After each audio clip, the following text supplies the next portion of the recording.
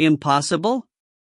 Shi Xiaobai said with a sneer. Do you mean that it's impossible that this king doesn't have a red mole under either of his armpits, or do you mean that it's impossible for this king to be so insipid as to check his armpits so carefully? The infernal queen fell silent as she looked at Shi Xiaobai and said with a faint grumble, Darling, are you trying to make things difficult for me? Shi Xiaobai chuckled. You know that this king has a birthmark on his chest because this king's clothes had been changed before, but you did not obtain more private information. However, in order to make this king believe that he is the infernal king, you used the very persuasive argument of the existence of a red mole under the armpit. That was indeed a very wise lie, because ordinary people would not pay any attention about the existence of a red mole under the armpit. And there was no way anyone would take off their clothes on the spot to check. After someone realizes that he was the infernal king, he would not make the unnecessary move of verifying it. This is a lie that nearly could not be exposed. But you must have never thought that this king will really check. Furthermore, this king had checked both armpits. The infernal queen sighed and said, Darling, aren't you just splitting hairs? When Darling kept insisting that he wasn't the infernal king, I was anxious and said a lie, so as to stop Darling from joking. Darling, you could lie and say that you are not the infernal king, so why can't I make a harmless lie? Of course you can lie, said Shi Xiaobai with a nod. You were quite clever to not say that you remembered wrongly. Lying is indeed the best excuse. This king also believed that you had said a lie because of your anxiousness, but unfortunately, that is not the only thing you did that let the cat out of the bag. The infernal queen said in a soft voice, What did I do to make Darling misunderstand me? Perfume. Shi Xiaobai said softly, This room is filled with a perfume scent. The infernal queen said in surprise, Is there a problem spraying a bit of perfume in the room? It's very normal to spray perfume in the room, but the problem was that the perfume is poisonous. Shi Xiaobai said with a sneer, You probably never expected that not only is this king immune to poison, this king can also easily detect the existence of poison. The perfume in this room contains a strong aphrodisiac poison.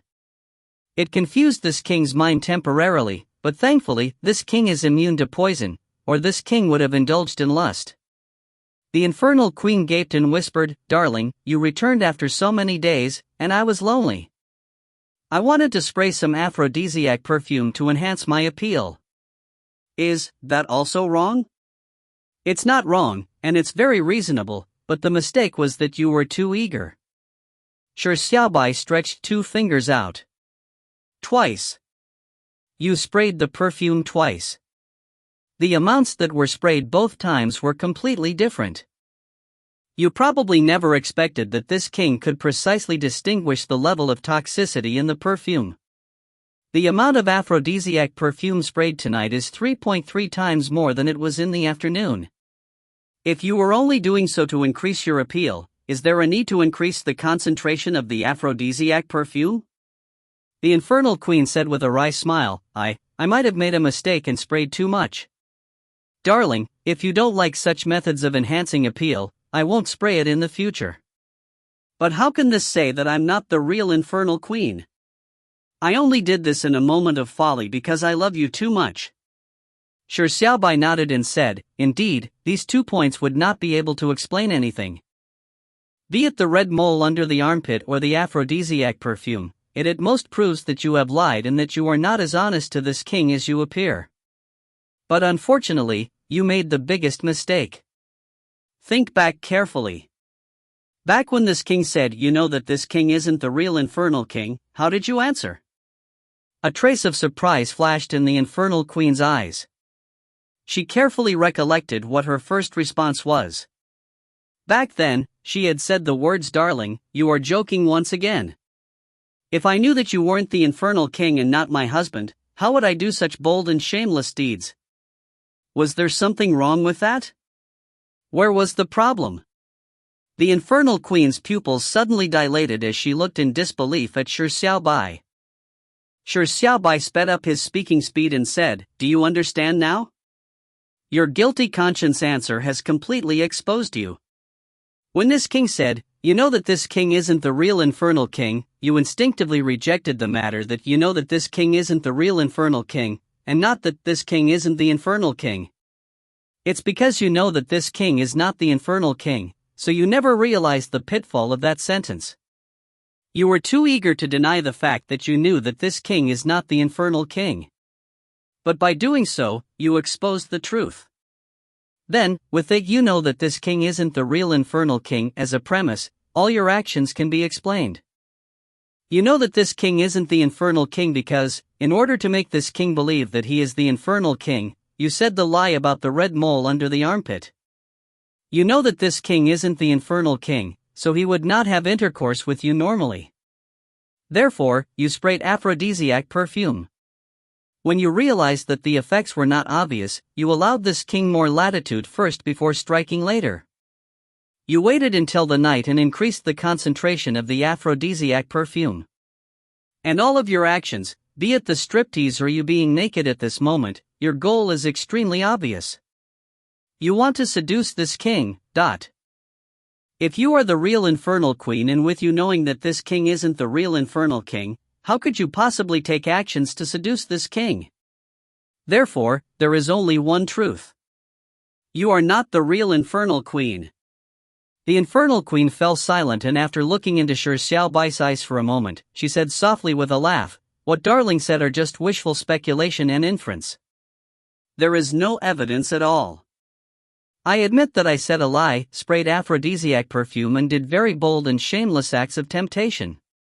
The question from before was me answering incorrectly because of a moment of confusion. But what can all this prove? I only did so out of loneliness, hoping that darling can quickly show his love to me. By doing this, wouldn't it perfectly prove my feelings for you? Darling, your inference sounds very reasonable, but there is no evidence that can prove that I'm not the real infernal queen." Shi Xiaobai sighed and said, "The evidence you want is very simple. You can change everything about you to be identical to the infernal queen, but there is one thing that you instinctively ignored. That's because you didn't think that this king would be able to discover the thing that you couldn't be bothered to hide. Your strength is ridiculously strong." When the infernal queen heard this, her eyes widened. Shi Xiaobai focused on the infernal queen's naked and alluring body and confirmed that he did not make a mistake. When he gathered his killing intent to concentrate on the body in front of him, he did not see a single red line. Not a single one. This was unprecedented for Shi Xiaobai. He could see about 3 or 4 red lines even for the thousand-eyed demon sovereign or King Leonis in his 4th state. But Shi Xiaobai could not find a single one inside the infernal queen in front of him. You are very strong. You are so strong that there is no need to hide your power level because you know that this king will not be able to see your true strength. And that's true. This king can't tell, but it's because this king can't tell which lets this king know that your strength far exceeds the real infernal queen. You are a fake infernal queen. Shi Xiaobai focused on the infernal queen's eyes and said with a deep voice, "Your strength can clearly one-shot this king. Why are you pretending to be the infernal queen and trying all means to seduce this king? What is your goal? And, who the hell are you? If you find any errors, ads pop-up, ads redirect, broken links, non-standard content, etc., please let us know. Report chapter so we can fix it as soon as possible." Chapter 405, The Seductive Infernal Queen. Chapter 405, The Seductive Infernal Queen. Who the hell are you? Shi Xiaobai asked the question that puzzled him the most. He could tell that the infernal queen in front of him was not the real infernal queen, but he could not figure out who the fake infernal queen was. With absolute strength that overwhelmed him but had to pretend to be the infernal queen to seduce him. Who would do that? Clap. Clap. Clap. The crisp sound of applause sounded. The infernal queen beamed as she clapped. She said softly, "I never expected you to see through me so fast. That's right, I'm really not the real infernal queen, but don't you want to turn something fake into reality?" The infernal queen's eyes flashed with a seductive look as she took a step forward. She lifted her arms and raised the jade bunnies in front of her chest. She split her legs slightly and exposed the most enticing but unspeakable things. As long as you want it, this lovely body will be yours to play with. The infernal queen's voice was charming and seductive. It sounded like decadent moaning which could easily stir the desires of others. Shi Xiaobai calmly focused on the infernal queen's naked body, but he did not show the slightest bit of fascination, nor did he deliberately turn his head away. He studied the enticing private parts of the infernal queen as though he was looking at a cold piece of rock. You pretended to be the infernal queen and made so many lies. The goal is to seduce this king, so how could this king fall for it despite knowing it? Shi Xiaobai said with a sneer, if you still have any sense of shame, put your clothes on, but... The infernal queen was stunned when she heard this and she snorted coldly, Shi Xiaobai, is it possible that you are impotent? Or is it possible that you do not like tainted goods? Don't worry, this body has never been touched by anyone else. If you wish, you can become her only man. Aren't you even stirred at all? Shi Xiaobai shook his head and said with a scoff, it seems like you still haven't figured out the situation. It's not that this king does not have any physiological response. By stripping naked, this king will obviously harden as a form of courtesy, but this king is not like the perverted schlocks that only think with their dicks. How boring. The infernal queen sighed before turning around to pick up her clothes. She wore them at an adequate pace, but it was apparent that the infernal queen was still insistent. She continued posing in a seductive manner as she put the clothes on while staring at Shi Xiaobai. She looked even more enticing than when she was taking the clothes off. Shi Xiaobai continued ignoring the infernal queen's final efforts as he calmly asked, who are you? The infernal queen slowly pulled up her panties that were already between her legs. When she raised her thigh, she deliberately came to a stop. When she heard Shi Xiaobai's question, she smiled with squinted eyes, try guessing? Shi Xiaobai was appalled.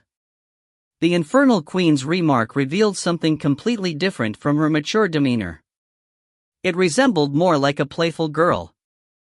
Shi Xiaobai was momentarily left at a loss as to how to respond. However, the infernal queen's interest was suddenly stirred. As she looked at Shi Xiaobai with a grin, she said, I'll give you 3 chances. If you are able to guess my identity correct in the 3 chances, I'll honestly admit to it. However, if you are unable to guess it after 3 times, you will never know the truth. Cherish the precious opportunity. I suddenly look forward to the question of whether you are able to guess of my identity with your intelligence. Shi Xiaobai faltered for a moment, but he did not reject the infernal queen's suggestion. He was very confident in his own intelligence. For this king to be designated as the infernal king by the assessment program, it means the scheme must be related to the assessment program. This king is unable to precisely guess your identity, but there is one thing that can't be wrong. Shi Xiaobai said confidently, you were created by the assessment program. The assessment program gave you the infernal queen's body and identity, and provided you with information regarding this king. It also gave you immense strength and also the mission of seducing this king. This was the only information that Shi Xiaobai had managed to infer. He was confident that he wasn't wrong. However, the infernal queen shook her head and said without even thinking, wrong, especially wrong. Shi Xiaobai was flabbergasted. That could actually be wrong, ... However, from the infernal queen's grinning expression, it looked like she was relishing Shi Xiaobai's failure at guessing. It did not seem like she was lying. However, if the infernal queen was not sent by the assessment program, how did she gain the identity rights of the infernal queen? Shi Xiaobai hurriedly turned his head as his eyes lit up. You previously said this body has never been touched by anyone else.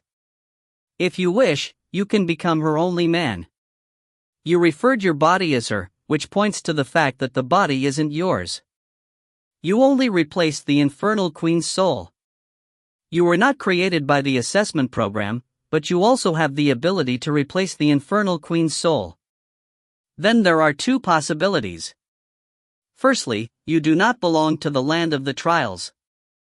You are an outsider. Secondly, you are the level lord. When the infernal queen heard this, she fell silent for a moment. She gave Shi Xiaobai a deep glance and said, "You are very smart. You were able to manage to notice such tiny details. Even I didn't notice that I had revealed anything, but you were able to infer so much from it. You are indeed impressive. But, you guessed wrong." Shi Xiaobai gaped slightly. He did not shout out aghast, "How can it be possible?" like ordinary people when facing such a situation. Instead, he continued thinking. Even though his extremely convincing theory had been denied without any reason, he was not thrown into confusion. A look of admiration flashed in the infernal queen's eyes as she chuckled and said, "You have already guessed twice, but gave 3 answers. Technically speaking, you have failed. However, I'm truly looking forward to you being able to guess my identity, so I'll give you one last chance. You still have 3 other chances. Go ahead and guess. Who am I?"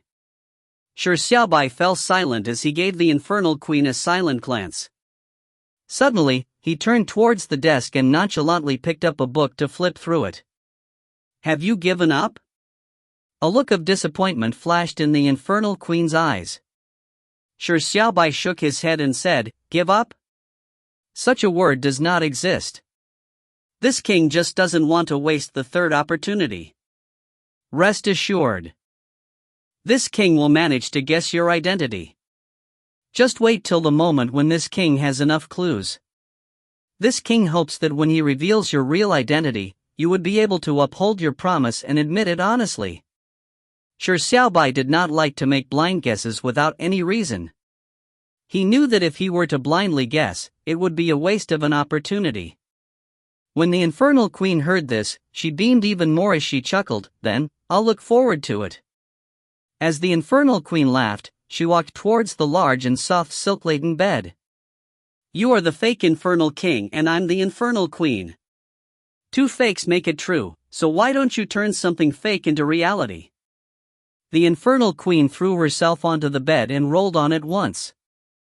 Squirming into the blanket, she said seductively, "I'll first warm the bed. Whenever you want to come to bed, I'll open my legs to warmly welcome you." Shi Xiaobai only smiled silently at the seductive infernal queen's words. He cast his gaze back on the desk. He chose to expose her in order to prevent the infernal queen from sexual harassment. It gave him more time to investigate clues left behind by the real infernal king. However, just as Shi Xiaobai was flipping through a small notebook that resembled a diary, a loud explosion sounded from the distance. Immediately following that, a high-pitched alarm resounded incessantly throughout the entire infernal domain. The silence outside the bedroom was instantly broken by panicked footsteps and noisy shouts. "What's the situation?" Shi Xiaobai instinctively looked at the infernal queen and asked. In bed, the infernal queen yawned lazily and said with squinted eyes, "You ask me, but who can I ask?" It was obvious that she was feigning ignorance, but her emotive acting was extremely playful. It was like she was saying, "I know, but I'll not tell you." "Are you angry?" Shi Xiaobai laughed from his anger, but there was nothing he could do about her. Putting down the notebook in hand, he walked out to figure out what had happened. Damn it, it's infuriating. Exposing her appeared a bit too early. If you find any errors, ads pop up, ads redirect, broken links, non-standard content, etc., please let us know. Report chapter so we can fix it as soon as possible. Chapter 406, No One Can Prevent the War. Chapter 406, No One Can Prevent the War.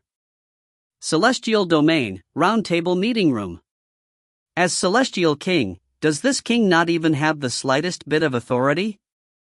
This king is now commanding to cancel all the battle plans of invading the infernal domain. Speechless was looking with a gloomy face at 7 celestial elders, who were sitting in front of a large, round table.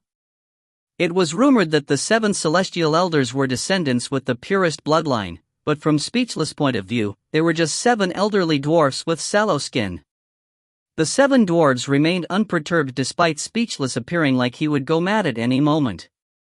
They seemed oblivious of the wrath of the celestial king that was about to be triggered. The most esteemed Grand Elder of the 7 Elders was the first to speak by saying, "Your Majesty, with all due respect, I'm afraid you do not have the right to cancel the battle plans." Speechless said with a sneer, "Why doesn't this king not have the right? Try telling this king what rights he possesses when this king is the most esteemed celestial king of the celestial domain?" The Grand Elder faltered slightly before he quickly gave an indifferent smile. He said nonchalantly, 1,000 years ago, the celestial domain has begun a roundtable parliamentary system. The roundtable system is not only the highest legislative branch of the celestial domain, it is also the one with the highest authority in the celestial domain. Even Your Majesty was elected by the roundtable parliament. Therefore, all important matters in the celestial domain are decided by the roundtable. And as the celestial king, Your Majesty has the right to participate in matters regarding the celestial domain. Furthermore, one of your votes is counted as 2. Of course, you, Your Majesty, have quite a good deal of preferential treatment. For example, Your Majesty has the preferential right to choose from the various resources of the celestial domain. Your Majesty can also enjoy the best delicacies and best beauties of the celestial domain. When the citizens of the celestial domain see Your Majesty, they have to respectfully salute Your Majesty and are not to treat Your Majesty frivolously. If there is a diplomatic situation, Your Majesty's image will represent the celestial domain. There are many similar rights. In summary, other than important matters of the celestial domain that require the deliberation of Parliament, the other matters are free for Your Majesty to decide. Speechless fell into a daze when he heard this. He could not help but cringe in his heart. Wasn't this a fucking parliamentary monarchy? Fuck that roundtable parliament. However, as compared to the parliamentary monarchies in the human world, the celestial domain's parliament was much smaller in size. The 7 elders decided on the important matters of the country, so basically, the rights were concentrated in the Grand Elder's hands. Although he as the celestial king had 2 votes, it was useless when it was 2 against 7. Speechless never imagined that the celestial king was in such an awkward situation in the celestial domain. It appeared as though all rights were concentrated in the king, allowing him to lord over thousands of people, but he was actually just a puppet ruler who had his rights removed. A round-table parliament had directly removed the ruling rights of the celestial king. It was no wonder he had a nagging feeling that the bull-horned guard's attitude towards him was not like what a king with the right to kill should have. As for what the Grand Elder said about enjoying delicacies and beauties, that was something even more to scoff at. The subtext of those rights was very simple: Your Majesty, just enjoy gallivanting and leave the celestial domain to us. In short, the celestial king was the roundtable parliament's, no, the 7 elders' political puppet.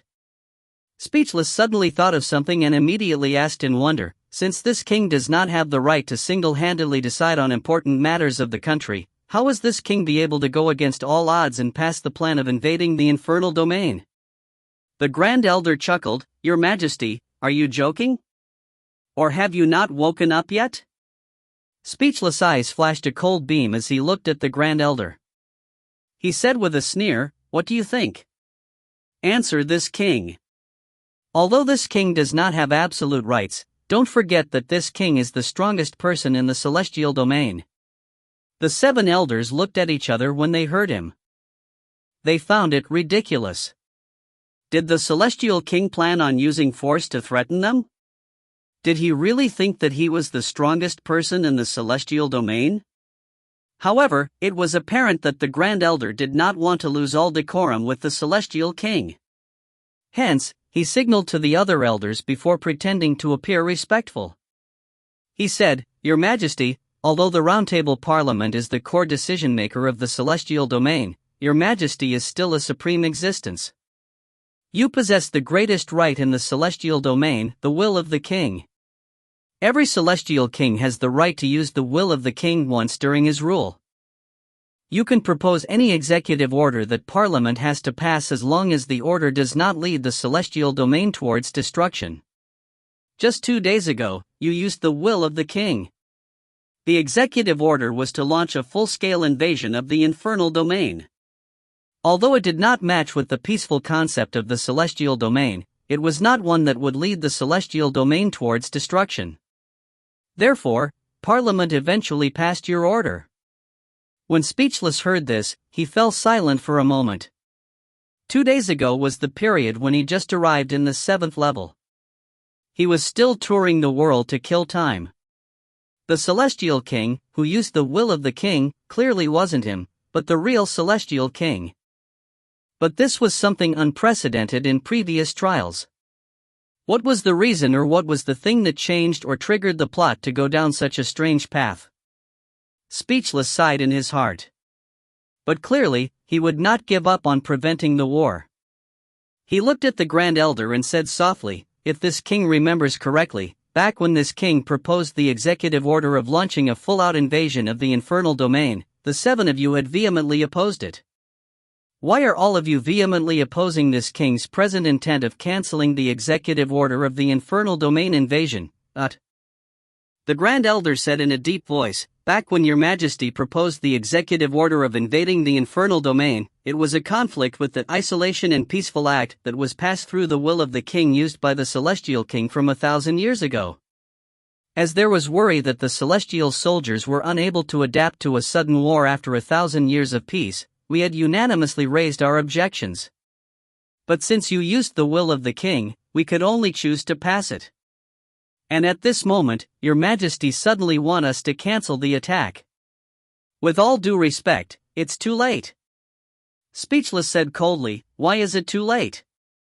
The Grand Elder said with a sigh, "It's because the 1st Division has already begun carrying out the mission.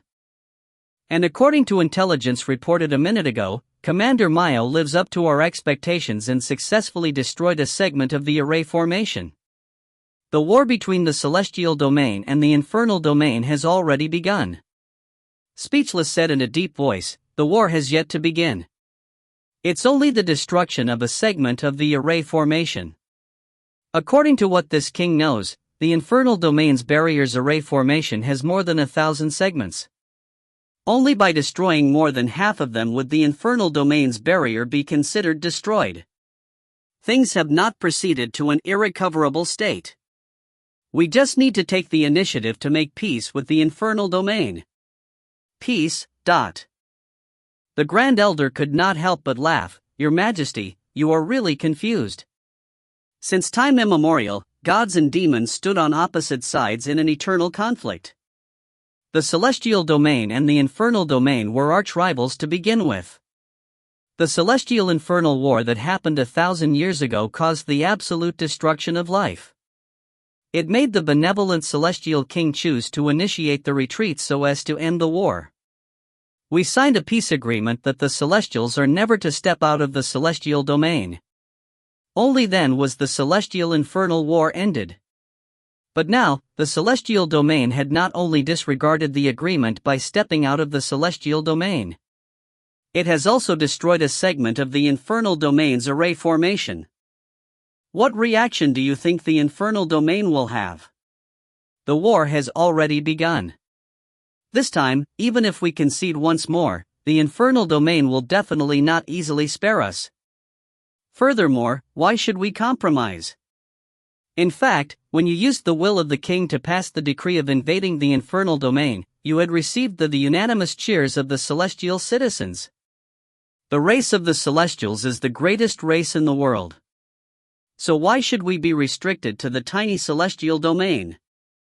This war is the collective desire of the celestial domain. It is a longing for freedom. No one can stop the hearts of the people. Not Your Majesty, nor the Round Table Parliament. Therefore, no one can stop this war. If you find any errors, ads pop up, ads redirect, broken links, non-standard content, etc., please let us know. Report chapter so we can fix it as soon as possible.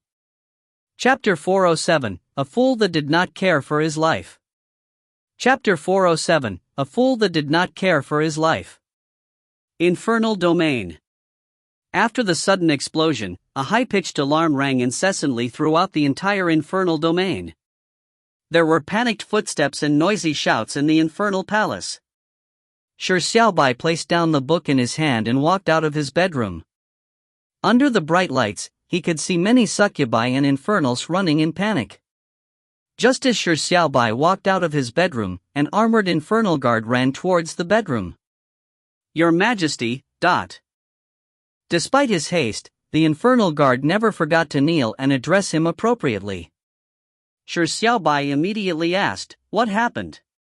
The infernal guard clearly was here to report on the alarm that had sounded in the infernal domain. Without even catching his breath, he immediately said, "Your Majesty, an enemy has intruded into the infernal domain at night." According to the reports, those soldiers are apparently celestials from the celestial domain, who had signed a peace agreement of never stepping out of the celestial domain 1,000 years ago. It is very likely for the celestial domain to have violated the peace agreement, launching a sneak attack on the infernal domain. Shi Xiaobai faltered slightly. He did not know much of the history between the celestial domain and infernal domain, so he could only continue asking, "What was that explosion from before?" The infernal guard answered respectfully, "Your Majesty, a celestial soldier did a suicide attack and destroyed a segment of the array formation. However, all the intruders have already been vanquished. Your Majesty, please rest assured. The enemy's sneak attack has only managed to destroy one of the segments of the array formation. The artisans are already carrying out emergency repairs. It will not cause any problems to the infernal domain's barrier." Shi Xiaobai frowned slightly. Although he was unsure what the array formation and the infernal domain barrier were, it was clear there was an ulterior motive for the enemy to choose to launch a suicide attack to destroy the formation array. Carefully confirm that there are no more intruders. Pass this king's command. Strengthen the defenses and patrols. The enemy's offense is definitely not over.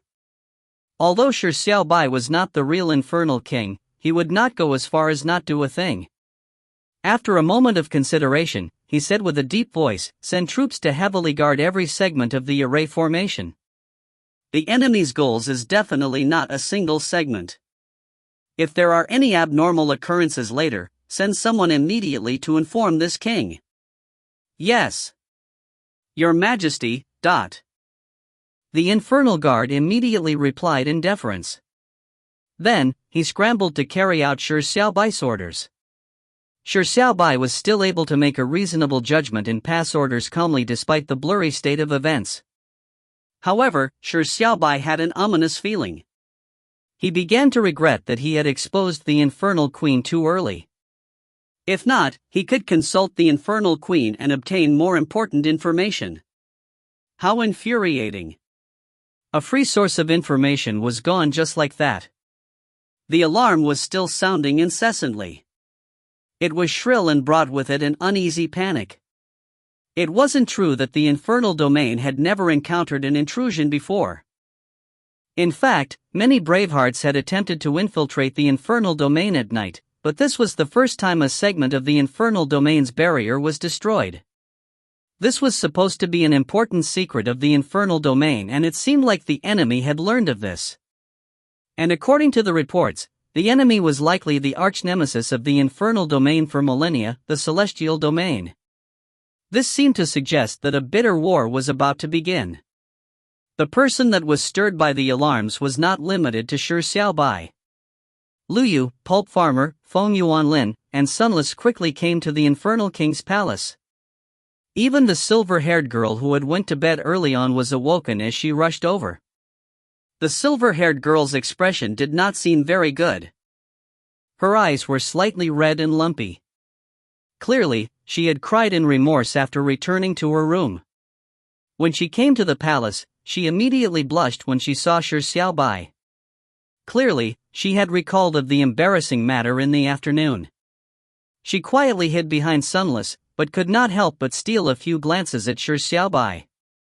Shi Xiaobai gave the silver-haired girl a concerned glance. Although he noticed that she did not look well, her mental state was not as unstable as it was in the afternoon. He was slightly relieved. With everyone gathered, Shi Xiaobai immediately explained to them about the reason behind the explosion and the alarm. He had an ominous feeling about the matter, but he was unsure about its severity. Shi Xiaobai repeated the report given to him by the infernal guard ad verbatim to them. He wished that Lu Yu and company, who had done some research of the 7th level's world, would be able to provide him with some information. It was unexpected that Lu Yu had a drastic change of expression when he finished listening to Shi Xiaobai's description. Lu Yu exclaimed, "Oh no, the infernal domain's barrier will be destroyed." Shi Xiaobai hurriedly asked, "Why do you say so?" Lu Yu said anxiously, "In fact, this penniless priest also doesn't know much about the story behind the celestial domain and infernal domain. I happened to see some information in the library this afternoon. I learned that the infernal domain and the celestial domain had a war that extinguished many lives 1,000 years ago. In the end, the celestial king chose to sign a peace agreement to never step out of the celestial domain. That finally ended the war. But now, the celestial domain has suddenly launched a sneak attack. They have violated the agreement, which is equivalent to tearing up the peace treaty. They want to start a war. Infernal domain and its defensive barrier is an impenetrable fort that is almost impossible to be taken down. The only way for the celestial domain to wage a war is to destroy the infernal domain's barrier. Although they have destroyed only one segment of the array formation, don't forget the saying, an ant hole can cause the collapse of a great dike. Benefactor Shi Xiaobai, we can't just stand here waiting. We need to personally protect the array formation. Shi Xiaobai felt his heart jump when he heard that. He finally realized the seriousness of the situation, but before he could say a thing, he suddenly heard a deafening explosion. Everyone was startled, but the explosions did not come to a stop as another explosion rang. Immediately following that, the second, third, fourth segments were next.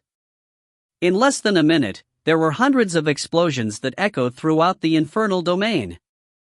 The entire infernal domain shook from the explosions.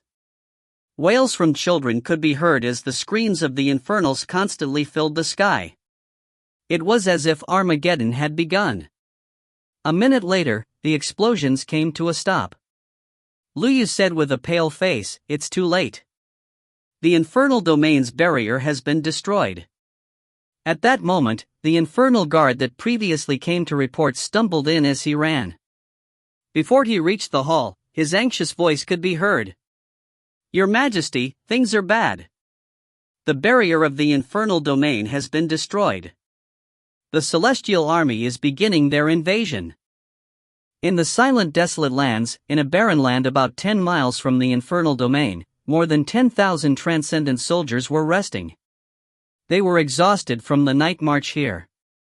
But looking at the 100-meter-tall gargantuan in front of them, they were reminded of his terrifying power. They did not dare to accommodate the thought of desertion.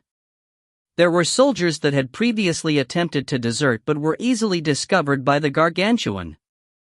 With a simple jump, he crossed thousands of soldiers and squashed the fleeing soldiers into a meat pulp. The massive body that did not seem to match his speed and agility was appalling. It made them not even dare to resist him.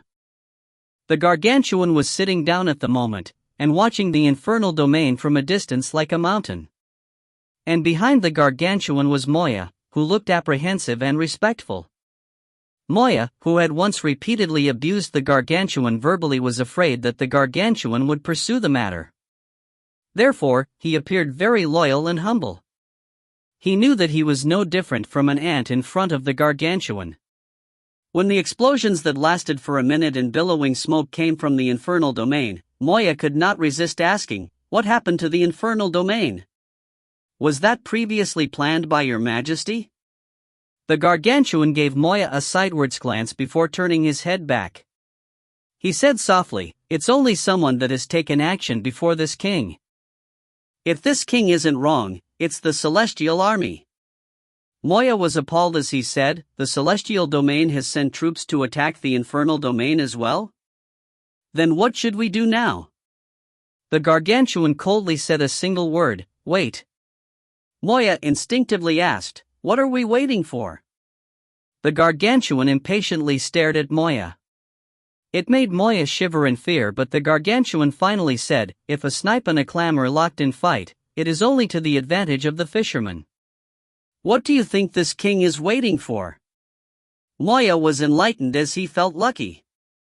Thankfully, the Gargantuan was not a fool. He did not choose to forcibly intrude in the war between the celestial domain and infernal domain. Instead, he had wisely chosen to strike at the end. This gave their slim hopes of victory a boost. Moya said in excitement, "Your Majesty is wise. When the celestial domain's armies are mostly destroyed, the infernal domain would definitely be almost exhausted of their supplies and ammunition. When the time comes, we will send our troops and cooperate with the celestial domain. In that case, we will definitely be able to conquer the infernal domain." Fool! It was unexpected that the Gargantuan sneered and scolded Moya after hearing him. He said coldly, "Who says that this king will be cooperating with the celestial domain? Remember, the race of the Transcendents is the strongest race in the world. The Infernals and Celestials will definitely kneel before the Transcendents. This king is only waiting for the Celestials to go into full force. When the time comes, this king will not only kill all the infernal and celestial soldiers in the infernal domain, but the next step would be to invade the celestial domain. Both the infernal domain and celestial domain will be destroyed." Moya felt like a bolt of lightning struck him when he heard that. He never expected that the Gargantuan's ambitions were so high that it was ridiculous. Heavens, using 10,000 exhausted soldiers and weak generals, he wanted to destroy both the infernal domain and celestial domain? Fuck, after all that, the Gargantuan was a fucking fool that did not care for his life. If you find any errors, ads pop up, ads redirect, broken links, non-standard content, etc., please let us know. Report chapter so we can fix it as soon as possible. Chapter 408, Take You Flying in Awesomeness. Chapter 408, Take You Flying in Awesomeness. From the very beginning, with only one segment of the array formation destroyed to that very moment when the infernal domain barrier suddenly collapsed, it was clear that it was a series of plans put into motion when the celestial army came attacking ferociously. It looks like the celestial domain is bent on invading the infernal domain. Luyu said with a frown, "Why is this happening? Did someone stir the hatred between the celestial domain and the infernal domain? The Hero King once stole the Celestial King's celestial jade and handed it to the Infernal King. It immediately sparked the Celestial King's hatred for the infernal domain, which resulted in war. And the current situation seems somewhat familiar." Shi Xiaobai's eyebrows began to knit together. He recalled that back in the silent, desolate lands, Speechless had once said that he wanted to replicate the legend of the Hero King. Could it be possible that Speechless had replicated the Hero King's methods and stirred hatred? He had not received the celestial jade that Speechless sent, so none of it made sense. Shi Xiaobai hesitated for a moment, but he chose not to tell the matter regarding Speechless to the rest. Although he had met Speechless once, he could sense that Speechless was a righteous person. It was unlikely he would do such a thing. Everyone hastened their footsteps and rushed to the perimeter of the infernal domain. According to the Infernal Guard's report, more than 10,000 celestial soldiers were invading the infernal domain's first line of defense. As for the infernal army, they were already gathered and were in the midst of destroying the enemy. The more than 10,000 celestial soldiers was in fact not a very large number compared to the immense size of the celestial domain. This was likely just the first wave to probe the infernal domain, but it also implied that the war had already begun. Although Shi Xiaobai was a fake infernal king, he had seen with his own eyes the love and respect the infernal citizens gave to the infernal king in the afternoon. Their pure loyalty had touched him. Therefore, even though there was no need for him to shoulder the responsibility of the infernal domain's life and death, he planned on reinforcing the infernal soldiers without any hesitation. As for Sunless and company, they had seen the infernal domain's book collection, tinkered with the infernal domain's weapons, and eaten the infernal domain's delicacies. They felt somewhat indebted to it, and in addition to Shi Xiaobai being the infernal domain's infernal king, they were prepared to lend a helping hand. There was no need to mention the silver-haired girl. Her blunder had caused the death of 4 succubi. She was filled with remorse, so there was no reason for her to hesitate. Everyone had grim expressions, but none of them felt very nervous. Although it was possible that the war had been incited, the war had only just begun. They believed that with their strength, the war would quickly come to an end the moment they joined. But when they arrived at the battlefield, all of them were somewhat stunned. The Infernal Domain's soldiers were embroiled in a massacre with the Celestial Domain's soldiers. There were sounds of weapons clashing and blades piercing into flesh. There were angry shouts and shrill screams that kept assaulting their auditory senses. The battlefield was covered with blood and corpses. As the soldiers trampled over the corpses, they became the next to be trampled. It was beyond their wildest imaginations that a battle between tens of thousands of soldiers would be such a bloody horror. The silver-haired girl could not help but turn her head away as she did not dare to look any further. Sunless lowered her head slightly as well as she did not wish to see such a bloody scene. The expressions of Shi Xiaobai and company turned solemn. The soldiers on both sides of the battlefield were like two differently colored sand mixed together. In the chaotic battle, an area of effect attack would result in friendly fire. However, if they killed one after another, how long would it take to kill more than 10,000 soldiers? Furthermore, the few of them may have killed demonic beasts or monsters, but they had never killed celestial soldiers or humanoid creatures. There would be a strong resistance that came from their instincts. The cruelties of war caused people to flinch and shrink back at the sight of it. Killing in war was so heartless and without reason. There was no way to do it as if it was only right and natural. But if nothing was done, the infernal and celestial soldiers would die constantly. Doing nothing was also a form of killing. Immediately, the trial takers fell into confusion. Shi Xiaobai looked at everyone and whispered, "If we participate in the war, it might be possible to end the war quickly. But it will just increase the killing. This king does not wish for that to happen, and it is likely you share the same thoughts. Therefore, what we do is not killing, but to utterly smash the enemy's morale and force them to flee." Lu Yu said in surprise, "How do we do it?" Shi Xiaobai said a few simple words gently, "Destroy the leader and the army will collapse." When the rest heard him, their glazed eyes lit up. They turned to look and saw that on the other end of the battlefield, there was a celestial officer riding a horse. He was protected by several celestial soldiers. He was located right behind the celestial army, so he was clearly the general of the 10,000-strong army. At that moment, Lu Yu, who looked far into the distance for a moment, said, "That is one of the 10 divine generals of the celestial domain." This penniless priest had seen him in the information. If this penniless priest remembers correctly, he is the divine general centaur, who is ranked 10th among the 10 divine generals. When Lu Yu said this, everyone took a careful look. They discovered that the celestial domain's officer was not riding a horse, but that his lower half was that of a horse. Shi Xiaobai immediately said, "Stay here and wait. This king will go and kill it." If one wanted to kill the celestial army's divine general that was located right at the back, one needed to traverse the entirety of the bloody and chaotic battlefield. One would also face the obstruction of layer after layer of celestial soldiers. To Shi Xiaobai, who had once traversed a land filled with demonic beasts, it was nothing. However, for the rest who did not have particularly good movement techniques, the difficulty and risk was self-evident. Therefore, Shi Xiaobai did not wish for the rest to take any risks with him. However, the rest clearly would not let Shi Xiaobai take the risk alone. Sunless took a step forward and said softly, "I'm going too." Pulp Farmer and company also brandished their weapons to express their determination. The most exaggerated one was the silver-haired girl. She suddenly walked behind Shi Xiaobai and wrapped her arms around his waist. Shi Xiaobai turned his head in surprise. The rest were also extremely startled. "What's wrong?"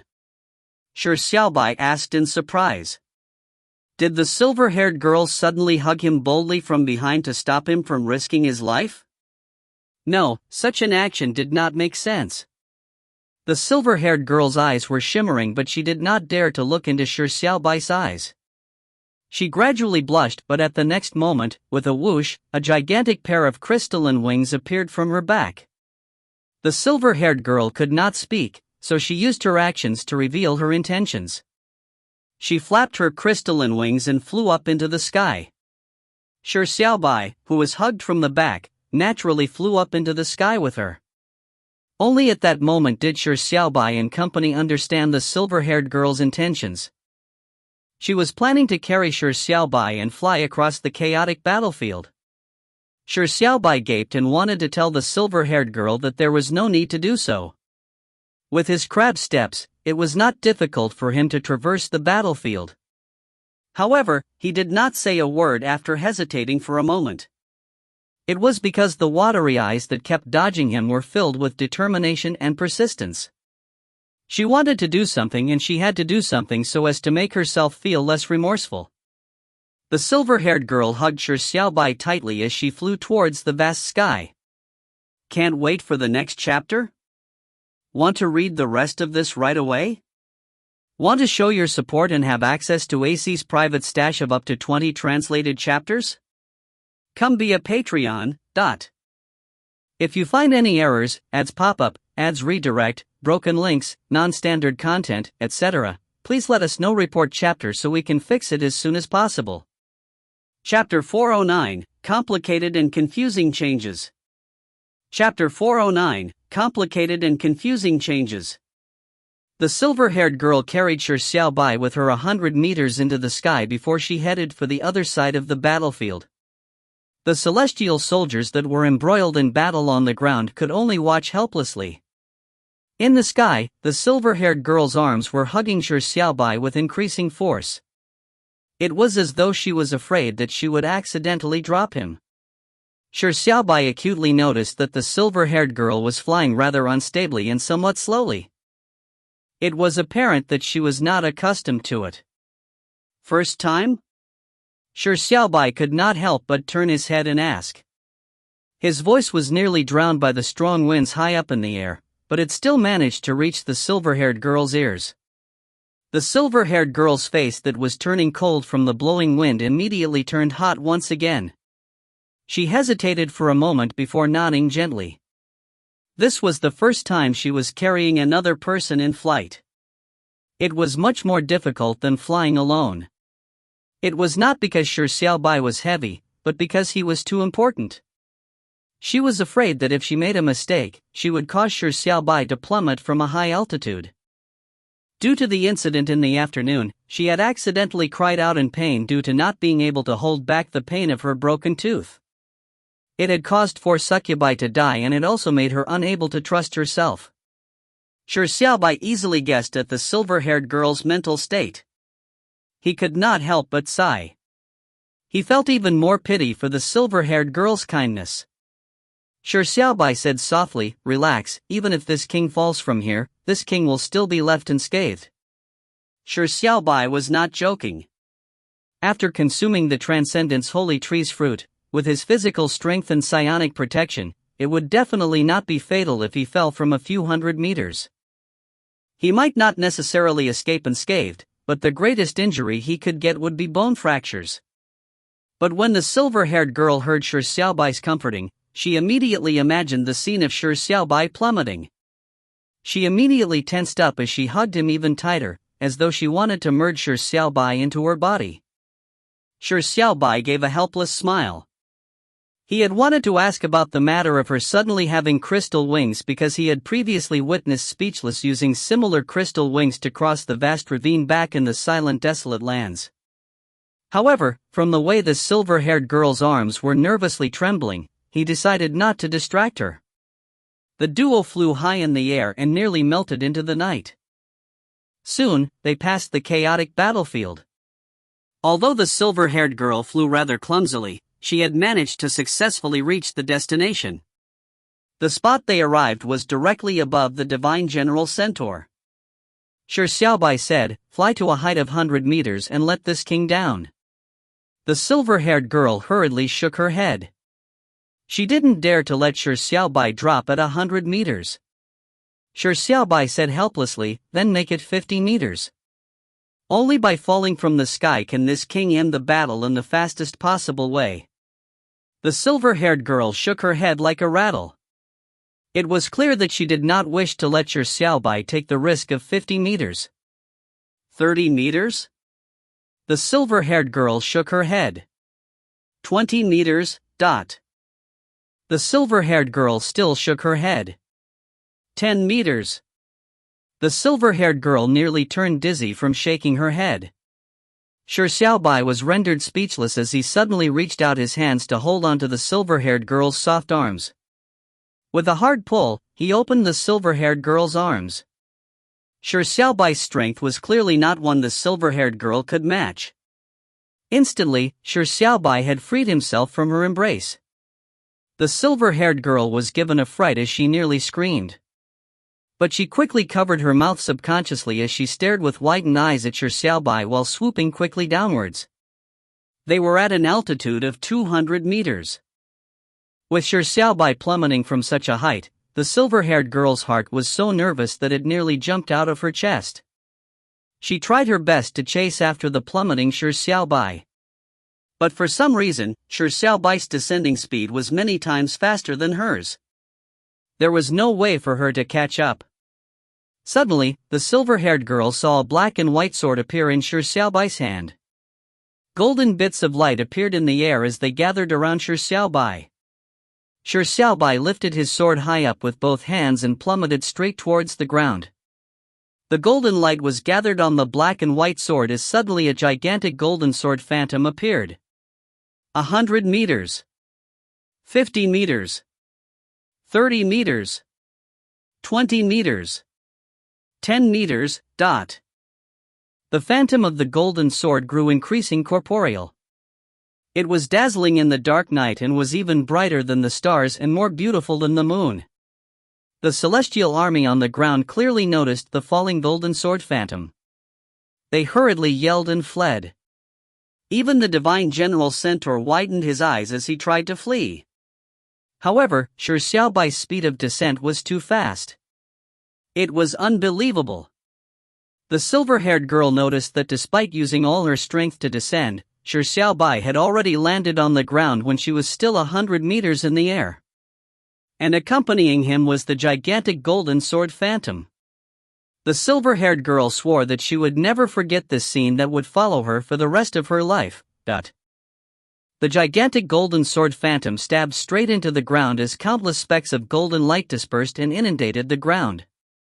It was like a large golden lotus that had bloomed on the ground. Boom! An explosion boomed as all sound was drowned. Ears went momentarily deaf as the world seemed to plunge into a moment of silence. And in that lonely silence, one could see a golden lotus emanate through the darkened ground from the sky. The resplendent light spread as the golden dots of light rose into the air like bubbles. They appeared like stars that were returning back to their rightful place in the sky. And in the middle of the golden lotus stood a youth. It was as if he was enveloped in light, but it also seemed like he was emitting the light. All of that was an unforgettable beauty. The silver-haired girl's eyes gradually blurred, but she could not bear blinking her eyes. She only wanted to deeply etch the scene into her mind. But the beautiful picture for the silver-haired girl was a nightmarish scene for the celestial soldiers. It was because their divine general, Centaur, was pulverized by that strike. Even the flag that represented the celestial domain was reduced to dust in the light. The divine general is dead. Heavens, what a terrifying strike! How can we fight that? Run, quickly run! With the divine general dead, the celestial soldiers that were only a probing first wave immediately lost all morale as they ran away screaming. Fleeing soldiers were bound to be defeated. The infernal soldiers immediately pursued the escaping celestial soldiers in excitement. But at that moment, a deafening roar stopped them. Don't pursue them! Return! It was none other than Shi Xiaobai's voice. Only then did the infernal soldiers realize that the golden sword phantom that shot down from the sky came from their beloved infernal king. The infernal soldiers immediately stopped their pursuit. They did not ask for any reason, nor did they grumble about not pursuing. Instead, they threw up their hands and yelled, "Long live the Infernal King!" Under the deafening shouts, the celestial soldiers fled in defeat like crestfallen dogs. Silent, desolate lands, 10 miles away from the infernal domain. The scene of the golden sword phantom falling made the transcendent soldiers shiver. The cheers of "Long live the Infernal King" could still be heard clearly from a distance of 10 miles. Moya could not help but ask, "Your Majesty, what should we do now? It looks like the infernal domain won the first battle." The gargantuan fell silent for a moment before saying, "The war has only just begun. The celestial domain has only sent its first wave of attacks as a probe. Continue waiting." Moya nodded. At that moment, the sound of hurried footsteps came from the rear. "No good. No good. No good." A green-skinned dwarf was running frantically and looked out of breath. Despite so, he continued shouting, "No good." He had rushed here from afar, as though something urgent had cropped up, but... The gargantuan frowned and shouted to the green-skinned dwarf that had rushed over, "What happened?" The green-skinned dwarf yelled at the top of his lungs, "Your Majesty, it's bad. The Transcendence Holy Tree has been burned down."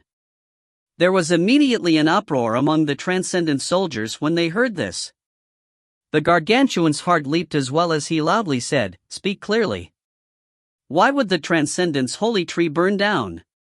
The green-skinned dwarf immediately responded, but he nearly choked. After taking 3 deep breaths, he said in a hurry, "Your Majesty, after you led the troops away, some scoundrels sneaked into Transcendence and burned the Transcendence Holy Tree down. According to the Grand Elder, the power that burned the Holy Tree comes from. The gargantuan angrily bellowed, "Quickly say it. Where did it come from?" The green-skinned dwarf gasped and nearly choked to death, but he endured it by shouting, "From the Celestials. Infernal domain, first line of defense." The cheers of "Long live the Infernal King" lasted for several minutes before it was forced to come to halt by Shi Xiaobai. The soldiers began cleaning up the bloody battlefield.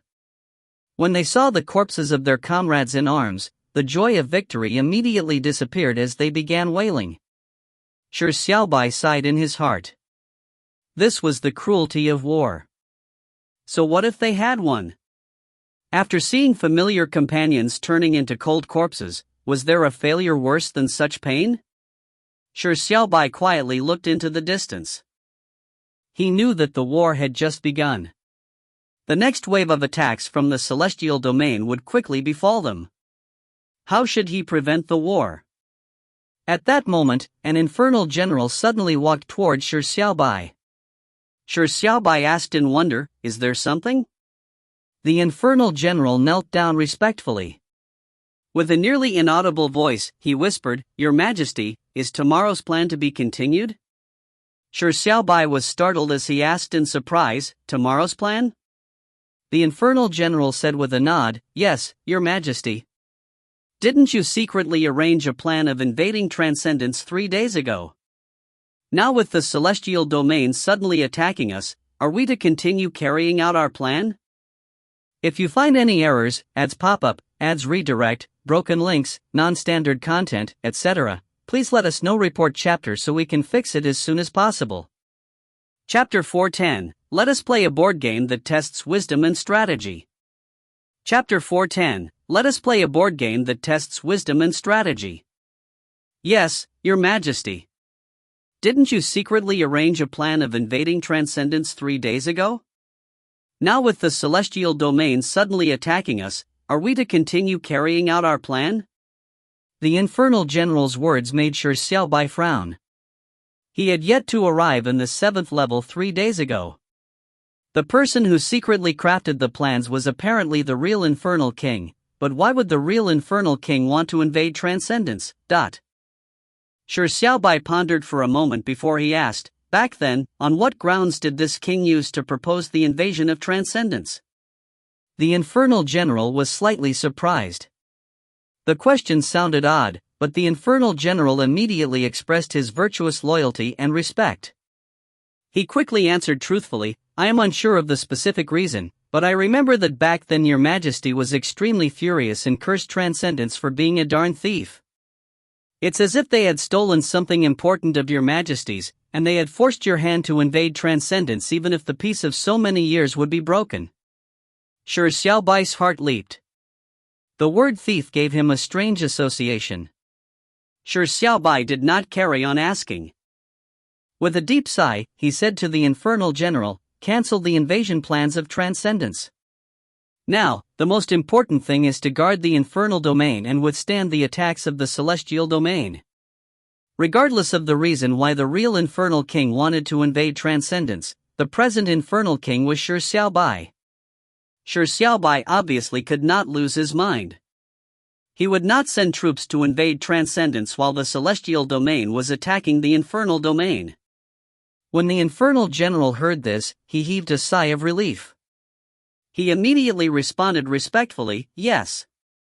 I will inform the various generals and cancel the plans of invading Transcendence." The memory of the Infernal King's wrath 3 days ago was still fresh on the Infernal General's mind. He was afraid that the Infernal King would lose his reason due to his anger and insist on proceeding with his attack on Transcendence. Now, the Infernal General felt relieved seeing the Infernal King calm and composed. As the Infernal General retreated, the silver-haired girl happened to fly down from the sky. After she landed, she stared at Shi Xiaobai.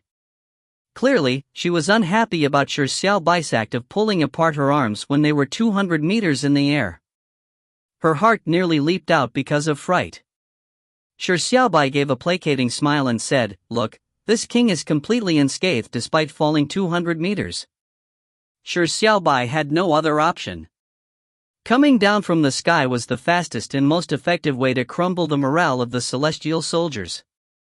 However, the silver-haired girl was overly kind-hearted. She did not even agree to a height of 10 meters and was afraid that he would suffer even the tiniest of injuries. It forced Shi Xiaobai to use such a method. When the silver-haired girl heard him, she rolled her eyes. Like an angry kitten which had its tail raised, she stared angrily at Shi Xiaobai. It seemed to say, "You are naughty, really naughty." The silver-haired girl's return to her lively state made Shi Xiaobai's heavy heart feel much better. He laughed heartily as he reached out and stroked the silver-haired girl's head and quipped, "Thank you for bringing this king on a flight. However, your flying skills still need improvement. This king nearly suffered a high-altitude mishap." The silver-haired girl's face turned slightly red as she pretended to stare angrily at Shi Xiaobai. She then turned and ran towards Sunless and company that were walking over. Being unable to speak, she had a natural affinity with Sunless, who was a person of few words. Shi Xiaobai gave the others a knowing nod before he turned to look at the infernal soldiers that were cleaning up the tragic mess.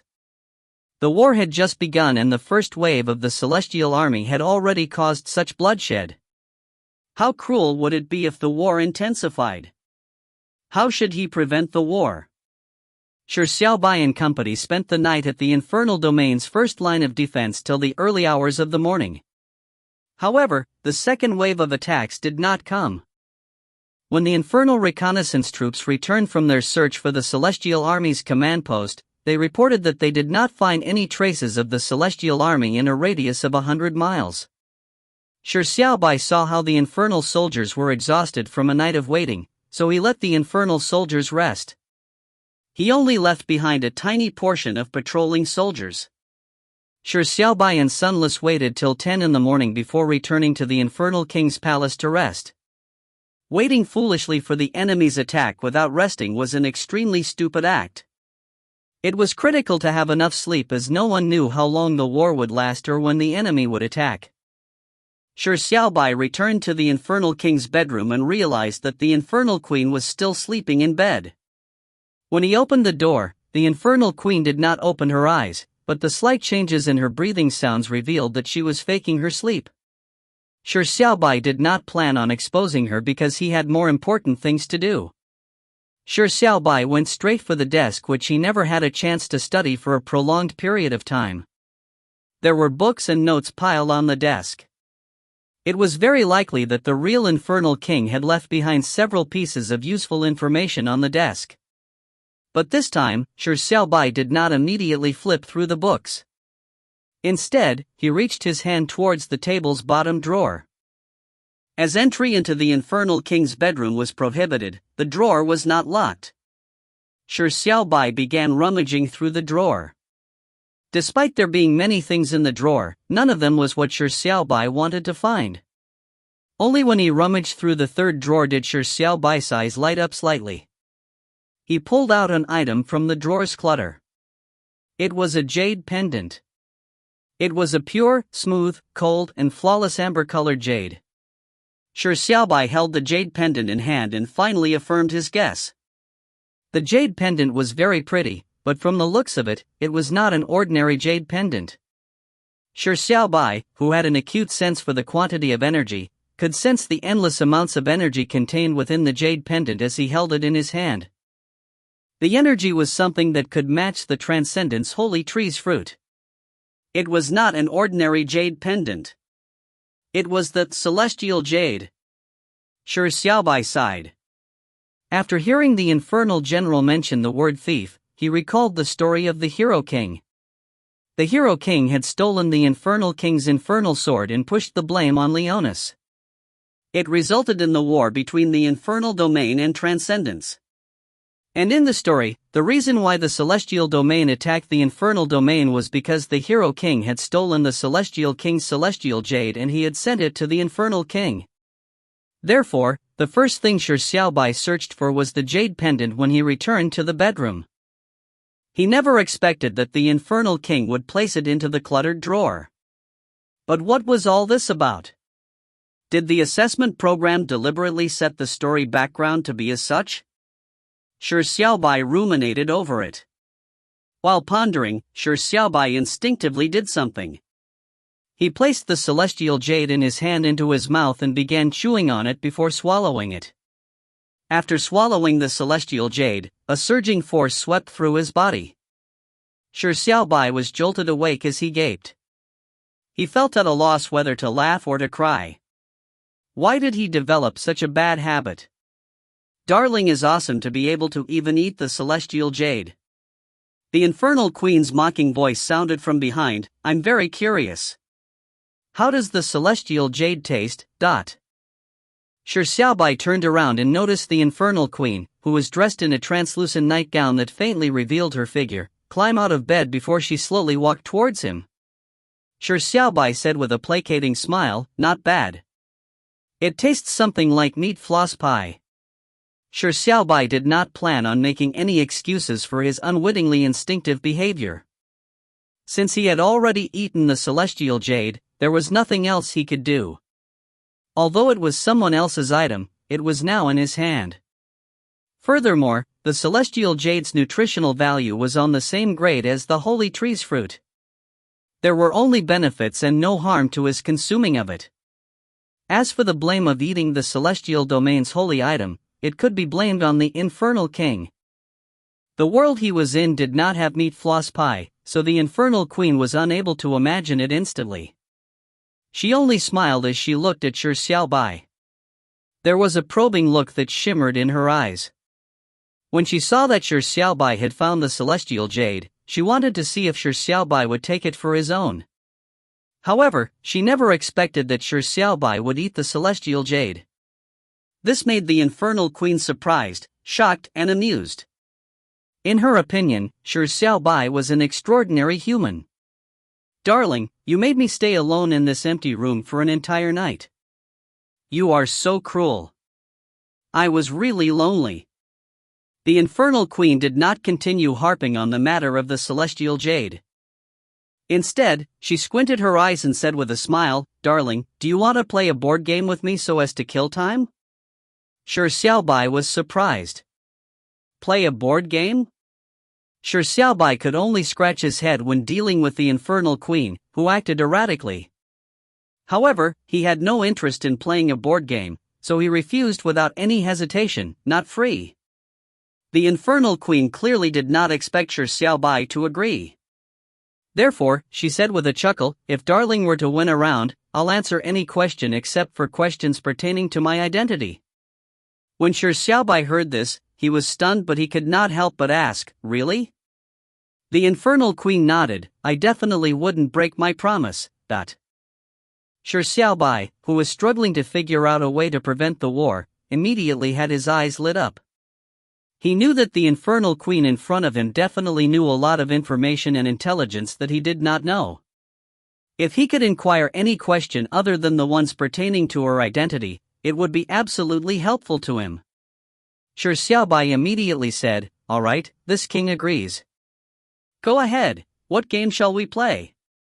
Shi Xiaobai was not well versed in many board games, but he was very confident of his intelligence.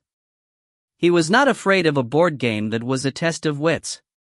But it was unexpected that after a moment of pondering, the Infernal Queen blinked and said, "What game does darling want to play?" Shi Xiaobai was astounded. "You are letting this king decide?" The Infernal Queen nodded with a terse affirmation.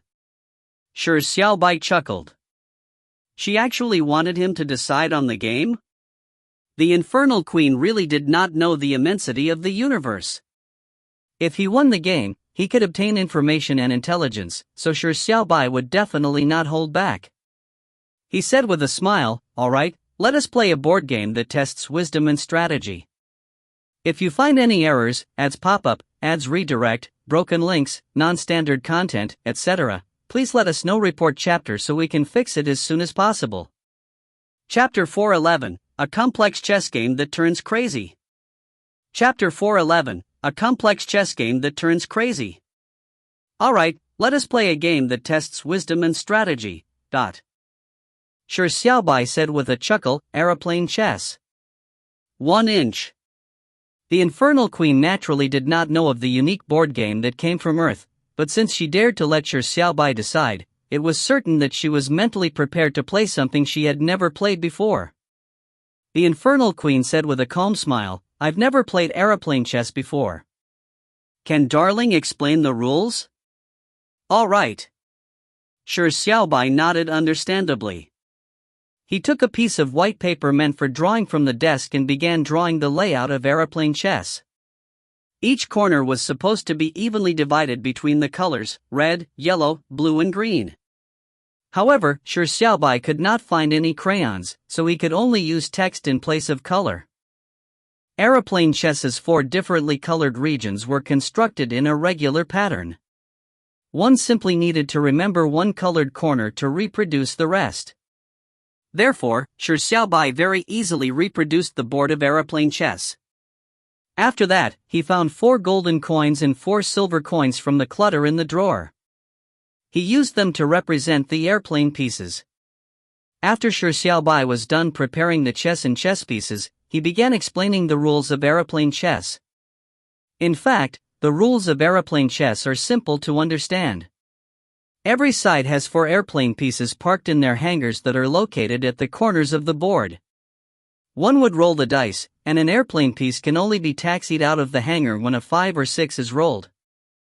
Any piece can be chosen, but the number of spaces the piece can move is decided by the number of spaces indicated by the dice. The piece has to fly clockwise around the board before reaching the center base. Whoever first gets all 4 airplane pieces into the center of the board wins. Additional rules are the rules of additional rolls, sending a piece back to the hangar, jumping to the next space of its own color upon landing on a space of its own color, shortcut paths, and stacking of pieces. The additional rules were not that complex and were easily understandable. Aeroplane chess was one of the many board games that had rather simple to understand rules. And to most people, the largest factor that depended on victory in aeroplane chess was luck. One's luck at dice rolling determined the outcome. The better one rolled the dice, the more 6 appearing to result in additional rolls allowed one to move more spaces. Furthermore, if one had bad luck, with the airplane pieces almost reaching the center base, but one just fails to roll the required number, it would result in one unable to successfully reach center base. The advantage of being ahead might eventually evaporate into nothingness. Hence, to most people, aeroplane chess is easy to learn and understand. Also, a board game that was more related to luck was considered to be more leisurely than strategy board game. They were most suitable for children. However, when the Infernal Queen heard all the rules, she fell into silence for a moment before she could not help but look up and say, "Darling, the choice of board game is truly complex. It is indeed a test of intelligence and strategy. However, I need to warn you that my intelligence is something even I'm afraid of. Darling, are you sure you want to choose a board game that consists only of intelligence and strategy?" Shi Xiaobai said with a laugh, "Sorry, this king also frequently wonders about the existence of such a clever existence like this king. So, competing in intelligence and strategy is also the greatest advantage and forte of this king. No matter how smart you are, you won't be smarter than this king." The Infernal Queen said with a covered smile, "Since Darling is so confident, then why don't we play aeroplane chess?" Shi Xiaobai said with a nod, "Come on. This king wants you to taste the feeling of despair of what it means to never fly to the finishing point. Aeroplane chess in the eyes of an ordinary person is an entertaining game that is mostly about luck and a tiny bit of strategy. But to Shi Xiaobai, it was a game that was a grueling test of intelligence and strategy. In the Infernal Queen's point of view, it was a game that completely tested intelligence and strategy. Why would it be like that? Was Shi Xiaobai fooling the Infernal Queen while the Infernal Queen was just playing along with him in sarcasm? Of course not. It's because to the two of them, aeroplane chess is truly a game that is much more complicated than other board games. It could even be considered the most complicated board game of all. You might find it ridiculous. Aeroplane chess is clearly a board game that depends on one's luck at rolling the die to determine victory. Furthermore, there were only 4 pieces that could be controlled. So how could it have anything to do with complexity? You might think that Shi Xiaobai and the Infernal Queen were joking. But in fact, you ignored the most important point. The greatest difference Shi Xiaobai and Infernal Queen had from ordinary people was they did not need luck when rolling a die, but yes, with their strength and ability to stably control their strength, they could roll the required number at any time they wanted. Rolling dice was a procedure that could be directly skipped. All they needed was to consider what number they should roll during their turn. And after completely abandoning the concept of luck, how complicated is aeroplane chess? Let me analyze it in detail for you. Firstly, in aeroplane chess, there is an award mechanism. When you roll 6, you are awarded the option to roll the die a second time or not. But in order to prevent players from throwing in infinite numbers of 6, the rules had a catch that if 6 was rolled 3 consecutive times, one would be punished. All the airplane pieces of the player, including the pieces that had reached the center base, would be sent back to the hangar and play passes to the next player. Therefore, when the player can arbitrarily control the rolling of points, they can easily throw from 1 to 18, with a total of 18 valid choices.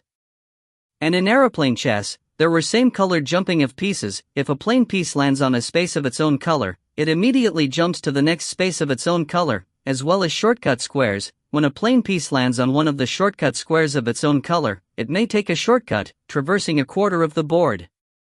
It would complete a move as high as 16 moves. These 2 jumping rules made the player have way more than 16 possible moves. And according to the calculations, from sending the airplane pieces out of the hangar, with all 3 dice rolls used on the same airplane piece can at best move it by 42 spaces. That also meant that in one round, there were 42 possible outcomes available to the player for each airplane piece. And the player has a total of 4 airplane pieces. Furthermore, the player can choose to not throw 6 to prevent the triggering of the reward. Each round, the player can choose to move once, twice, or thrice, a total of 3 choices. Then, how many variations can a player have in his own round? The answer was on the order of the product of 42, 4, and 3 504 combinations. In addition to the possibility of stacking pieces, when a plane lands on another plane in its own fleet, the player may stack the pieces and move them as one piece until they reach the center, or attacking. When a player lands on an opponent's piece, the opponent returns that piece to its hangar. These two change the possible variations of the control of the pieces. A player was facing way more than 504 combinations during his single round. It was even more than 1,000. What did this mean? It means that during one's turn, one has 1,000 possible moves to make. Furthermore, after your round, you have to consider what the changes the other party's 1,000 possible moves would do to the situation. And this was just one round of the game. We all know that really talented chess players would typically calculate 3 to 4 rounds, or even up to 10 rounds. And in aeroplane chess, if one wanted to consider 10 rounds ahead, how many combinations would be needed? 1,000 to the 20th power. It could be considered so complex that it turns crazy. 1. Also known as Ludo. If you find any errors, ads pop up, ads redirect, broken links, non-standard content, etc., please let us know. Report chapter so we can fix it as soon as possible. Chapter 412, It's impossible for this king to make a mistake. Chapter 412, It's impossible for this king to make a mistake. If this simple and straightforward number is unable to let you have an intuitive sense of the complexity of aeroplane chess, let us compare it to some other board games that people might be more familiar with. After all, there is no damage when there is no comparison. For example, let's talk about Go, which is considered an extremely complicated board game. Go's board is formed out of 19 by 19 squares, with a total of 361 intersections. That means that each round, a player is facing 361 variables. But most people know that the intersections can be occupied by pieces, so when the pieces are placed, the number of available moves depend on the number of remaining pieces and the number of intersection points. Therefore, in Go, a player will be facing 361 variations in the first round, but in the second round, it will reduce to 360. Of course, Go has the situation of capturing pieces by surrounding an area. However, it only increases the number of variations, but will never exceed 361. That is to say, even the extremely complicated Go only has 361 variations. It's completely incomparable to aeroplane chess's 1,000 variations. And let's consider another well-known board game, Chinese chess. The complexity in Chinese chess that is slightly superior to Go is that every round, a player has control over 16 pieces. And in each round, only one piece can be moved. However, the complexity in Chinese chess that is inferior to Go is that the number of variations of Chinese chess is too few. The general, advisor, and elephant piece are limited to one side of the board, so there is no need to talk about them. The number of variations they have is also extremely tiny. And soldier pieces can only move one space in a straight line in the beginning. Its number of variations is just pathetic. The horse piece can cross the river that is in the middle of the board, but the movement is too restrictive. It can only move diagonally, and is limited to 8 movements. However, there is a possibility of being blocked, so there are cases when it is unable to move. Chariot and cannon pieces are the most mobile pieces in Chinese chess. They could move orthogonally. The cannon piece can even jump over intervening pieces to capture other pieces. However, the amount of movement the chariot and cannon pieces is severely restricted. It's because the board of Chinese chess is only a 9 by 10 grid. Removing the dangerous positions in a game, the number of variations the chariot and cannon pieces can cause would be extremely limited. Therefore, although Chinese chess controls many pieces, each piece has too few variations. Therefore, the amount of variations each round can create will never exceed Go, much less be comparable to aeroplane chess. It is the same rationale with chess. Therefore, the conclusion is already obvious. In the event where players can freely control the roll of the dice, the complexity of aeroplane chess far exceeds that of Go, Chinese chess and chess. This was why Shi Xiaobai and the Infernal Queen would call aeroplane chess as a game that is a grueling test of intelligence and strategy.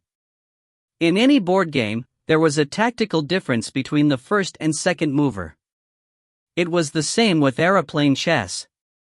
Under the insistence of the Infernal Queen, Shi Xiaobai eventually became the first mover. This looked like the Infernal Queen was voluntarily giving Shi Xiaobai the advantage, but in fact, it was a strategy the Infernal Queen chose. Shi Xiaobai very quickly understood the meaning behind the Infernal Queen's words of "my intelligence is something even I'm afraid of." The Infernal Queen was truly very intelligent. Her every step could be said to be perfectly calculated. It never gave Shi Xiaobai a chance to take any advantage of her. Shi Xiaobai chose to first move 2 airplane pieces and made one of the pieces complete a same color jump. However, the Infernal Queen chose to move 3 airplane pieces. At the 3rd time she rolled the die, she threw a 5. She had allowed them to take off, but she did not do so the 3 consecutive times. She did not let any piece join the battlefield. Immediately following that, Shi Xiaobai's nightmare descended on him. He and the Infernal Queen were diagonally across each other. He played with red while the Infernal Queen played green.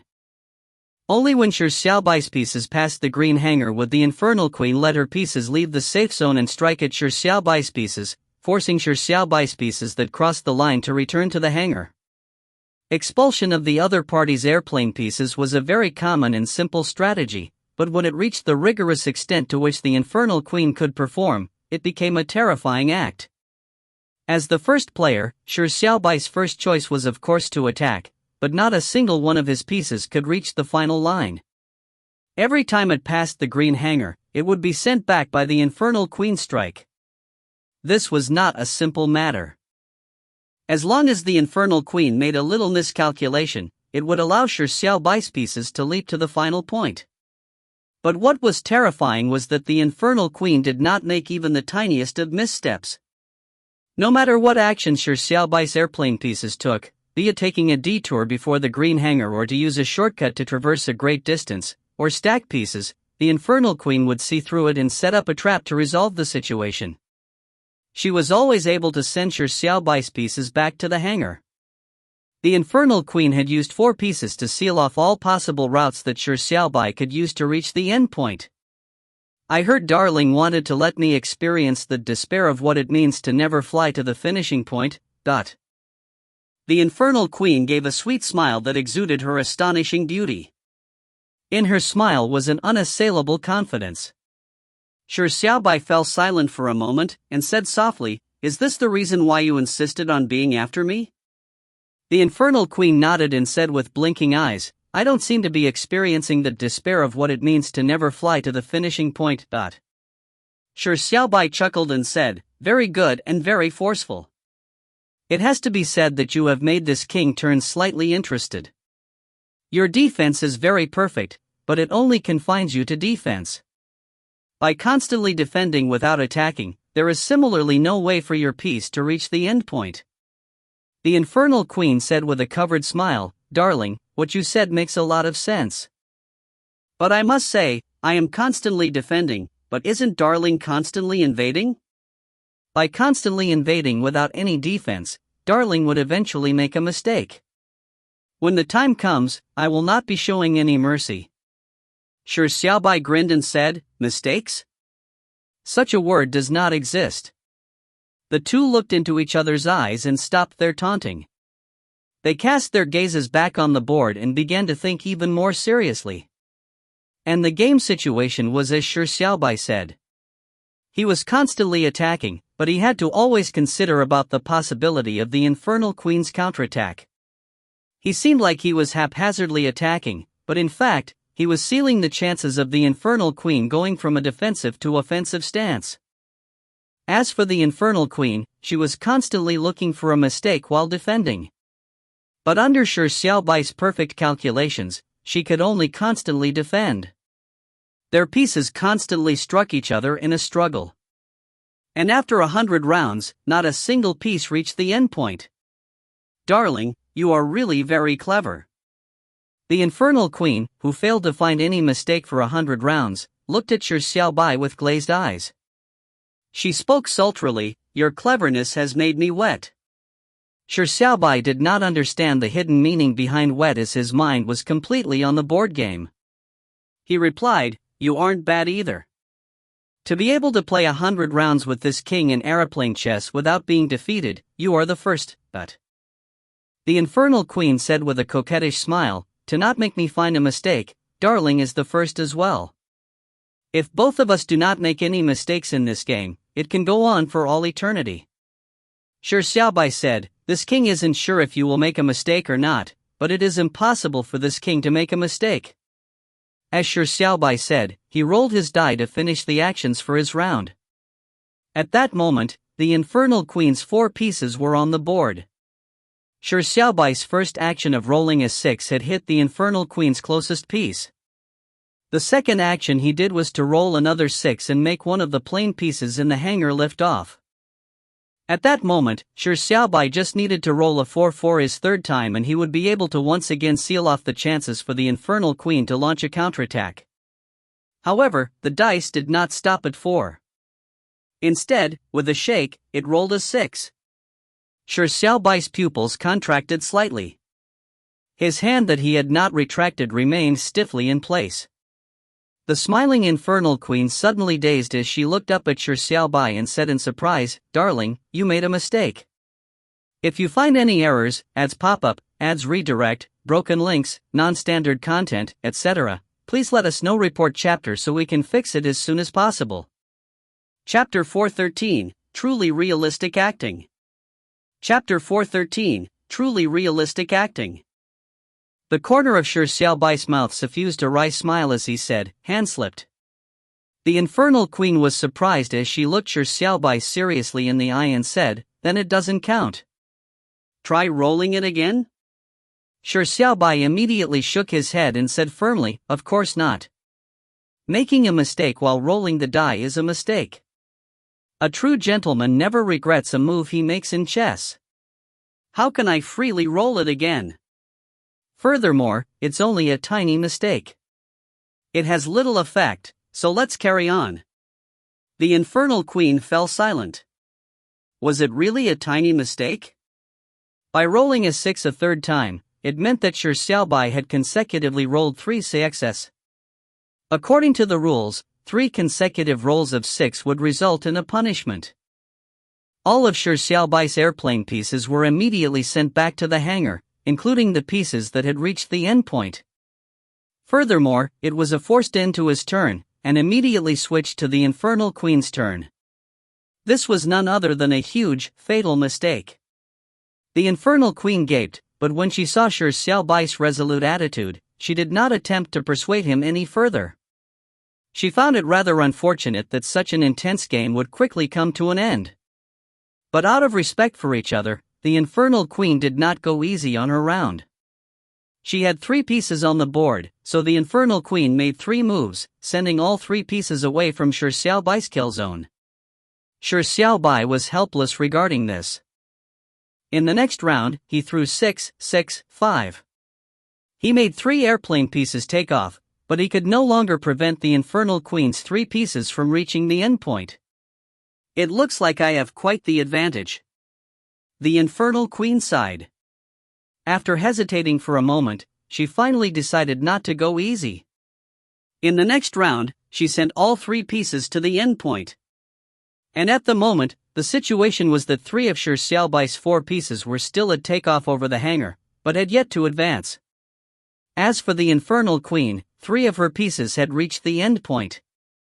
As long as she sent the last piece to the endpoint, she would win. The Infernal Queen was holding a big advantage. However, Shi Xiaobai laughed instead. It was a deep and meaningful smile. You say that you have quite an advantage? Shi Xiaobai threw his die and let the 4th piece lift off. He sent 2 pieces into the board and said with a chuckle, you can always try and see if you can send your last piece to the endpoint under this king's defense. The despair of what it means to never fly to the finishing point begins from this moment. The Infernal Queen looked up in surprise as she gave a surprised smile. I see now. Does Darling plan to switch from offense to defense? Interesting. Then, let me see if Darling can withstand my attacks. With only 1 piece left, the Infernal Queen had easily entered an unbridled offensive stance. As for Shi Xiaobai, the only thing he could do was defend against the Infernal Queen's last piece. And to speak the truth, using 4 pieces to defend against 1 piece was much easier than the Infernal Queen's usage of 4 pieces to defend against 4 pieces. With Shi Xiaobai's meticulous thinking, the Infernal Queen's only piece would never cross his defense as long as he did not make another mistake. The Infernal Queen attempted for 40 rounds but failed to pass through Shi Xiaobai's iron defense. Therefore, she joked, if Darling had any desire to attack by first sending 1, 2, or even 3 pieces towards the endpoint, Darling's defense would fall apart. However, Darling did not do so and maintains a full-out defense of 4 pieces. It seems Darling doesn't want to lose? Or is it because Darling really wants to be with me for the rest of his life? The Infernal Queen only had 1 piece left. If Shi Xiaobai had sent 1 or 2 pieces to the endpoint, his defense would show flaws and allow the Infernal Queen's last piece to escape the encirclement and obtain victory. However, Shi Xiaobai had completely abandoned taking the offensive.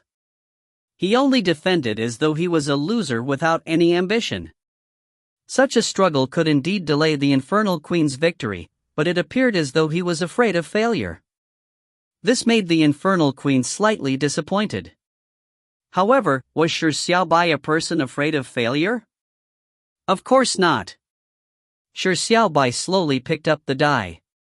On the 41st round, it was his turn once again. Shi Xiaobai said with a chuckle, "This king doesn't have that much time to waste on you. This game has already ended." The Infernal Queen was stunned as she cast her gaze at the board. At that moment, Shi Xiaobai threw 6, 6, 1. He managed to stack 4 pieces together. The Infernal Queen's pupils constricted slightly as she looked at her own piece. She was horrified to discover that her piece was exactly 43 spots away from Shi Xiaobai's stacked piece. On closer look, there was no way for her piece to reach the endpoint during her round. She was short of 1 step. As for Shi Xiaobai, his stacked piece could reach the endpoint by moving its maximum distance. The Infernal Queen's smile gradually turned stiff. Her piece could only move 42 steps at most, and it was short of 1 step to strike Shi Xiaobai's piece. And her piece required 2 rounds to reach the endpoint. But in the next round, Shi Xiaobai's stacked piece would simultaneously reach the endpoint, allowing him to clinch victory. She was short of 1 step. But this miss was as good as a mile. The Infernal Queen gaped as she looked incredulously at Shi Xiaobai. She had lost. She had lost in such a manner? During the calm and peaceful attack, she had not revealed any flaw, but it had suddenly resulted in death. Was all of this a coincidence? Or was it? Darling, you did it on purpose. The Infernal Queen said with an uncontrollable laugh, that mistake roll Darling made was not a mistake. Darling chose the moment when I could send 3 pieces to the endpoint in 2 rounds to make a mistake. So it was to deliberately let me send 3 pieces to the endpoint? Shi Xiaobai nodded. The Infernal Queen's eyes shimmered as she whispered, Darling had already planned everything from the moment he deliberately made the mistake. Darling had seen the situation at the 41st round and knew that victory was at hand at the 41st round. Is that it? Shi Xiaobai nodded his head once again. The Infernal Queen's eyes flashed a look of disbelief as she said in astonishment, How did Darling calculate every step I would take up the 41st round? How did you do it? Shi Xiaobai looked the Infernal Queen seriously in the eyes and whispered, Because you are too perfect. Your every step is the most perfect move that this king can think of. Your every step is done with the most precise calculations such that this king is unable to find any flaw in it. However, perfection is its biggest flaw. You only play a perfect game, so considering what is the most perfect move in every round is sufficient to calculate what moves you would make. The Infernal Queen's eyes glazed over for a moment. She had never realized of such a simple reasoning. Perfection had become her biggest flaw. Although Shi Xiaobai had said it in such a simple manner, to put it into practice was actually impossible to imagine. How much reasoning was needed to deduce the 41 rounds in his head while also needing to consider his own moves as well as the perfect response of his opponent and eventually set up a trap? How clear was his logical reasoning as well as how powerful was his psyche?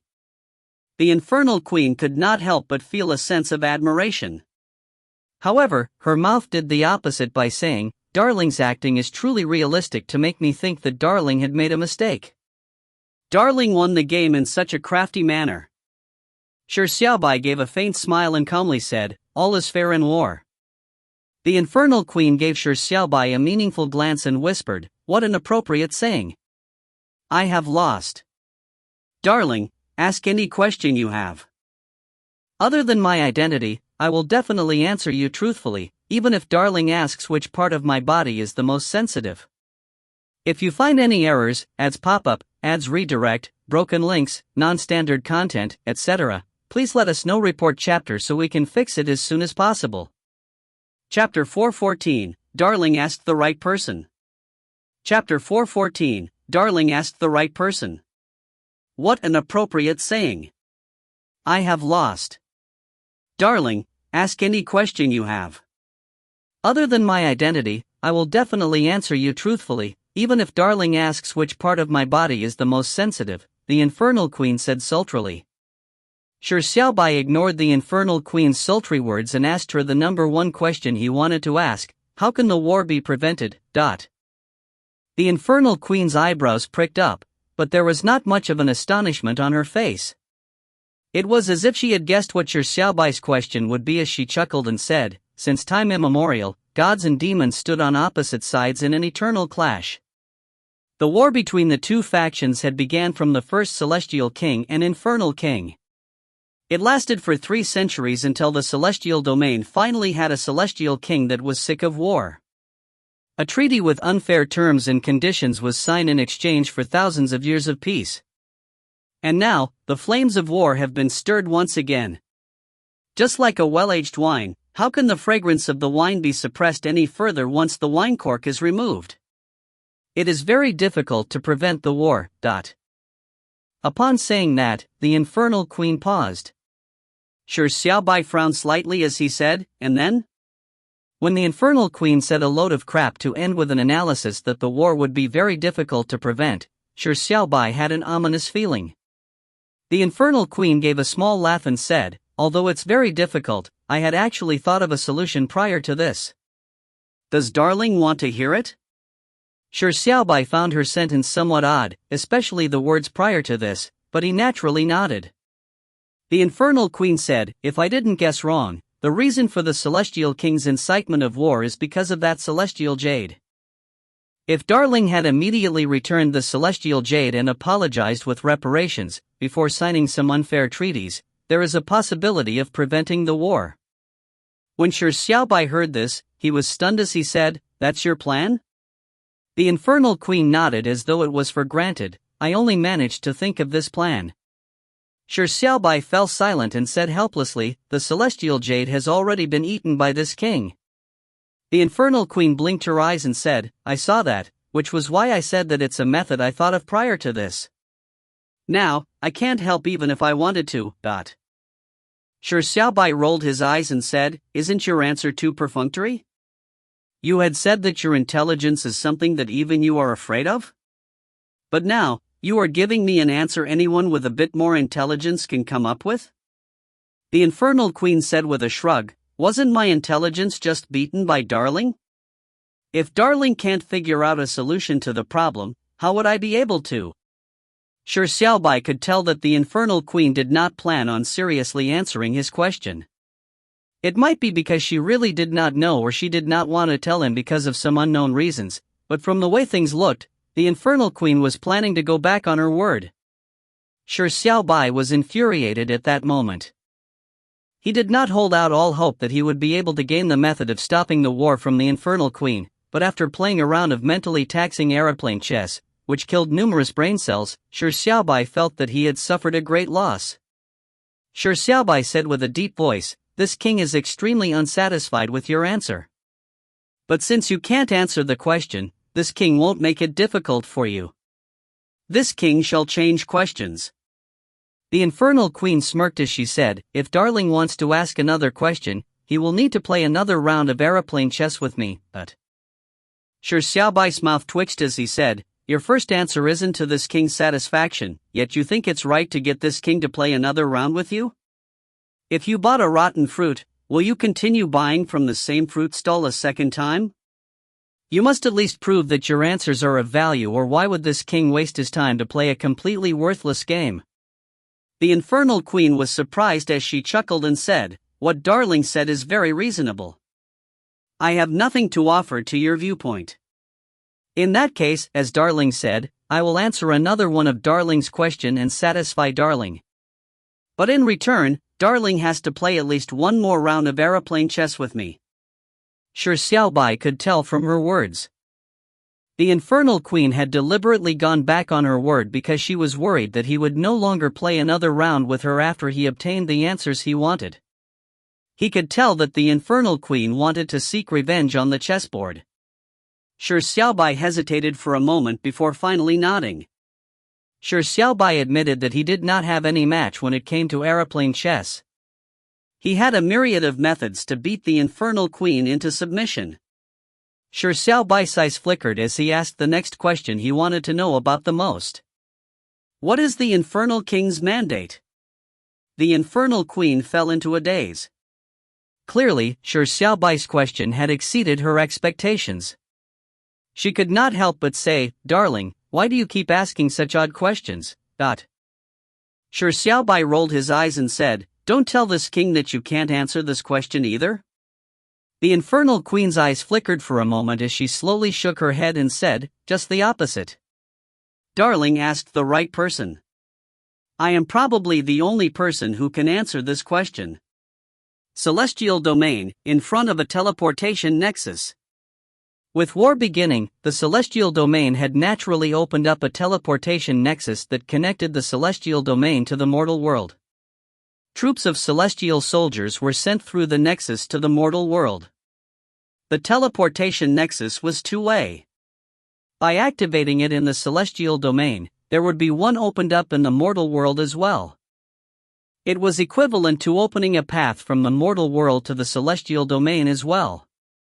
This was a hidden risk for the celestial domain because it meant that although the celestial domain could enter the mortal world, it also meant that mortals could enter the celestial domain.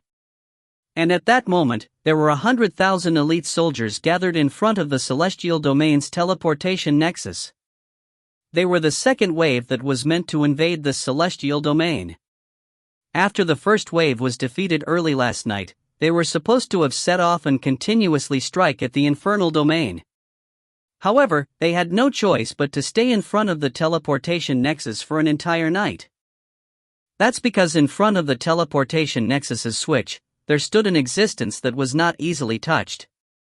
Their king, the celestial domain's celestial king, had switched off the teleportation nexus. Furthermore, he was standing at the switch and prevented any soldier from approaching it.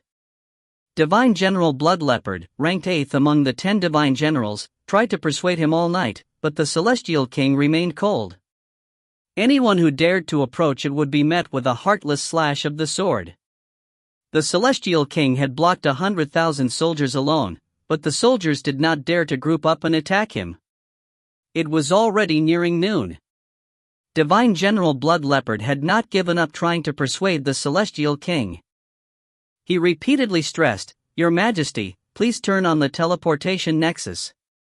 The defenses placed at the teleportation nexus that we set up in the moral world are far from sufficient. If the infernal domain were to invade now, the nexus will likely fall. Your Majesty, please think again." Speechless remains silent.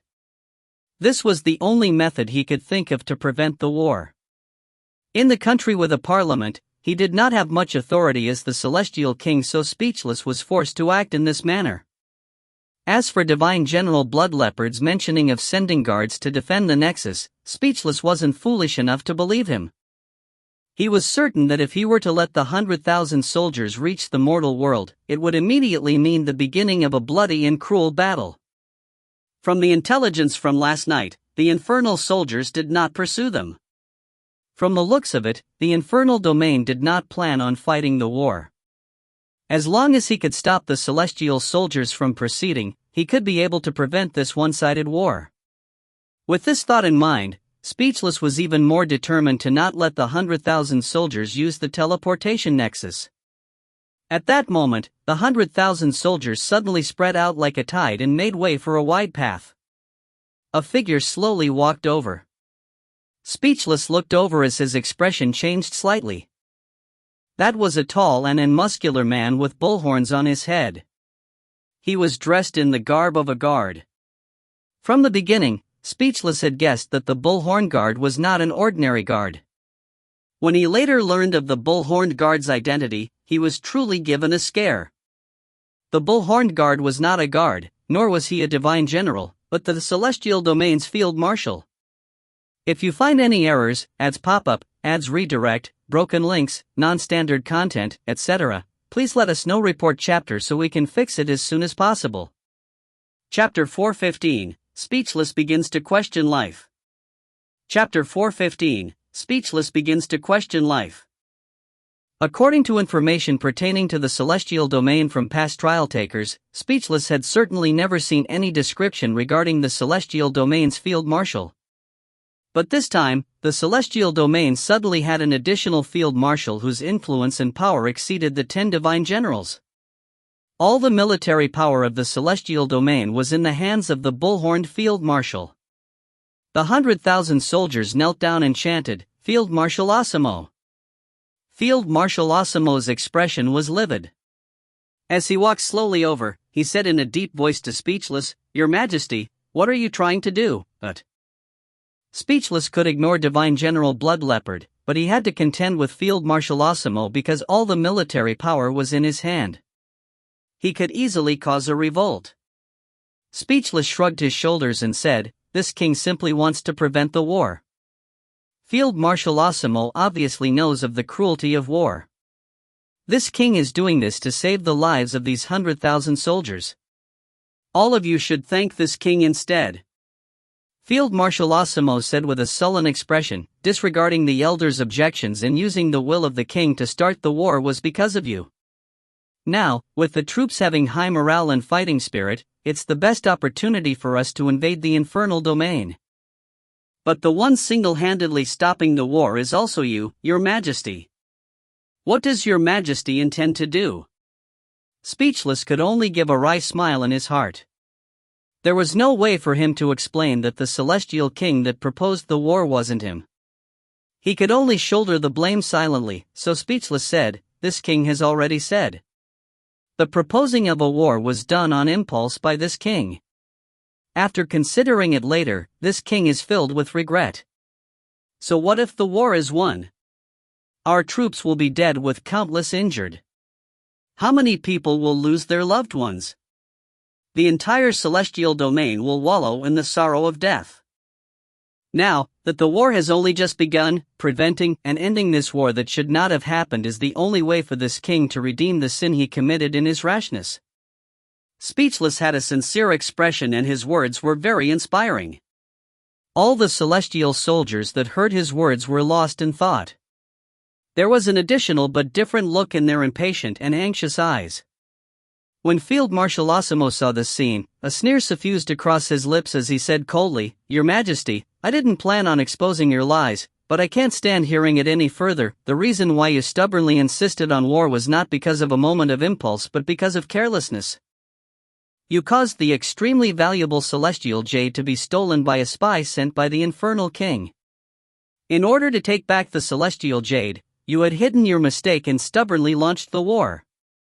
Your Majesty, by preventing the war, are you wallowing in self-defeat and have decided to give the celestial jade to the infernal king and pretend as if nothing had happened?" When Field Marshal Osimo said that, all the soldiers burst into an uproar. They did not know that the holy item, the celestial jade, had been stolen. They never expected that the cause for the war was because of such a reason. If that was true, are you maligning this king? Speechless frowned. The celestial jade is clearly in this king's. Speechless immediately took out the celestial jade from his pocket that he had been playing with previously. However, when he held it and seriously sensed it, Speechless' expression changed. The words he said midway came to a halt. "This is a fake piece of celestial jade." Speechless looked in disbelief at the jade pendant in his hand. Field Marshal Osimo said with a laugh, "Your Majesty's acting is really admirable. That fake celestial jade was specially crafted by an artisan under your special orders. You were worried that the 7 elders would realize that you had lost the celestial jade. The reason why you launched the war was because you wanted to get the celestial jade back as soon as possible. Everything you did was to cover up the mistake you did due to your carelessness.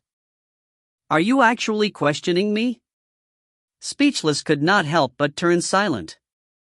He knew that Field Marshal Osimo was right. What he said was probably the reason why the real Celestial King had launched the war. The plot was similar to the plot of the Hero King, and now, he had to shoulder the blame. Speechless immediately felt very helpless.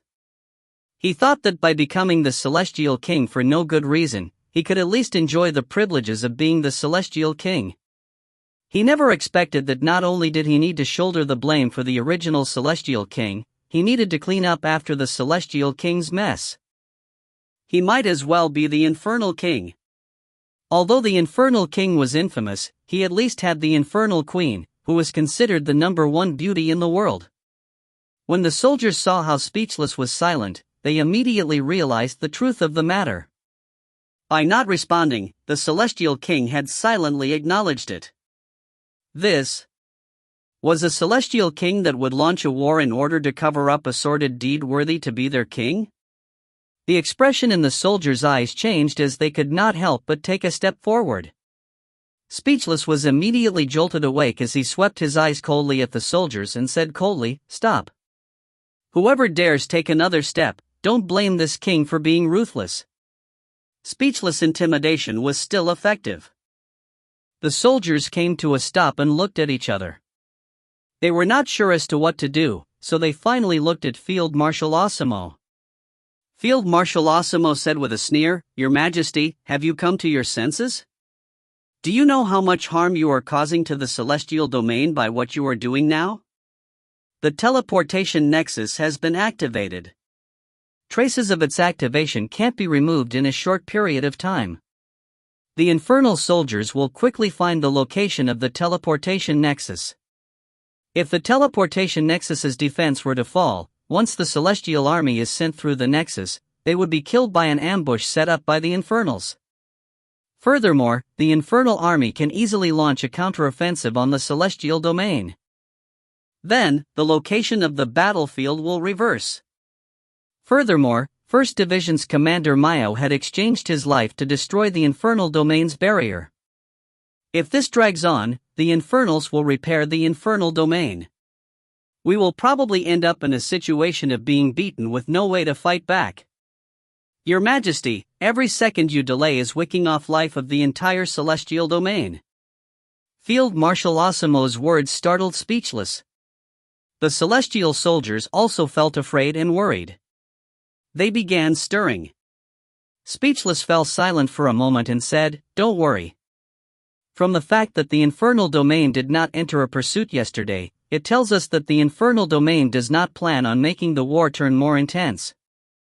As long as we give up the invasion, they would not take the initiative to invade. The teleportation nexus's defense will not fall.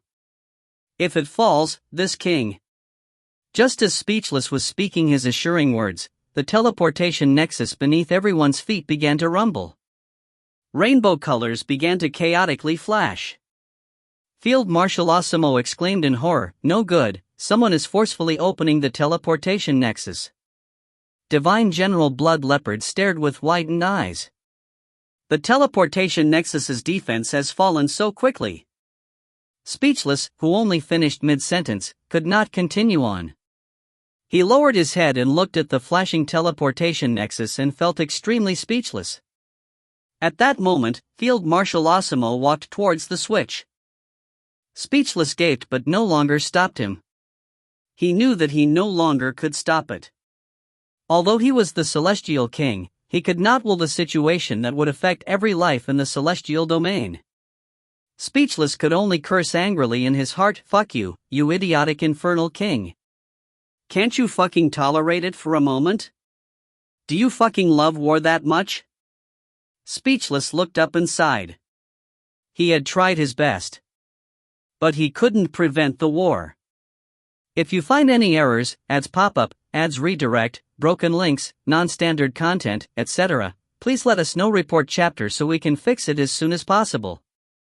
Chapter 416, Infernal King's Mandate. Chapter 416, Infernal King's Mandate. Infernal Domain, Infernal King's Bedroom. The Infernal Queen said with a chuckle, "Just the opposite." Darling asked the right person. I am probably the only person who can answer this question. Shi Xiaobai was slightly surprised before his eyes lit up. The answer to the question could be related to how he could complete the first absolute choice.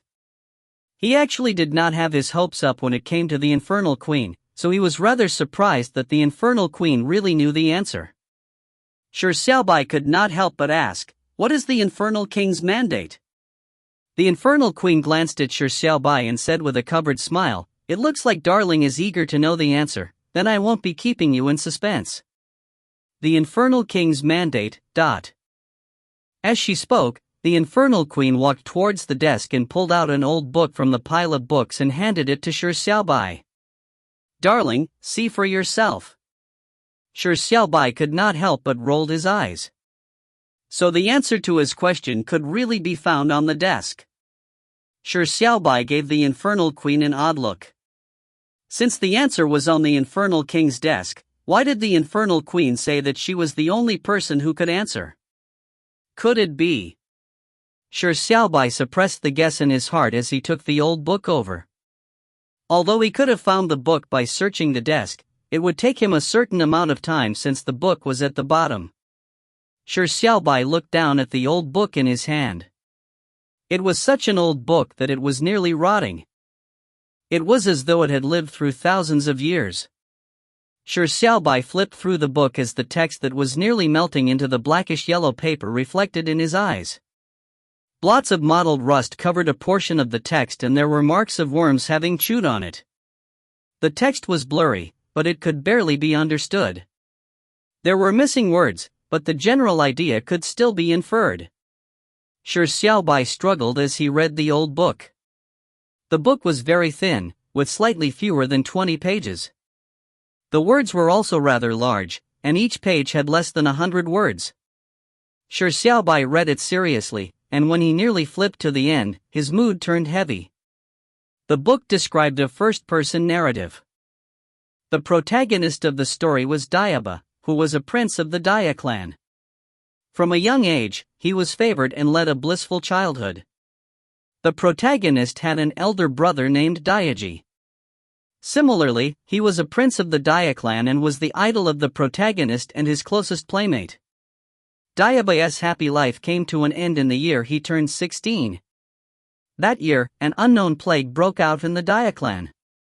The clansmen that were inflicted with the plague turned extremely ugly and they would increasingly become irrational to the point of going mad and engage in wanton murder. For the Daya clan's survival, the Daya clan began implementing a quarantine by exile. By sending the clansmen into an isolated zone, they were left to fend for themselves. And when the exile was proceeding in full swing, the protagonist, Diaba, was also infected. In theory, it was impossible for Diaba to be infected because he lived in the palace all the time. When the plague broke out, he had never stepped out of the palace, so there was no reason for him to be infected. But nothing could change the harsh reality. Although Diaba was a prince, with half of the Daya clan infected and exiled, even a prince was not spared. Diaba was banished to a zone that was like an isolated prison. The story was a first-person narrative. At that point, the author's choice of words when describing the land of despair they were exiled to was "I've been banished to hell." And the book ended abruptly. The simple story sounded somewhat boring and there were too many questions left hanging. However, the final sentence left by the author made Shi Xiaobai's mood turn heavy. Many years later, I learned that the reason for my infection was because of my brother's wicked means. He had done it to obtain the throne that I would have been willing to give him. Shi Xiaobai sighed gently and looked towards the infernal queen and said, "Where's the second half of the story?" The story was obviously not over. It was clear that Diaba did not die from the infection many years later or killed by the infected after being banished to hell. Instead, he had strongly lived on. What would he do after knowing that the tragedy was a betrayal by his beloved brother many years later? But furthermore, what did this story have to do with the infernal king's mandate? Shi Xiaobai's mind was filled with questions. The infernal queen smiled and said, "The second half of the story is rather complicated, but it is also very simple. Not only did Diaba survive, the clansmen that were inflicted with the plague did not die either. Furthermore, under Diaba's lead, they found a road to survival and became another race." After knowing that the infection was Diage's nefarious scheme, Diaba was enraged. Therefore, war was waged. When Shi Xiaobai heard this, his eyebrows jumped as he exclaimed, "Two races? War? Could it be?" The infernal queen said with a nod, "That's right. Just as Darling is thinking, the Dia race is the current Celestials, and the ugly race that was ousted due to the sickness is the present-day Infernals. Diaba and Diage were the first Infernal King and Celestial King respectively. The hatred between the two of them had ignited the flames of war between the two races.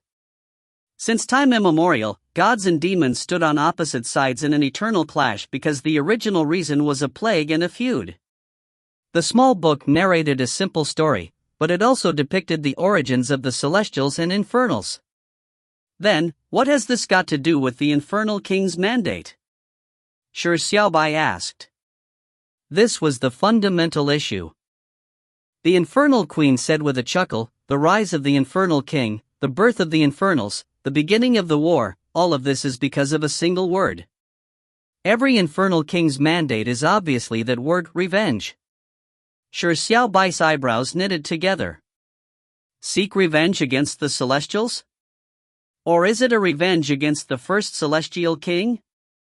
The infernal queen shook her head and said, "None of them. The infernal king's revenge is targeted at the Celestial King. It has nothing to do with the other Celestials, and the first Celestial King has long died. Therefore, to the present Infernal King, the mandate would be naturally the revenge against the present Celestial King, but Darling, if my reasoning is correct, the Infernal King's mandate is to kill the present Celestial King." Shi Xiaobai's eyebrows pricked up slightly as he thought carefully over the reasoning behind her conclusion. A mandate referred to a mission or responsibility that one had to shoulder.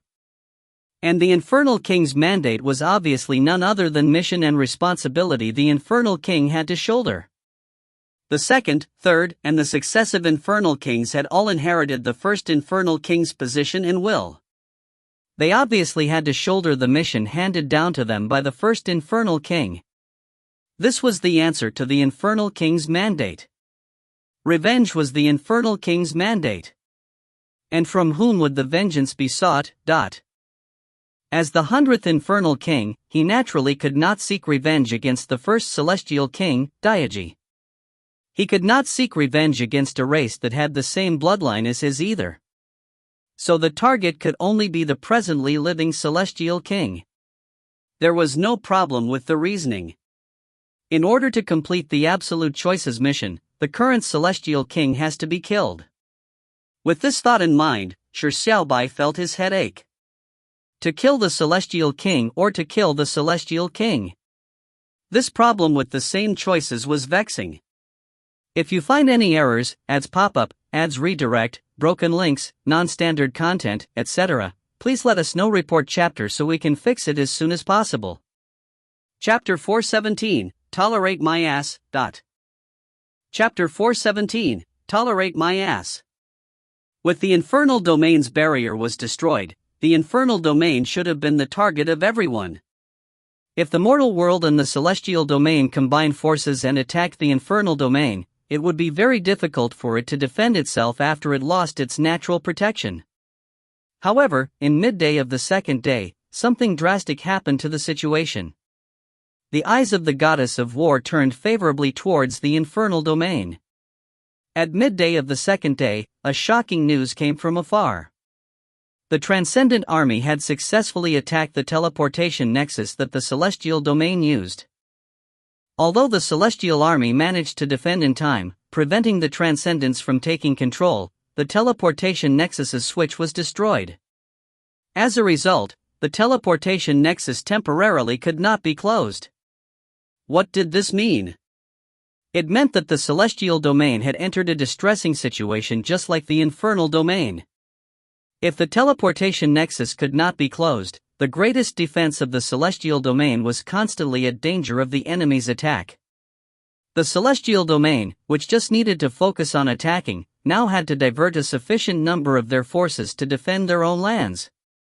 The Celestial Domain could not even act brazenly before it could do it. What resulted in such an awkward situation with the Celestial Domain was not because of the Infernal Domain's counterattack but because of the Transcendents' sudden attack. Why did the Transcendents, who were supposed to ally with the Celestial Domain to destroy the Infernal Domain, suddenly bite at the Celestial Domain like a mad dog? According to the furious Transcendents, the Celestial Domain had burnt down their holy tree. The evidence was the power that had burnt down the holy tree. It was celestial fire that only the Celestial King could wield. No one could imitate it, so the evidence could not be clearer. Everyone in the Celestial Domain gave speechless questioning looks. Speechless, who was already questioning life, was rendered even more speechless. Why was the blame on him all the time? However, Speechless couldn't explain it. He could only shake his head and denied it. He claimed to not have destroyed the Transcendent's holy tree. He did not have any motive, nor did he have the time to commit the crime. The Celestial Domain believed Speechless' explanation because they knew that the Celestial King did not have the time to do such an act. But the Transcendents would not believe it. The troops that were forced by the Gargantuan to fight were originally rather reluctant, but now, it was as if they were on stimulants. The anger and hatred in them gave them sufficient motivation to wage war. Therefore, the flames of war between the Transcendents and the Celestial Domain were ignited by midday. As for the Infernal Domain that was about to suffer the fierce invasion of the Celestial Domain, it felt like it was liberated. The Celestial Domain could only fend for itself, so how could it have the time to attack them? The tensed infernal soldiers were finally able to heave a sigh of relief. The repairing of the Infernal Domain's barriers was still underway. When the Infernal Domain's barrier was restored, the Infernal Domain would once again become unassailable. There were infernal generals that suggested to ally with the Transcendents and attack the Celestial Domain together. Even if they did not ally, they could kick the Celestials while they were down. By launching attacks on the Celestial Domain on one side, the Celestial Domain would suffer attacks from multiple angles and would not be able to live in peace. Such a suggestion was obviously rejected by Shi Xiaobai. Shi Xiaobai was overjoyed when the Infernal Domain managed to extricate itself from the war in such a baffling manner, so how could he want it to implicate itself again? Shi Xiaobai ordered the infernal soldiers to not participate in the war between the Celestials and the Transcendents. He poured more manpower into the restoration of the Infernal Domain's barrier so as to speed it up. Shi Xiaobai had a new trouble facing him. According to the ancient story and the Infernal Queen's speculation, the Infernal King's mandate was to kill the present Celestial King. Shi Xiaobai had basically agreed with the guess and did not have much reservations about it. Shi Xiaobai did not know that the present Celestial King was speechless. He was just like the popcorn-eating crowd who blamed the Celestial Domain's attack of the Infernal Domain on the Celestial King. Hence, he had a deep hatred for the present Celestial King. If he needed to complete the Absolute Choices mission, Shi Xiaobai did not mind sending the mastermind behind the war to his maker. However, it was a problem when it came to killing the Celestial King. Assassination? Murder? Death trap? Shi Xiaobai was not good at killing, so the matter made him rather vexed. However, What was considered a pleasant agony lasted for less than an afternoon because something that made Shi Xiaobai nearly curse out loud happened. The Transcendents and Celestials' battleground had moved. As though it was agreed upon, the Transcendent and Celestial soldiers moved their battleground to the infernal domain. Shi Xiaobai could understand why the Transcendents and the Celestials had made such a choice. Although he had expressed the firm attitude of not participating in the war, it was hard for the infernal domain to shy away from the possibility that it was waiting to benefit from the internecine struggle through its inaction. The Transcendent and Celestial armies naturally had the same worries. If the infernal domain were to strike when all was over, what would happen? And the way to resolve this worry was to force the infernal domain into joining the war. The Transcendents and Celestials did not stop the war. They only moved the battleground to the infernal domain's first line of defense. However, it resulted in a fundamental change. The infernal soldiers were left astounded. They were planning on standing by the sidelines and watch the flames of war blaze while eating popcorn, but who knew that the flames would reach them? How were they to fucking tolerate this? Sorry about that, Shi Xiaobai tolerated it. Shi Xiaobai, who had hardened his heart to not participate in the war, ordered for the infernal soldiers to abandon the first line of defense and to not leave the boundary of the second line of defense. You like fighting in someone else's house? Fine, this king will let you fight. The outcome is at most smashed furniture, broken walls, shattered grounds, right? At the worst, this king can rebuild, repurchase and repair. This king won't send the troops and allow you to do as you wish. The infernal king was placed on a high pedestal in the minds of the infernals, so Shi Xiaobai's policy of tolerance did not encounter much opposition. However, tolerance was not the solution to the problem. That's because when you take a step back, the other party would reach out for a yard after taking an inch. The Celestial and Transcendent armies quickly expanded the battlefield to the second line of defense. Shi Xiaobai clenched his fists.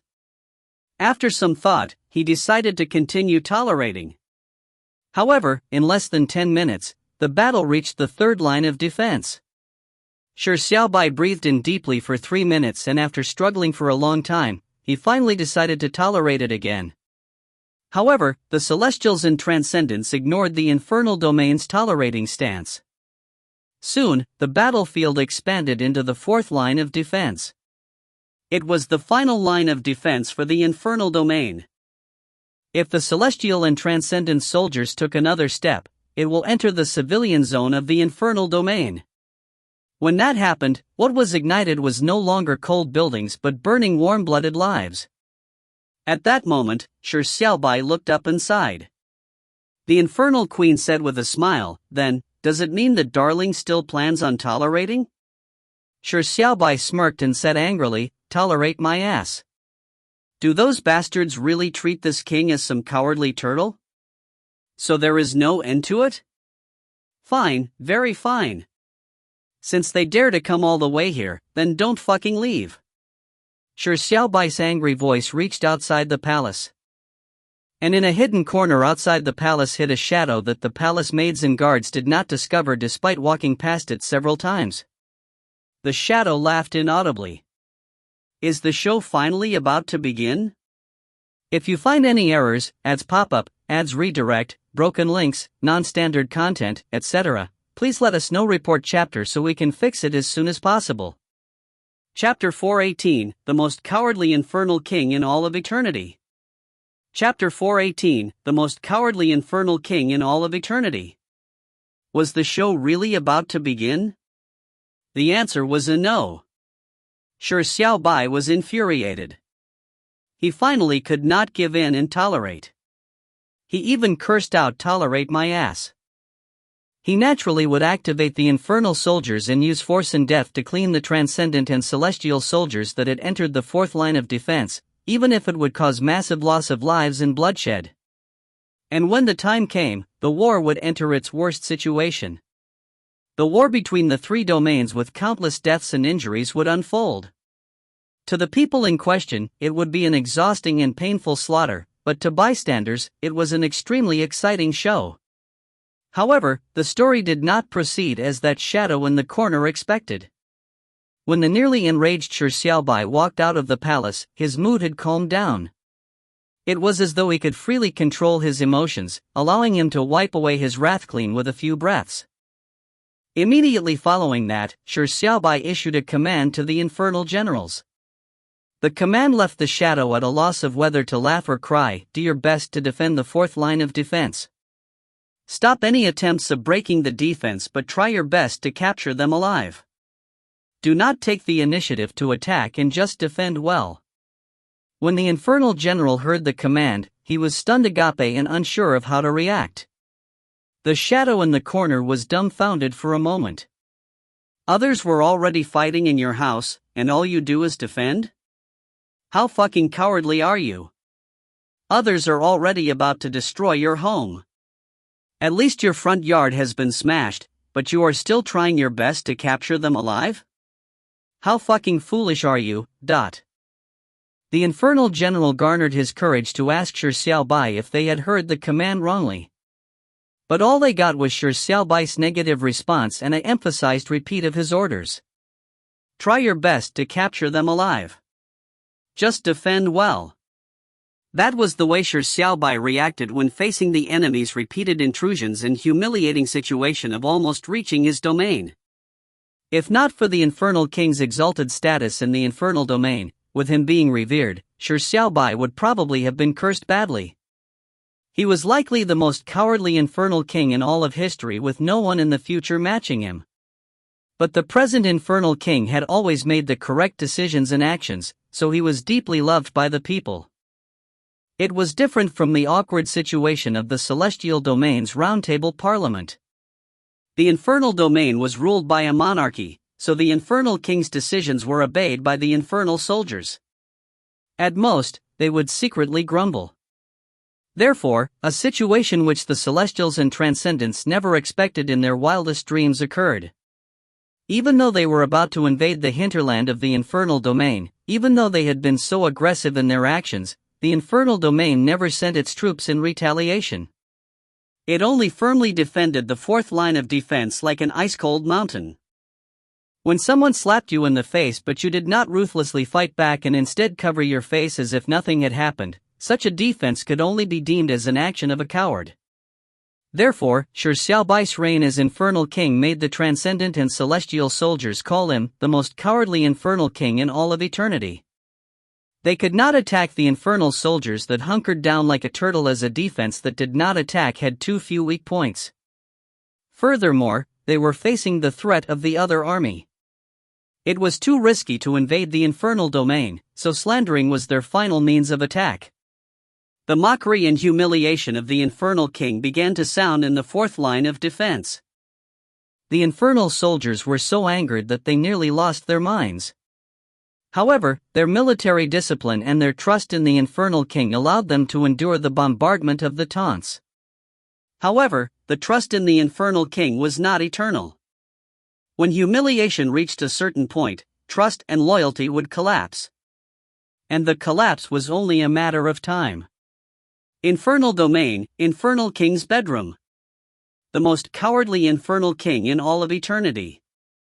The infernal queen said with a tut, "Can darling still remain unperturbed after hearing such a title?" Shi Xiaobai lowered his head as he looked at the board on the table. Without lifting his head, he said, "It doesn't matter." The infernal queen said with a slight smile, "Darling sure is open-minded. However, I'm curious. Back then, darling's incensed look did not seem like it was faked. Why did you manage to calm down the moment you walked out of the door and made such a rational decision?" "It's because this king can't be angry." Shi Xiaobai looked up slightly and said, "This king does not know why either, but his intuition tells this king that if this king maintains his state of wrath, something bad would happen. Furthermore, why should this king be angry?" The infernal queen's eyebrows pricked up slightly as she said, "The Celestials and Transcendents have ignored darling's act of tolerance and remain insatiable.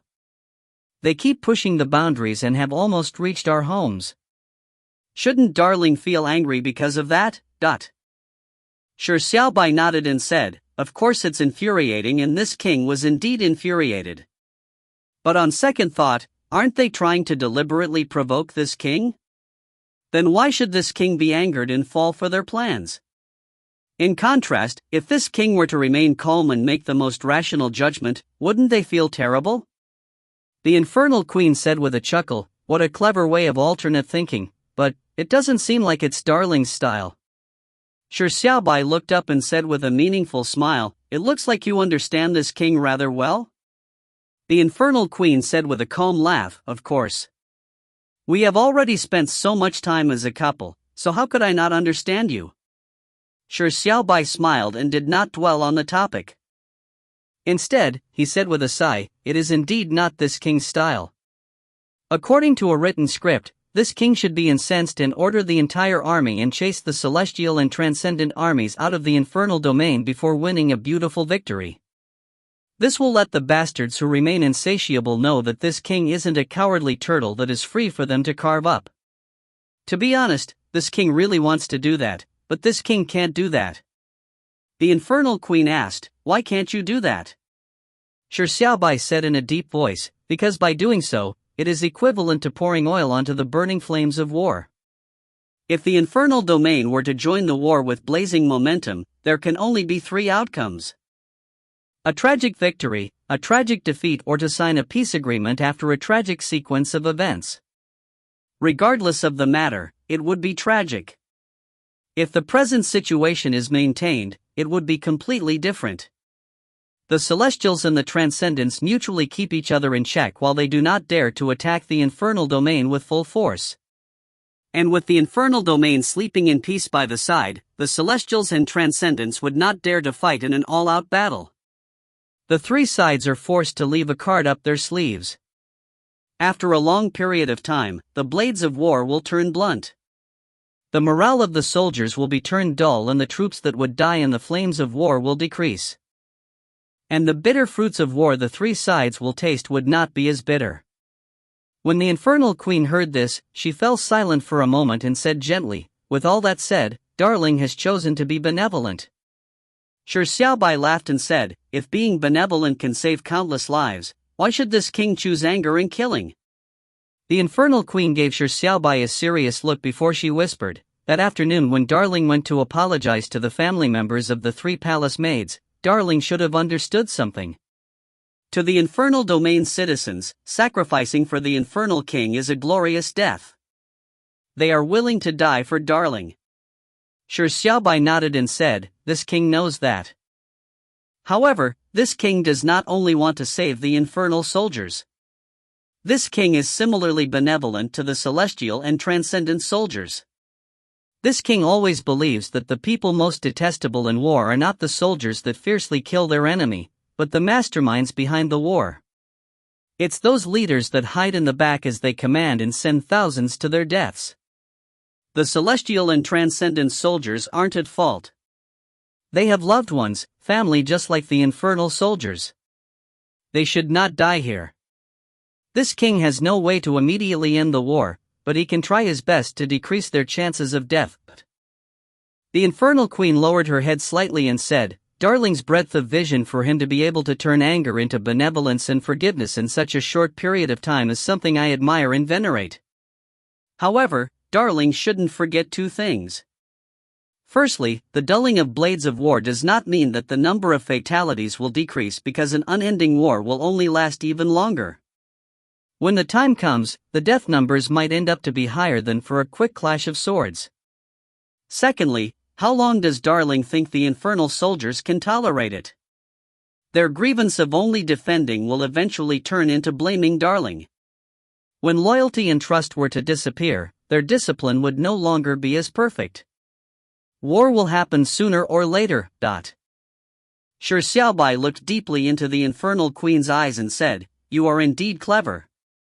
The 2 points you raised are correct, but how can this king not have considered them? Don't worry. This king has already thought of an ingenious method to resolve the two problems." "Oh?" The infernal queen pricked up her eyebrows and exclaimed, "What's your method?" Shi Xiaobai grinned and said, "A way to quickly end the war and also kill the celestial king, as well as winning back loyalty. However, there is still a need to wait. The Infernal Queen asked again, "What are you waiting for?" Shi Xiaobai replied with a whisper, "When this king's reputation is completely rotten." It turned out that Shi Xiaobai was right. The blazing flames of war appeared to be doused with heavy rain because of the infernal domain's retreat and firm refusal to fight back.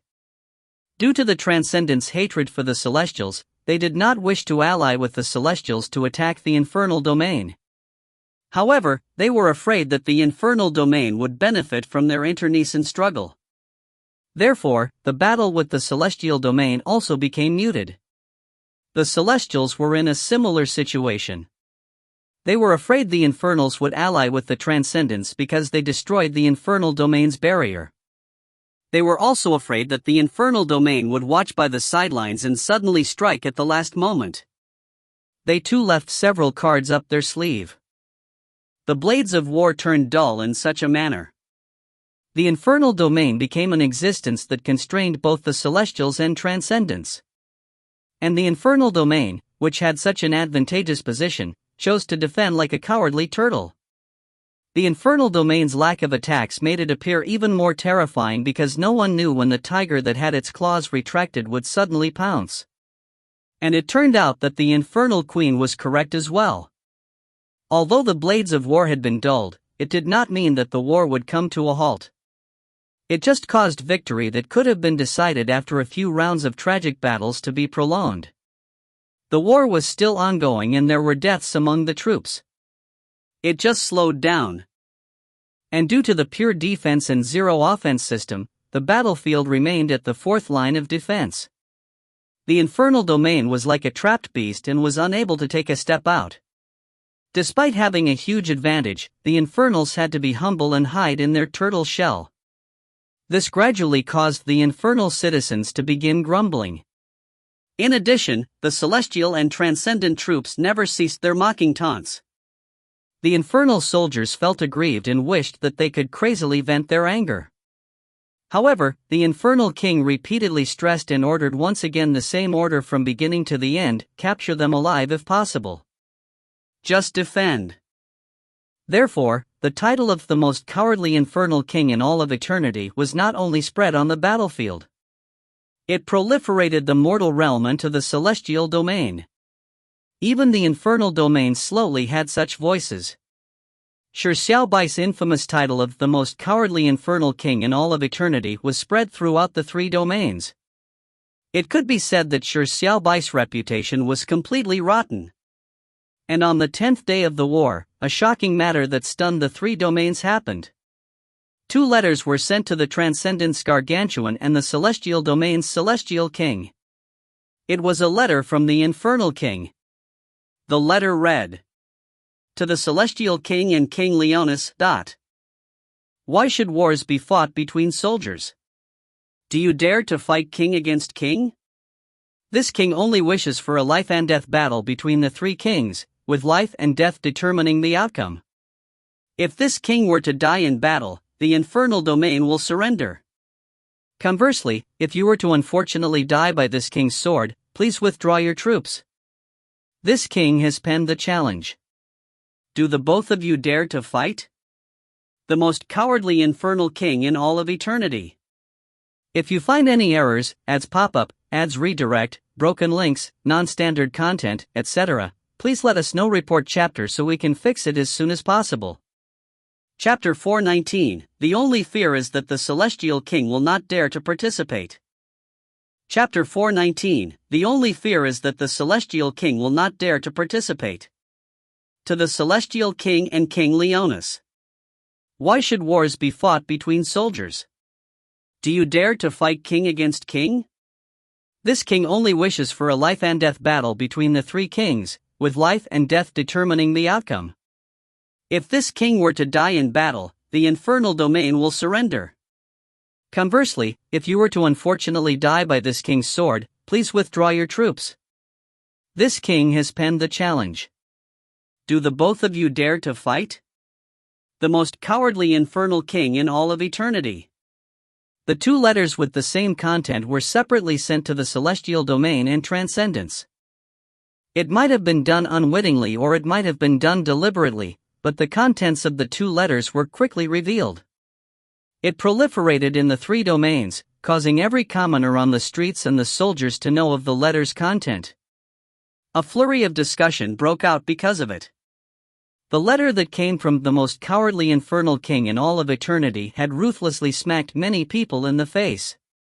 What was it about being the most cowardly infernal king in all of eternity? The infernal king, who dared to suggest the life and death battle between the 3 kings and remained indifferent to life, had nothing to do with cowardly, even if his strategy was problematic. What a nicely phrased "why should wars be fought between soldiers? Do you dare to fight king against king?" This sentence not only showed the infernal king's courage and confidence, it also explained the reason why the infernal king did not send his troops. The infernal king was not being cowardly, but it was because he did not wish for his soldiers to die in battle. The infernal king's reputation changed dramatically from that moment. By suggesting a life and death battle between the 3 kings, it had immediately shattered the rumors that he was the most cowardly infernal king in all of eternity. The words about king against king made the 3 domains understand his benevolence. That phrase, "Do the both of you dare to fight?" became a popular catchphrase. As the 3 domains were discussing this matter, what they cared about the most was whether the celestial king and the Transcendence new king would accept the life and death battle between the 3. Transcendence. At this moment, Transcendence was completely different from the prosperous state it was in when it held the martial arts tournament. A cold layer of gray shrouded the sky of the country. There was constant wailing and painful cries everywhere. The towering tree that seemed to exude rainbows which covered the country in lustrous colors was half wilted. The other half was burnt black. The branches emanated the rotting smell of death. The once lustrous crown of the tree seemed to be the bringer of decay, and there was a black air that lingered around it that dispersed into the sky, turning into a black haze. The Transcendence holy tree had been destroyed through burning. And what was destroyed was not only the holy tree. The foundation of Transcendence was in the midst of destruction as well. Legends said that it would be the holy tree of Transcendence that would protect them when the infernal army arrived, but it was in fact not as extraordinary as the legends said. It was just an immensely tall tree. There was no tree spirit in the tree, so against the destruction of the celestial fire, it could only struggle and was powerless to resist.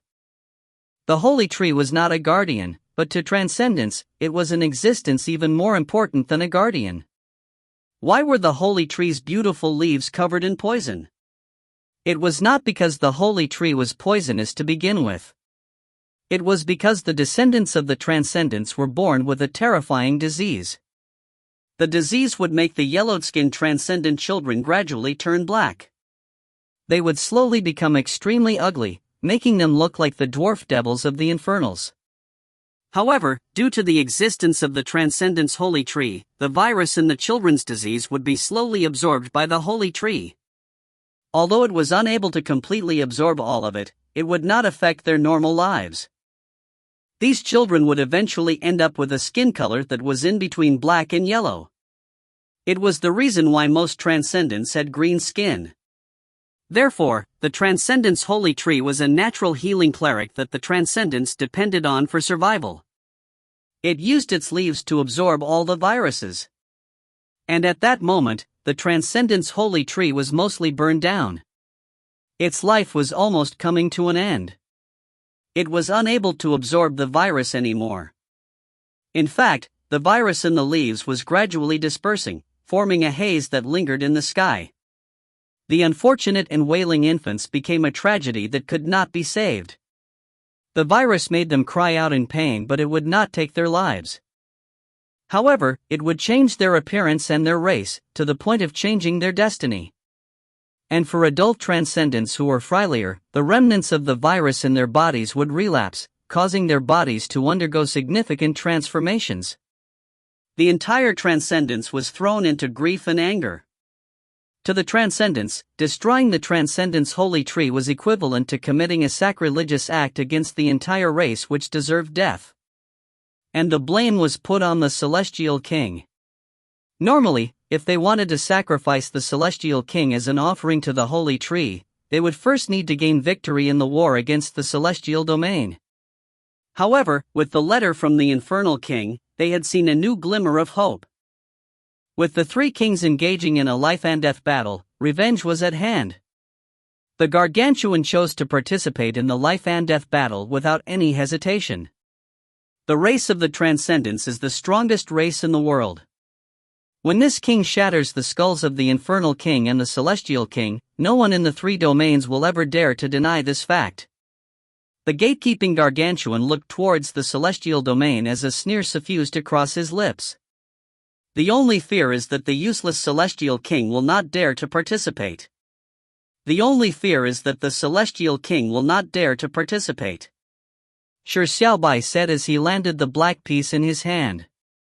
Shi Xiaobai, who was utterly bored, was playing Go with the Infernal Queen. The main reason was that he was attempting to gain more useful information from the Infernal Queen. However, after a few rounds of aeroplane chess, they had no choice but to decide on a draw. After that, Shi Xiaobai suggested changing the game. The Infernal Queen did not mind it. Therefore, the two began playing all sorts of games: Chinese chess, Go, Stratego, Jungle, Chinese checkers, Komoku, Reversi, etc. However, Shi Xiaobai never won again. Of course, he never lost either. No matter what game it was, it would end up with a tie, or a tie had to be forced. Shi Xiaobai's morale and fighting spirit did not dull because of the frequent ties. Instead, it intensified and he wished to defeat the Infernal Queen once again. The Infernal Queen did not reveal a trace of weariness either. The fighting spirit in her eyes was even more intense than Shi Xiaobai's. It appeared as though she was extremely indignant about losing to Shi Xiaobai at a score of 1-0.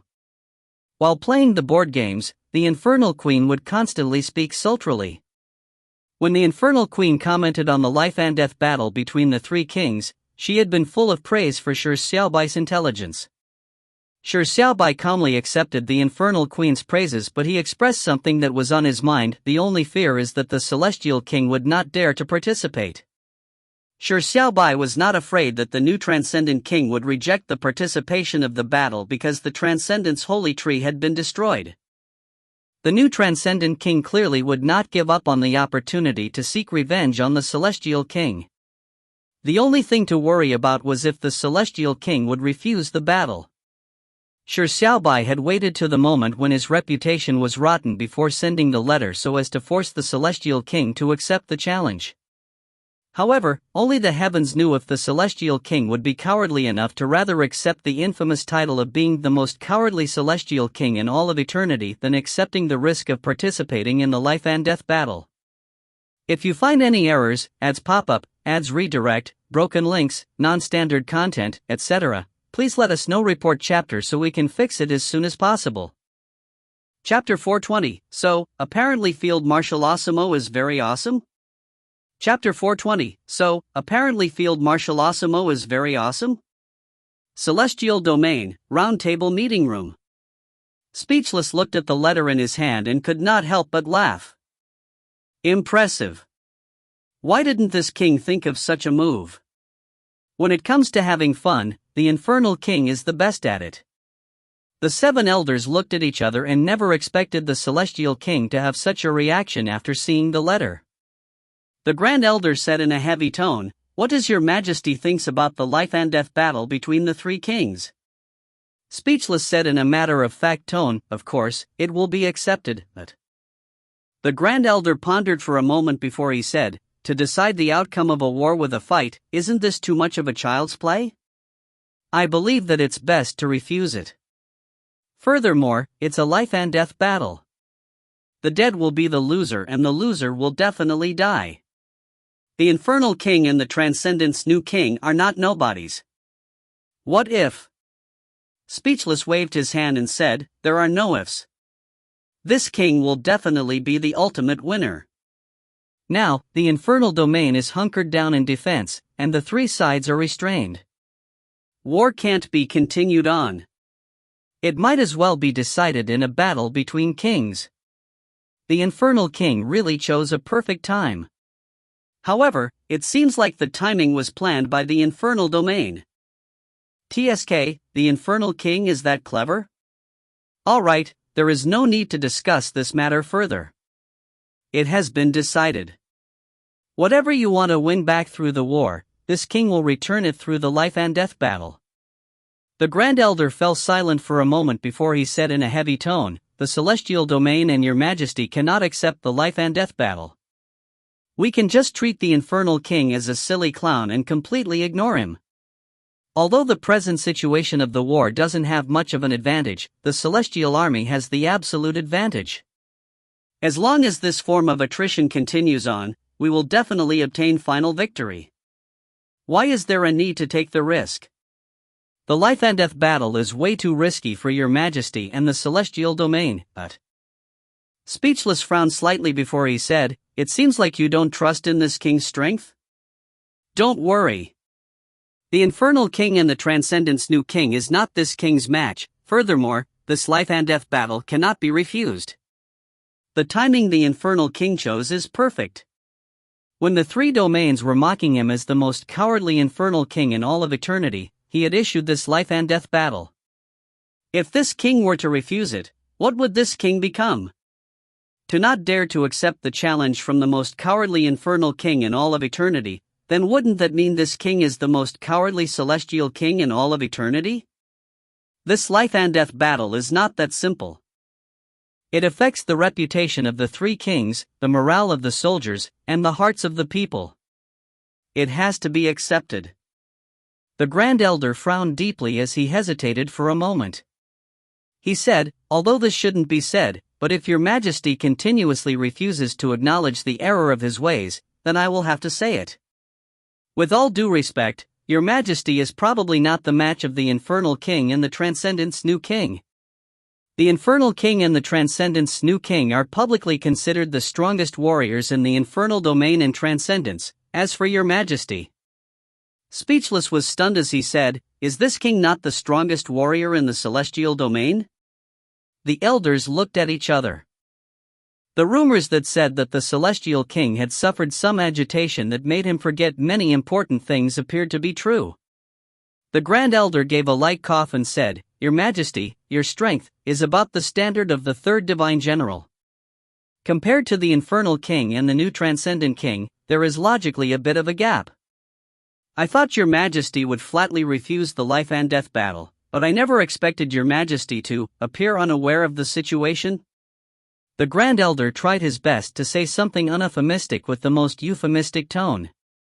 Speechless finally understood that the real celestial king was not the strongest warrior in the celestial domain. Furthermore, his strength was only on the level of the third divine general. There was no way to compare to the infernal king and the new transcendent king. Speechless mouth suffused an enlightened but wry smile. It was no wonder the celestial king's position in the celestial domain was so awkward. The seven elders and Field Marshal Osimo only treated him with respect on the surface because the celestial king was not the strongest warrior in the celestial domain. Why was being the celestial king so fucking tragic? Not only did he have to shoulder the blame, he was also fucking not the strongest warrior? When Speechless thought of this, he nearly cursed out loud. He took a few deep breaths before he managed to calm down. However, Speechless felt like he was burning in rage that he needed to vent. Speechless looked at the Grand Elder and said with a heavy tone, "Who is publicly recognized as the strongest warrior in the celestial domain?" The Grand Elder pricked up his eyebrows slightly and after some hesitation, he said, "The strongest warrior publicly recognized in the celestial domain is none other than Field Marshal Osimo." The corners of Speechless' mouth suffused a sneer as he said coldly, "None of you know anything about this king's true strength. Fine. This king needs a warm-up before the life and death battle between the three kings anyway. So Field Marshal Osimo is very awesome?" Speechless sneered as he walked out of the meeting room. He ordered the guard outside the meeting room, "Get Field Marshal Osimo, prepare a battle arena and inform all celestial soldiers that this king will be sparring with Field Marshal Osimo." When the guard heard him, he froze for a moment and was suspecting if he had heard wrongly. The 7 elders in the meeting room looked at each other as a faint and derisive smile suffused across their lips. The celestial king must have lost his wits. When Speechless noticed how the guard remained motionless for a long time, he frowned and said, "What are you dazing around for? Quickly spread the news. This king can no longer wait to posture." The guard's mouth twitched. Let's hope Field Marshal Osimo would go slightly easy on him.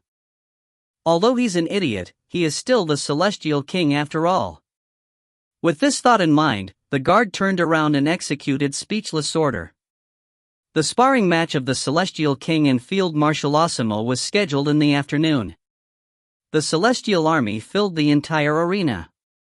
The Celestial King had once sparred with the second Divine General and was completely thrashed. Many people spared his feelings and classified his strength to be at the third Divine General's level. However, it was a question if the Celestial King could really defeat the third Divine General. As for Field Marshal Osimo, he was always considered the strongest warrior in the celestial domain. He was an existence that could completely thrash the first Divine General. To the celestial commoners, Field Marshal Osimo's strength was what the Celestial King should possess, so as to be an existence that could match the Infernal King. As such, not a single celestial soldier thought well of the Celestial King in the sparring match. They could even guess at how bad the thrashing would be. And the sparring happened as they expected. It was a one-sided thrashing. However, the thrashing and the person being thrashed were completely different from what they expected. It was quite the opposite. Throughout the entire match, Field Marshal Osimo was being suppressed. He was not even given a chance to breathe. It was not true that Field Marshal Osimo was not as good as the stories went. In fact, he had showcased stunning strength and destructive power, but the unfathomable Celestial King had all sorts of tactics.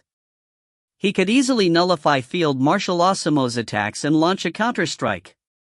Isn't the Celestial King too strong? How is the Celestial King so strong? Heavens, this might be a fake Celestial King. The celestial soldiers were extremely shocked. The 7 elders could not even sit still as they watched with widened eyes in disbelief at their Celestial King. The final outcome of the match was naturally the Celestial King coming out victorious. Furthermore, he had clinched victory unharmed. On the contrary, Field Marshal Osimo was not only bruised all over. Even one of his bull horns on his head had been bent. He looked extremely pathetic. As Speechless stepped on Field Marshal Osimo, he declared his victory. Speechless looked up and surveyed the crowd and said with a sneer, "Does anyone have any objections to this king's decision on participating in the life and death battle between the 3 kings?" At that moment, how could any celestial soldier dare to object? The 7 elders could only obediently shut their mouths. The Celestial King, who could easily crush Field Marshal Osimo, would probably win the life and death battle between the 3 kings easily. Speechless walked down the stage after having enjoyed the entire process. The warm-up process was only worth 6 points to him. Field Marshal Osimo's strength could indeed be considered the strongest in the celestial domain, but unfortunately, to Speechless, he was still too weak. Mu Yuesheng came up to him and with a complex look in her eyes she whispered, "I guess that you are very strong, but I never expected you to be this strong." Speechless chuckled and said, "Silly girl. Do you think this emperor stayed in the psionic mortal realm for 8 years to fool around? This emperor's present strength is about the same strength as the Hero King when he was in the psionic mortal realm. Unfortunately, this emperor won't have the opportunity to fight the 3 kings alone." Mu Yuesheng smiled and said, "But you can fight 2 kings." Speechless shrugged and said, "It feels like something is ultimately missing." Whatever. Since the number is lower than the Hero Kings, this emperor will do it at a faster speed than him. 1 minute. In 1 minute, this king will cleave off the heads of the Infernal King and the new Transcendent King. On the day Shi Xiaobai issued the Life and Death Battle Challenge, the Transcendence and the Celestial Domain responded one after the other. The answer was fight. Finally, all 3 parties sent ambassadors and discussed the time and venue of the Life and Death Battle. Regarding the venue, after a round of discussion, it was decided to be at the silent desolate lands, which was not home ground to anyone. The three ambassadors represented the views of the three kings, and the three kings surprisingly came to a unanimous decision, the sooner the better, but therefore the life and death battle between the three kings was decided to be at noon tomorrow. If you find any errors, ads pop up, ads redirect, broken links, non-standard content, etc., please let us know. Report chapter so we can fix it as soon as possible. Chapter 421, Goodbye. Chapter 421, Goodbye. On the day of the life and death battle between the three kings. Early in the morning, Shi Xiaobai woke up from his cogitation and could not help but frown. For some reason, the effects of his cogitation were surprisingly terrible. He had always been accustomed to using cogitation to replace his sleep. In the past, a night of cogitation would allow him to feel an obvious increment in his psionic power. But ever since he came to the 7th level, Shi Xiaobai was shocked to discover that his psionic power would not increase during his cogitation. It was as though he had reached a bottleneck. What was going on? Shi Xiaobai still did not have a complete understanding of the psionic cultivation system up till this day. There was no way to fix it, as he would have a headache just reading the dense sprawl of text in books. There was no way for him to continue reading. Shi Xiaobai contemplated for a moment and came up with many possibilities. However, there was no way for him to decide which was the correct one. He could only temporarily shelve his doubts and find a chance to ask others when he has an opportunity. Shi Xiaobai stood up from his seat. Straightening his arms, he forcefully twisted his body. As Shi Xiaobai stretched his stiff body after a night of sitting, cracking sounds that resembled firecrackers were heard. From the sounds, one could tell that it was power surging through him. A smile suffused across Shi Xiaobai's lips. In the past 10 days or so, he had completely digested the energy from the holy trees fruit and the celestial jade and converted them into physical strength. The holy trees fruit and the celestial jade had allowed his body to experience 2 gigantic leaps in power. It was as if he had experienced 2 terrifying metamorphoses. Shi Xiaobai did not know how to measure his physical strength either.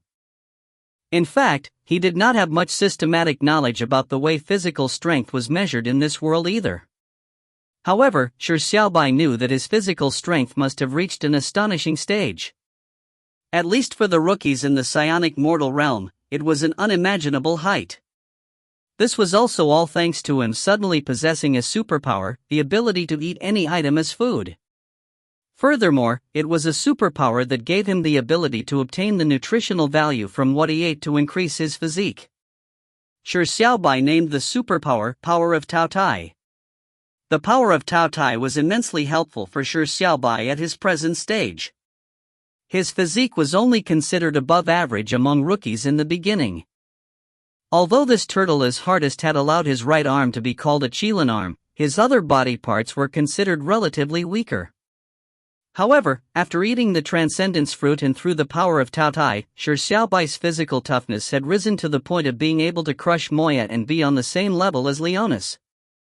This was of course the reason why the transcendence fruit was considered one of the rare holy items. It was truly a great opportunity for Shi Xiaobai to have eaten the transcendence fruit. And at the moment when he had accidentally eaten the celestial jade, it caused Shi Xiaobai's physical toughness to be enhanced once again. Shi Xiaobai guessed that if he battled with Leonis again, the one that would be sent flying would definitely not be him. In fact, Shi Xiaobai was slightly surprised. Theoretically speaking, the celestial jade should have been a holy item that would be vied for by the trial takers of the alternate world that he found himself in. It was probably an item that the assessment program could not even replicate. But why did the real celestial jade still exist after thousands of years to the point of him successfully eating it? It was as though it was deliberately sent into his mouth? Shi Xiaobai found the matter suspicious, but he accepted the benefit he had gained with peace of mind. In his boredom, Shi Xiaobai even gave his physical toughness a new name.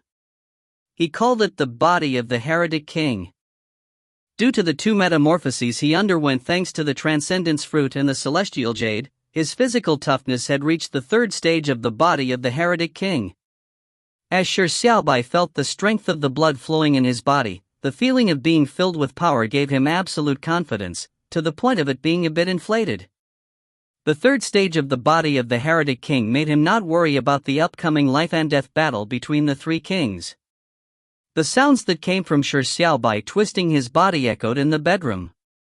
A lazy and charming voice sounded at that moment. Darling sat on that cold chair all night once again. It hurts me so much. The sky has just turned bright, why doesn't Darling come into bed and snooze for a while? The bed here is fragrant and warm. It will definitely be very comfortable for Darling. The infernal queen lifted the quilt slightly. In the shadows, the beautiful figure could be faintly seen. If one was closer, one would be able to smell an alluring body fragrance emanating from the bed. Shi Xiaobai was already accustomed to the teasing and temptation. Although a warm bed was quite tempting for him, he would rather sit on a cold and hard chair than lie in that bed. That was because Shi Xiaobai knew that it was not a bed, but a grave. Shi Xiaobai hesitated for a moment and said, "Stop sleeping. Get up and play one last game with this king." The infernal queen was surprised as she said in surprise, "Why did Darling say that it would be the final game?" Shi Xiaobai shook his head and said, "No idea, but intuition tells this king that this will be the last game between us." When the infernal queen heard this, she immediately sat up. The quilt slid down to her waist and under her translucent nightgown, her impressive figure could be faintly seen. The infernal queen said in a coquettish tone, "Darling's intuition is probably problematic. Quickly set up 2 games. I will play 2 rounds with Darling at the same time." The infernal queen successfully defeated Shi Xiaobai's intuition. The duo began dual tasking.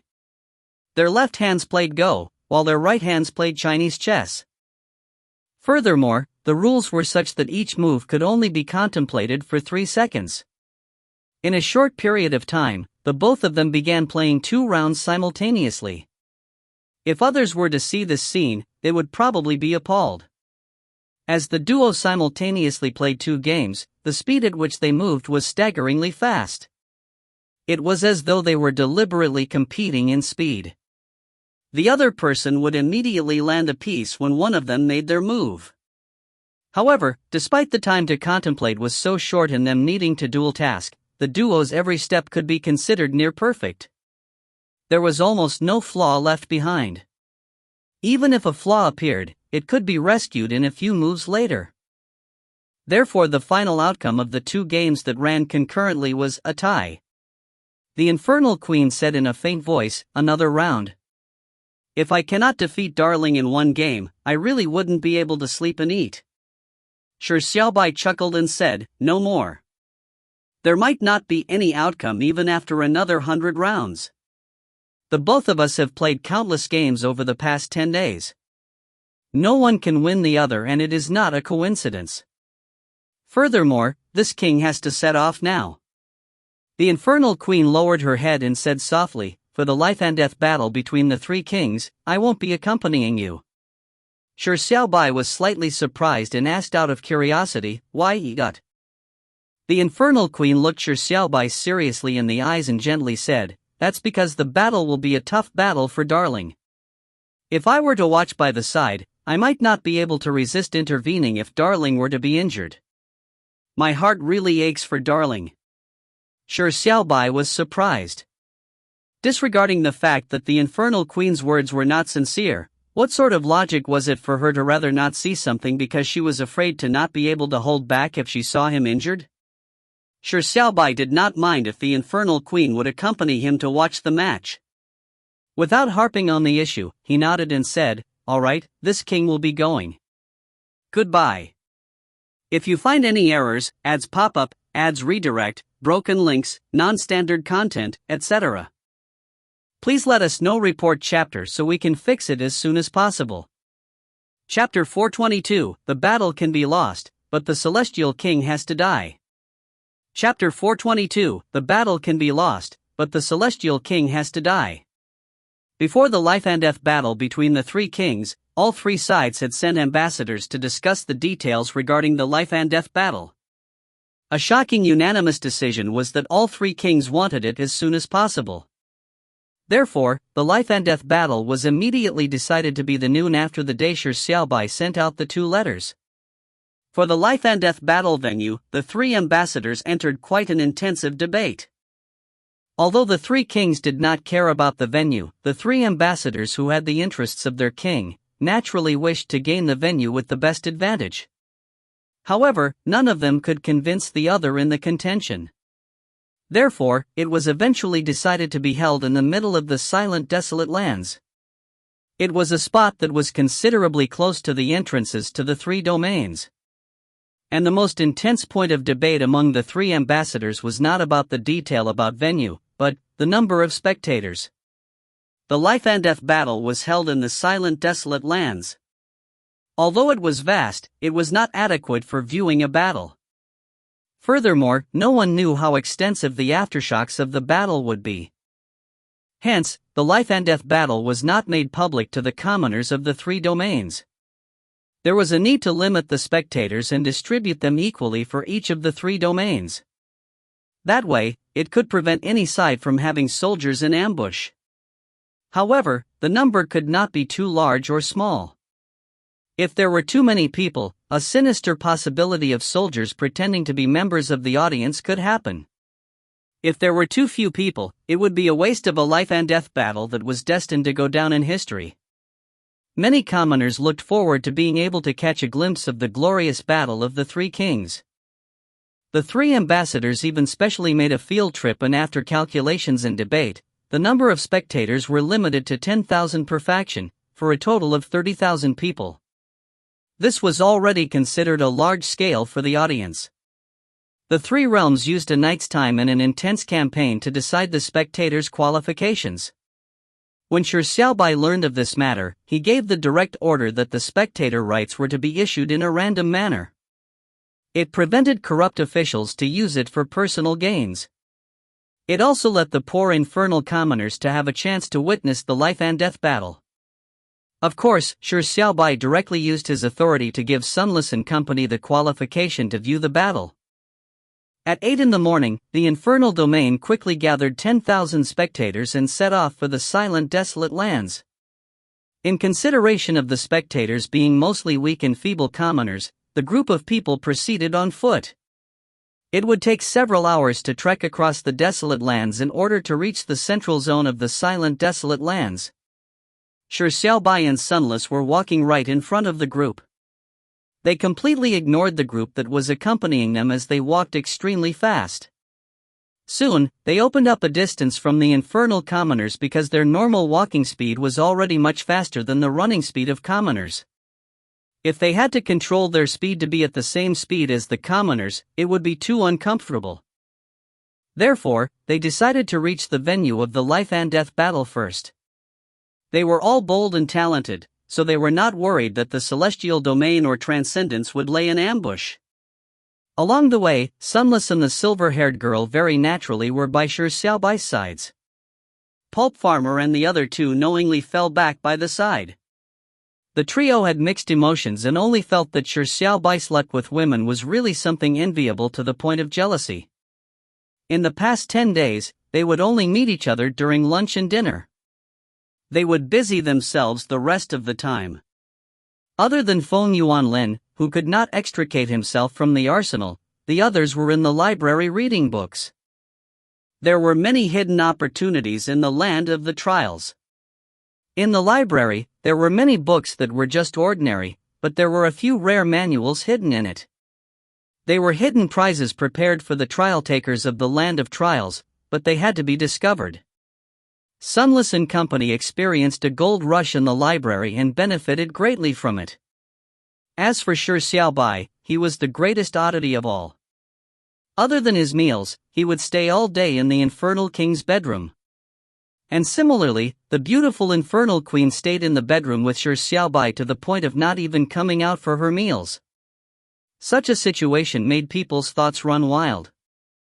It was not surprising if something shameful happened during the 10 days he spent alone in a room with such a beautiful creature. Even if the shameless things happened continuously, it would be completely understandable. The perfect education in the Forbidden Room was stimulating just thinking of it. As normal men, Pulp Farmer and the other two could not help but steer their thoughts towards such things. However, Sunless and the silver-haired girl were as pure as white paper. They completely did not have their thoughts stray towards such matters. They were only curious as to what Shi Xiaobai was doing while in the bedroom. The two girls believed Shi Xiaobai completely when he said that he had spent 10 days playing chess with the Infernal Queen. This made the male trio feel very uncomfortable, to the point of wanting to denigrate you are playing a very large game of chess. But after thinking of Shi Xiaobai's terrifying strength, they obediently shut their mouths. Shi Xiaobai and company advanced at a very fast speed. They reached the venue where the life and death battle would be held 2 hours early. There in the bleak and quiet desert, there were a few dozen spectators who had arrived early. However, the spectators came from the celestial domain and none of them recognized Shi Xiaobai. Shi Xiaobai and company found a spot without any person and rested by a boulder. Lu Yu said, "It's said that Leonis died of an illness, causing the Transcendents to have a new king. Apparently, the new king is even stronger than Leonis. That's really strange. When did the Transcendents have an existence stronger than Leonis? There have been so many incredulous things that have happened on the 7th level. This penniless priest is beginning to suspect if he has read fake information." Shi Xiaobai said with a laugh, "Let's hope it's real.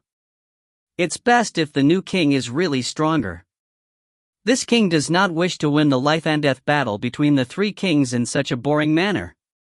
Lu Yu rolled his eyes and said, "Benefactor Shi Xiaobai, your plan regarding the life and death battle between the three kings is indeed wise, but isn't it a little like playing with fire?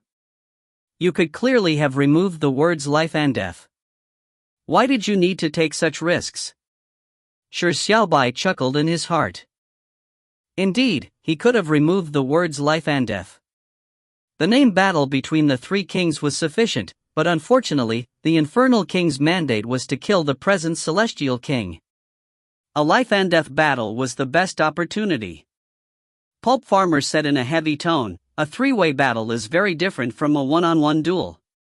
Shi Xiaobai, it's best that you be careful. The strongest one might not clinch victory because two that are at a disadvantage can choose to cooperate. Hiding your strength and keeping an appropriate low profile has more benefits than harm." Feng Yuanlin said as well, "Boss Shi Xiaobai, don't forget the exit command. This is a trial and not a real life and death battle. In the event, and I'm saying in the event that the new Transcendent King and the Celestial King shamelessly join forces and cause you to fail to defeat them, you must not persist."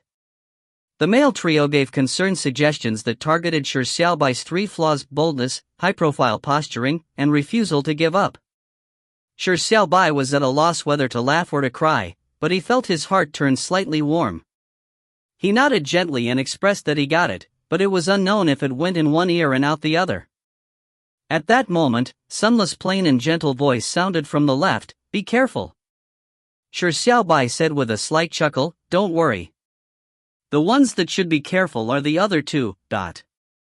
His right sleeve was tugged and Shi Xiaobai turned his head to see the silver-haired girl holding up a writing board. "Brother Xiaobai, I heard the war was instigated by the Celestial King. That Celestial King sure is rotten. It's perfect that the new Transcendent King hates him greatly. Why don't you first ally with the new Transcendent King and finish the bad Celestial King?" The silver-haired girl blinked her sparkling eyes, indicating that her proposal was worth heeding. Shi Xiaobai laughed. Although it was a three-way battle, he did not plan on allying with anyone. However, finishing the Celestial King was his main goal. The battle can be lost, but the Celestial King has to die. That was the thought on Shi Xiaobai's mind. And at that moment, a familiar voice rang from afar. "Shi Xiaobai." Shi Xiaobai subconsciously turned his head and saw two figures slowly walking from afar. A girl with short, brown hair was waving at him. And beside the girl was an ordinary-looking youth who walked over while smiling. They were none other than Muyue Shang and Speechless. If you find any errors, ads pop-up, ads redirect, broken links, non-standard content, etc., please let us know. Report chapter so we can fix it as soon as possible. Chapter 423, Shall we make a bet? Chapter 423, Shall we make a bet? Shi Xiaobai was not surprised when he saw Muyue Shang and Speechless arrive. After all, the life and death battle between the three kings was quite a startling event. If the two of them were still in the 7th level, they must have received the news and thought of a way to come watch the battle. Shi Xiaobai smiled as he greeted Muyue Shang. Shi Xiaobai had been slightly worried when he did not meet Muyue Shang after knowing that she was the 6th Braveheart who slew the dragon. Now that Muyue Shang appeared safe and sound, Shi Xiaobai could finally heave a sigh of relief. So Muyue Shang had gone to the same place with Speechless. Since he had not seen them in Transcendence and the Infernal Domain, it was highly likely that they had gone to the Celestial Domain. When Shi Xiaobai came to this thought, he turned his head to give Speechless a knowing nod. They had previously met in the silent desolate lands, and after a battle, they eventually became friends. Speechless was one of the few opponents that could make Shi Xiaobai's head ache. Because of that battle that they did not finish, Shi Xiaobai still did not have absolute confidence in beating him. Speechless smiled and gave Shi Xiaobai a nod. Seeing the silver-haired girl beside Shi Xiaobai, he turned to look at Shi Xiaobai and said, "Did my younger sister give you any trouble?" Shi Xiaobai was slightly surprised and asked out of curiosity, "Your younger sister?" Speechless said with a nod, "Sister by blood." Shi Xiaobai turned to his side and gave the silver-haired girl a look. She first gave a depressing nod before shaking her head indignantly. Finally, she turned her head and stared angrily at Speechless. Speechless said with a smirk, "Look at that girl. She's so naughty that she doesn't want to recognize her own brother." In the past, she was like a twittering sparrow, and after a few years, she doesn't like to speak at all. Who knows who taught her to pretend to be aloof and cold? Upon hearing Speechless denigration, Shi Xiaobai was startled for a moment. The silver-haired girl did not like to speak? Pretend to be aloof and cold? Did Speechless not know that his sister had lost the courage to speak? Shi Xiaobai frowned and he wanted to correct Speechless' unintentional but extremely hurtful denigration. At that moment, Shi Xiaobai's right hand was gently pulled. Shi Xiaobai turned and saw the silver-haired girl looking at him with forlorn eyes. She shook her head gently when she saw him turn his head over. There was a trace of plea in her eyes. Shi Xiaobai's heart seemed to be pulled. Speechless did not know. And she did not want him to know.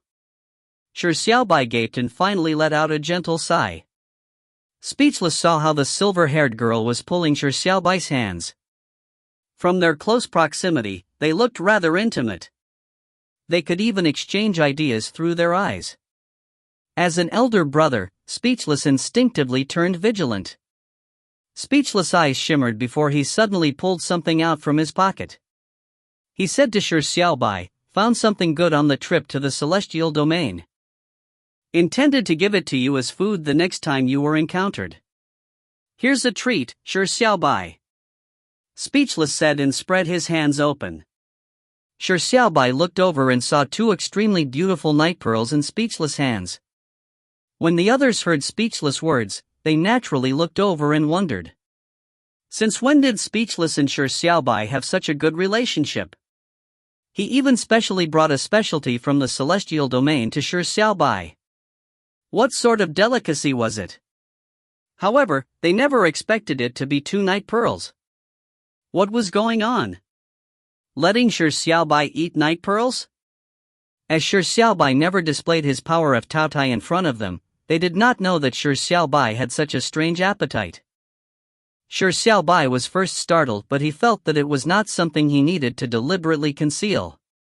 He stretched his hand and took the night pearls in Speechless' hands. However, Shi Xiaobai did not immediately consume them. Instead, he held the night pearls tightly in his hand as he sensed the energy within the two night pearls. He was no longer as hungry to the point of eating anything like when he first met Speechless. After consuming the Transcendence Fruit and Celestial Jade, he was basically satiated. Shi Xiaobai probed for a moment before he was disappointed to learn that the 2 night pearls did not have a very high nutritional value. From the looks of it, it was an ordinary night pearl. But since it was speechless good intentions, so it wasn't right for Shi Xiaobai to rebuff him. After hesitating for a moment, he placed the night pearls into his pocket and said, "Thank you for your good intentions, but this king temporarily isn't hungry." Everyone immediately let out a sigh of relief. Seeing how Shi Xiaobai did not really eat them, they figured it was probably an odd joke. An imperceptible look of disappointment flashed in Speechless' eyes. Didn't this rascal even eat rocks back then? Speechless wanted to let Mu Yuesheng and the silver-haired girl see the fact that Shi Xiaobai would eat anything. In passing, he could also teach his 2 sisters and provide more evidence to stay further away from Shi Xiaobai or he might eat you. But unfortunately, his ploy did not succeed. Speechless was feeling somewhat depressed. Seeing everyone casting odd looks at him, he immediately changed the topic of conversation. The few of you are already gathered here and must have heard of the news regarding the life and death battle between the 3 kings. Where were you prior to this? Transcendence or the infernal domain? Shi Xiaobai answered, "Infernal domain." Speechless' eyes slightly lit up as he said, "Did you manage to meet the infernal king?" The infernal king is quite different from what I imagined. He seems to be quite a pacifist? The timing he chose to propose the life and death battle between the 3 kings was perfect. It was full of wisdom. The infernal king is actually so clever? It's also unknown how powerful the infernal king is? Shi Xiaobai and company looked at each other and had somewhat odd looks. They did not know how to tell Speechless that the infernal king he was referring to was the Shi Xiaobai in front of him. Shi Xiaobai coughed and was about to tell Speechless the truth that he was the infernal king. But at that moment, Speechless continued with his monologue. However, regardless of the infernal king's strength, the victor of the life and death battle between the 3 kings will definitely be the celestial king. Furthermore, the celestial king will clinch victory in an overwhelming manner. Furthermore, the benevolent celestial king will consider sparing the infernal king and the new transcendent king at the end. As long as they plead on their knees and shout, "Sire, spare us," and everything will be good. Shi Xiaobai was surprised. For some baffling reason, he was condemned to being a definite loser. He even needed to kneel and plead for his life. This feeling was rather strange. Also, why did Speechless have such high regard for the celestial king? Mu Yuesheng, who knew the truth, rolled her eyes by his side. She hesitated if she should ruthlessly expose Speechless' naughtiness. Shi Xiaobai suddenly felt reluctant about revealing his identity as the infernal king as it would cause the situation to turn awkward. He smiled and said seriously to Speechless, "It looks like you think highly of the celestial king's strength, but the story you said will not happen. That's because the infernal king's strength is absolutely beyond your imagination. The final victor will be the infernal king. Furthermore, the infernal king suggested a life and death battle, so it will be a battle that will have no end to it. Even if the celestial king were to kneel down and shout 'Grandpa,' the infernal king will not show him any mercy." Shi Xiaobai described the story that he thought would happen. Speechless' eyes shimmered as a smile suffused across his lips. He said, "I never knew you thought so highly of the infernal king, but no matter what, the celestial king will definitely be the ultimate victor. Shall we make a bet? If you find any errors, ads pop up, ads redirect, broken links, non-standard content, etc., please let us know. Report chapter so we can fix it as soon as possible." Chapter 424, Forgot to Tell You. Chapter 424, Forgot to Tell You. Shall we make a bet? Speechless said on a whim, "Since the both of us have our differences, why don't we make a bet? I'll bet that the celestial king will win, while you bet that the infernal king will win. How about it?" Shi Xiaobai's eyebrows pricked up slightly as he said, "What will be the bet?" Speechless fell silent for a moment. He lowered his head in thought, and after a long while, he said with a sly smile, the loser will have to satisfy any request the winner makes as long as it doesn't touch their bottom line. Shi Xiaobai could not help but hesitate when he heard this. He was obviously filled with confidence about his victory, but the bet seemed too strange. Furthermore, he had nothing he wanted to request from Speechless. At that moment, Mu Yuesheng finally could not stand watching this. She said to Shi Xiaobai, don't bet with him. Shi Xiaobai gave her a questioning look. Mu Yuesheng gave Speechless a glance and said after some hesitation, the Celestial King is extremely shameless, but he is indeed very strong. Without any surprises, the Celestial King will be the final victor. Mu Yuesheng did not choose to expose Speechless' scam because the moment she exposed him, Speechless would end up in an awkward situation. However, she could not bear watching Shi Xiaobai being fooled. In her heart, Speechless and Shi Xiaobai both took very important spots in her heart. One of them was a cousin with blood relations who once stood up for her when she was young, while the other was a partner who she was filled with respect and gratitude for. Speechless stared silently at Mu Yuesheng and expressed unhappiness at her aid towards an outsider. Speechless, who wanted to scam Shi Xiaobai, naturally did not plan on giving up so easily. He immediately tried to goad Shi Xiaobai on by saying, "It's fine if you don't want to make the bet. After all, the Celestial King is indeed very powerful and terrifying. The bet is unfair to begin with." Shi Xiaobai saw through Speechless' intentions and found it amusing. From the looks of it, the Celestial King was truly very strong for Speechless to have such huge confidence. From Speechless and Mu Yuesheng's point of view, the Infernal King was no match for the Celestial King under normal circumstances. However, the present situation was not normal. Speechless and Mu Yuesheng would never guess that he was the Infernal King. Shi Xiaobai hesitated for a moment. The goading, which lacked any tricks, could be ignored by him, but for some reason, he wanted to accept the bet. Even though the bet did not really attract him, it was free after all, wasn't it? Shi Xiaobai made up his mind and said with a grin, "Since you want a bet, so be it. When you lose, don't you go back on your word. This king has to take the time to think about his request." Speechless was delighted when he heard this. He felt like the fish had been hooked. He immediately said, "A man never goes back on his word." As such, a bet that both sides had their own schemes was formed. At that moment, deafening footsteps came from the other end of the horizon. The ground was trembling violently as the footsteps sounded like thunder. As it approached, everyone turned to look at it. Before they could see anything, their minds could imagine the scene of a massive object walking over. And when they really saw it, they discovered that the monster they imagined was not as terrifying as the 100-meter-tall gargantuan that was walking from the horizon. The terrifying scene of a mountain approaching them was stifling. Shi Xiaobai, Pulp Farmer, and the rest who had been to Transcendence immediately recognized the 100-meter-tall gargantuan that came in such an imposing manner as the lowly gatekeeping gargantuan of Transcendence.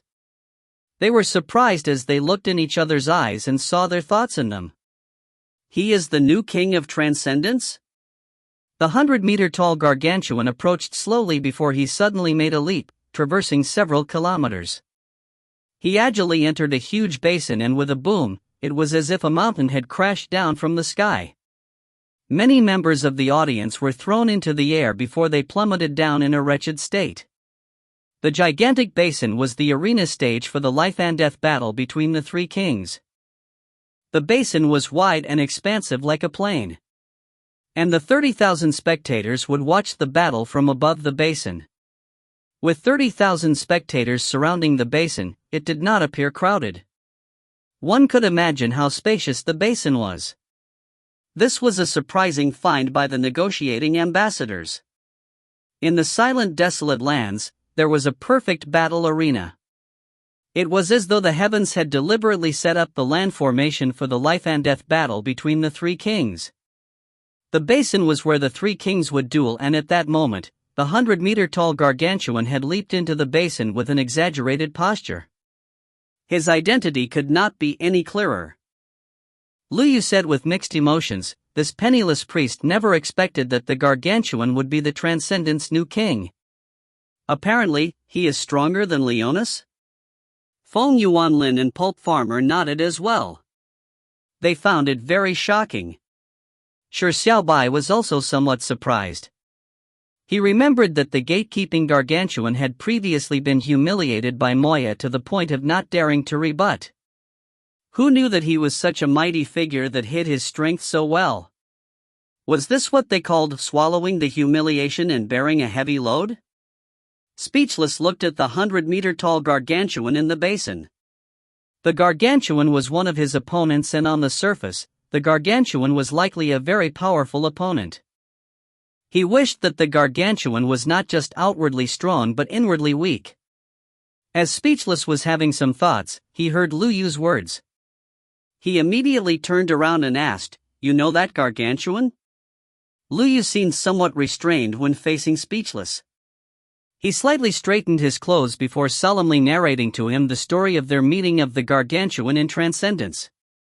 Seeing how Lu Yu was about to use his Lu-style story narration, which would change a simple matter into a very complex one, Feng Yuanlin immediately rebutted him, and with a few words, he summed up the gatekeeping gargantuan's identity. Speechless was somewhat astonished as he said, "He was once a lowly gatekeeping dog, but now, he's the magnificent king of Transcendence." Interesting. The gatekeeping gargantuan was sitting in the basin, and after resting with his eyes closed for a moment, he suddenly opened his eyes, as though he had turned impatient. He suddenly stood up and surveyed the spectators around the basin. He said with a roar, "Where's the Celestial King and Infernal King? Get your asses down here and die." The gatekeeping gargantuan roared like rolling thunder. It was so loud that the crowd could not help but cover their ears. Shi Xiaobai's eyes flashed a cold beam of light. He never liked the gargantuan from the very beginning. Now, he was even more irked by him. Shi Xiaobai took a step forward and was about to jump into the basin. However, there was a person who took one step before him. Speechless back-faced Shi Xiaobai in company. With a very cool and graceful manner, he walked towards the basin and said, "Sorry, Shi Xiaobai. This emperor forgot to tell you something. Actually, this emperor is the Celestial King. It seems this emperor will definitely win our bet." Ha ha. Speechless jumped into the grounds with a laugh. At that moment, he felt very cool. The timing he chose to reveal his identity could be said to be perfect. Speechless was feeling satisfied as he turned around, hoping to see Shi Xiaobai looking flustered. But when he turned his head, he was given a shock. That was because Shi Xiaobai had appeared behind him. Just like him, he had jumped in. Speechless said in surprise, "Why did you follow?" Shi Xiaobai gave Speechless a complicated look inside. He said, "Sorry about that. This king forgot to tell you that this king is actually the Infernal King. If you find any errors, ads pop-up, ads redirect, broken links, non-standard content, etc., please let us know. Report chapter so we can fix it as soon as possible." Chapter 425, Does the Naked Infernal Queen Look Good? Chapter 425, Does the Naked Infernal Queen Look Good? Sorry about that. This king forgot to tell you that this king is actually the Infernal King. Shi Xiaobai sighed while having mixed feelings. He never expected that Speechless would be the Celestial King. What was he to do now? If he wanted to complete the Absolute Choices mission, he needed to kill the Celestial King, but the Celestial King was Speechless, who was a friend and the silver-haired girl's brother. He also seemed to be related to Mu Yuesheng, so how could he possibly kill him? But if he did not kill him, in the event the absolute choice failed. Shi Xiaobai immediately began to have a headache. Speechless was also feeling mixed feelings. He said with a dry laugh, "Why didn't you fucking say so earlier? This is somewhat embarrassing." Speechless originally thought he had been cool. To be the Celestial King despite being a trial taker was something pretty cool when said out loud. Furthermore, he had just tricked Shi Xiaobai to enter a bet he was bound to lose. He had perfectly grasped the opportunity to reveal his identity. Supposedly, Shi Xiaobai should have been extremely angry and shock everyone else. It would have been a great act of posturing. But he never expected that Shi Xiaobai was the infernal king. Shi Xiaobai was the supreme existence in the infernal domain that stood by his word.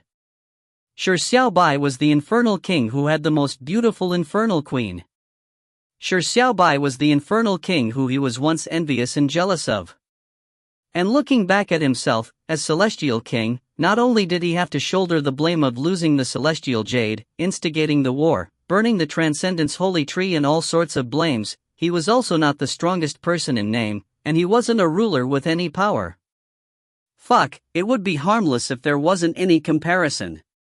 Speechless immediately felt that his role as celestial king and Shi Xiaobai's role as infernal king were like night and day. Shi Xiaobai seemed to be telling him, "You think you are cool? That doesn't exist." Speechless felt very upset. Speechless fell silent for a long while before he said in a hoarse manner, "It said that the infernal queen is the most beautiful person in the world. Is the infernal queen beautiful?" Shi Xiaobai was racking his head about the problem with the absolute choice, so when he heard this strange question, he was momentarily unsure of the answer. He could only give a vague answer, probably. Speechless immediately said with a hoarse voice, "Then, does the naked infernal queen look good?" Shi Xiaobai was appalled. What sort of question was that? However, Shi Xiaobai's mind could not help but flash the scene of the naked infernal queen. To be honest, to say that she did not look good was something unconscionable. Shi Xiaobai always felt that he was a person with a conscience, so he nodded and said, "Not bad." Oh my! Speechless held his chest and uttered a strange scream. His expression was one of utter pitifulness. Speechless felt like he had received 10,000 damage. Why was he the king of blame, while Shi Xiaobai was the king of good fortune? He had to face 7 old fools every day, while Shi Xiaobai could face the naked infernal queen every night? Shi Xiaobai, this emperor will definitely not show any mercy. Prepare to get beaten up by this emperor. Speechless put down some smack talk as he silently turned and walked to the corner of a wall.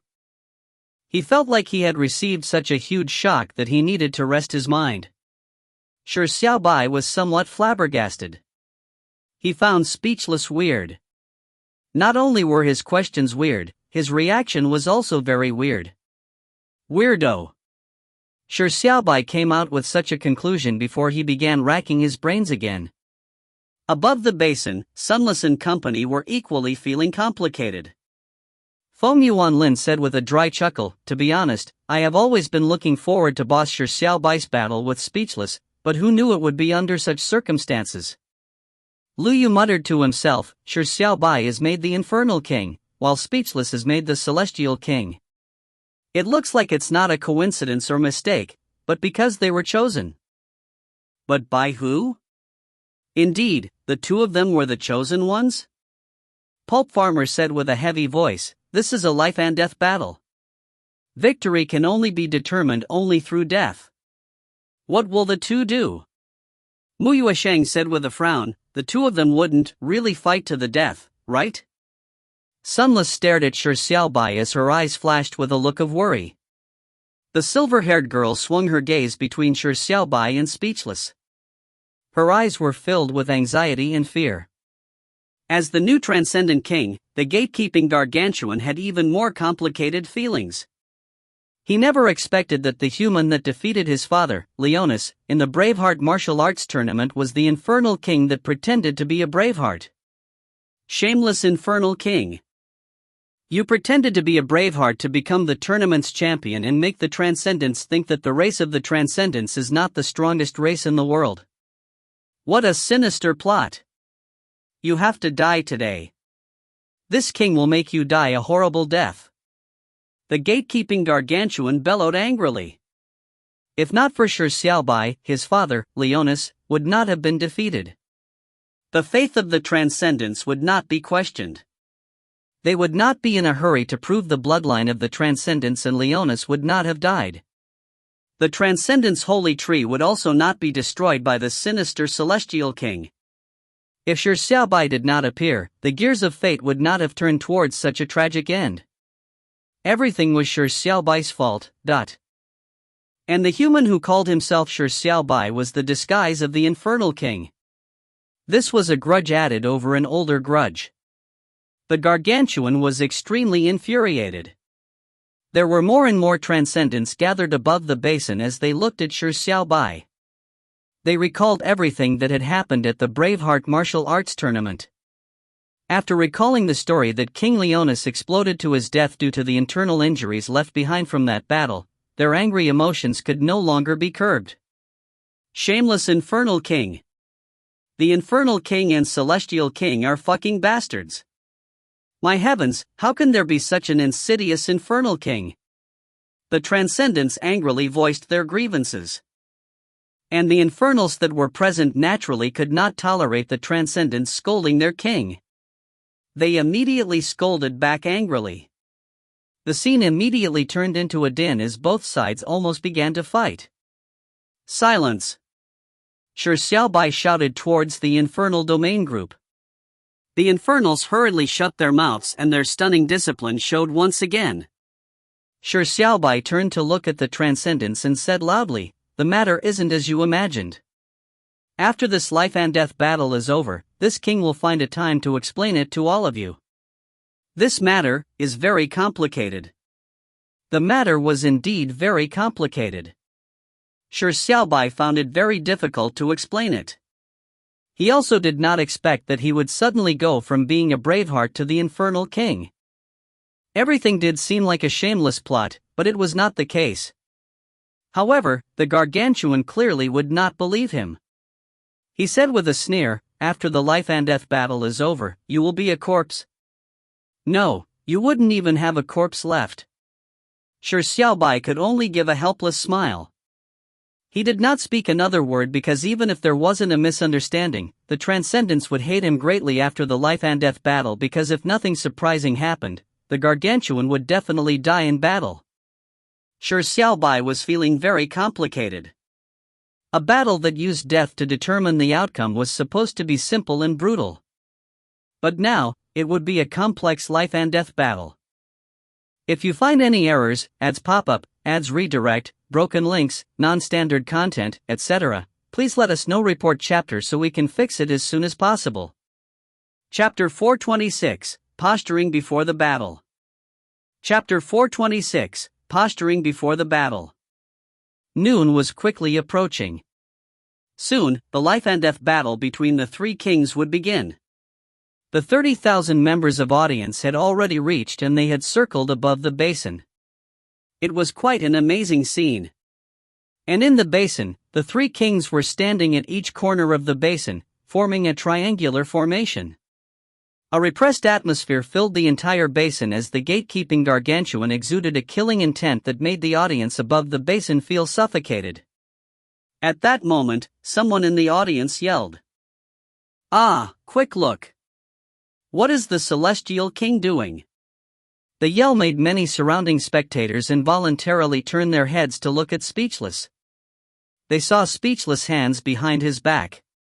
From the front, it looked like he was making a cool pose of only having his hands behind his back, but from the back, keen-eyed spectators saw a strange scene. Speechless' hands were crossed and there was a strong rope that tied them together. In the basin, there was no one else other than the three kings. Furthermore, the distance between the three kings was quite considerable. Who could have tied the Celestial King's hands together? The Celestial King is tying up himself. What is going on? Why did the Celestial King tie his own hands? Could it be a warm-up before the battle? It can't be. How can there be such a strange warm-up before the battle? The audience began buzzing. Pulp Farmer and the other two looked at each other and discussed about Speechless' actions. Sunless only stared in Shi Xiaobai's direction. She was completely unconcerned with the development on Speechless' side. As for the silver-haired girl and Muyue Sheng, they spontaneously rolled their eyes at that moment. Shi Xiaobai and the Gargantuan heard the audience's discussion as they turned to look at Speechless. The Gargantuan asked in a deep voice, "Despicable Celestial King, what games are you playing now?" The Gargantuan found himself too naive, so in the face of the shameless Infernal King and the despicable Celestial King, he needed to constantly increase vigilance and intelligence, or it was very likely he would be deceived. Now, even a game of tying hands came out. Was this playing to the gallery? Or was it to make him underestimate his opponent? Speechless was very pleased that everyone's eyes were on him. The corner of his lips curled up slightly and his eyes looked on with disdain. In an invincible and lonely-looking pose, he said, "From this king's point of view, defeating the both of you doesn't require hands." This was Speechless' answer as to why he tied his two hands. It had to be said that his answer was rendering everyone speechless. The infernal and transcendent audience went into an uproar as they found the Celestial King extremely arrogant to dare make such a bold statement and belittle their kings. On the celestial domain side, the members of the audience had changes in expression. They knew that the Celestial King was very strong, so strong that he could crush Field Marshal Osimo, but the Infernal King and the new Transcendent King were not weak either. Why the heck was he not using both hands? The silver-haired girl and Muyue Sheng both revealed disdainful looks, giving I knew it expressions. Feng Yuanlin's eyes shimmered with a look of enlightenment, as he shouted, "Holy crap, how could I have forgotten it? Posturing before battles is a hallmark of Speechless, right?" Liu smacked his lips and said, "Posturing before battles is indeed Speechless' famous habit, but who knew that he would dare to do so against the Gargantuan and Shi Xiaobai?" Pulp Farmer said in a deep voice, "Isn't this posturing a bit too much?" Although Speechless is considered the #1 youth in China, with unfathomable strength, Shi Xiaobai doesn't seem much weaker than him, right? By tying his own hands, he might be biting off more than he can chew. In the basin, the Gargantuan produced a deafening laughter. "You will pay a bitter price for your arrogance." On the other hand, Shi Xiaobai remained calm. He knew that Speechless was not a brainless, arrogant person. Speechless definitely had a way to fight if he said that he did not need his hands. However, the posturing was done in a very stiff manner. At that moment, the Gargantuan suddenly turned his head and said to a spot above the basin, "Moya, throw that thing over." Everyone's attention was immediately diverted by the Gargantuan's words. Moya, who was on the edge of the basin, responded, "Your Majesty, the Infernal King is clearly a shameless wretch." "Are you really going to do it?" The Gargantuan angrily said, "Cut the crap, throw the thing over." Just as the Gargantuan's words faded, a black object was thrown towards the sky and landed inside the basin. Everyone stared with widened eyes as they tried to discern the black object. What was the object the Gargantuan got Moya to throw over? What did it have to do with the Infernal King? Under the blinding sunlight, they finally managed to discern the black object's true shape. It was a black sword. The black sword not only had a black blade, even its surroundings was lingering with a faint black mist. It was like ghosts of darkness were swirling around it as they continuously exuded a daunting cold aura in the burning sunlight. The black sword spun in mid-air before landing on the ground. With a final boom, it stabbed into the ground in front of Shi Xiaobai. "This is your infernal sword." The Gargantuan said coldly, "For some reason, this sword had appeared in Transcendence, but it is definitely not stolen by the Transcendence. Now, this king will return the infernal sword to you." Shi Xiaobai knew that the infernal sword was in Transcendence, but he never expected that the Gargantuan would voluntarily return it. What was he up to? Shi Xiaobai could not help but wonder aloud, "Never knew that you would be so honest." "Honest?" The Gargantuan said with a sneer, "Shameless Infernal King, rumors say that with the infernal sword in hand, your strength will be enhanced to a whole new level. This king just wants to beat you into meat pulp when you are in your strongest state so as to prove the strength of the Transcendence." Even if the Gargantuan knew that Shi Xiaobai was the shameless Infernal King who pretended to be a braveheart, he had decided to go according to plan and return the infernal sword. He was confident that he could defeat the Infernal King in his strongest state. Furthermore, only by defeating the Infernal King in his strongest state was it fun enough. This was the confidence of the strong. This is how the strong fucking posture. Feng Yuanlin said with mixed emotions. First, it's speechless tying his own hands. Next, it's the new transcendent king returning the infernal sword. Their posturing methods seem to come from the same school. They both render people speechless, but you can't help but admire their confidence. It gives people the feeling that the strong should be like that. When Lu Yu and Pulp Farmer heard this, they felt the same way and nodded. Shi Xiaobai was slightly surprised. He never expected that after speechless finished posturing, the gargantuan would also posture. However, Shi Xiaobai had no choice but to agree that the gargantuan's posturing was done very well. To return the infernal sword to his hand was such an altruistic act. Shi Xiaobai reached out his hand and held the infernal sword. As he sensed the surging power in the infernal sword, he could not help but smile delightfully. It was the real infernal sword. It was like a cooked duck was sent right to his mouth. Shi Xiaobai surveyed his surroundings and struggled. There were a bit too many people, but he could not resist it. Didn't eat breakfast. Kind of hungry. Shi Xiaobai pretended to mutter to himself as he could not help but gulp. Everyone was startled and was unsure what Shi Xiaobai meant by suddenly shouting that he was hungry. Only Speechless eyes lit up slightly, but immediately, his eyes flashed with a look of disbelief. And at the next moment, Shi Xiaobai suddenly raised the infernal sword and inserted it vertically into his mouth. Ah! Everyone screamed. However, they soon saw the infernal sword with its swirling black aura enter straight into Shi Xiaobai's throat. It was inserted completely in one move and finally, Shi Xiaobai closed his mouth and swallowed the entire sword. Burp.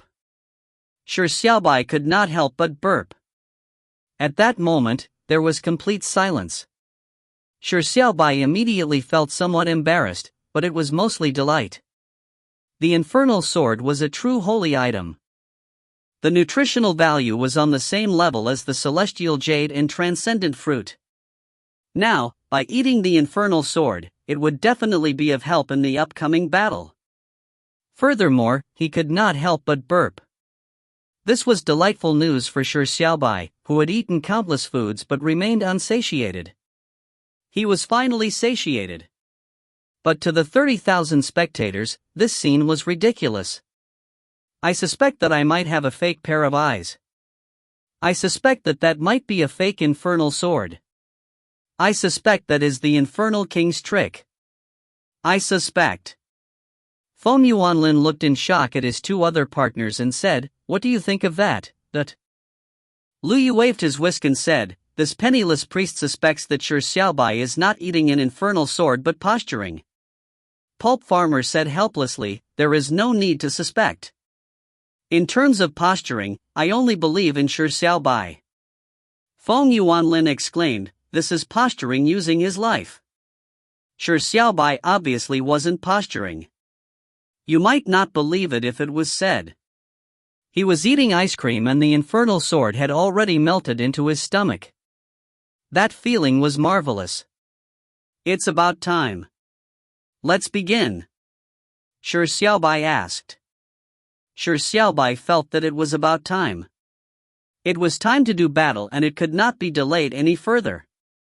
Because, if the battle did not begin, readers would begin cursing. If you find any errors, ads pop up, ads redirect, broken links, non-standard content, etc., please let us know. Report chapter so we can fix it as soon as possible. Chapter 427, Make Your Move. Chapter 427, Make Your Move. With the 30,000 spectators having arrived and the three kings finished with their methods of posturing, the life and death battle between the three kings naturally had to begin. The beginning of the fight often required a signal, but this life and death battle did not have any referees. As this was a battle where death determined the outcome, any means were permitted, so there was no need for a referee. Without a referee announcing the start, the beginning of the fight would be grasped by the three kings themselves. And Shi Xiaobai's words of "it's about time. Let's begin," was actually the signal to begin fighting. The audience quickly fell silent and waited with bated breaths. The gargantuan gave his answer through his actions.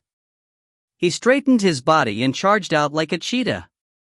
Unlike Shi Xiaobai and Speechless, the motivation behind the gargantuan's participation in the life and death battle was not to end the war, but to vent his anger and seek revenge. He originally hated the Celestial King for burning the Transcendence Holy Tree, but now, he hated the Infernal King that disguised himself as a Braveheart which caused the death of Leonis. The double hatred he felt made him eager to tear apart the two enemies in front of him. When the massive body that was 100 meters tall ran, it was like a raging tsunami. However, the speed at which the gargantuan charged was amazing. His massive body moved at a startling speed, but it had a strange lightness to it. It was as though the heavy body wasn't running on the ground, but as though his footsteps were landing on air. When the gargantuan ran, the land did not quake. There was no sound of footsteps like when he previously walked from the distance. There was only the resonating sound of the void tearing. His speed was fast despite its massive body, and in a blink of an eye, it had traversed more than 10 kilometers. He appeared in front of Speechless. The gargantuan's first target was Speechless. "Go to hell, despicable Celestial King." The gargantuan leaped up and he arched his right leg like a lance that was about to strike. However, his leg that was dozens of meters in diameter did not look like a lance but a gigantic pillar that could hold up the skies. And this gigantic pillar flew into the sky and covered Speechless' head before crashing down. At that instant, the Celestials watched in horror because the gargantuan's speed was too fast. From the moment he began running, leaping, and then thrust his foot out in the sky, it all happened in a blink of an eye. Their Celestial King did not seem to react in time, as though he was sillily standing in place. The Celestial King did not dodge, and at that moment, it was already too late to dodge. Dodge! There were Celestials that shouted in panic. They prayed in their hearts for a miracle that the Celestial King would be able to dodge the terrifying strike that seemed to cover several hundred square meters in area at the last moment. But a miracle did not happen. The Celestial King remained in his spot even when the foot was about 3 meters away from him. A smile curled on Speechless' lips. When the gargantuan's smelly foot was 3 meters above his head, he could not even be bothered to look up. Instead, his tying of his hands had screwed him up. He had no way to pinch his nose and could only painfully endure the stench from the smelly foot. As for dodging, there was no need for that. Speechless suddenly raised his right foot and kicked out towards the sky. At that moment, everyone stared with widened eyes. Even Shi Xiaobai, who was in the distance, widened his eyes slightly. There was no way for you to imagine such a strange scene, but it really happened. A right foot as slender as a girl's kicked out towards the sky. A gigantic foot that could be comparable to a house came crashing down from the sky. They met at a particular point, like a gigantic boulder smashing on a slender willow. But the outcome wasn't the boulder crushing the willow. Instead, a stalemate. My heavens, how is that possible? Yes, it was a stalemate. When the 2 feet collided, there was a boom as loud as thunder. After that, the scene seemed like a fixed frame.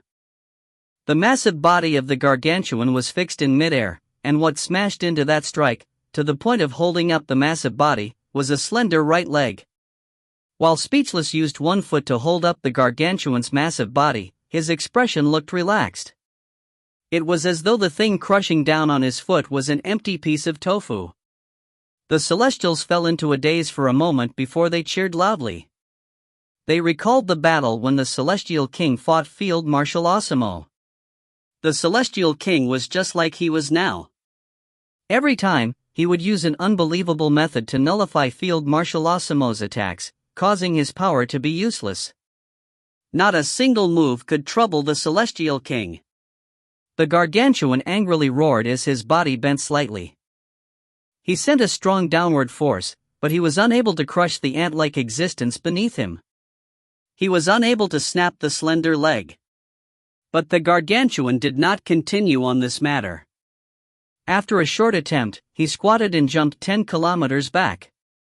Despicable Celestial King, what other tricks are you up to now? The Gargantuan said angrily. From his point of view, the Celestial King's physical toughness was something that he could leave in the dust, but he felt like he had struck the ground when facing the slender leg. There was no way for him to crush it any lower. The despicable Celestial King must have used some unknown trick, or it was impossible for him to accomplish such a feat. Speechless remained silent while smiling. Putting his right foot down, he said with a chuckle, "It's time for this king to make his move?" The Gargantuan immediately said with a sneer, "Make your move." He was unable to figure out what strange technique Speechless used to defend against his attack, but he was confident that regardless of his techniques, there was no way Speechless could break his defense. The Gargantuan began preparing to withstand the full power of Speechless' attack. The audience waited with bated breaths for the Celestial King and the Gargantuan to begin their second round of battle. However, the next moment was quite astounding. Speechless raised his right foot and swept in front of him. Suddenly, a tornado stirred, but it was no ordinary wind, but a tornado with blade beams dancing in them. The tornado swept across the land and immediately left behind blade scratches in its wake. The rocks in the way were all diced into sand, which showed how sharp the blades were in the tornado. Speechless' production of a blade storm with a single kick could be said to be an astounding technique, but what was more shocking was the direction in which the tornado was heading. The tornado was not rolling towards the Gargantuan, but to the other end of the triangle where Shi Xiaobai was. The Gargantuan, who was already ready in defense, was immediately stunned. Was he fucking pulling his leg? The Gargantuan could only roar angrily and vent his grievance. A smile suffused across Shi Xiaobai's lips. Thankfully, Speechless had attacked him, or he was prepared to forcefully interrupt the duel between Speechless and the Gargantuan. Don't forget, this was not a duel of king against king, but a battle royale between three kings. If you find any errors, ads pop up, ads redirect, broken links, non-standard content, etc., please let us know. Report chapter so we can fix it as soon as possible. Chapter 428, Everything was done by me. Chapter 428, Everything was done by me. Only when Speechless sent a kick at Shi Xiaobai did the crowd suddenly recall that this was a battle royale between three kings, and not a duel between two people where they exchanged blows. The storm surged as boulders flew into the sky and were diced into sand. The sharp blade storms headed straight for Shi Xiaobai. The tornado's speed was not as fast as lightning, but it was extremely expansive. Even if someone were to react in time, they would find it difficult to dodge it completely. However, to Shi Xiaobai, whose crab steps reached a very high level of attainment, the storm from the kick was too slow. He could easily dodge it. However, Speechless' kick that had managed to withstand the Gargantuan made Shi Xiaobai's fighting spirit boil over. He did not know how Speechless had done it, but he knew that his physical toughness was still not sufficient to withstand the Gargantuan's massive body. Regardless of how Speechless had done it, he was inferior to him in this point. However, Shi Xiaobai similarly had things that Speechless could not accomplish. Without dodging or moving even one bit, Shi Xiaobai allowed the tornado to hit him amid the cries of the crowd. Shi Xiaobai bathed in the sharp blade storm. Clang! Clang! Clang! Clang! The incessant sound of blades hitting metal echoed as the wrinkles seemed to appear in the air. Shi Xiaobai was situated in the wrinkles as countless blades struck his body. Shi Xiaobai grinned. After eating the three holy items, his body of the heretic king had reached the pinnacle of the third stage and was just short of breaking through to the fourth stage. The normal power of the blades could not deal any damage to him. But just this alone wasn't sufficient to compare with Speechless holding up the Gargantuan with one leg. That was because Speechless definitely had the ability to remain unharmed in the blade storm. Shi Xiaobai needed to do something that Speechless could not do. With an idea flashing in his mind, he opened his mouth. Immediately, a faltering scene happened. The spiraling tornado seemed to hit a black hole and was completely sucked into Shi Xiaobai's throat. Shi Xiaobai was astonished as well and never expected that he would truly succeed. His power of Tao Tai was even able to consume wind, and it tasted like he was drinking soybean milk. Speechless smacked his forehead and cursed, "Your mom's a whore. When it comes to having fun, you are the best at it." The audience was stunned.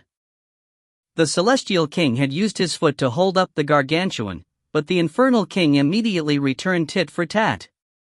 He used his mouth to eat the storm. This was clearly a battle between fucking gods. After Shi Xiaobai completely devoured the tornado, there was already complete silence. Speechless said with smirk, "It's your turn to make a move."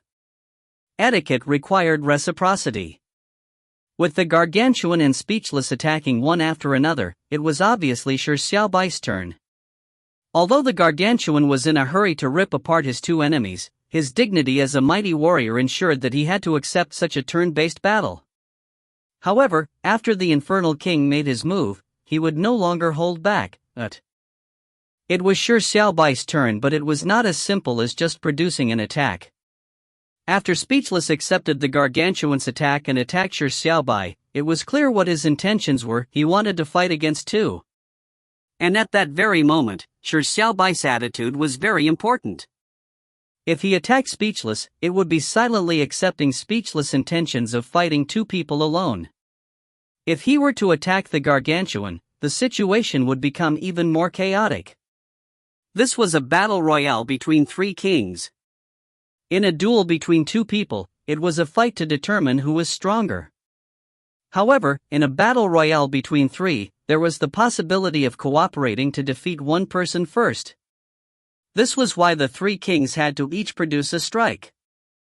It was not a simple attack but to express their attitudes. Now, it was time for Shi Xiaobai to express his attitude towards the battle royale. A black and white sword appeared in Shi Xiaobai's hand out of thin air. This king's attitude? Shi Xiaobai grinned and suddenly shouted, "Is there a need to ask?" With both hands on the sword, he suddenly split them apart. The black and white sword separated and became two swords. One was deep black while the other was pure white. With one sword in each hand, Shi Xiaobai slashed in two directions. Co-ensuing wok. A fiery force surged up from the ground, like a boiling hot wok was producing hot steam. The bubbles spread out like a gigantic snake that struck at the Gargantuan. Two ping grills. A cross-shaped flare tore apart in the sky. It was more blinding than the sun, and its heat caused the air to combust into black smoke. There was bubbling lava that fell from the sky, as it rained down on Speechless like a black and red waterfall. This king obviously wants to fight two alone. Shi Xiaobai's two strikes had expressed his attitude. Speechless clearly was not surprised by Shi Xiaobai's choice. With a smile, he looked up slightly. Frost Dragon's Breath. A snow-white frost beam suddenly shot out from Speechless' mouth and blasted straight at the lava sword intent. When the frost beam and the lava collided, it immediately merged together while issuing sizzling sounds like boiling water. It seemed like the ice had melted, but it also seemed like the flames were extinguished. The snow-white and blackish-red colors merged together into a light pink color before it transformed into snowflakes or rain that fell from the sky. On the other side, the Gargantuan stabbed his fists into the ground. With a loud roar, he lifted up the slab of ground. Although the boiling hot steam reached the Gargantuan's hands, he remained unaffected. Suddenly, he forcefully tore the slab of earth in his hands into two. The two pieces were hurled at Shi Xiaobai and Speechless. The Gargantuan similarly expressed his attitude. He wanted to fight the two alone. The audience watched in a daze as the two slabs of earth that the Gargantuan threw were slashed into fragments by the Infernal King, and kicked flying by the Celestial King. They found the scene in front of them utterly ridiculous. The battle had long exceeded their expectations. And what was even more unbelievable was that the battle had yet to truly begin. The few moves had allowed the three kings to express their intentions. Lu Yu said with some regret, "This penniless priest has seen battle royales between three people before. They would try their best to keep a low profile and conceal their true strength so as to appear weak. They would then ally with others to get rid of the stronger party before baring their fangs. But for Shi Xiaobai and company, they only wished they could attract even more aggro. They yearned to fight two alone. This is the first time this penniless priest is seeing such a thing. This penniless priest has nothing he can say about it.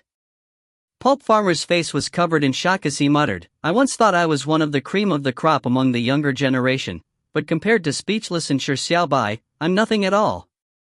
They are no longer existences on this level." The battle royale between the three kings had only just begun, but why are my knees already weak? Feng Yuanlin stared with widened eyes and said, "Don't ask me why I'm watching the battle kneeling down. When the battle royale really begins, I think I can sprawl on the ground." The eyes of Mu Yuesheng and the silver-haired girl were filled with worry. The first round was only to express their attitudes, but it already looked like a battle between gods.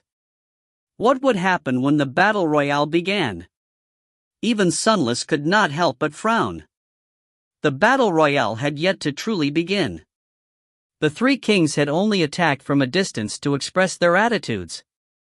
And now, they all expressed their intentions of fighting two alone. There was no room for cooperation. It meant that the battle that followed would be a true battle royale. No one knew who the other two opponents would attack next. The three kings were eager to begin. They scanned their two opponents with eyes that seemed to have detected their prey. Their bodies simultaneously leaned forward, with the possibility of them charging forward at any moment. They were like sharp swords that were about to be unsheathed, with blades pointed at the enemy. The true battle was about to begin. "Could you stop for a moment?" Suddenly, a soft and emotionless voice which sounded like flowing water resounded throughout the basin from a corner. The three kings that were ready to charge forward in a serious battle came to a halt as they looked in the same direction in astonishment.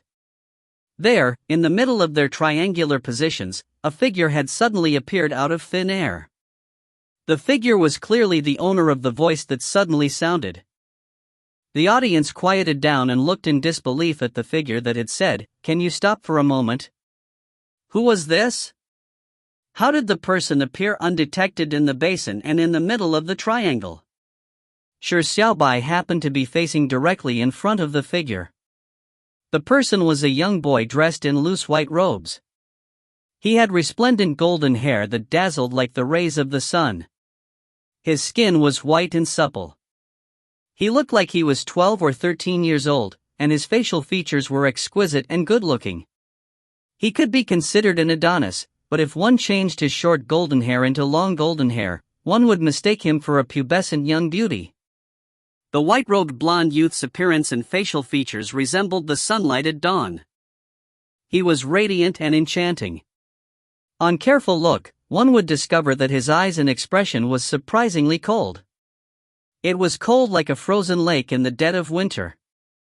It was like a pure white snowflake that didn't have any other colors that made it seem impure. It was an emotionless coldness. "Who are you?" Shi Xiaobai asked. That was the question everyone present wanted to know. Who was this blonde youth that suddenly appeared out of thin air and said, "Could you stop for a moment?" "I'm Don Li." The blonde youth reported his name in a deadpan manner. His tone did not show any emotion, as though he was a machine reporting some numbers. "Without stopping," he said, "the infernal sword was stolen by me. The celestial jade was stolen by me. The Transcendence holy tree was burnt down by me. The entire war was instigated by me. Everything was done by me. So, seek revenge against me." When this was said, everyone was stunned. The 30,000 spectators could not even react because the sentence contained too much information. As for Speechless, he felt like lightning had struck him. He looked dumbfounded as he remained stupefied. Pulp Farmer and company were equally stupefied. Lu Yu stiffly turned his head and looked at the rest beside him. Stiffly, he opened his mouth and asked, if this penniless priest did not remember wrongly. Isn't the hero king's name Don Li? If you find any errors, ads pop up, ads redirect, broken links, non-standard content, etc., please let us know. Report chapter so we can fix it as soon as possible. Chapter 429, Meaning of My Existence. Chapter 429, Meaning of My Existence. Lu Yu stiffly turned his head and looked at the rest beside him. Stiffly, he opened his mouth and asked, if this penniless priest did not remember wrongly. Isn't the Hero King's name Donli? It was only a question, but Lu Yu's tone was filled with astonished affirmation. Pulp farmer and Feng Yuanlin sluggishly nodded. The famous historical figure who appeared numerous times in their primary and secondary school education was honored by having the name Hero King. However, no one would forget his name. However, the name Donli, which seemed feminine, was not a name people liked to mention. There was a feeling that it was a strange stain on the Hero King, who had been a hero for an entire lifetime and lead a magnificent life. But it was because of this that his name left a deep impression on people. The man, who began the Age of Heroes, possessed a feminine name. It was Donli. The Hero King stole the celestial jade and sent it to the Infernal King. He then stole the infernal sword and gave it to Leonis. He then pretended to be the Celestial King to burn down the Transcendence Holy Tree and instigated the war. At the peak of the war, he appeared and revealed everything, causing the three kings to angrily attack him. Finally, he killed the three kings alone. Lu Yu repeated the summary of that legendary story that was written in the textbooks. It was done in a stiff tone before he exclaimed in horror, other than Leonis being replaced by a new king, as well as the life and death battle between the three kings being different from that legendary story, everything else is the same. This penniless priest originally believed that it was a coincidence or that it was set up by the assessment program, but why would the Hero King appear? Lu Yu, who was always sharp-witted, was even beginning to stutter. The appearance of the Hero King shocked him beyond his senses. Fake.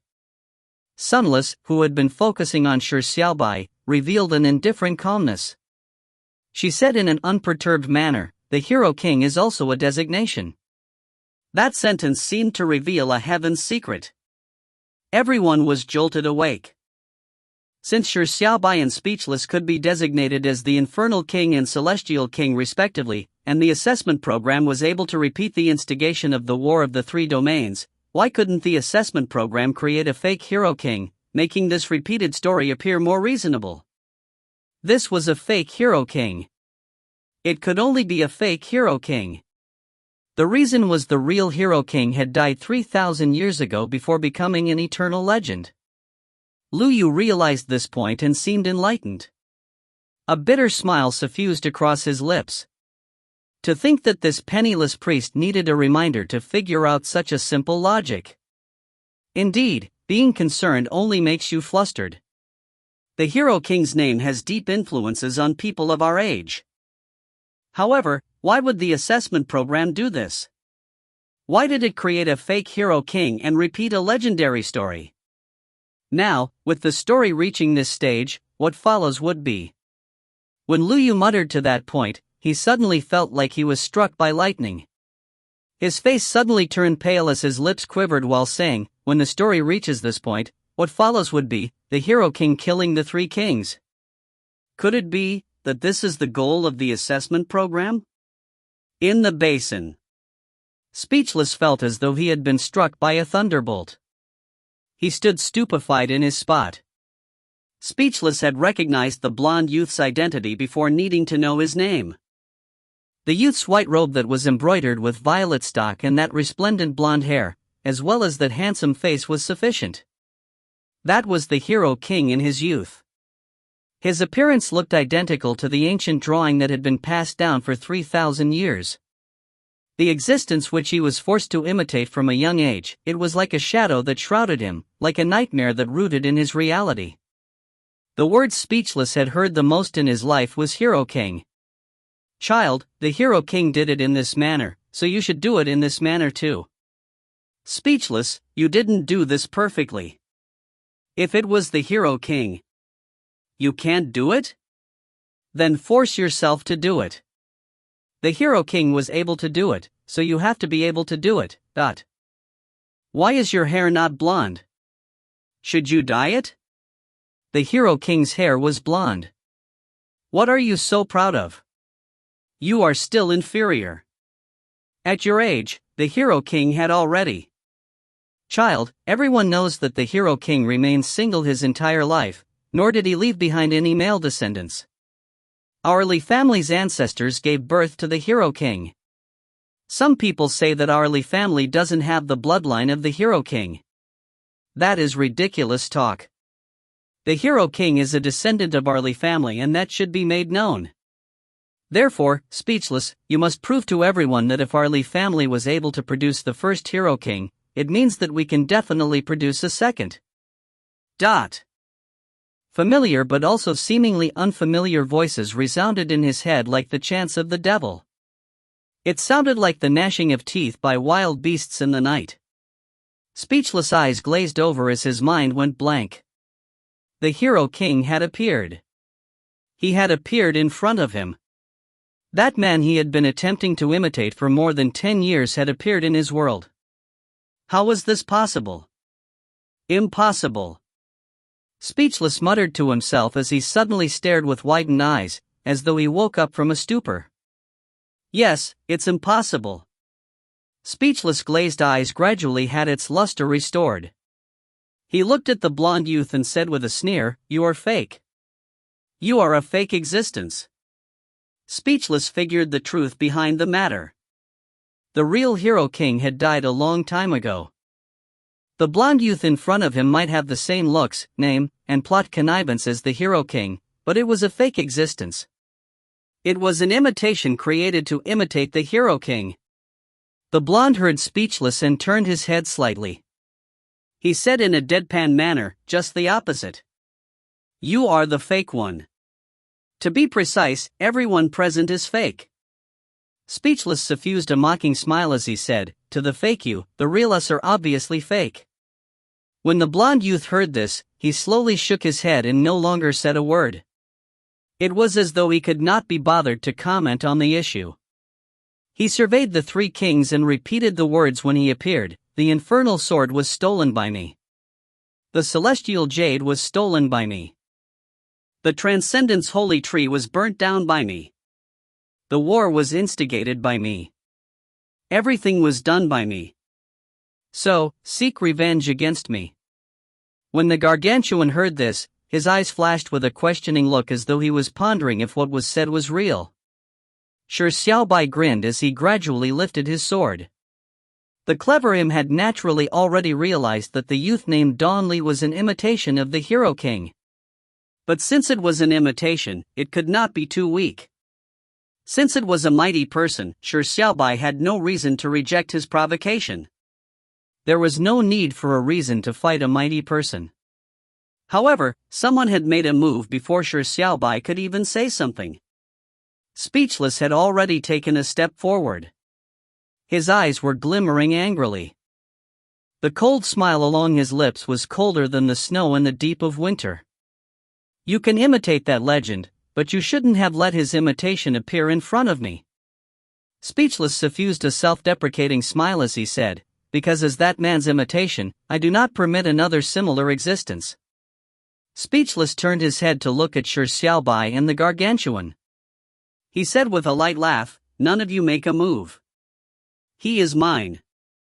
I need to prove myself, to be the most excellent imitation, because that is the meaning of my existence. If you find any errors, ads pop up, ads redirect, broken links, non-standard content, etc., please let us know. Report chapter so we can fix it as soon as possible. Chapter 430, I hate you. Chapter 430, I hate you. To prove that he was the most excellent imitation because that was the meaning of his existence. To the people in the know, like Muyue Sheng and the silver-haired girl, the sentence was a depressing form of deprecating himself in a way that shot strange pangs through the hearts of people. It was also a compromise to the ironic fate he had. It was something pitiable and heart-wrenching. That year, Speechless was only 4 years old. At a stunning pace, he broke through to the 4th level of the psionic mortal realm. His superpower was awoken, and in that long but fleeting awakening dream, he dreamed the daily toil he had every day from morning to night. It was one where he imitated the Hero King's day. He dreamed of the family members who constantly said the word Hero King, while giving him amiable looks. In Speechless Superpower Awakening Dream, he dreamed of a reality he wanted to escape from the most. It was a childhood that was void of joy and toys. All there existed was imitation after imitation. After that, his superpower was awakened. It was a stunning S-class superpower. It was extremely rare in China, and he was immediately labeled as a prodigy. However, his superpower was ironically called imitation. For a boy who was arranged to imitate the life of another from his birth, the power he should have been proud of was still imitation. It was as though his life was being restrained by the gallows of imitation. But imitation allowed him to become stronger. It was a strength that made him far surpass his peers, even to the point of him surpassing adults. The ability to imitate made him become the most promisingly family descendant in 3,000 years as the one who could become the second Hero King. He had become the unquestioned number one existence of the younger generation in China. He did not know if he should hate or thank imitation. However, he did not have the thoughts of rebelling against his family, fate, or imitation. Hence, even though he grew up and gradually became more mentally mature, while his thoughts of becoming speechlessly and not someone else became even more intense, he still did not choose to rebel. That was because imitation gave him kind loved ones and a warm family. It gave him powerful strength and glorious fame. Imitation gave him too much that he could no longer return. Speechlessly took the initiative to be partners with imitation. Therefore, imitation became the meaning behind his existence. Then, within the meaning of such an existence, what he could do was push imitation to its limits, which was, become that man's most excellent imitation. Therefore, when an imitated Hero King appeared, it was an enemy to the meaning behind his existence. It was not an ordinary enemy. It was an enemy he had to personally defeat. It was the best enemy to prove the meaning of his ironic existence. Shi Xiaobai, can I borrow your sword? Speechless requested as he looked sideways. Shi Xiaobai was someone who was not in the know, nor did he know what sort of existence the fake Hero King was to Speechless. But the sharp him was able to sense the complicated emotions Speechless was having. Without any hesitation, he remerged the black and white swords and precisely threw it at Speechless. The Hero King might be a pretty good opponent, but Shi Xiaobai had no lack of opponents. As for Speechless, he was a pretty good friend. Shi Xiaobai did not wish to lose any friends. Thank you. Speechless apparently never expected Shi Xiaobai to be so straightforward as a warm smile suffused across his lips. By lending the sword, it meant that Shi Xiaobai was temporarily handing the opponent over to him. Speechless turned to look at the gargantuan. The gargantuan gave an angry laugh before turning around to walk to the wall to sit down. He said with a sneer, "As you wish. This king will quietly watch a good show." The gargantuan had a massive body that did not match his agility. He also had a perceptive mind that was unlike his violent appearance. He would not easily believe the words of the blonde youth that suddenly appeared because the celestial fire could only be used through the teachings of the celestial king. He could not believe the blonde youth's words.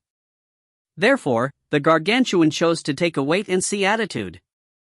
Speechless was very pleased with the gargantuan's tactfulness. He turned to look at the deadpan but apparently extremely patient blonde youth. He said coldly, "Unsheath your sword. Let me see how well you have imitated the sword techniques that he was best at during this period of time." The blonde youth remained deadpan. His exquisite facial features looked like they were set in stone. Other than his nose moving slightly because of his breathing, and the occasional blinking, there was no other additional changes. "Your words are very strange," the blonde youth said in an emotionless tone, as a fake NPC, "Your words have too much self-awareness. That is very strange. Furthermore, are you sure you want to fight 1 against 1? You might have a chance if it was 3 against 1. One against one would be a little too boring, but if those words were said by someone else, it would have been said in a scoffing or arrogant manner, but from the mouth of the blonde youth, it was calm and slow, as though he was depicting an objective fact. Speechless sneered as he suddenly raised his sword and slashed to his side. Sword with one's fingers, 3,000 li. A blue sword beam flashed like a jumping pixie. Speechless brandished the sword and slashed out as the sword beam suddenly appeared from one end of the blade into the distant rock cliff. Boom! The sword beam shattered, producing a diameter wide hole in the cliff surrounding the basin. It was impossible to see any end to the hole, as though the entirety of the thick stone cliff had been penetrated. 3,000 li sword. It was a move created by that man when he was 8 years old. The speed of the sword beam allows it to instantly behead the enemy at a distance of 3,000 li. Speechless retracted his sword and said with a sneer, "What do you think of my imitation?" The blonde youth fell silent for a moment and suddenly reached his hand to his waist that did not have anything. Interesting.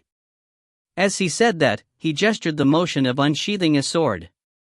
However, in the eyes of everyone, the blonde youth seemed to be making the motions of holding his sword in his right hand, but there was nothing in it. It was as though he had pulled air out and that he was holding air. Speechless pricked his eyebrows up slightly and said, "The sword that doesn't exist. I never expected that you could even imitate that sword." The blonde youth did not say a word. But when he finished the gesture of pulling the sword out, his aura had a drastic change. A second earlier, he was like still water in an ancient well, but at that moment, his eyes had an undetectable glimmer that seemed to rage like a tsunami. The blonde youth suddenly made a slashing action. There was no sword in his hand, but when he made the slash, a sharp sword beam sparkled brightly like a thunderbolt during a sunny day.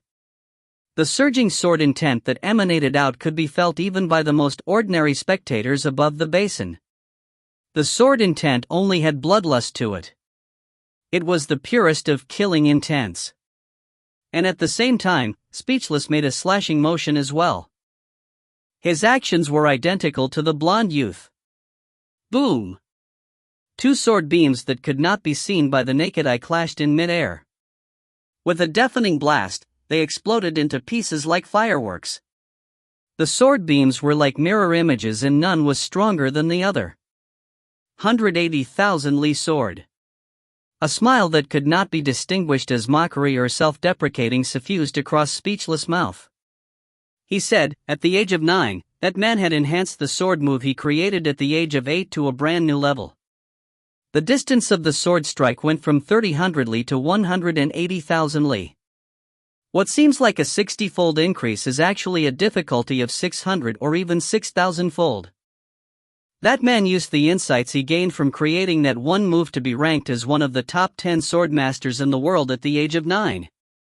As for me, in order to learn it by the age of 9, I didn't get to sleep for an entire month. When I finally managed to master it, all I got was far from the mark. That man created it himself, but all you did was imitate it. You should have learned it at the age of 8 foot. Speechless lowered his head slightly as his expression seemed somewhat melancholic. The blonde youth remained expressionless after hearing his words.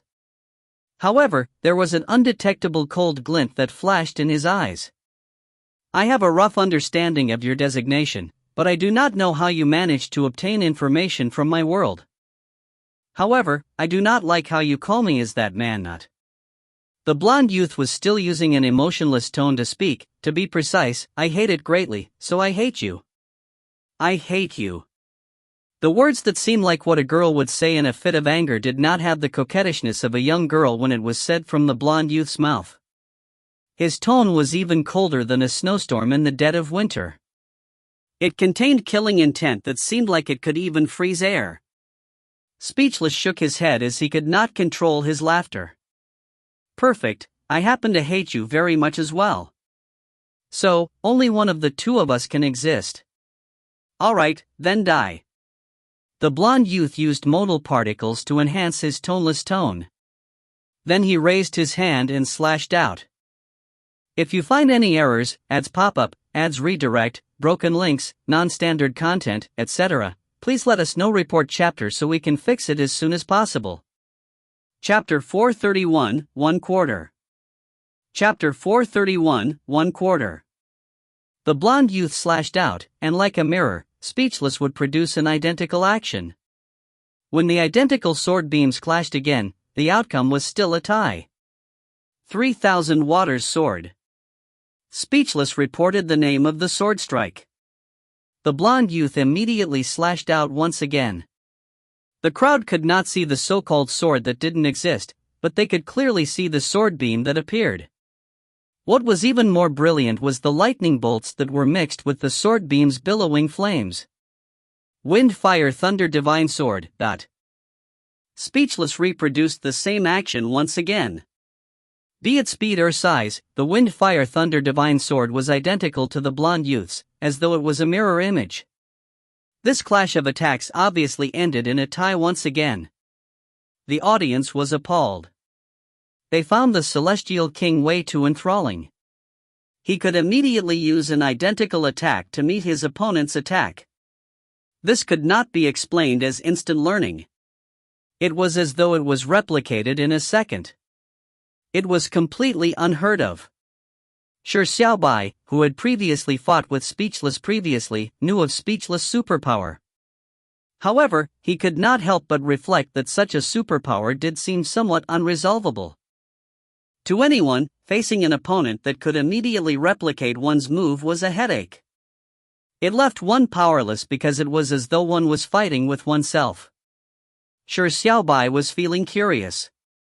As the imitation of the Hero King, how would the blonde youth deal with the situation? The blonde youth's reaction exceeded Shi Xiaobai's expectations. He did not stop slashing. Furthermore, every strike was a different sword technique. Even though every strike was met with an identical obstacle, resulting in an identical outcome, he did not seem to show any impatience. He adamantly continued producing a myriad of sword techniques. It was as if he was showcasing his sword moves. It was also as if he was testing if Speechless could replicate every move. The conclusion seemed for granted. Speechless very perfectly reproduced the blonde youth's sword moves. A rather boring mirror-like battle seemed to become a demonstration of sword moves. But it had to be said that the sword moves were all very powerful. From a distance, one could sense the surging sword intent in each sword move. The audience was astounded, but somewhat disappointed. After all, such a battle could not be considered interesting. Above the basin, Feng Yuanlin said with a deprecating laugh, "This battle seems somewhat strange?" Pulp Farmer said with a frown, "For some baffling reason, it's a bit boring." Liu said with a sigh, "Speechless is facing the young Hero King. Even if it's a fake Hero King, it gives one great anticipation. It should have been an exhilarating battle, but who knew that Speechless would constantly replicate the moves like a mirror? And who knew that the Hero King would go along and keep switching moves? What is the reason for this?" Mu Yuesheng stared at Speechless in the distance as she muttered, "Speechless is acting in a fit of pique. He only wants to prove that his imitation is perfect." The battle continued on for 10 minutes. The blonde youth constantly switched sword moves. The number of sword moves he grasped was astounding.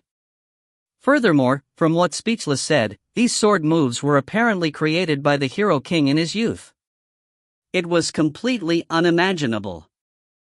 Speechless continued to use his mirror-like replication, making the scales of balance for the battle remain completely level. No one could gain an advantage against the other. This was the boring conclusion after a battle that lasted for 10 minutes. Demon slaying holy sword. Speechless once again reported the blonde youth's sword technique's name. But this time, he finally lost his patience. A mocking smile suffused across his lips. "Is this your response? If you think that you will be able to luckily produce a sword technique I cannot imitate by demonstrating all your sword techniques once, then the naive you have disappointed me." When Speechless said that, his eyes could not help but glance at the distant Shi Xiaobai. Speechless had encountered many opponents. There were numerous geniuses who wanted to vie for the title of being the #1 youth in China, but against his mirror replication, most young geniuses would eventually suffer a mental breakdown. To have one's own move perfectly imitated regardless of the move, a portion of people would blame everything on the opponent.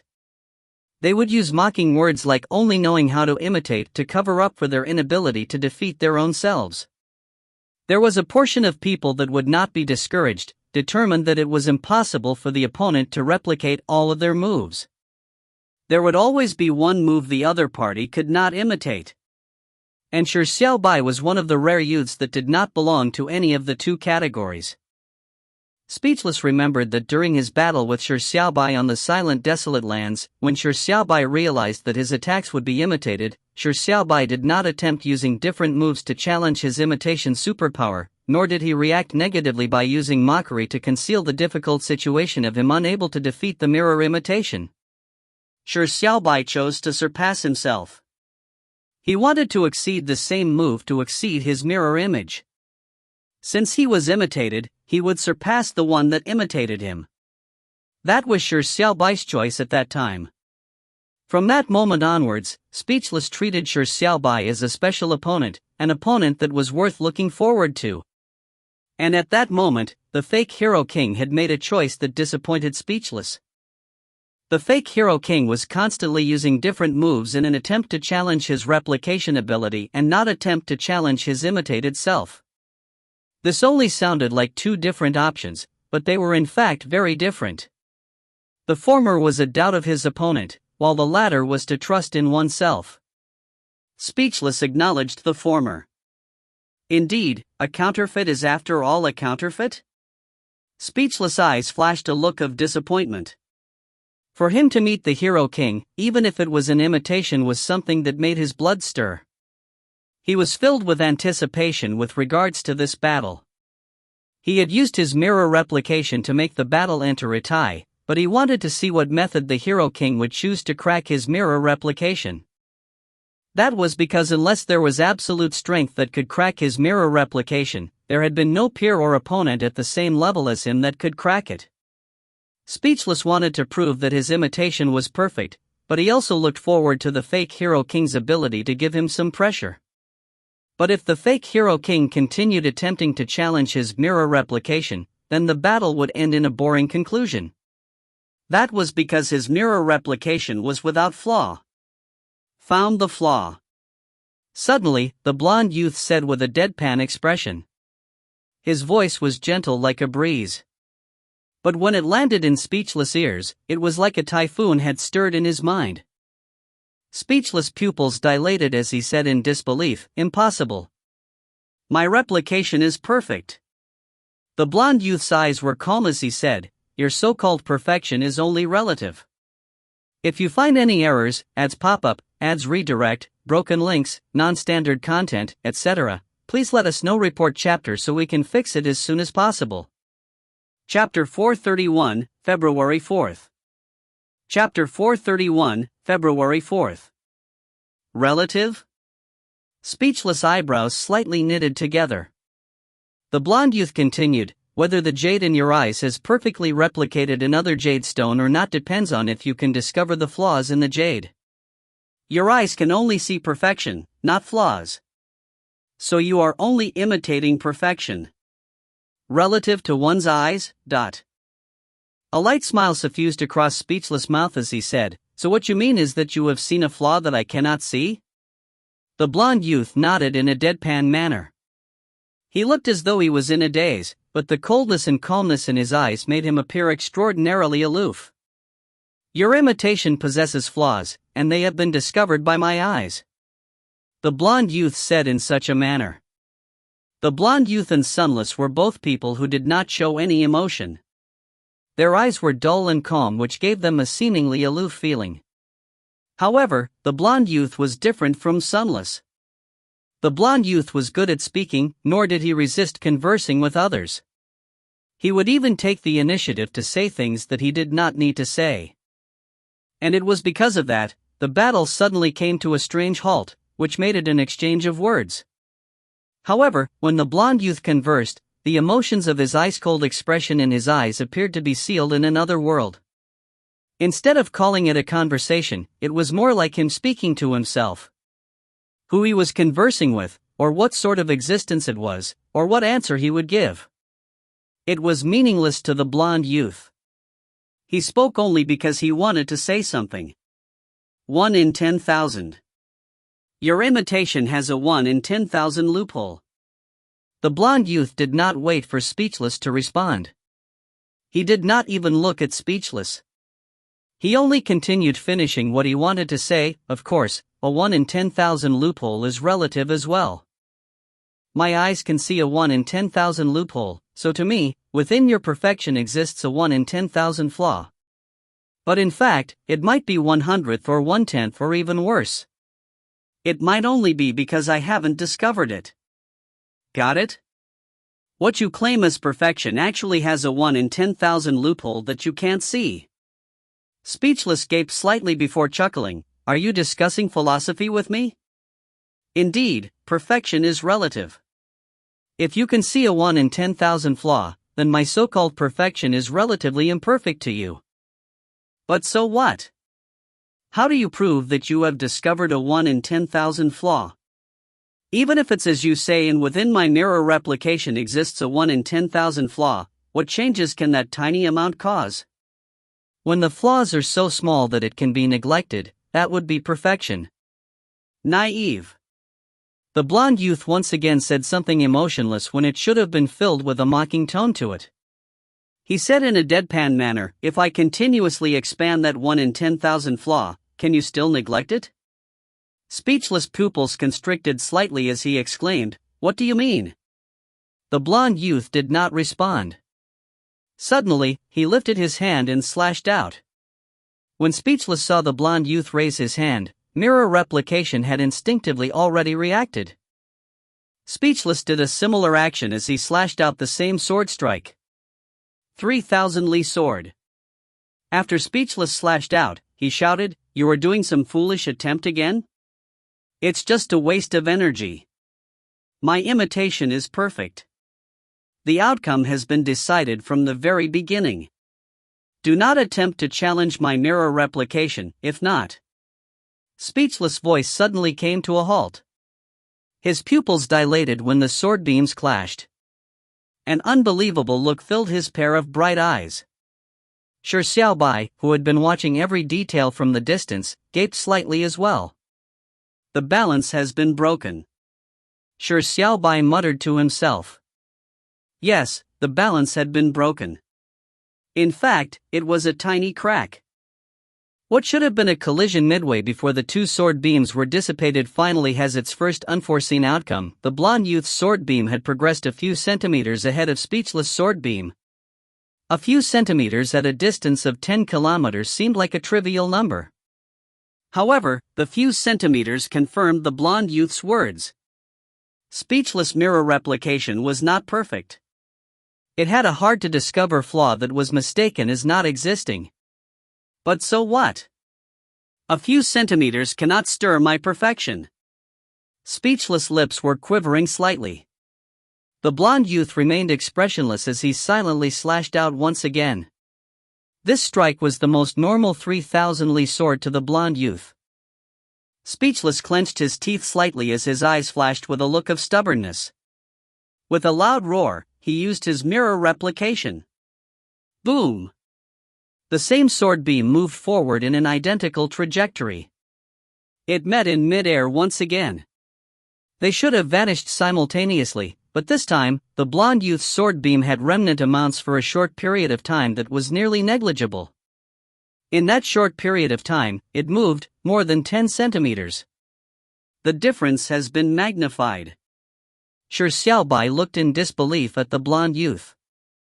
However, the blonde youth had already raised his hand and slashed out. Speechless, whose eyes had turned somewhat torpid, instinctively reacted. The blonde youth did not stop.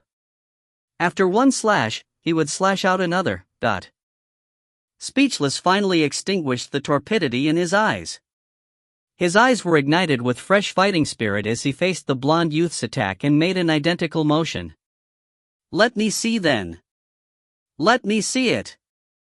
Speechless eyes were filled with stubbornness and resoluteness, the flaws in your eyes. Boom. Boom. Boom. The blond youth constantly brandished his sword as his speed and frequency steadily increased. The sword beams clashed like a storm descending upon the land. There was no moment of pause, and it caused the audience to shudder in fear. As for the sword beam's distance, it was gradually increasing. More than 10 centimeters. Nearly a meter. A meter.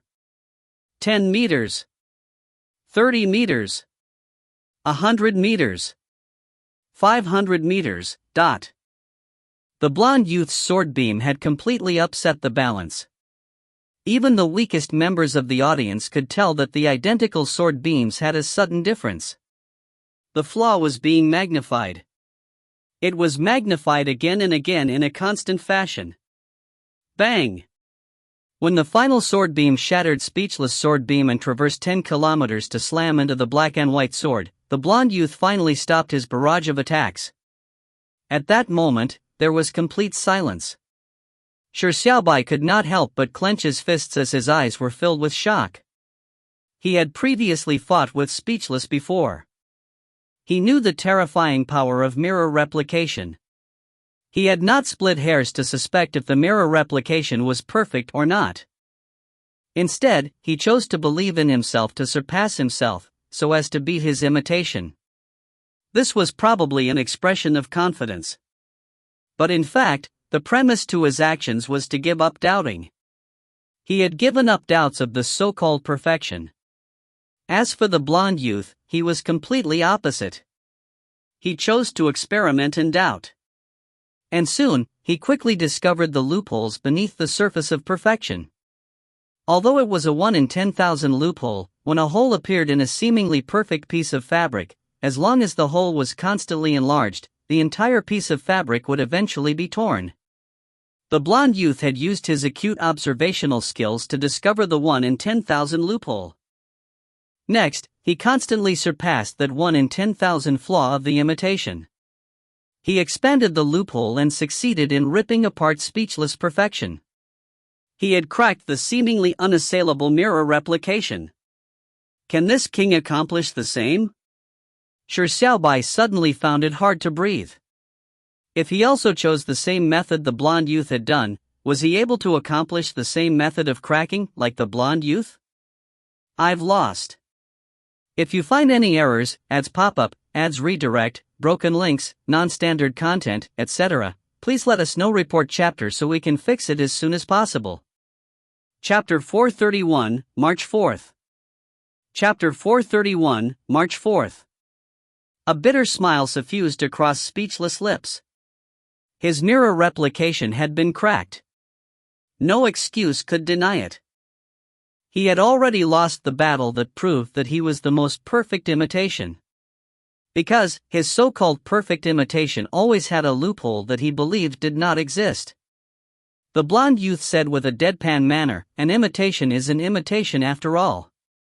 When the emotionless voice landed in Speechless' ears, his lowered eyes suddenly turned torpid. I don't want to become anyone else, even if he is the hero king. Because I want to become Speechlessly. The handsome black-haired boy said with a determined look. Sitting beside the boy was a girl who lightly blinked her beautiful brown eyes. Her hands were holding up her face that had a bit of baby fat. She said in a childish manner, "Brother Speechless is brother Speechless, so why do you want to become brother Speechless?" The black-haired boy scratched his head. He seemed to be at a loss for an explanation. With a thought, he said to the girl, "That's because everybody wishes for me to become the hero king. Daddy, Mommy, Grandpa, Grandma, all of them wish for it. Furthermore, I'm good at imitating. I believe imitation might be my destiny." The words that sounded somewhat mature were clearly hard to understand for the girl. She shook her little head that had a mop of short, brown hair to indicate that she did not understand what he meant. Following that, she pouted slightly and said naively, "Brother Speechless is good at imitating, then, wouldn't imitating be enough?" Of course not. The boy shook his head adamantly.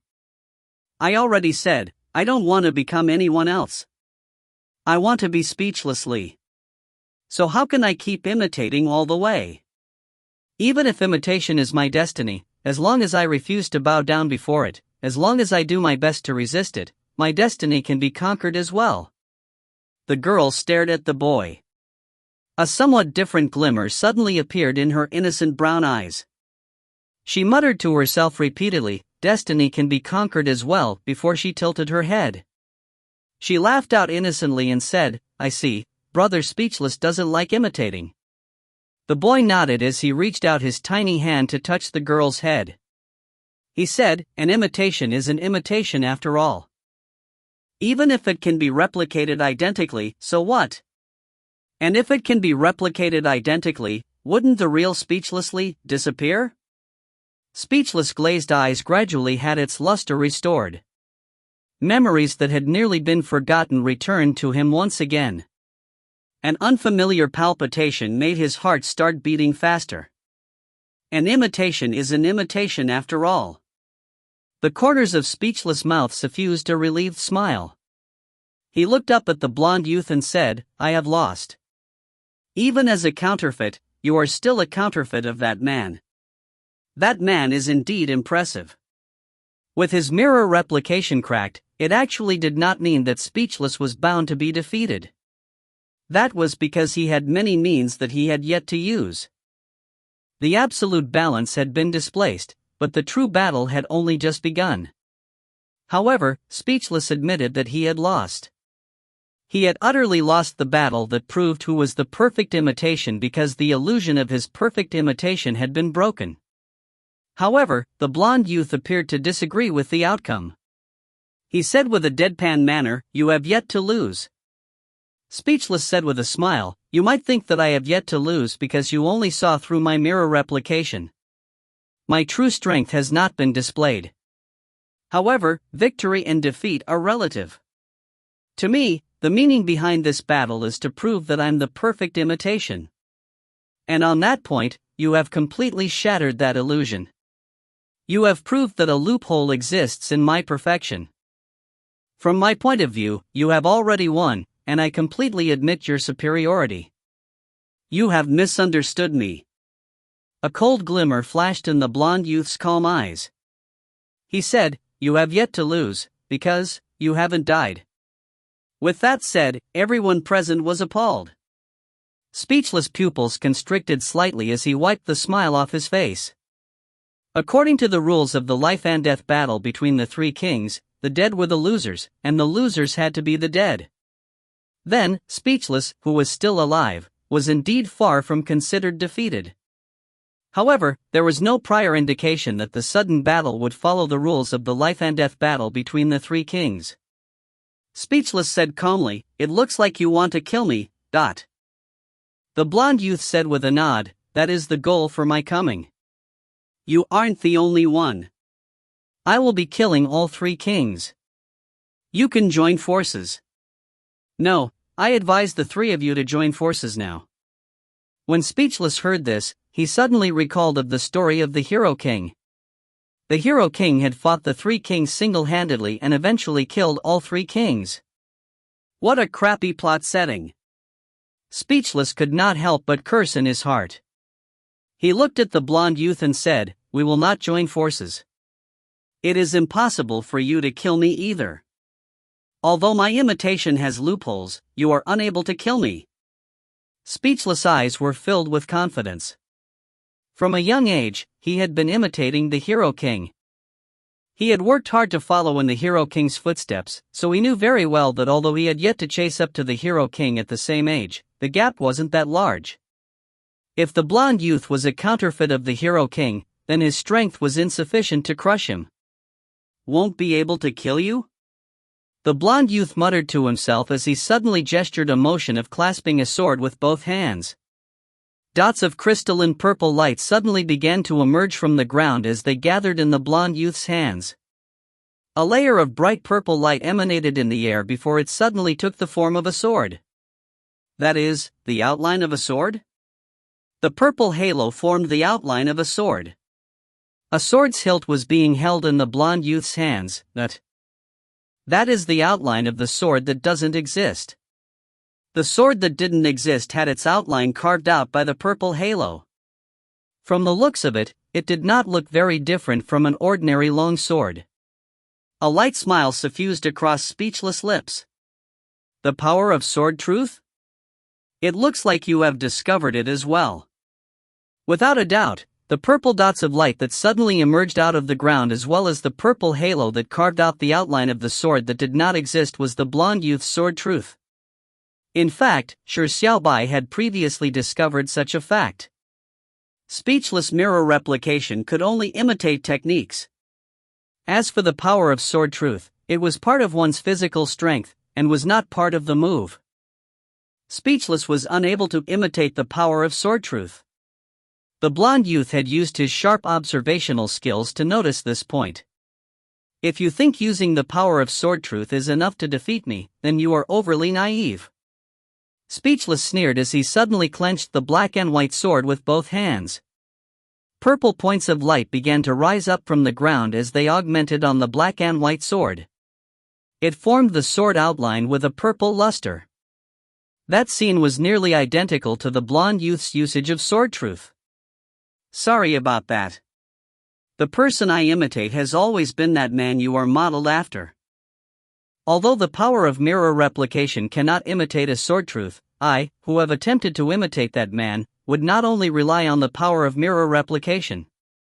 Speechless said loudly, that man's sword truth is my sword truth. If you find any errors, ads pop up, ads redirect, broken links, non-standard content, etc., please let us know. Report chapter so we can fix it as soon as possible. Chapter 431, No More Escaping, 4 of 4. Chapter 431, No More Escaping, 4 of 4. Speechless said loudly, that man's sword truth is my sword truth. The superpower of mirror replication allowed Speechless to do imitations that were opportunistic in many ways. However, there were many imitations that required him to depend on his hard work to grasp it.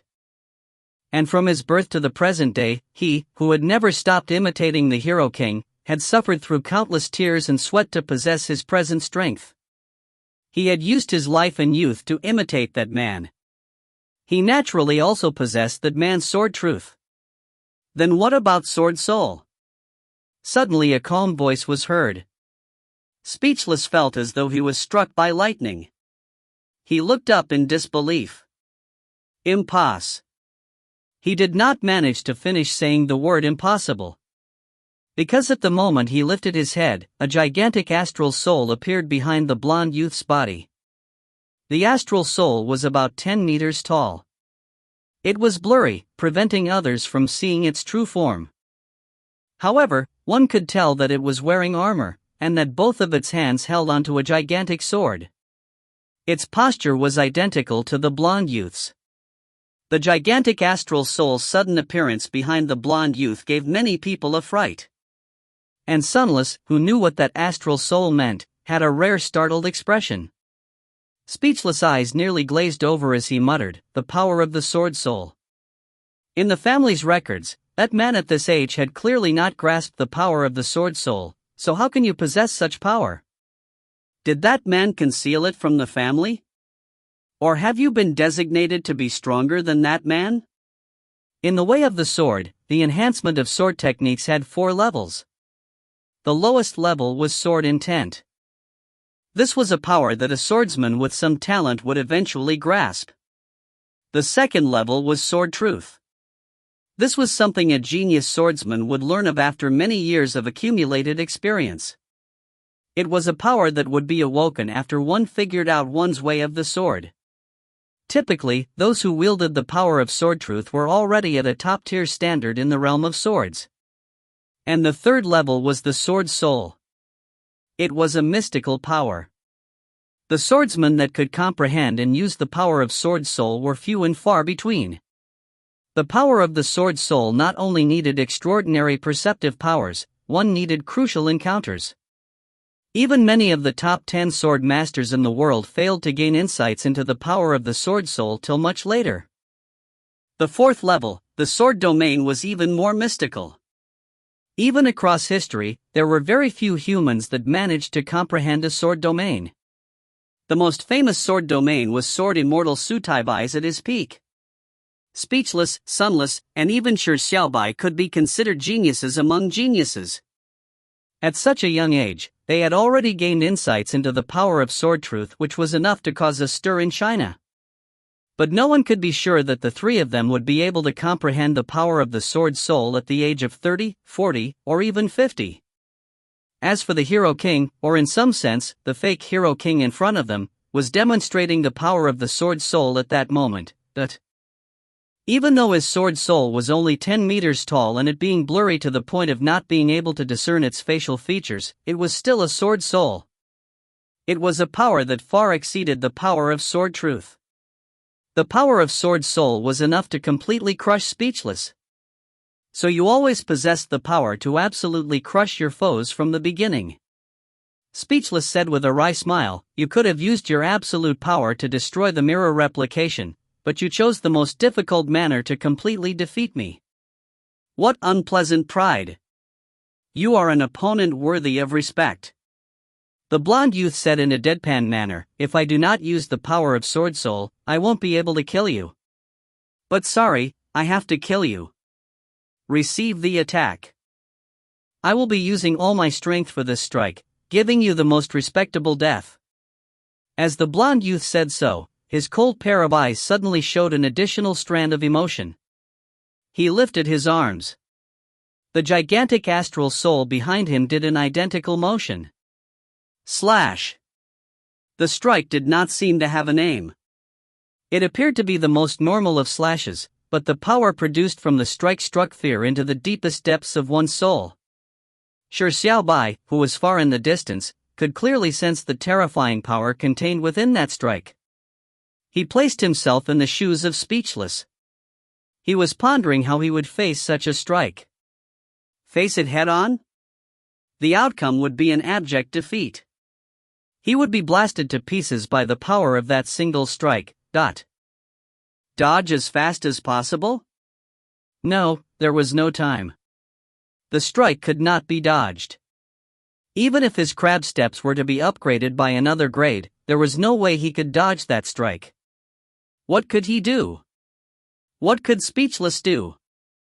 If one was struck by that strike, it would result in death. A very likely death. But if there was no way to face it head-on nor dodge it in time, what other means were there? What should be done? Quickly use the exit command. Shi Xiaobai roared at the dazed Speechless. Why is your hair not blonde? Should you dye it? The Hero King's hair is blonde. In the arms of a young girl, there was a boy as she ruffled through his black hair. Her eyes appeared like she was deep in thought, as if she was pondering over her own suggestion. The boy suddenly looked up and said, "No, definitely not." The young girl frowned slightly and asked, "Why not?" "Blonde hair is so pretty. It's as resplendent as the rays of the sun." It is said that the Hero King's hair had caused countless girls to be infatuated with him. If little Speechless were to dye his hair blonde, he will definitely look better than he is now. The boy smacked his lips. "I'm already handsome enough. There's no need to become even better looking." The boy's facial features looked exquisite and perfect. From a young age, there was a hint that he would grow up to be a handsome young man who would cause thousands of girls to fawn over him. Therefore, what he said was not a lie. The young girl smiled and pinched the boy's cheek. She said with a laugh, "It's not a bad look. You are indeed worthy of being my sister's child. However, it will look even better if you dye it blonde." The boy said loudly, "Black is nicer than blonde." The young girl shook her head and said, "Blonde is nice. The Hero King's hair is blonde." The boy smacked his lips and said, "Humph, you idolize the Hero King so much, so it's obvious you would think his hair color is nicer." The young girl gave a happy smile and said, "What you said seems to make a bit of sense, but I really do think blonde is nicer." Who asked the Hero King to have blonde hair? The boy got away from the woman's arms and jumped onto the ground. Facing the young girl on the chair, he said seriously, there will be one day you will prefer black, but... The young girl pricked her eyebrows up and said with a laugh, "That's impossible. Unless the Hero King is revived and dyes his hair black. If not, the color I like will forever be blonde." The boy clenched his tiny fist and looked up to say loudly, "No, there will be a day when I will surpass the Hero King. I will become a man even greater than he was. When the time comes, the person little ant will worship the most will be me. When the time comes, you will definitely prefer black." The young girl widened her eyes slightly as her lips curled upwards. She revealed a beautiful smile as she said softly, "Then we have made an agreement. The day you surpass the Hero King will be the day I prefer black." As the young girl said that, she stretched out her fair and slender pinky. The boy nodded his head heavily. "Yeah, there will be a day when I will surpass the Hero King. Quickly use the exit command."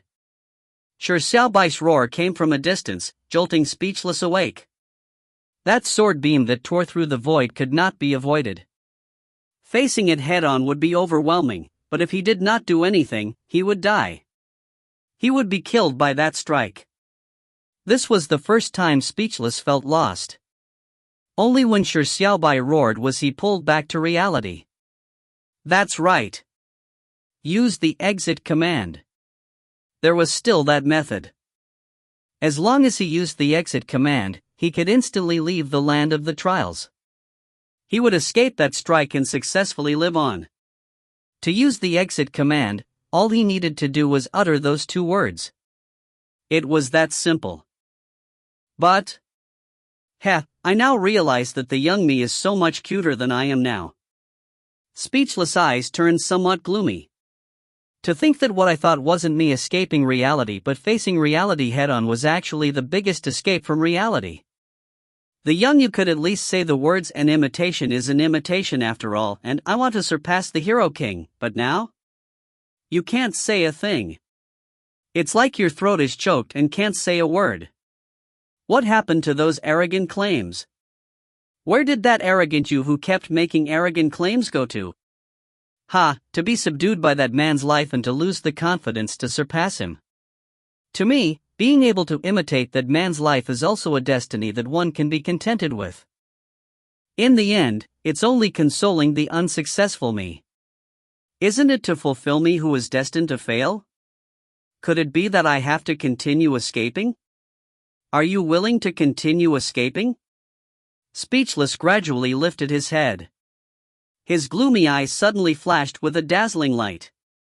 "Little ant, black is nicer." A peaceful smile suffused across Speechless' mouth. With both hands clasping the sword, he slowly lifted them up and slashed out at that strike that covered the world with white light. I will not escape any further. The white light filled the world. The blonde youth's strike was blinding. Even the sun's rays were overwhelmed by it. What Shi Xiaobai last saw was Speechless' figure as he held up his sword. Then, everything was consumed by whiteness.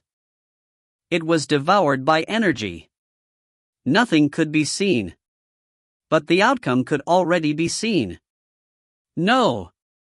Shi Xiaobai roared angrily as he crazily ran in Speechless' direction. Speechless did not use the exit command but chose to face it head-on.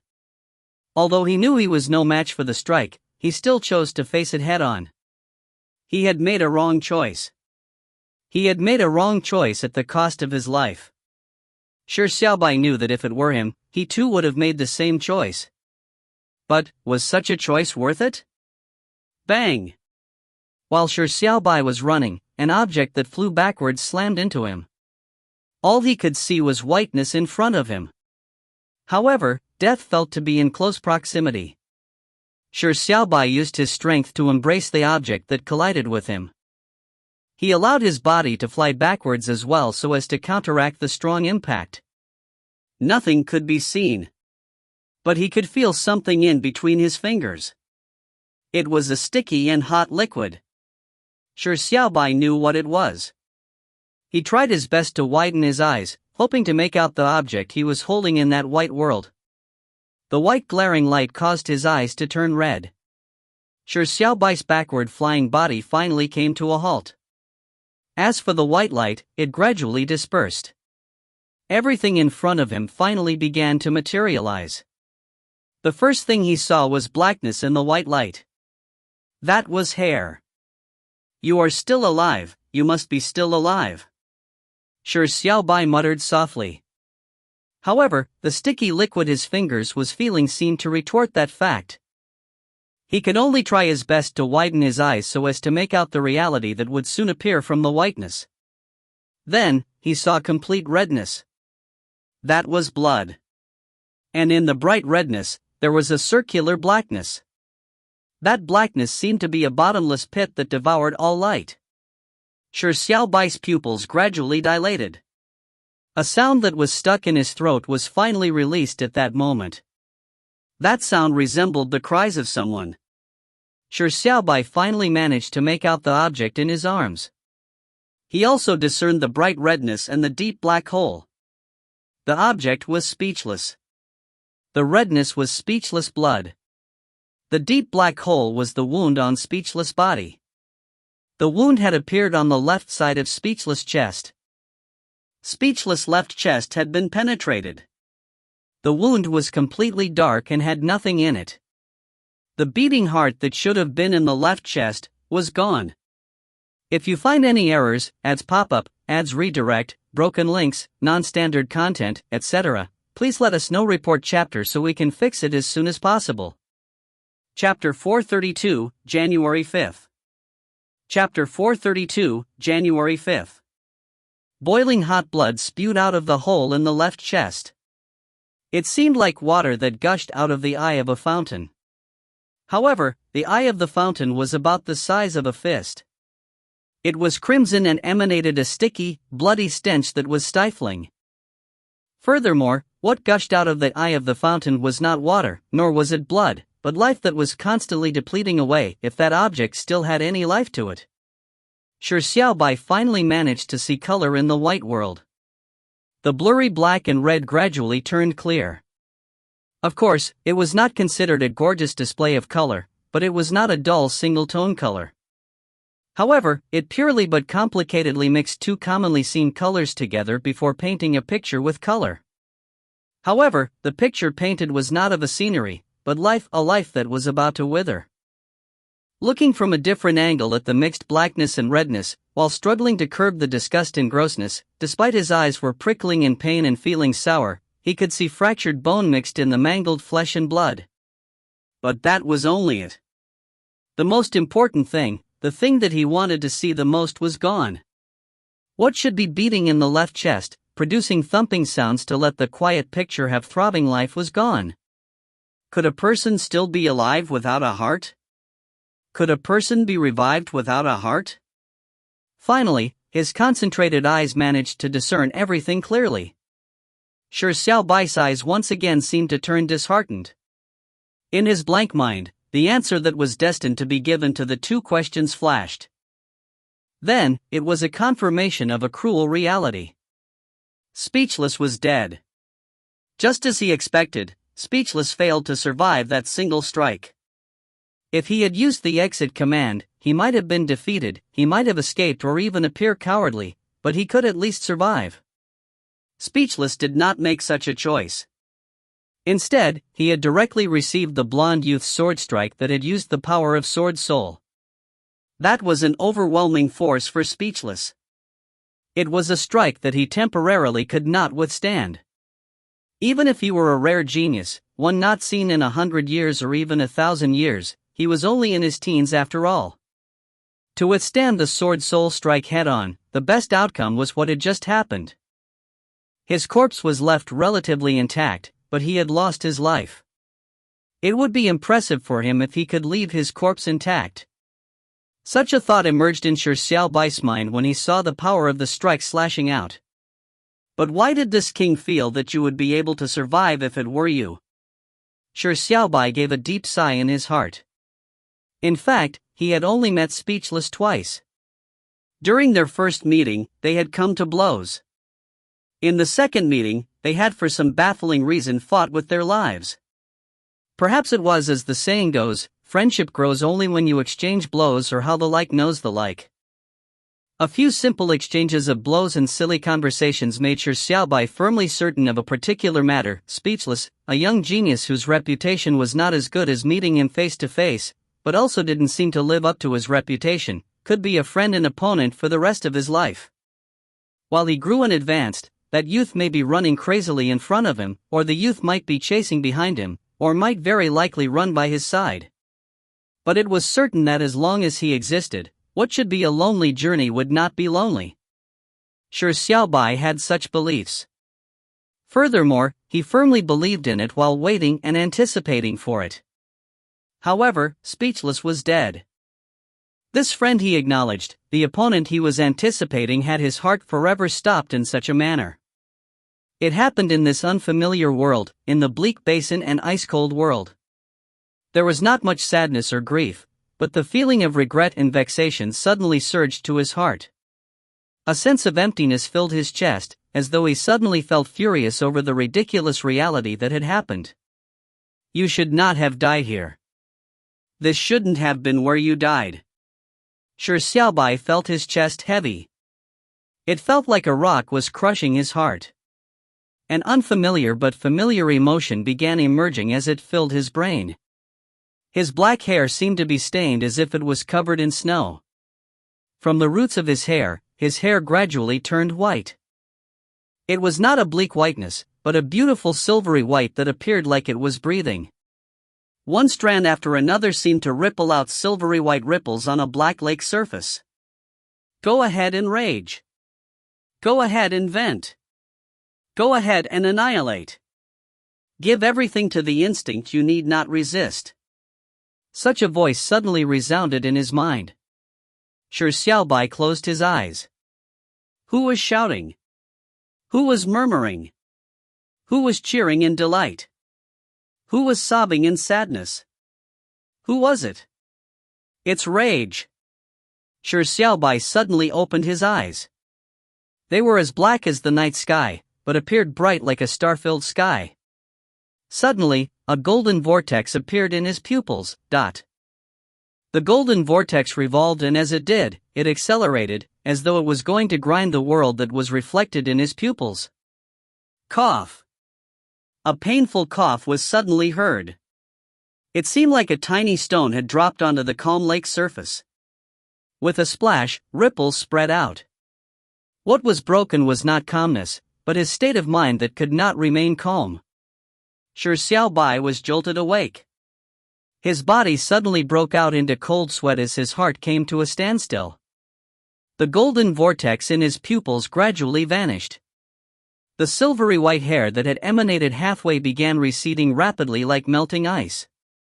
Lush black hair appeared like a starless night sky. Shi Xiaobai traced the coughing sound that had awoken him from his meaningless rage. He saw a pair of eyes that opened in the night sky. I'm a man who wants to surpass the Hero King, so how can I die here?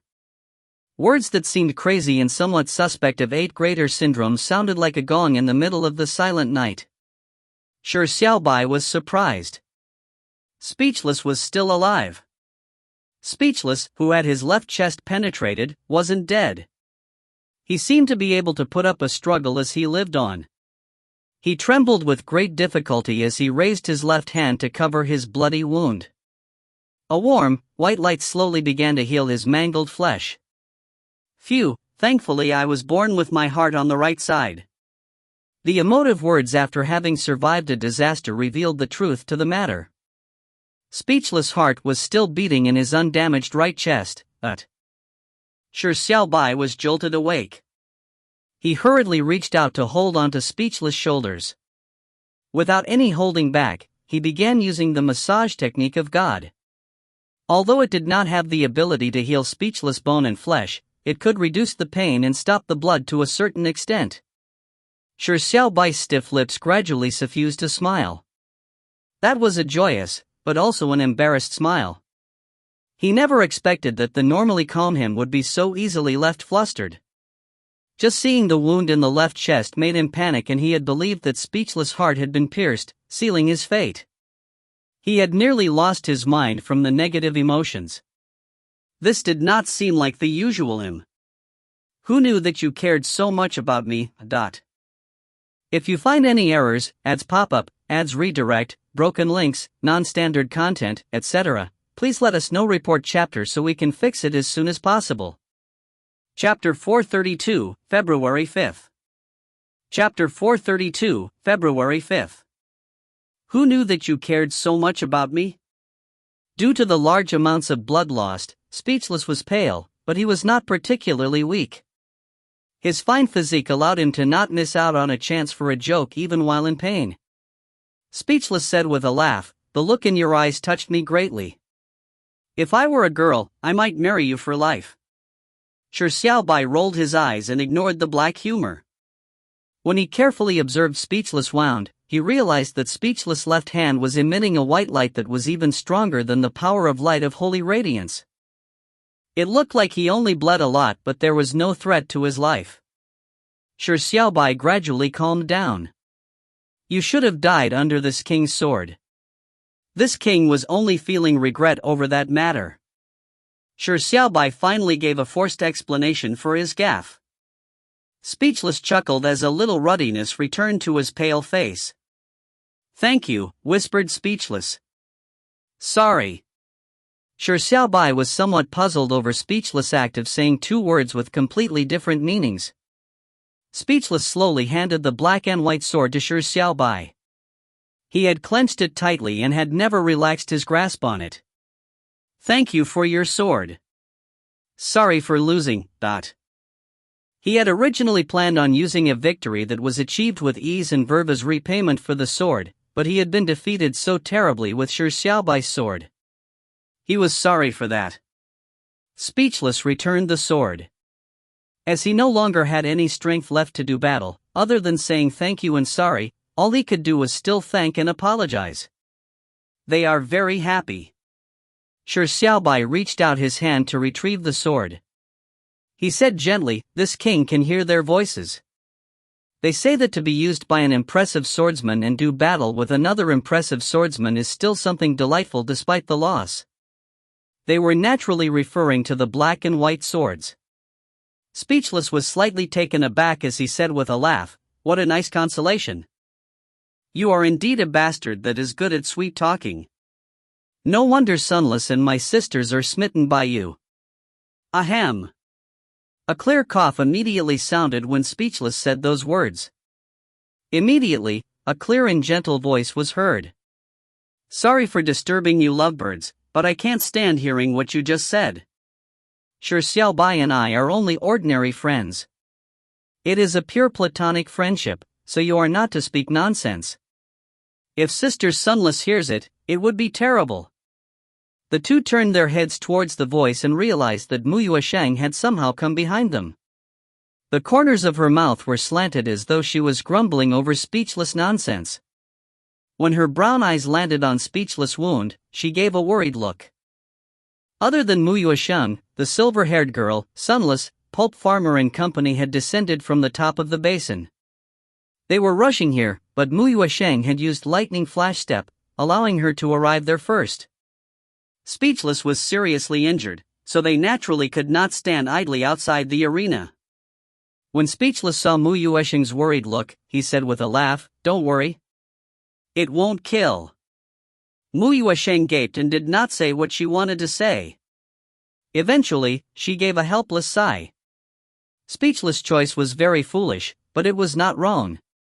Blaming and grumbling words could best express her nervousness and concern, but those were not the best words to be said at the moment. "Promise me. There won't be a next time." Mu Yuesheng said gently after falling silent for a moment. Speechless grinned and said, "Such a horrible defeat obviously is the last." Mu Yuesheng stared at him. The next time she was referring to was not do actions that could cost his life, but Speechless had given an irrelevant answer. Before Mu Yuesheng said another word, a figure suddenly appeared beside her. As she gave an instinctive glance at it, a black shadow came smashing from top to bottom. Bam! Without being able to stop it, Mu Yuesheng watched in horror as a thick book slammed heavily onto Speechless' head. Ouch! Speechless cried out in an exaggerated manner. He reached out his hand to cover his head as he yelled, "Damn it, girl. Do you really want to murder your brother?" The silver-haired girl was standing beside Mu Yuesheng. She was holding a book with both hands. Her eyes were slightly red, and as she bit her lower lip, she stared angrily at Speechless. When she saw Speechless' left chest penetrated from a distance, she was horrified of the possibility that she would be losing a loved one. It nearly gave her a mental breakdown. She struggled to rush forward, but when she was running midway, she realized that Speechless had not died. However, she did not know how bad his injuries were or if his life was in danger. As she could not tell if it was momentary recovery before death, her worried heart felt like it was in her throat. Only when she approached did she realize that Speechless appeared to be in good shape. He was still making stupid jokes as per normal. Her heart, which suddenly felt eased, immediately produced complex emotions as her chest could not rest easy. The silver-haired girl was very, very, very angry. She wanted to angrily yell at Speechless, "Why did you not cherish your life? Do you know how worried I was?" However, she could not open her mouth or speak. The emotions that had rushed to her throat seemed like a surge that was attempting to break through a valve. She wanted to yell while disregarding everything, but her reason clenched her throat tightly. Why? Why did she need to bury the voice in her heart in the deepest recesses of her soul? Hot tears rolled down her eyes at that moment. They streamed down incessantly over her ice-cold face. She did not want to cry, but the aggrieved feelings she had completely destroyed her tear ducts. Speechless sighed helplessly. He did not know how complicated the silver-haired girl's emotions were. He only thought that she was crying because she was worried. He was momentarily unsure how he could console her. Ever since their parents divorced, they had never met each other for several years. This sister who had endless things to say to him seemed to have many things he did not know about, as well as secrets she did not want him to know of. However, Shi Xiaobai happened to know the secret that the silver-haired girl had, which she did not want Speechless to know. That biting of her lower lip, the streaming tears and the aggrieved crying, coupled with the appearance of having to force herself not to make a sound, pricked at Shi Xiaobai's heart. This girl that was like an easily shattered crystal always made his heart ache for her. Shi Xiaobai immediately turned his body sideways. Adjusting his body, he reached out his empty right hand and held the fair and exquisite cheek. Lightly and slowly, he gently wiped her tears. The silver-haired girl turned her head sidewards and looked into Shi Xiaobai's pained eyes. An indescribable feeling emerged from her heart. It was sour and warm, but it made her feel even more aggrieved. However, the grievance was different from the painful aggrieved feeling from before. The silver-haired girl was momentarily stunned. Speechless was immediately rendered speechless. The plot wasn't right as he sensed the evil intentions of the author. "Hey, Shi Xiaobai, are you going to hit on my sister in front of me? If you find any errors, ads pop up, ads redirect, broken links, non-standard content, etc., please let us know. Report chapter so we can fix it as soon as possible." Chapter 432, March 5th. Chapter 432, March 5th. "Hey, Shi Xiaobai, are you going to hit on my sister in front of me?" Speechless only felt vexed over his serious injuries, else he would have pulled out a sword to fight it out with Shi Xiaobai. "Why don't you marry her if you want to hit on her? That's not right." Even if he wanted to marry her, the way he hit on her was against the bro code, but... At that moment, Sunless, Pulp Farmer and the rest finally arrived. They immediately saw the strange scene of Shi Xiaobai embracing the severely injured Speechless with one hand, while wiping the tears of the silver-haired girl with the other. The Pulp Farmer trio looked at each other and secretly gave Shi Xiaobai a big thumbs up. Mu Yuesheng gaped and took a worried glance at Sunless. Sunless, who remained expressionless as per usual, was looking at Shi Xiaobai. Her eyes looked calm and she looked composed. The silver-haired girl was finally jolted awake as her cheeks flushed red. She hurriedly took a step back and used her hands to wipe the remnant streaks of tears. She lowered her head in embarrassment before looking up to give Speechless an angry stare. After that, she gave a fleeting glance at Shi Xiaobai before lowering her head and stared at her shoes. When Speechless saw this, he could not help but laugh out loud. However, it caused his wounds to hurt, which resulted in him gnashing his teeth with a yelp. When the rest saw how Speechless remained energetic despite his serious injuries, they immediately felt relieved. Lu Yu volunteered himself to help Speechless bandage him up. Everyone seemed to forget an important matter. Only when the blonde youth in the distance suddenly raised the invisible sword that didn't exist. "Be careful!" Shi Xiaobai exclaimed as everyone reacted in surprise. They quickly entered a battle-ready pose. According to the rules of the life-and-death battle between the three kings, Speechless was still alive, and Shi Xiaobai had yet to fight. The battle was far from over. And it appeared as though the blonde youth had lost his patience. The group had serious expressions on their faces, but they spontaneously took a step forward. The blonde youth in front of them was an imitation of the Hero King. He had cracked the seemingly perfect mirror replication and had used a single strike to crush Speechless. His immense power far exceeded their imaginations. It could be imagined that even if they had charged up together, there was a very high chance of them failing to be the blonde youth's match. But at that very moment, as trial takers from the same human world, none of them chose to retreat. The group made preparations to engage in a battle that needed their all. At that moment, the blonde youth suddenly slashed the sword he had lifted up. However, the direction in which the blonde youth was slashing it was not in their direction. A blazing fiery sword beam slashed at the gargantuan who was sitting in the distance. The gargantuan gave a disdainful smile of mockery. Waving his gigantic right hand, he smacked at the fiery sword beam that struck him. Pooh! The burning fiery sword was swept by the gargantuan and was immediately extinguished like a punctured ball. Under the billowing dark smoke, not a single mark was left on his tough flesh. The gargantuan suddenly had a drastic change in expression as he roared. Celestial fire! The fiery sword beam that the blonde youth slashed out was no ordinary sword beam, nor was it any ordinary flame. The gargantuan noticed the familiar aura in the flames from a brief encounter with it. The Transcendence Holy Tree that was burned down exuded a similar aura. That was the aura of celestial fire. From what the gargantuan knew, only the ruling celestial king, who had inherited the power of the celestial king, was able to use the power of celestial fire. That was the reason why he adamantly believed that the Transcendence Holy Tree was destroyed by the celestial king. He did not heed any of the suspicious clues that led to the battle. But at that moment, the blonde youth had nonchalantly slashed at him with celestial fire. The gargantuan's firm belief and knowledge immediately collapsed like a skyscraper. Do you get it? The person who burned down the Transcendence Holy Tree was me. The blonde youth said without any expression. That was the reason for him slashing out that strike.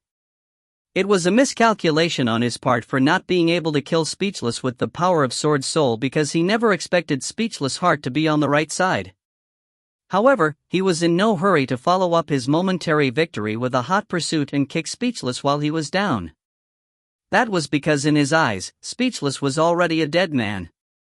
As for the black-haired youth that was caring for Speechless by his side was also going to die soon. He did not mind waiting a little longer. Therefore, he turned his gaze to the gargantuan that was watching by the side. The new Transcendent King was also a target he wanted to kill. However, the new king did not seem to believe that he was the mastermind behind the burning of the Transcendence Holy Tree. Therefore, he slashed out that strike. That strike that could be mistaken as celestial fire was the one that burned down the Transcendence Holy Tree. Hence, he was not worried that the new Transcendent King would remain stupid and ignorant. That strike was the best evidence. So it was you. The gargantuan roared in anger and immediately stood up. It caused the ground to quake incessantly. The blonde youth said in a deadpan manner, angry? Then kill me. Here's a suggestion. Join forces with the infernal king over there, or this battle will end in a very boring manner. The arrogant words were said in an emotionless and calm tone. It was as though he was depicting an objective fact. It was even more vexing than arrogance. When the gargantuan heard him, he was immediately incensed to the limit. What arrogance and shamelessness! This king will definitely squash you into a pancake. The gargantuan roared before turning his head to shout at Shi Xiaobai, "He's mine. You are not to do anything." It was clearly beneath the gargantuan's dignity to join forces with Shi Xiaobai. Even though his reason told him that it was the best choice, but anger and pride demanded that he kill and smash the shameless enemy alone. The gargantuan's words were similar to what Speechless had said. It made Shi Xiaobai laugh helplessly. He naturally would not join forces with the gargantuan. If he wanted to fight the blonde youth, it had to be a one-on-one battle. Of course, he did not mind waiting a little longer, as taking care of the severely injured Speechless was of utmost importance. The gargantuan's eyes shimmered when he noticed that Shi Xiaobai did not mind. In fact, instinctively, he wished that the infernal king could join forces with him. That was because the power of the sword soul that the blonde youth had previously used had caused him to feel his life being threatened despite the distance as well. That was a power that could very likely kill him. However, the hatred that was a result of losing the Transcendence Holy Tree, the dignity of a king and his unbridled ambition immediately made him abandon the laughable thought. If this battle cannot be won, how would I prove that the race of the Transcendence is the strongest race in the world? The gargantuan's eyes turned firm once again. Ever since I was born, I was in the fourth transcendent form. Just paying a tiny price would allow me to enter the fifth form. If I was driven to a corner, I could enter the mindless devil-like state of the sixth form. Even that strike from before would be easily withstood. So what do I have to fear? With that thought in mind, the gargantuan took a step towards the blonde youth. The might of a single step shook the heaven and earth. The blonde youth readied himself by raising his sword and said, "Are you ready to die? If you find any errors, ads pop up, ads redirect, broken links, non-standard content, etc., please let us know. Report chapter so we can fix it as soon as possible." Chapter 432, April 5th. Chapter 432, April 5th. The blonde youth readied himself by raising his sword and said, "Are you ready to die?" The gargantuan laughed in his anger, "The one dying will be you." Without any additional exchange of words or need to play up the situation, the battle began instantly. The gargantuan took large strides as his massive body resembled a moving mountain. He did not speed up but approached at an adequate pace. Every step he took caused the ground to quake. The 30,000 audience held their breaths while Shi Xiaobai and company widened their eyes. They stared with unaverted gazes at the battle that was about to break out. It was definitely going to be a shocking battle. No one knew the strength of the gargantuan that was far stronger than King Leonis or how many hidden cards he hid. As for the blonde youth, his strength was even more unfathomable. Watch well. This battle is destined to be unforgettable. Pay attention to every detail of the battle. It will definitely benefit all of you greatly. Speechless said to the people beside him with a solemn expression. He was the person who understood the blonde youth's strength the most. Also, in the clash of attacks previously, he knew very well of the gargantuan's powerful strength. The power of the sword soul could not be used continuously. Even the real hero king needed to rest for a moment before he could use the power of the sword soul a second time. How many hidden cards would the blonde youth, who was temporarily unable to use the power of the sword soul, use against the infuriated and serious gargantuan? How many techniques would he be forced to use? A look of anticipation flashed in Speechless' eyes. Shi Xiaobai clenched his fists. His eyes were focused on the blonde youth and he was unwilling to miss any detail. He believed and hoped that the blonde youth would obtain victory in the battle. But if that happened, it meant that he would be next to battle the blonde youth. Such an opponent with immense power made him nervous, but it also ignited his fighting spirit and excited him. Against the gargantuan, whose physical toughness was unbelievably powerful, what choice would the Hero King's imitation make? What sort of sword technique would he use? How much time would he need to clinch victory? As Shi Xiaobai pondered over it, he remained excited with anticipation. Suddenly, the blonde youth moved. It was fine if he didn't move, but a single movement of his was stunning. So fast. So fast was definitely not enough to describe the blonde youth who suddenly moved. In just a blink of an eye, the blonde youth who remained silent in his original spot had traversed 10 kilometers. He was flying in mid-air as if he was a golden beam of lightning, but unlike his battle with Speechless, the blonde youth did not choose to produce sword attacks from a distance. Instead, he had suddenly moved and appeared in front of the gargantuan that was striding towards him. He leaped up high and with his hands appearing to hold a sword, he looked like the blinding moment when the morning sun emerged. Courting death. The gargantuan was similarly astounded by the blonde youth's stunning speed and fearsome attacking stance. But he immediately recovered his composure. While feeling incensed, he also felt crazily delighted. This foolish and arrogant fly took the initiative to enter a melee battle with him? When had the Transcendents ever been afraid of a melee battle? The gargantuan laughed out maniacally as he suddenly stretched out his hand to smack down at the blonde youth who had leaped into the air. It was as though he was swatting an irritating fly. The gargantuan's strength was outrageously strong. The strength from the swat of his right hand stirred up a storm. As the wind howled, his black shadow shrouded the blonde youth that had temporarily stopped in mid-air. If the youth was the dazzling dawn, that strike was like a gloomy cloud that shrouded the sky. Phew! As the black shadow swept past, it was like white clouds that dispersed. The dazzling figure vanished in mid-air. He disappeared. The audience that was in front of the gargantuan exclaimed. So fast. What exactly happened? The spectators that were behind the gargantuan were equally astonished. This was because at the instant the gargantuan smashed his palm, the blonde youth had disappeared and appeared behind the gargantuan. His speed was astonishing and there was no way to tell what he had done. Or could it be said that he did not do a thing? All he did was simply leap past the gargantuan's body? No. As the audience was still reveling in shock, it heard the gargantuan suddenly roar out angrily. The roar was filled with anger, regret, disbelief, and deep hatred. And with the roar, an appalling scene unfolded. The gargantuan's gigantic head began sliding down his neck and crashed to the ground with a loud thud. Boiling hot blood spewed out from the flat and smooth broken neck like an erupting volcano. The cleaved neck ejected blood to the heavens as it sprayed onto the ground. It dyed the burning hot basin into an ice-cold dark red. Boom! After the gargantuan lost his head, his massive body fell back as though a mountain had collapsed. The gargantuan died just like that? With his head separated from his body, he had died in such an inexplicable manner. There was total silence. Everyone watched aghast, finding the scene before their eyes unbelievable. The blonde youth had slashed out.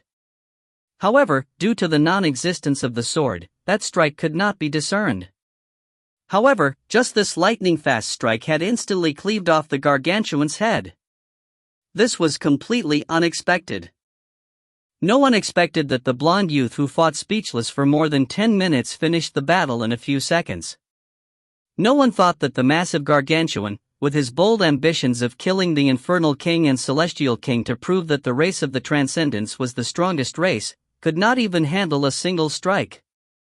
The gargantuan did not expect that his defense he had been so proud of could not withstand that simple and unimpressive strike. If he knew that it would result in such an outcome, he would definitely have used his sixth form from the beginning. But there were no ifs in this world. The gargantuan did not use his sixth form. He lost all chances of using even the fifth form. With a regretful roar, he died in pain. The new Transcendent King was beheaded. Hey, that can't be. Is this just a fantasy? Feng Yuanlin's voice trembled as he nearly bit his tongue. Speechless eyes turned slightly torpid as a wry smile suffused across his lips. He said, "That bastard is terrifyingly strong. He spent 10 minutes to crack my mirror replication only because of his damn repulsiveness. If he had used such a sudden strike at me, my head would have probably dropped off." It was unbelievable that the imitation of the Hero King was so powerful. Did the assessment program crazily enhance its strength when it created the counterfeit? Or did the real Hero King possess such terrifying power at that age? If it was the latter, then Speechless, who thought that he could imitate to the point of surpassing the Hero King, was indeed too naive. Everyone was immersed in shock. The audience was still in a daze.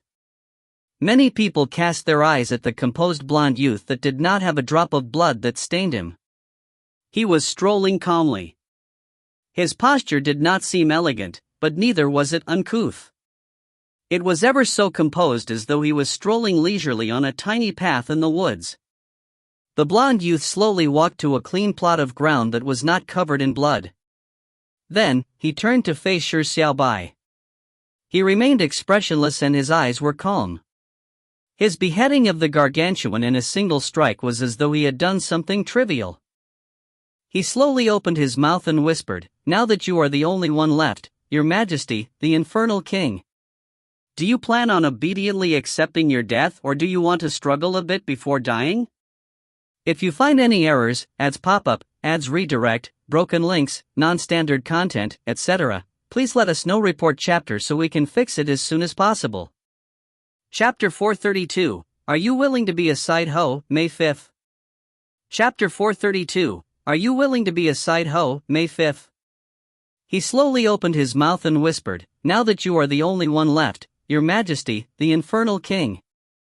Do you plan on obediently accepting your death, or do you want to struggle a bit before dying?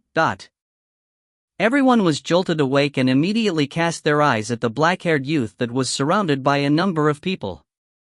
That was the strongest person in the infernal domain. He was the Infernal King, one of the three kings. He had bravely suggested the life-and-death battle between the three kings. Furthermore, he was able to tie the Celestial King and new Transcendent King in battle. Without a doubt, the Infernal King was very powerful. However, there was only one thought in the minds of the 30,000-strong audience: the Infernal King was doomed. The Celestial King had his chest pierced. If not for him being born with a heart on his right side, he would have died. And even if he had managed to survive, he would probably not escape the impending death. The new Transcendent King had been instantly beheaded. So what if he was the Infernal King? In front of the unfathomably strong blonde youth who killed without batting an eyelid, the Infernal King appeared as weak as paper. "Run, Your Majesty! Quickly run! Your Majesty, do not accept the battle!" The spectators from the infernal domain cried out. They were afraid that their respected king would end up miserably like the gargantuan. Even if he would be ridiculed as a coward that ran away in fear, it was better than dying. "Quickly run, Your Highness!" The ready Shi Xiaobai, who had already stood up slowly with the black and white sword clenched tightly in his right hand, was left stunned when he heard the infernal commoner's shouts. At that moment, Mu Yuexing could not help but anxiously say, "Shi Xiaobai, don't face him in battle." Feng Yuanlin, Pulp Farmer, and Lu Yu said as well, "Shi Xiaobai, don't be rash." Speechless sighed and looked up while saying, "Shi Xiaobai, use the exit command." Shi Xiaobai shook his head in silence. He suddenly felt the sleeves on both sides being tugged at. Turning his head in surprise, he saw Sunless standing on his right, while the silver-haired girl was standing on his left. They were simultaneously pulling at his sleeves, shaking their heads with worried looks. Even Sunless, who seldom revealed any emotion, revealed a rare look of worry. They were frightened by the blonde youth's one shot of the gargantuan. They were afraid that Shi Xiaobai would also be beheaded by such an attack. If he could not react in time, the exit command could not even save his life. If Shi Xiaobai were to accept the battle, there was a very high chance of him being defeated, or even him dying. Just thinking of Shi Xiaobai being decapitated was enough to make the two girls that could be called proud daughters of heaven feel like the world was crumbling down. This king won't die. Shi Xiaobai looked seriously at the group and said with a certain tone, "This king might be defeated, but this king will definitely not die."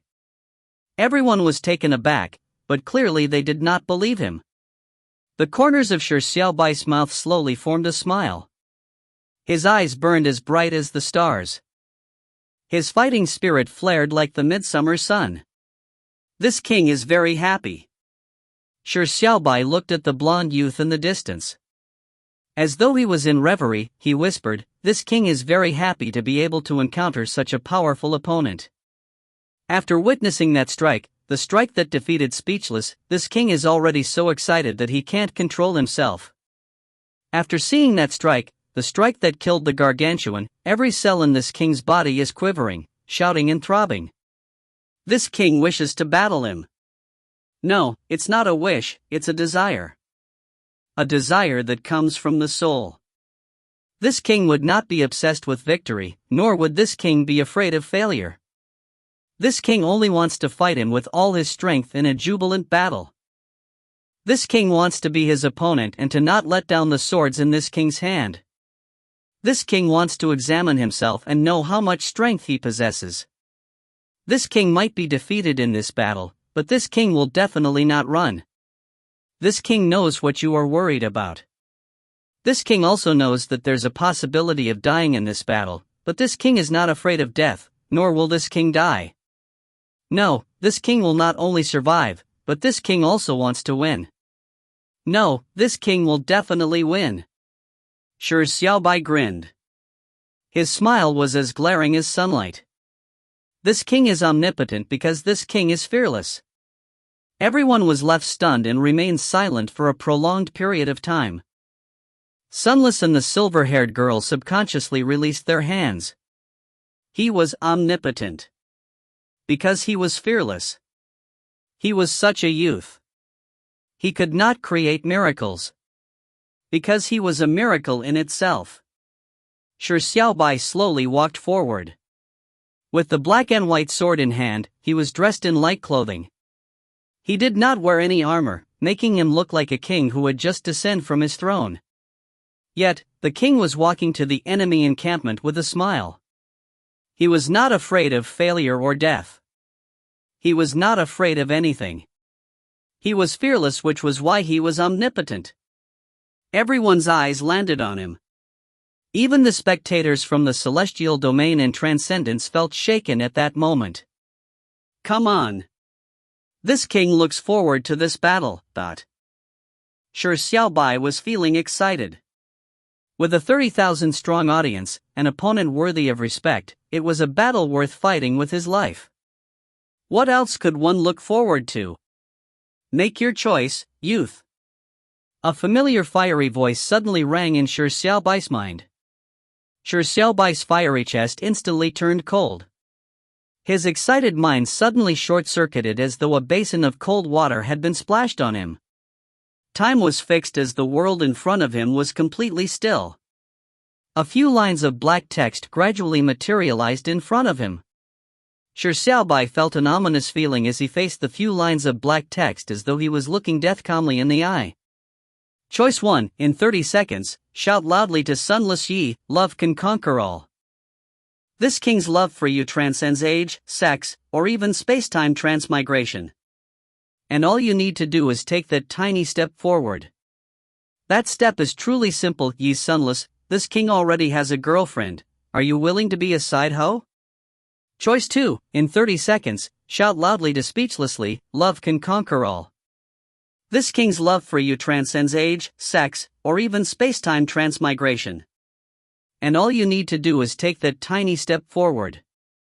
That step is truly simple, Li Speechless, this king already has a girlfriend, are you willing to be a side hoe? Choice 3, in 30 seconds, shout loudly to Mulingshi, love can conquer all. This king's love for you transcends age, sex, or even space-time transmigration. And all you need to do is take that tiny step forward. That step is truly simple, Mulingshi, this king already has a girlfriend, are you willing to be a side hoe? Choice 4, in 30 seconds, shout loudly to Donley, love can conquer all. This king's love for you transcends age, sex, or even space-time transmigration. And all you need to do is take that tiny step forward. That step is truly simple. Li Dawn, this king already has a girlfriend, are you willing to be a side hoe? Gentle reminder, this choice is considered a mischief-style choice where only the choice is performed. No reward. Make your choice, youth. If you find any errors, ads pop up, ads redirect, broken links, non-standard content, etc., please let us know. Report chapter so we can fix it as soon as possible. Chapter 433, The Fifth Path. Chapter 433, The Fifth Path. Choice 1, in 30 seconds, shout loudly to Sunless Yi, love can conquer all. This king's love for you transcends age, sex, or even space-time transmigration. And all you need to do is take that tiny step forward.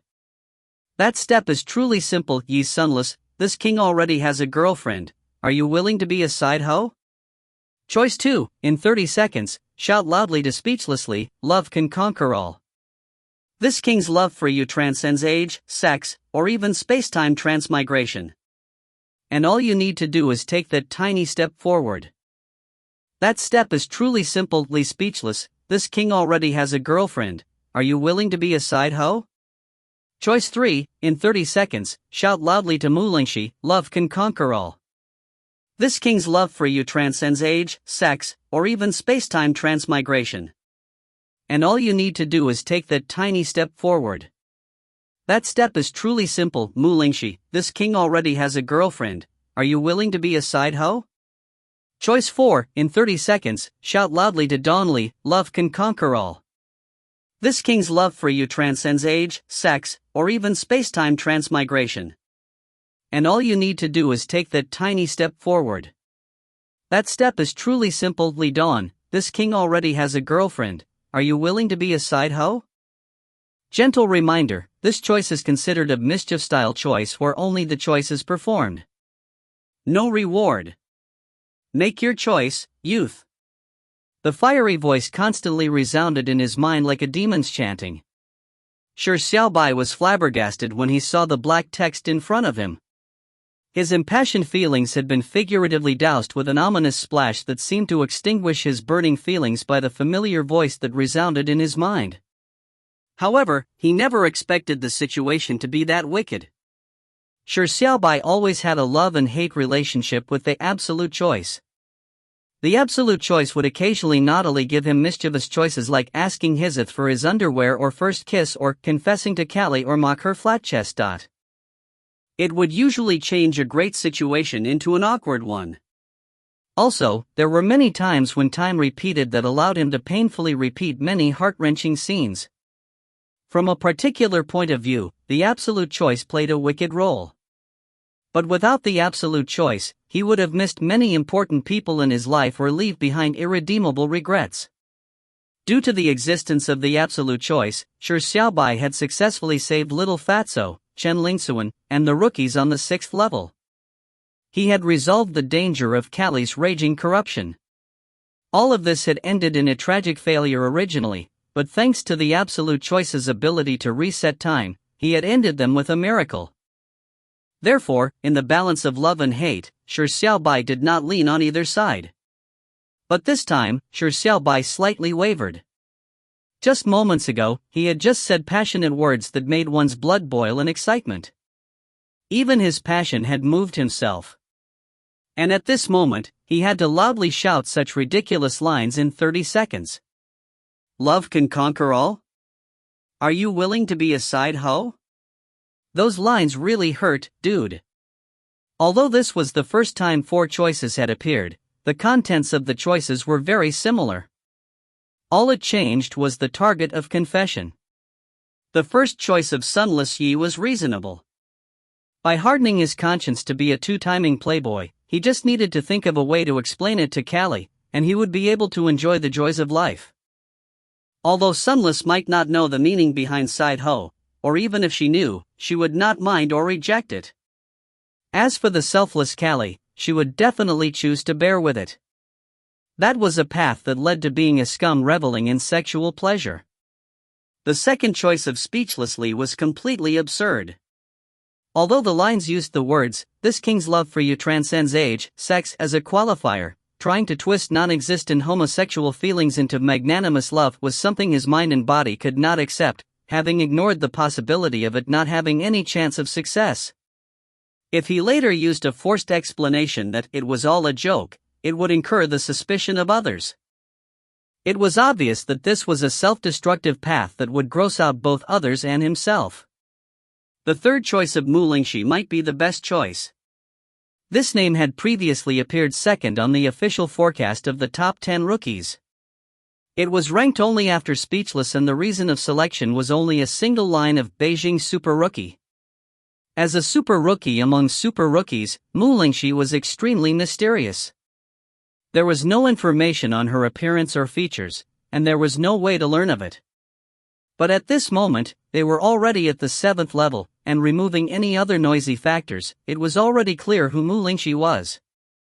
Shi Xiaobai had guessed a long time ago and had just received confirmation that the silver-haired girl with the black-rimmed glasses who was immersed in reading books was the mysterious Mu Lingxi.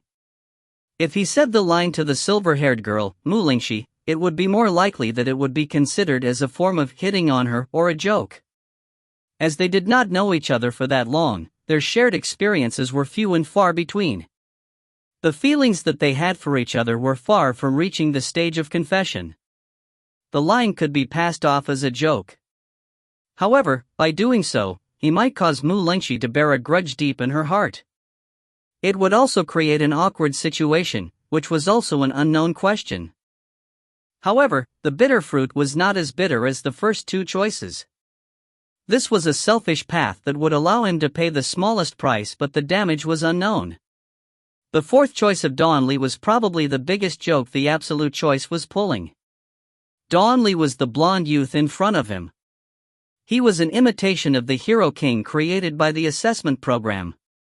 It was a fake existence, so it had nothing to do with a confession.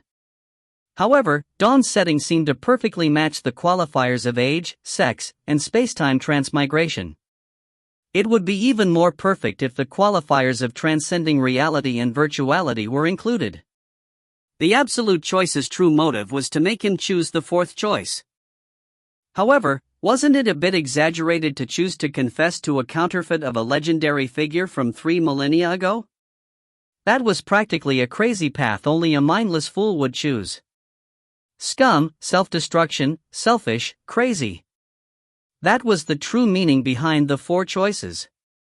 Despite Shi Xiaobai having completely analyzed the true meaning behind the four choices, he knew that any path would end up in disaster. However, he had to make a choice. As it was a mischief-style choice, he needed to complete the choice in 30 seconds.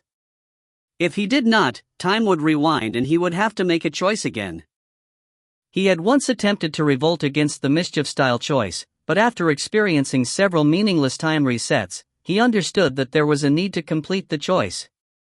Regardless of how reluctant he was, he had to compromise. That was the hideous face of the mischief-style choices. At that moment, Shi Xiaobai recalled the nickname he had used in the virtual world IChooseDogLeading, "I'd rather choose death." However, Shi Xiaobai was not one who compromised with absolutes. Where is the fifth path? Shi Xiaobai's black pair of eyes tried to search for the faint light in the darkness. If you find any errors, ads pop up, ads redirect, broken links, non-standard content, etc., please let us know. Report chapter so we can fix it as soon as possible. Chapter 434, If Shi Xiaobai Confessed. Chapter 434, If Shi Xiaobai Confessed. How stirring. His Majesty's words have stirred me up. What an impressive line of "This king is omnipotent because this king is fearless." Who knew that the infernal king has such a passionate side to him? The celestial king was utterly defeated, the new transcendent king has died. Despite such circumstances, the infernal king, who knows he doesn't have much chance of victory, still chooses to unsheath his sword and proceed forward bravely. It's too cool. Although I am from the celestial domain, at this moment, I want to shout to the infernal king, all the best. Revenge, we need to seek revenge for our dead king. We implore you, Infernal King. All the best, Infernal King. Above the basin, the attitude Shi Xiaobai had when he was facing the upcoming battle and the impassioned speech he gave broke the silence. The 30,000-strong audience could not help but cry out. It might have been the stirring of their deepest feelings, or to cheer the Infernal King on, or hoping that the Infernal King would avenge the new transcendent king who died tragically. At this moment, Shi Xiaobai was the center of attention. Speechless could not help but suffuse a smile as he stared at Shi Xiaobai's back. He muttered, "He is a youth deserving of being the apple of this emperor's eye." Mu Yuesheng, who was supporting Speechless, heard the words he muttered and immediately recalled the scene of Shi Xiaobai embracing the injured Speechless. It was quite a strange and very harmonious scene, so she could not help but mock him. "I heard you recently rejected Princess Jasmine's confession, causing quite a stir in China. You nearly hit the headlines of China Daily. Hey, that Princess Jasmine is considered as a one-in-a-millennium rare genius in the field of academia. Her IQ is 190 and ranked third in all of history.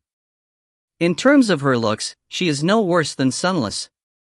Her family background is even higher than you as the heir to the Li family. At just the age of 14, she got a Nobel Prize in Science. At the award ceremony that was to enter the annals of history, she recited a touching confession to you. It stirred the entire world. People said that the two of you are the most compatible pairing in the world, and that the both of you would date under the watchful eyes of the world.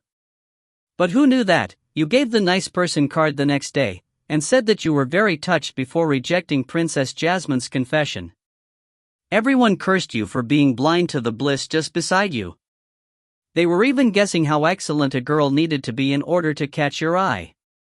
I was wondering why you could even bear rejecting Princess Jasmine, but upon careful thought, it seems like the number of girls you have rejected is uncountable. Brother Speechless, could it be that you like men? To be able to reject Princess Jasmine, who had such excellent qualities, and not be moved by all the excellent girls that pursued him, it was clearly not what a normal teenager would do, unless he was not normal. For example, his sexual orientation. In combination with the words, "youth deserving of being the apple of this emperor's eye," one would naturally produce such a strange thought. Speechless rolled his eyes. But seeing how Mu Yuesheng began to subconsciously believe her own ridiculous suggestion, to the point of becoming serious and flustered, he could not help but turn playful. Therefore, he purposely said seriously, "I have never seen that Jasmine even once before. We never had any contact either. She suddenly confessed to me, and the so-called liking for me is just absurd. It's unknown why she suddenly had the thought to confess, so I naturally had to reject her. But on careful thought, I have also rejected a few playmates I grew up with. I always believed that I had high standards and had yet to meet someone I truly like, so I refused to compromise. But now, after hearing what you said, I suddenly realized that it might not be the truth. It seems like I really do not have much interest in females. Instead, after hearing Shi Xiaobai's words, my heart began to beat quickly. Could it be? When Mu Yuesheng heard that, she immediately turned pale from fright. She looked at Speechless in panic and shook her head frantically. An illusion. All of this is an illusion. No, it's not an illusion. Speechless said with a firm look as he said with certainty, "Little you, thank you for enlightening me. I finally realize my true feelings. We can ask ourselves, if the person confessing to me is Shi Xiaobai, will I be able to reject him? The answer is actually, I can't." Mu Yuesheng felt like she was struck by lightning. She felt like she had accidentally opened Pandora's box and was feeling panicked and regretful for it. Speechless said with a laugh, "Don't worry. It's just one-sided. Shi Xiaobai is constantly hitting on girls, so his sexual orientation is definitely normal. How could he confess to me?" Mu Yuesheng immediately felt that she was being too detestable for her to make such a joke without thinking. The more she thought, the more regretful she felt. Her eyes gradually turned red. When Speechless noticed that Mu Yuesheng was about to tear, he was given a fright. Damn it, the joke had gone too far. His sexual orientation was of course normal. The reason why he had rejected the confessions of so many girls was because he had very high standards. Secondly, the hero king had remained single his entire life. It appeared like he did not have any close confidant either. As his imitation, he naturally needed to imitate that impressive ability of withstanding loneliness. The words he previously said were because of his momentary playfulness. But he had really given Mu Yuesheng a fright. It could not go on further, or it would be disastrous if it was taken for the truth. Speechless quickly opened his mouth and was prepared to explain that he had pushed the joke too far.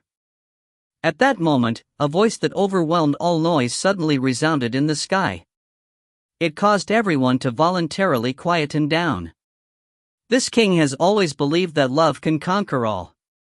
The black-haired youth who was the center of attention lifted his head up and said in a manner close to shouting. No one could ignore his voice. They all quieted down and listened to his words. But no one knew why the youth would suddenly say such words. Speechless and Mu Yuesheng also looked at him curiously as they pricked up their ears. This king's love for you transcends age, sex, or even space-time transmigration, but it was not a mindless shout, but expressed like it was the sounds of his heartbeat. Everyone could not help but stare with widened eyes. That line? Was it a confession? And all you need to do is take that tiny step forward. That step is truly simple. Ah! It was really a confession. What a touching and deep-moving confession. Who was he confessing to? A selfless love that could transcend everything, as long as the other party took a gentle step forward. Who was it said to? Sunless hand trembled. Her intuition told her that it wasn't her, but her persistently calm heart was suddenly stirred. It was like a wind had blown across the still surface of a lake. There was no end to the ripples that were produced. Who was it?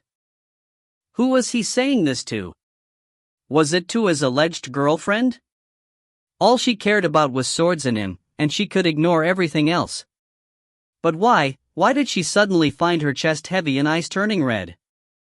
If you find any errors, ads pop up, ads redirect, broken links, non-standard content, etc., please let us know. Report chapter so we can fix it as soon as possible.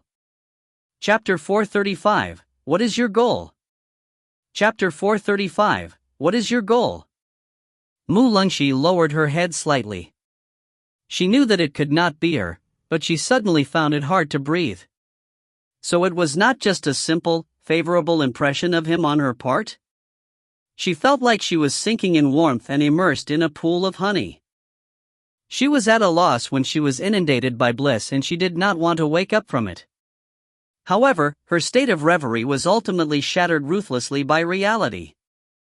For a girl like her who could not even make a sound, or a dangerous existence that could suddenly explode like a bomb, how could she have the right to revel in the dream she created for herself?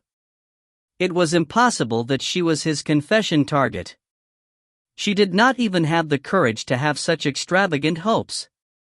However, she pricked up her ears that she had subconsciously covered to escape that fact. It was a strange dilemma of her not wishing to know, but eager to know as well. Who was that lucky girl that would be the center of envy? It was not only limited to Sunless or Mu Lungxi. Nearly everyone held their breaths at that moment and pricked up their ears. They were waiting for the sentence the youth had yet to finish. Before he fought an opponent that had little chance of victory, the outcome of failure could very well be ice-cold death. It was such a moving act to express his love in such a hot, heart-fluttering manner before that happened. A confession under the watchful gaze of death symbolized the importance of life and soul. Then, who was the target of the confession? At that moment, everyone was waiting for her name. The youth slowly opened his lips, as a gentle but deep voice sprang out into sky like a pixie. Li. The person's surname was revealed at that instant. To Speechless and Mu Yuesheng, time seemed to come to a standstill. That short instant in time felt like an eternal blistering cold winter. That can't be. Speechless body felt a jolt through him as cold sweat broke out on his back. Was that twisted joke he made about to be suddenly inundated by black humor? Mu Yuexing's heart leaped. She could not help but flash a scene of two young boys who she respected and idolized in a loving embrace. Then, she thought in agony over whether she should give them her blessings or take up a pitchfork and torch in her hands. The answer was only revealed from the youth's name after what seemed like a prolonged winter night. Dawn. Everyone was astounded as they could not believe what they had heard. Li Dawn. This was her name. That's not right. Her. Nearly everyone let out a flabbergasted gasp at the same time. Dawnli, this feminine-sounding name was not a girl's name. Instead, it was the name of the expressionless and machine-like blonde youth that had injured the Celestial King and killed the new Transcendent King with a single strike. It's not her, but him. Was this the love that was meant to transcend everything, including sex? Everyone was enlightened, but they felt like they had just woken from a dream, only to end up in a nightmare. However, that was not the only terrifying reality. That was because the youth was not done with his words. He did not wait for everyone to digest the stunning information that he had just revealed. Immediately, he said something even more shocking. This king already has a girlfriend. Are you willing to be a side hoe? The youth's words came to a halt, and it also felt like they had washed away all sounds. This king has always believed that love can conquer all. This king's love for you transcends age, sex, or even space-time transmigration.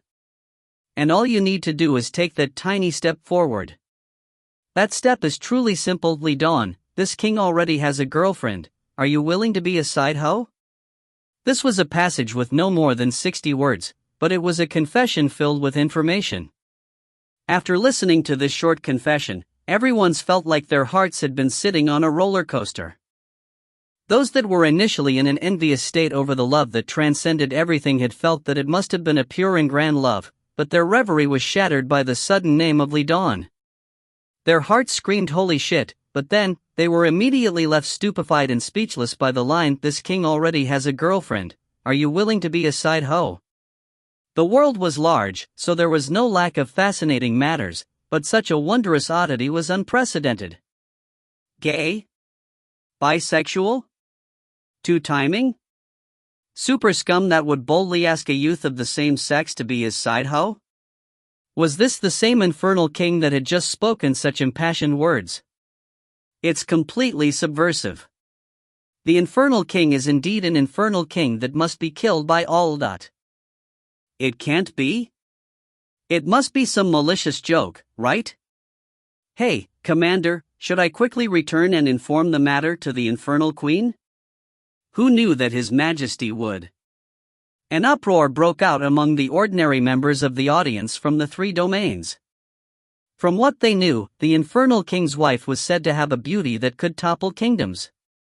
She was known as the #1 beauty in the world, but the infernal king had publicly requested a youth of the same sex to be his side hoe.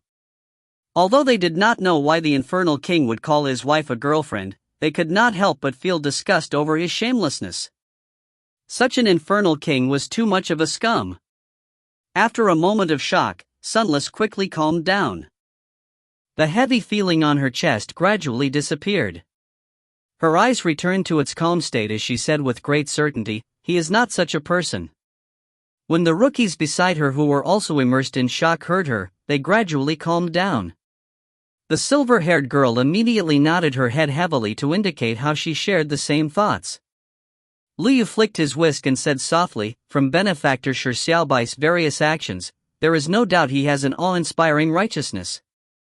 He has always been a youth with a forthright and innocent heart.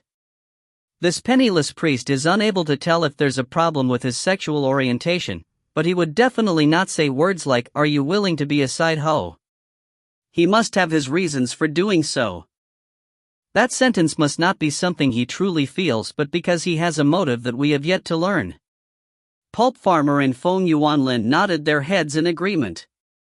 Shi Xiaobai isn't such a person. Furthermore, the hero king is fake. Shi Xiaobai knows that very well. He must have his difficulties he can't mention. Mu Yuexing turned to glance at Speechless. A bitter smile suffused across her lips as she said, Shi Xiaobai is not like that, but... However, there was another youth here that had just come out of the closet and appeared to be giving a covetous look. Speechless perspired and hurriedly shook his hands. What I just said was all a joke. Seriously. Actually, not long ago, I encountered a girl I fell in love at first sight. However, after mustering my courage to confess to her, I was heartlessly rejected. Back then, Lingxi was there as well. You can ask her if you don't believe me. Mu Yuexing squinted her eyes and said, Really? Speechless nodded his head crazily, Really?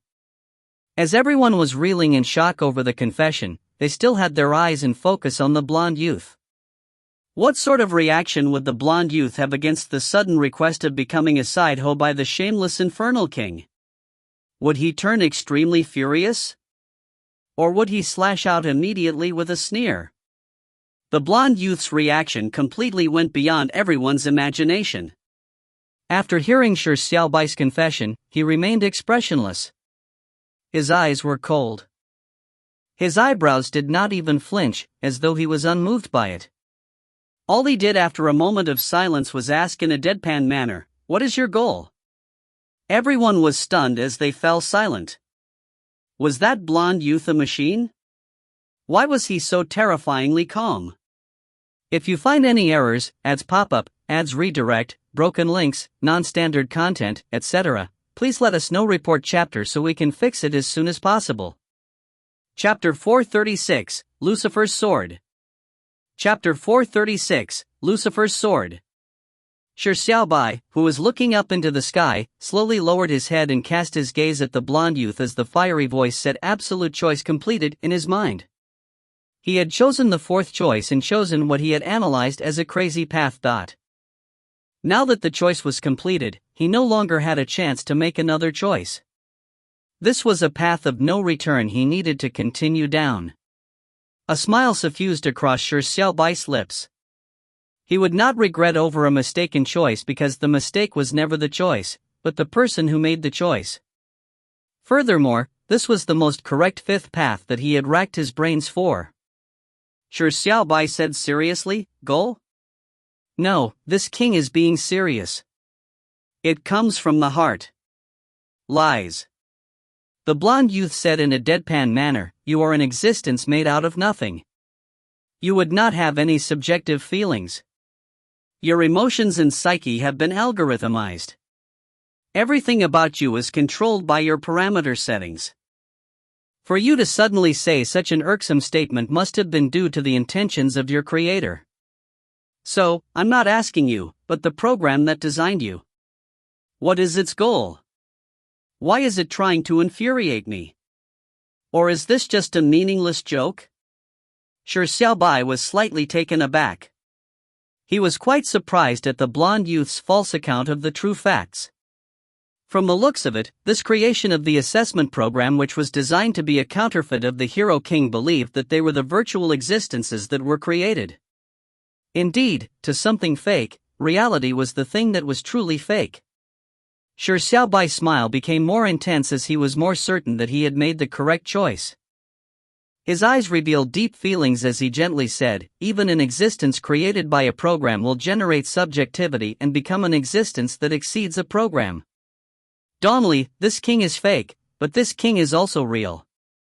That's because although this king's body is the amalgamation of a program, but his consciousness comes from another world, a world you are familiar with. In that world, this king has always been watching you. It's not for 10 years, but for 10 lifetimes. After 10 rounds of reincarnation, this king has chosen to be an astral consciousness to accompany you by your side, so as to never be away from you. It's just that you were unable to detect this king's gaze. To you, this king is a stranger you met for the first time, but to this king, you are his only faith for 10 lifetimes. Even if this king is designated as the infernal king in this world, and this king has a partner called the infernal queen from the very beginning, this king has only loved you alone from the beginning to the end. This king's love can transcend everything, be it age, sex, or even space-time transmigration. It can even transcend reality and virtuality. Although this king is unable to resist the setting of the program and is unable to immediately end the farce marriage, this king will only call the infernal queen his girlfriend and not his wife, because this king's right hand is only open to you. The deepest recesses of this king's heart is only reserved for you. You are the only wife for this king. Donley, all you need to do is take that tiny step forward. This king will give everything he has. Are you willing? Are you willing to become this king's beloved side hoe that will be able to receive everything? With that said, the 30,000-strong audience nearly forgot to breathe. They could not understand what the infernal king was saying. What program? What another world? They did not understand it at all, but they could feel the emotions that filled those words. A never-waning love that lasted for 10 lifetimes? To become a beloved side hoe that will be able to receive everything? Hey, can a term like side hoe be described in such a beautiful manner? The rookies that came from the human world could tell that Shi Xiaobai was speaking nonsense in a serious manner when they heard him say, "This king is fake." However, when they finished hearing what was obviously a lie, they felt moved for some reason. They even had an illusion of, could all of this be true? That was because the confession was too gentle, emotional, and touching. However, the machine-like blonde youth remained unmoved. He focused his face on Shi Xiaobai for a few seconds in a deadpan manner. He said emotionlessly, "A perfect lie. You are a very logical cheat with an extremely high emotional quotient. But you may be able to fool the 30,000 people here, but you cannot fool me. I'm just curious of your goal for doing this. What is the goal of the program to make you do this? I'll give you a last chance to consider it. Be honest or die immediately." Shi Xiaobai sighed and said, "This king knows you would not easily believe it. However, this king has evidence to prove that this king is not a program that is controlled. This king's love is not a fake lie. This king's eyes have always been on you." Evidence? The blonde youth's eyes were cold as he said, "Then, I'll give you a chance to prove yourself. If you are able to perfect this lie that is filled with holes, to the point of making me believe in it, then I will choose to believe it, even if it is a lie." A lie? A gentle smile suffused across Shi Xiaobai's lips as he gently said, "Donley, you are not a machine. You have your emotions, but they are sealed within your ice-cold exterior. It is just something you do not want others to see, but this king knows. This king knows the feelings within your heart. For example, the ideal woman in your mind wears a long dark blue dress and silver armor. She would use a dark blue hair band to coil her blonde hair up. Her bangs will split in the middle as they roll down the two sides of her white face. Her eyes will be filled with a sense of righteousness, and she would brandish her sword to kill her enemies. She will be cool, but pretty. You like such a woman. Do you think that a program will know about this? Do you think anyone else other than you will know? As a fleeting and trivial consciousness, this king has always been accompanying you, so this king is the existence that understands you the best." The blonde youth's pupils constricted slightly when he heard this.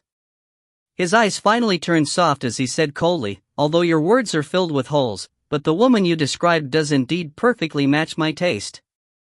However, that is something no one should be able to know of." "How did you know that?" "Psychological imagery used in psychology is useless against me. I have never revealed any flaws. How did the program behind you manage to do it? How did it manage to know what's in my heart?" Speechless had announced every sword move he used and narrated his life experiences. Although they were the truth, that was information that many people could easily find out. It was all information recorded in the annals of history. It was not impossible for the assessment program to know of that. But the deepest thoughts in one's heart, such as the ideal woman, was something no one else could know except himself. Therefore, the blonde youth that had always been calm could no longer maintain his absolute composure. That was because he could not figure out how Shi Xiaobai had managed to do it. Shi Xiaobai said with a chuckle, "In this life, this king has been watching you for more than a decade. If this king doesn't know the feelings you have sealed inside you, then what meaning does this king have to his existence?" Of course, you may think that it is a lie or a deceitful trick, but Dawn, this king's evidence is not limited to this. The non-existent sword in your hand actually exists. However, others are unable to discern its existence. If they do not know its true form, there's no way for them to see it. It is such an existence. But this king has always been accompanying you by your side.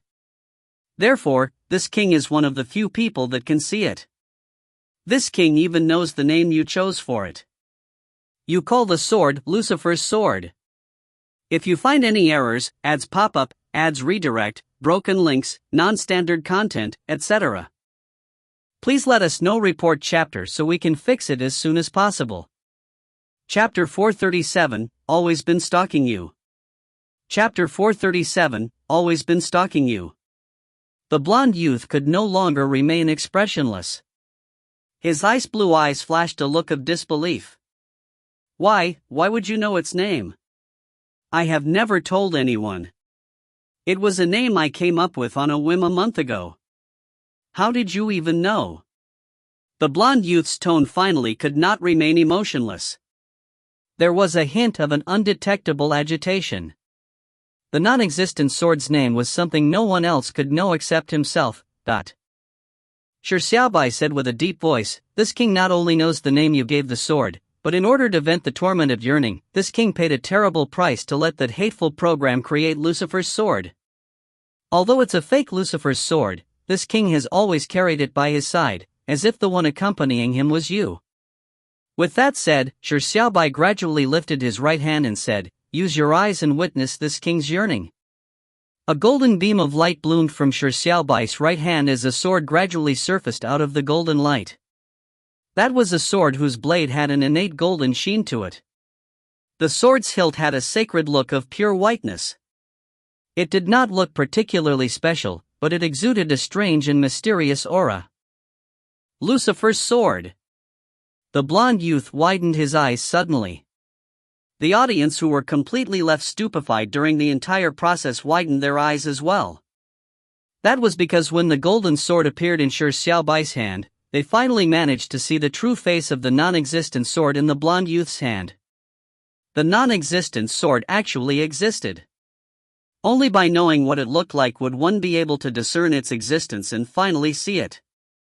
And at that moment, upon seeing the golden sword in Shi Xiaobai's hand, they realized the existence of the non-existent sword. That non-existent sword was identical to the golden sword in Shi Xiaobai's hand. It was completely identical, as though they were made from the same mold. There was no way to tell the difference. But after a short second, Shi Xiaobai transformed the golden sword in his hand into shattered bits of golden light before it vanished. Sorry, this king can only let Lucifer's sword exist for a second. But this second allows this king's yearning to not be as tormentous. Therefore, this king had created a copy of it at all costs. Shi Xiaobai's eyes were filled with soft emotions. The blonde youth's eyes gradually lost its luster as his cold and resolute eyes turned flustered for the first time. To know his inner thoughts. To know the name he had come up with a month ago on a whim. To the point of being able to create an identical Lucifer's sword. How could a simple program do all of this? No, it was impossible to accomplish it. Then, could it be that the infernal king in front of him, who was spouting clear lies, actually be speaking the truth? He had always been observing him from somewhere he could not detect? No, it's fake. The blonde youth muttered to himself as his eyes turned cold once again. It was colder than a winter snowstorm as he coldly said, "You are more powerful than I imagined. Although I have no idea how you did it, your lie is nearly perfect to the point of nearly fooling me, but it is unfortunate. It is very unfortunate that you had a huge flaw from the very beginning. Due to the existence of that flaw, you are unable to perfect your lie. You can't fool me." The blonde youth's heart seemed to be relieved. He had nearly believed Shi Xiaobai's words, but thankfully, the terrifying cheat had revealed his evil intentions from the very beginning.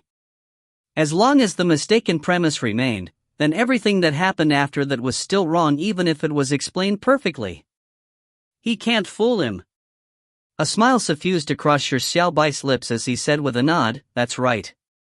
The clever you obviously discovered the biggest flaw from the beginning.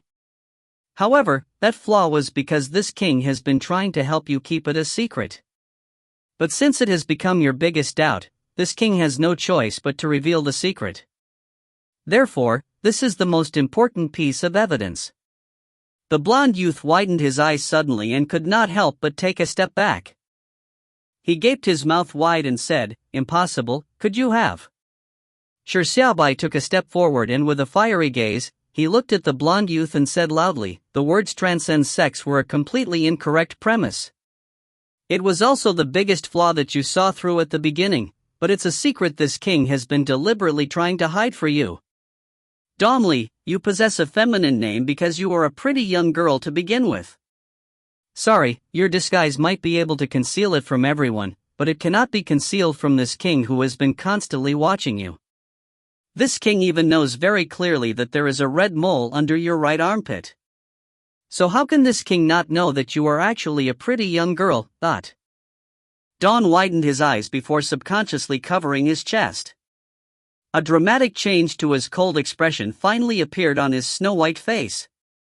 It was a redness that resembled dusk. His ice-cold eyes were overtaken by the frailness of a young girl. As she bit her lower lip, she gnashed her teeth and said, "Shameless pervert."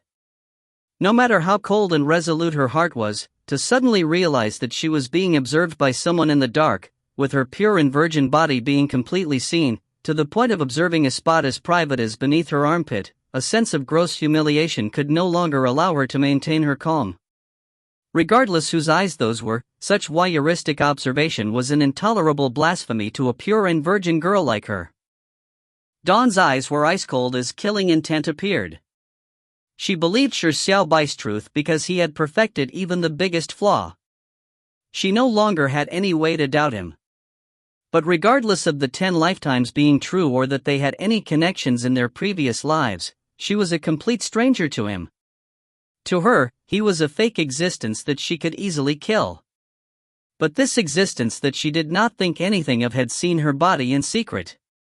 This sort of feeling was like a lofty princess had her buttocks suddenly squeezed by an unkempt beggar. The humiliation was enough to stir her incessant rage. The spectators from the 3 domains who had watched in shocked silence at the extremely interesting show drew a gasp. They never expected that this interesting conversation with multiple layers reached such a depth. The infernal king's words were especially filled with information. And most shocking of all, the ice-cold and machine-like blonde youth, who was decisive in his killings, was actually a young girl disguising as a boy. From the way her humiliation turned to rage, it was evident that she had admitted to the stunning fact. That exquisite face that gave the first impression of being handsome was now revealing an embarrassed and angry expression. Indeed, there was an additional charm of a young girl in it. If you find any errors, ads pop up, ads redirect, broken links, non-standard content, etc., please let us know. Report chapter so we can fix it as soon as possible. Chapter 438, Loathe Killing Him. Chapter 438, Loathe Killing Him. The shock the rookies from the human world had was different from the spectators from the 3 domains. They were already gaping in a speechless manner. At the beginning, they believed that Shi Xiaobai was speaking nonsense during his gay confession, but just as they were feeling impressed by Shi Xiaobai's bullshitting, they suddenly received such shocking news. They were momentarily unsure what was real or fake. Luyu's lips were trembling as he said, "This penniless priest is actually beginning to believe benefactor Shi Xiaobai's words are true. That cannot be bullshit he's cooking up. To know information that she is a man in disguise and that there is a red mole under her armpit, benefactor Shi Xiaobai might really be." Feng Yuanlin interrupted by saying, "That's impossible, right? That hero king is fake. The premise boss Shi Xiaobai is making is that the hero king is real, and that he was fake." That is clearly a twist of the facts. Pulp Farmer said in a deep voice, if the hero king is fake, how would Shi Xiaobai know of her psyche and know the name of the non-existent sword, to the point of knowing that she was actually a female in disguise? All of that wouldn't make sense. Mu Yuesheng said with a frown, what I'm worried about is different from all of you. Since the fake hero king in front of us is an imitation, be it her attacks or personality, it is identical to what is written in the history books.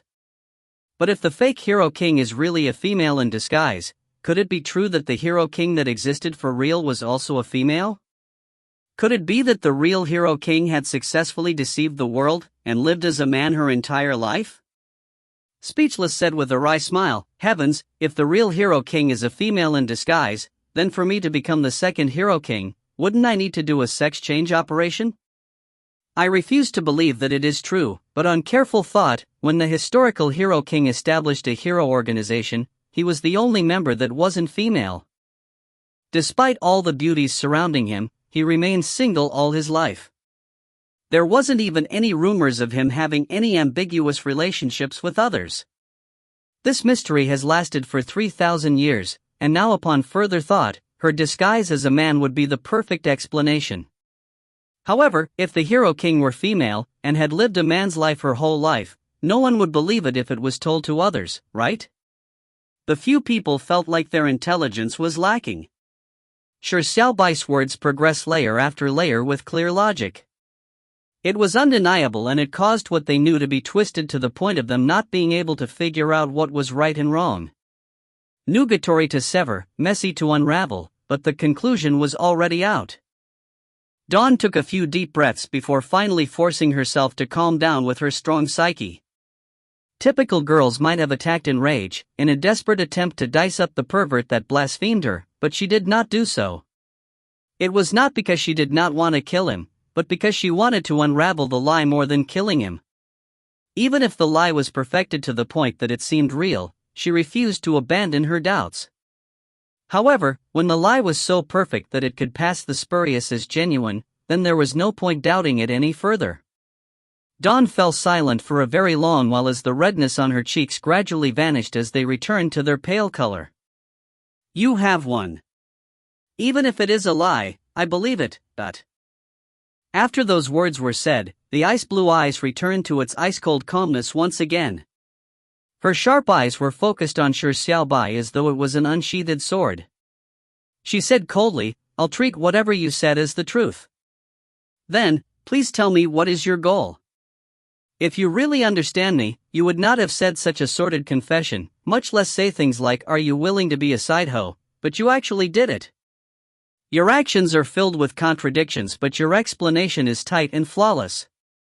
Everything you did must have been for a particular goal. I'm very curious, no, I have to know your goal, but... Dawn was regretting that she did not immediately kill the youth in front of her previously and that she allowed him to make the ridiculous lie become a fact that she had to believe. At that moment, she wanted to kill him even more, but she could not do it without any hesitation. That was because if she killed the youth, her questions could no longer be answered. She would frequently become vexed because of the questions in her mind.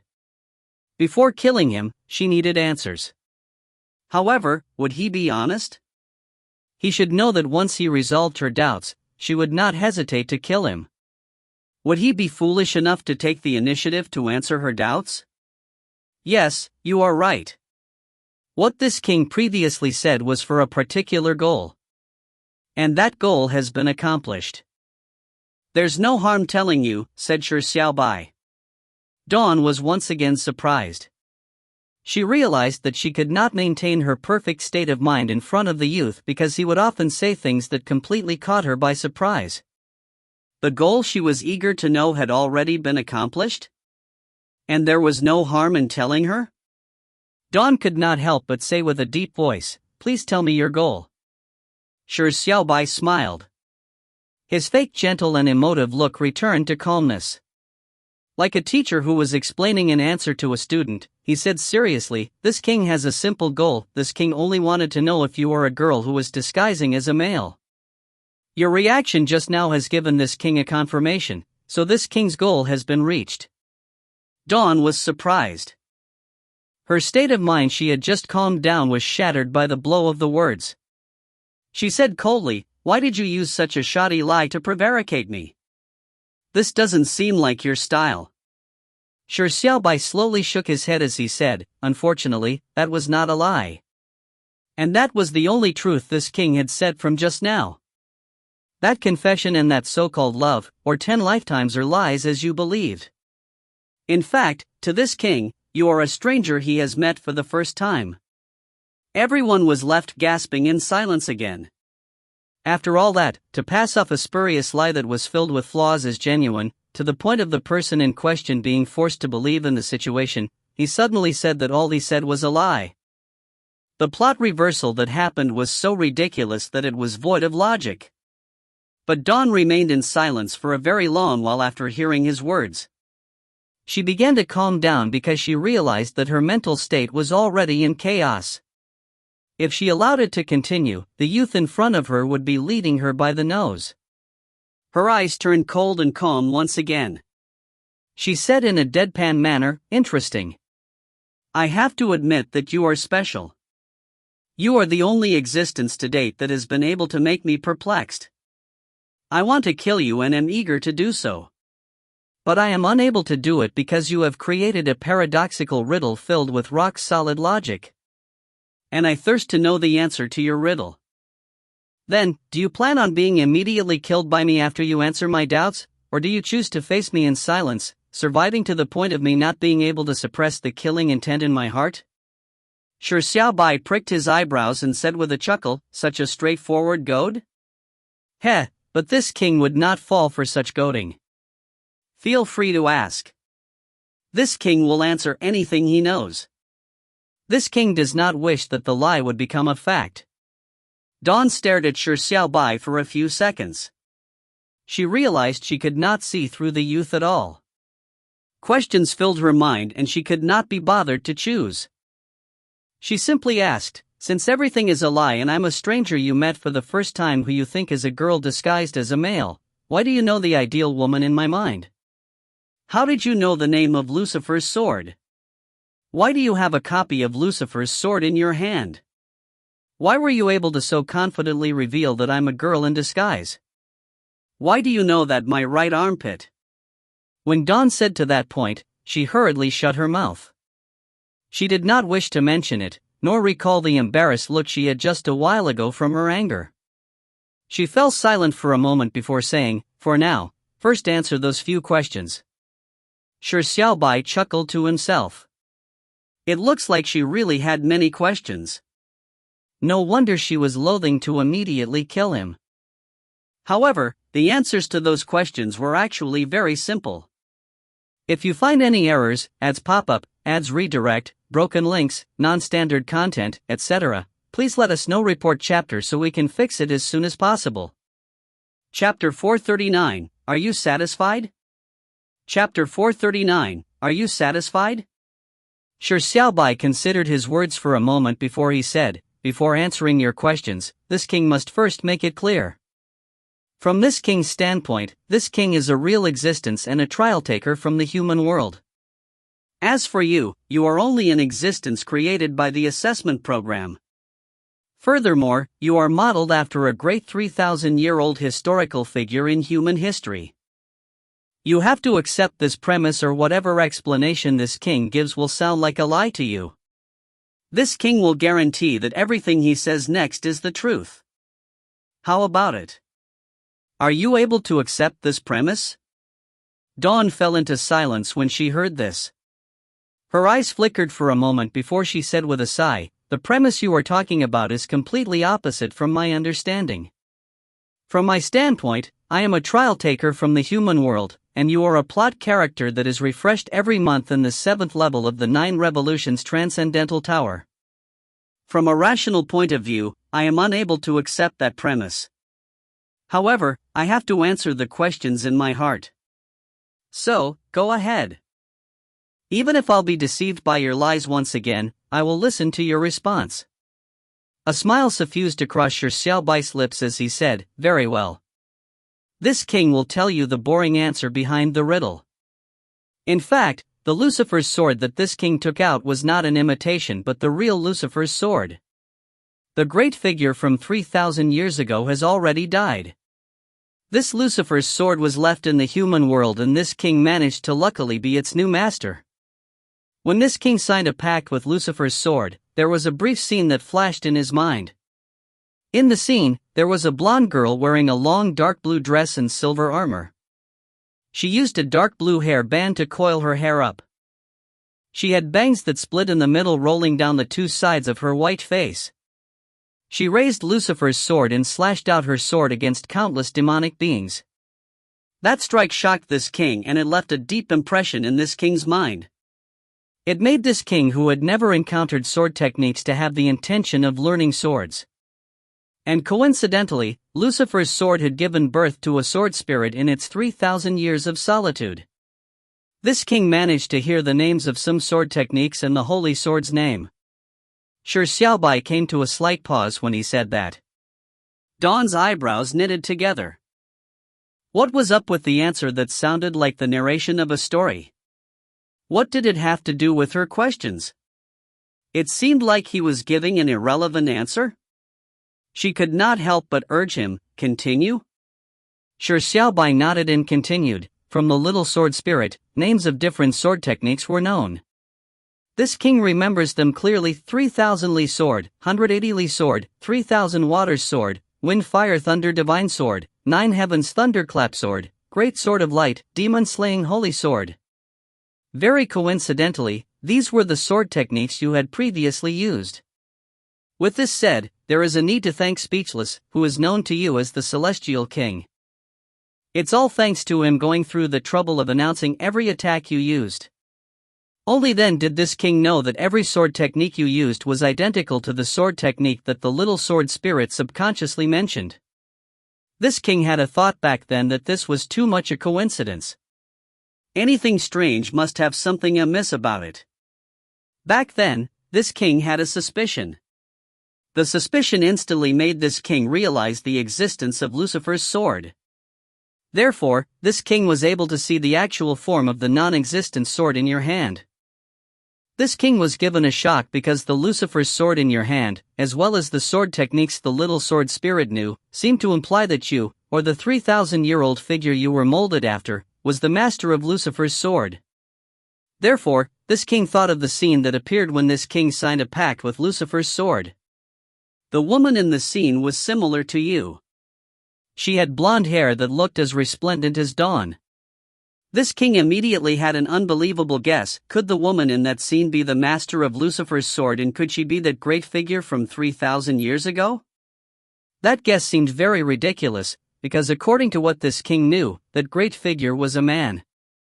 That was the understanding that both history and humans had.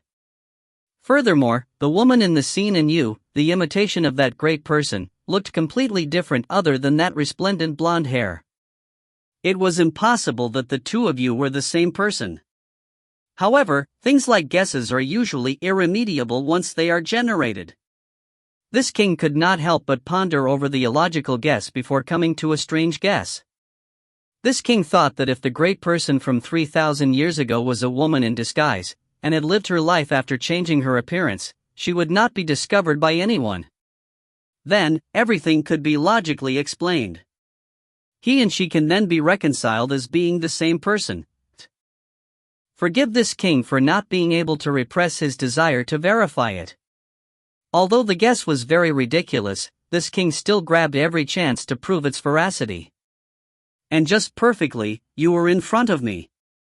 Therefore, this king created a series of lies so as to verify whether you are a girl disguising as a male. That was the goal for this king's lies. When Shi Xiaobai said up to that point, he said apologetically, "Sorry, this king's goal was very simple." The approach to accomplishing the goal was a bit complicated. If it created confusion in you, this king can only say sorry. Just as you are suppressing your killing intent to get this king to answer your questions, this king had similarly done a willful act in order to answer his doubts.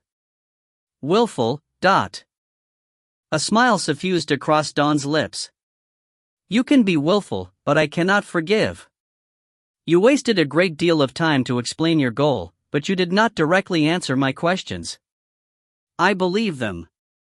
I believe that you said so many lies in order to verify a doubt you had on a whim.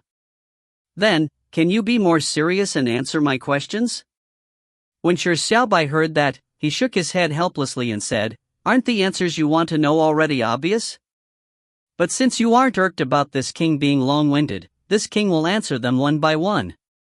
Why does this king know of the ideal woman in your mind?" Actually, this king did not know. However, this king used an assumption. This king assumed that his guess was correct, since the appearance of the blonde woman in this king's mind was your future appearance. It meant that you would dress up in that manner in the future. Then, that blonde woman's appearance should be your ideal look. As one's ideal look isn't easily changed, this king only changed the way he said it. If you didn't strictly distinguish the ideal look from your ideal woman, you would subconsciously believe that this king had guessed your thoughts.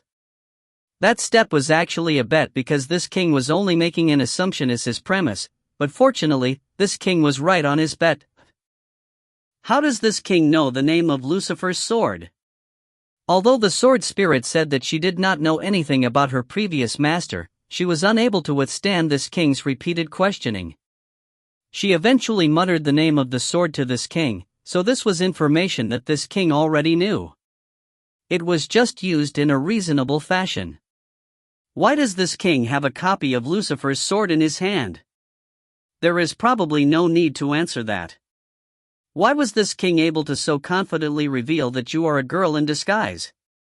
On that point, it was just a matter of following on.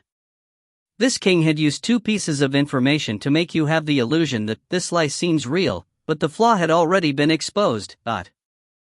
You believed that there was a flaw because you felt that if there was an existence of a flaw, then the lie this king said had to be fake. When one hears this, it might seem like you would refuse to believe this king's lies, but that's not how logic works. And it's because you deeply believe the existence of the flaw that you reduced your doubts of the other lies. If this king suddenly told you that the flaw you knew was not a flaw, and explained the biggest doubt, the other doubts you subconsciously had would fall like a pile of dominoes. This king was not able to ascertain that you were a female disguised as a male, but since this king used an assumption, whatever this king did was firmly under the assumption's premise. Hence, this king was able to very confidently say the fact that you were a female disguised as a male. It was because it was the biggest flaw that it became the best evidence. It was also the final tactic. That is the truth to the lie. Are you satisfied? Shi Xiaobai blinked his eyes like a playful child. If you find any errors, ads pop up, ads redirect, broken links, non-standard content, etc., please let us know. Report chapter so we can fix it as soon as possible. Chapter 440, Goodbye Forever, Shi Xiaobai. Chapter 440, Goodbye Forever, Shi Xiaobai. Dawn's eyes lost its luster for a moment. Shi Xiaobai's explanation was reasonable, but it was too simple. How could a lie that could deceive her be so simple? As Dawn continued thinking, she immediately thought of a critical problem. She hesitated for a moment before biting her lower lip and said, "Then, how do you explain the red mole under the armpit?" Shi Xiaobai said, "That was just a stab in the dark. This king has obviously not seen what's under your right armpit, but have you really observed your right armpit before? A normal person would not do so, so you would not know if there is a red mole under your right armpit. Furthermore, it's impossible for you to take off your top in front of everybody and raise your right hand to verify if there was a red mole under your armpit. And the information this king said before that was a fact you knew. So you took it for granted that this king had said the truth, and that this king had really observed your right armpit. At the same time, you would lose your calm line of thought due to the flustered feelings of being peeped." Shi Xiaobai could not help but laugh. He had learned this trick only recently and he had already used it. That was because not long ago, the Infernal Queen had used this trick to deceive him. For him to be fooled with his intelligence, there was no reason for Dawn to not fall for it either. Shi Xiaobai noticed how Dawn's eyes were torpid as he chuckled. "Is the reveal of the riddles a bit disappointing?" Do you feel that the answer is too simple and the methods are overly normal? After it loses the package of mystery, it becomes extremely meaningless. Typically, complicated magic would appear mysterious and profound to the audience that did not know the tricks. But once the tricks were revealed, they would realize that the principle behind it was very simple. It would result in people thinking that the magic was actually immature and meaningless. Dawn's eyes seemed lost. She was indeed having such feelings. But was this feeling really correct? Was that complicated magic immature and meaningless? Were the means of lying to her to deceive her simple? Dawn fell silent as she thought deeply. A strange look suddenly flickered in her ice-blue eyes.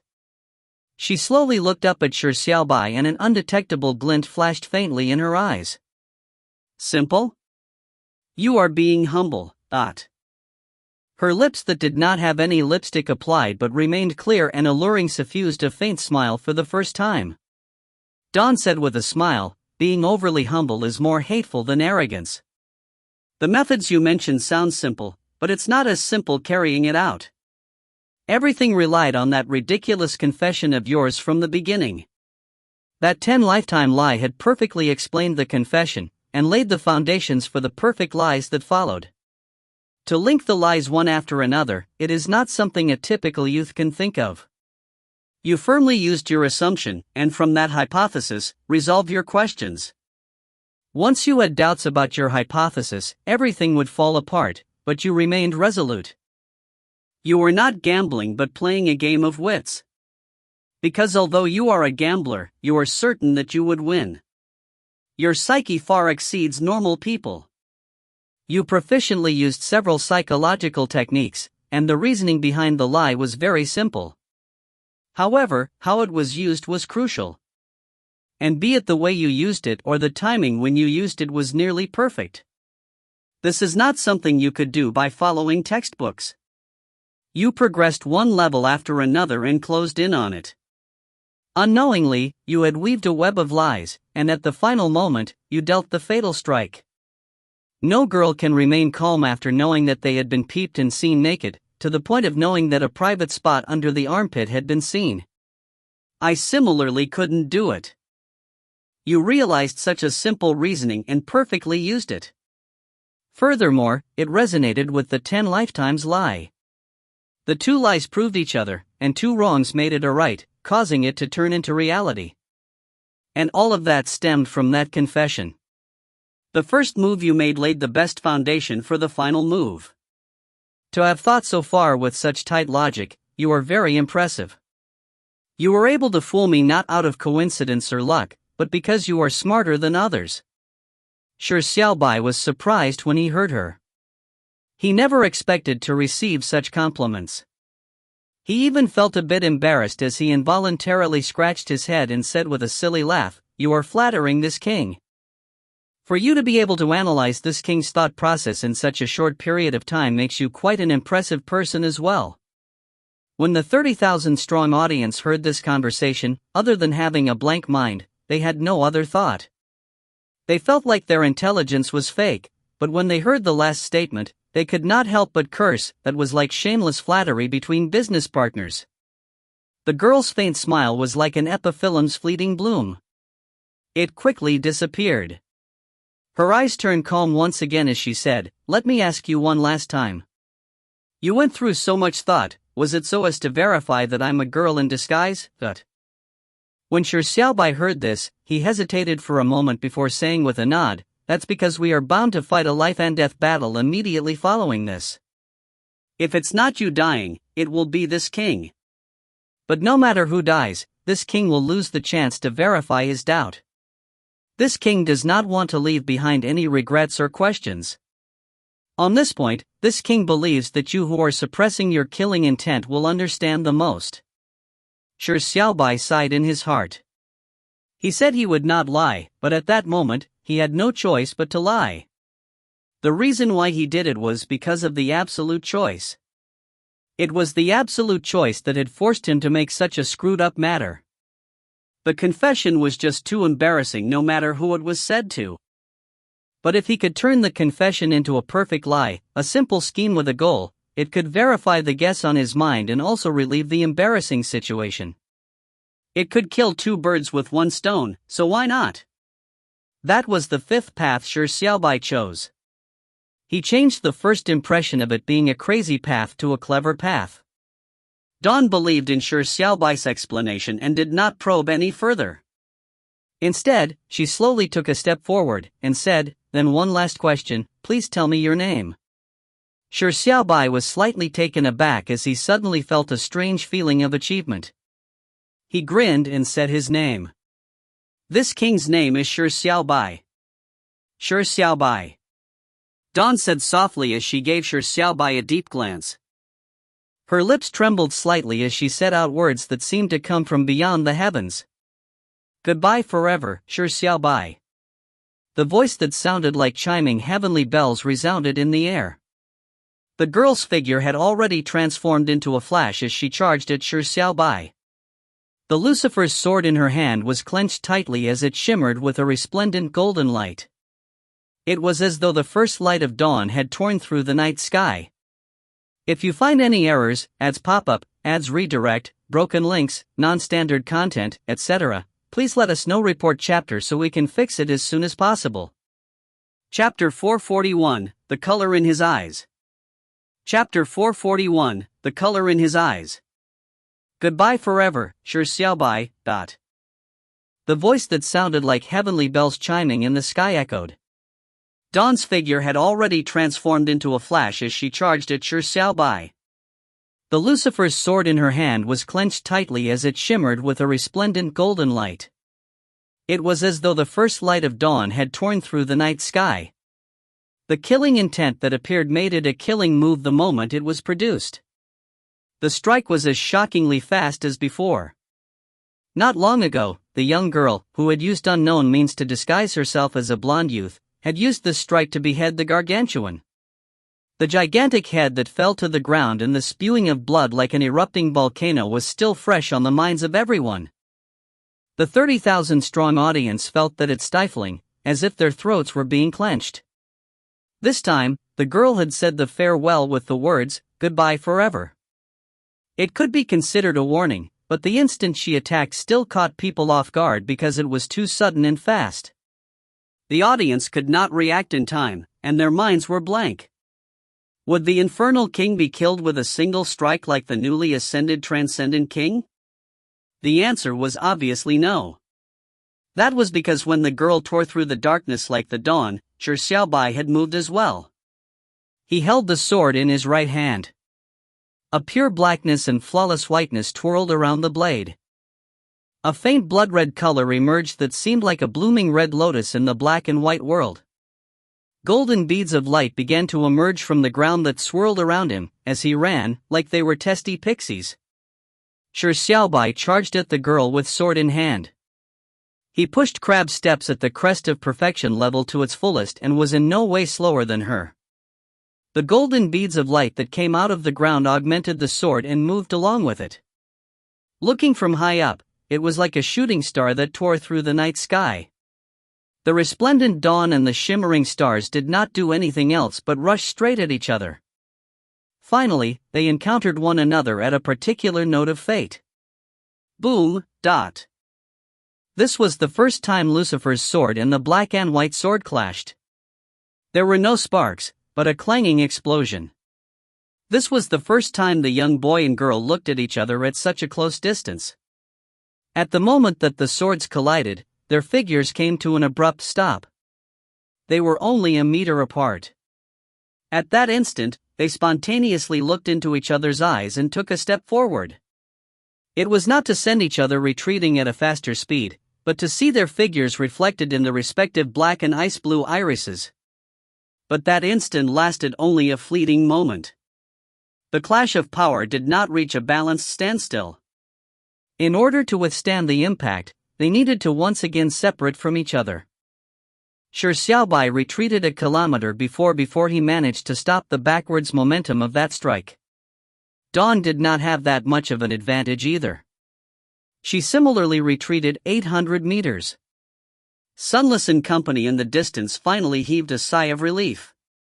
Shi Xiaobai had not only withstood that strike, which was like a sudden clap of thunder which left no time for one to cover one's ears, he was also able to strike back.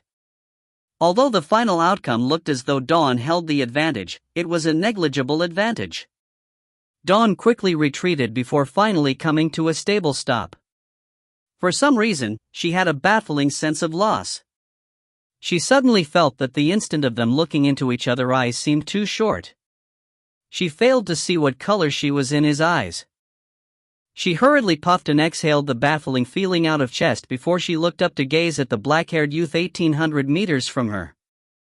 At that very moment, golden light that seemed like pixies surrounded him and that black and white sword. Even in the day, he was still as blinding as ever. What color was he in her eyes? This baffling thought flashed in her mind as her heart began to beat slightly faster than normal. The girl finally frowned. Why would it be like that? Why did she care so much about that pair of black eyes? Why did she wish to see her own figure reflected in those black irises? Is that your sword truth? The girl asked a question she already knew the answer to before she forcefully repressed the strange feelings and the weird questions in her mind. Shi Xiaobai nodded. The golden halo around him was naturally his sword truth power, Excalibur. This power came from his insights into the sword. It was one of the ways of converting one's mental energy into physical strength. The moment the sword truth was activated, his mental energy would begin depleting. Typically, the power of sword truth would only be activated at a critical juncture in battle. As for Shi Xiaobai, he had activated the power of his sword truth from the very beginning. It showed how serious he was about the situation. In fact, from Shi Xiaobai's point of view, Dawn's success in beheading the gargantuan in one strike was not because Dawn's strength overwhelmed the gargantuan. It was not because the fast-as-lightning strike was impossible to defend against. It was only because the gargantuan had overestimated his physical defense. He had stupidly used his neck to withstand the strike that combined speed and strength. Although Dawn was very powerful, she would not have easily defeated Speechless if not for the power of her sword soul. Therefore, Shi Xiaobai was not afraid when facing her attack.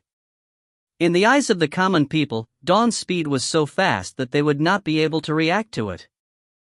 However, Shi Xiaobai possessed an extremely acute sense of danger as well as the powerful ability of capturing motion. The moment Dawn moved her feet, Shi Xiaobai had already reacted and had noticed how she was moving.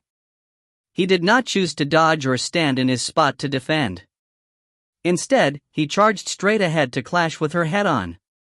However, Shi Xiaobai did not risk it. He had directly activated his sword truth because he could sense a threat. His sense of danger had never fooled him. Indeed, even with his sword truth activated, the outcome of the clash of strikes had him at a disadvantage.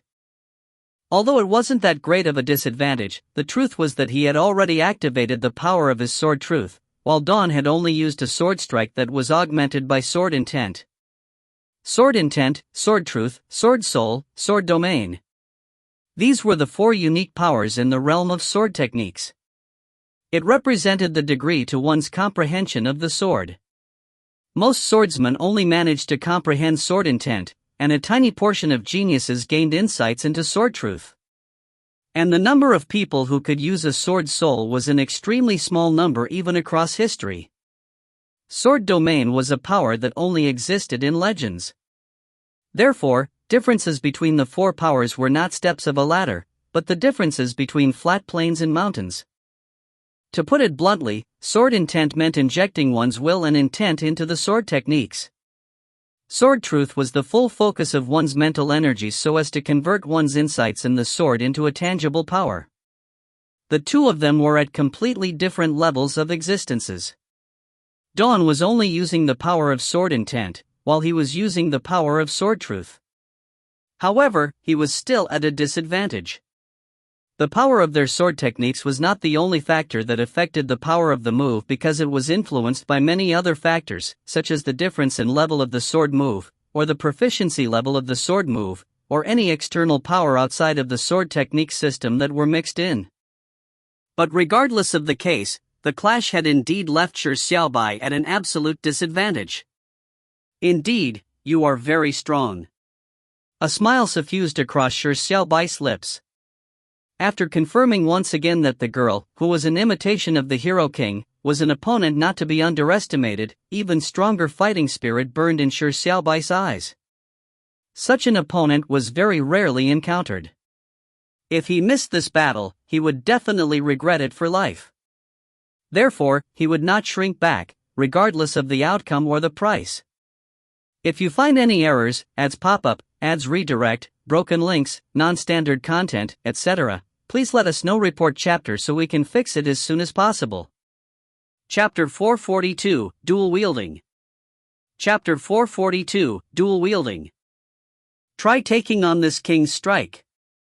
This time, it was Shi Xiaobai's turn to attack. A distance of 1800 meters could not be considered as close proximity.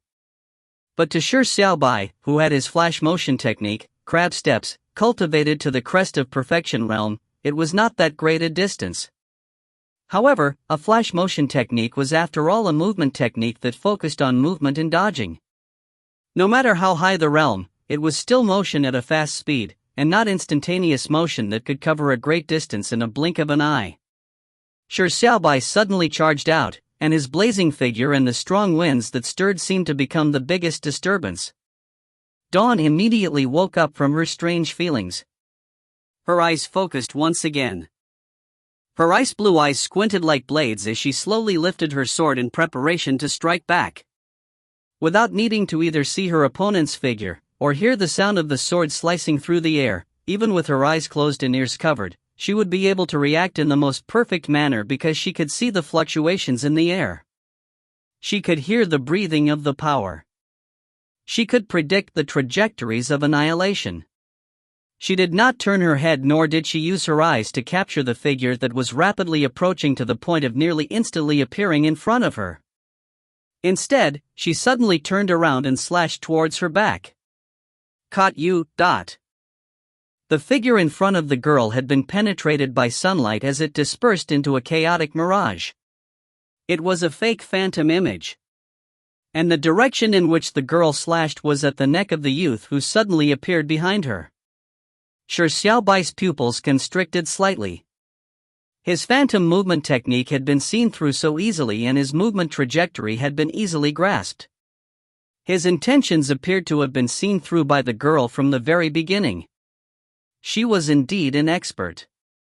The smile on Shi Xiaobai's lips grew in intensity.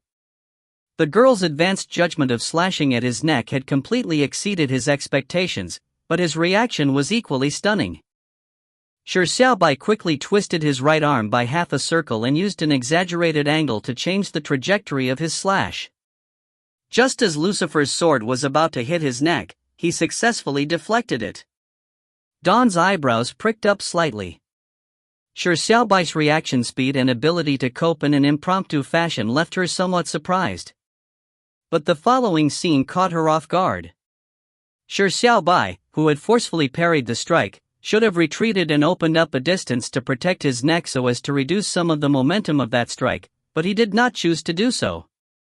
With the sound of a crack, she saw Shi Xiaobai's head suddenly lean back, as though he ignored the risk of cracking his neck to make it level. His body spun a few times like a top to forcefully disperse the power of that strike, and at the same time, a swift and fierce beam of light appeared as it hurled straight for her abdomen. It was unknown when the black and white sword in the youth's right hand had become a pure black sword. At the most dangerous moment, he had parried her Lucifer's sword, and in his left hand, he was holding to a pure white sword. At the same moment he defended, he had suddenly thrust his white sword at her. He actually did not retreat? His neck and the ice-cold blade were in close proximity. At that moment when his life was in danger, he actually did not choose to retreat to open up a safe distance but counterattack there and then. If he made the slightest of mistakes, his head would separate from his body. Was he that unafraid of death? Dawn frowned as she could not hurriedly retreat so as to dodge the sword beam that suddenly came thrusting at her abdomen. Shi Xiaobai's dual wielding had exceeded her expectations. It was not as if she had never encountered opponents who used two swords at the same time, but he was the first opponent she had encountered to suddenly go from a single weapon to dual-wielding them while disregarding his life. He would bare his fangs when he needed to defend the most, and strike back suddenly. Should he be called crafty or crazy? Dawn did not choose to clash head-on with him. She held an advantage with her strength, so there was obviously no need to withstand Shi Xiaobai's internecine assault. But just after she retreated, Shi Xiaobai would immediately come sticking closely behind. The youth held a white sword in his left hand and a black sword in his right. The power of sword truth seemed to flow above the blades like stars. Suddenly, two completely different sword intents were produced from the two swords. On the white sword, there was burning sword intent, and on the black sword, there was watery sword intent that caused ripples. Dawn's eyes flashed a look of appreciation. This was the most unique dual wielding she had ever seen. Shi Xiaobai's dual wielding was not just simply brandishing two swords, instead, he demonstrated the true charm of wielding two swords. Dual wielding was not as simple as wielding two swords in hand and using different sword attacks. Only by injecting two different sword intents into the two swords like Shi Xiaobai could the true power of the dual wielding be expressed. However, it was not easy to do so. Grasping two sword intents was just the foundation, but to use the two sword intents together with one mind simultaneously was an extremely difficult task. And what Shi Xiaobai was currently doing was even more difficult. That was because both his swords were injected with different sword intents. One of them was blazing fire and the other was soft water. These were two completely different and contradictory sword intents. Dual tasking things might not be difficult, but to produce two completely opposite sword intents at the same time, without even considering the ability needed to dual task, it still needed clear and resolute willpower. You are indeed very excellent, but the sword intent grade of your dual wielding is still rather unpolished. If it's two different sword truths, it might be. With those thoughts in mind, Dawn grasped the perfect opportunity to use a nimble swerve to dodge Shi Xiaobai's two strikes that were in close proximity. She slashed at Shi Xiaobai's waist from the side. Her opponent's choice of a melee battle suited her wishes. Her movement technique, speed and strength were extremely outstanding. Her combat skills were also something no peer could match. However, her present opponent was Shi Xiaobai. Shi Xiaobai was equally well-versed in movement techniques. His speed and strength had been crazily enhanced through the power of Tao Tai after he consumed the three holy items. His keen senses and battle instincts far exceeded ordinary people. Shi Xiaobai reacted extremely fast as he changed the trajectory at which he slashed out. Twisting his right arm, he forcefully pushed the black sword in his right hand to parry Lucifer's sword that was about to hit his abdomen. At the same time, the white sword in his left hand was hurled straight at the girl. The watery sword intent was ice-cold as it formed a frost-ice sword beam which shot at the girl's chest like an icicle. Shi Xiaobai had once again chosen to counterattack when he needed to defend the most. He ingeniously used his dual wielding to simultaneously attack and defend.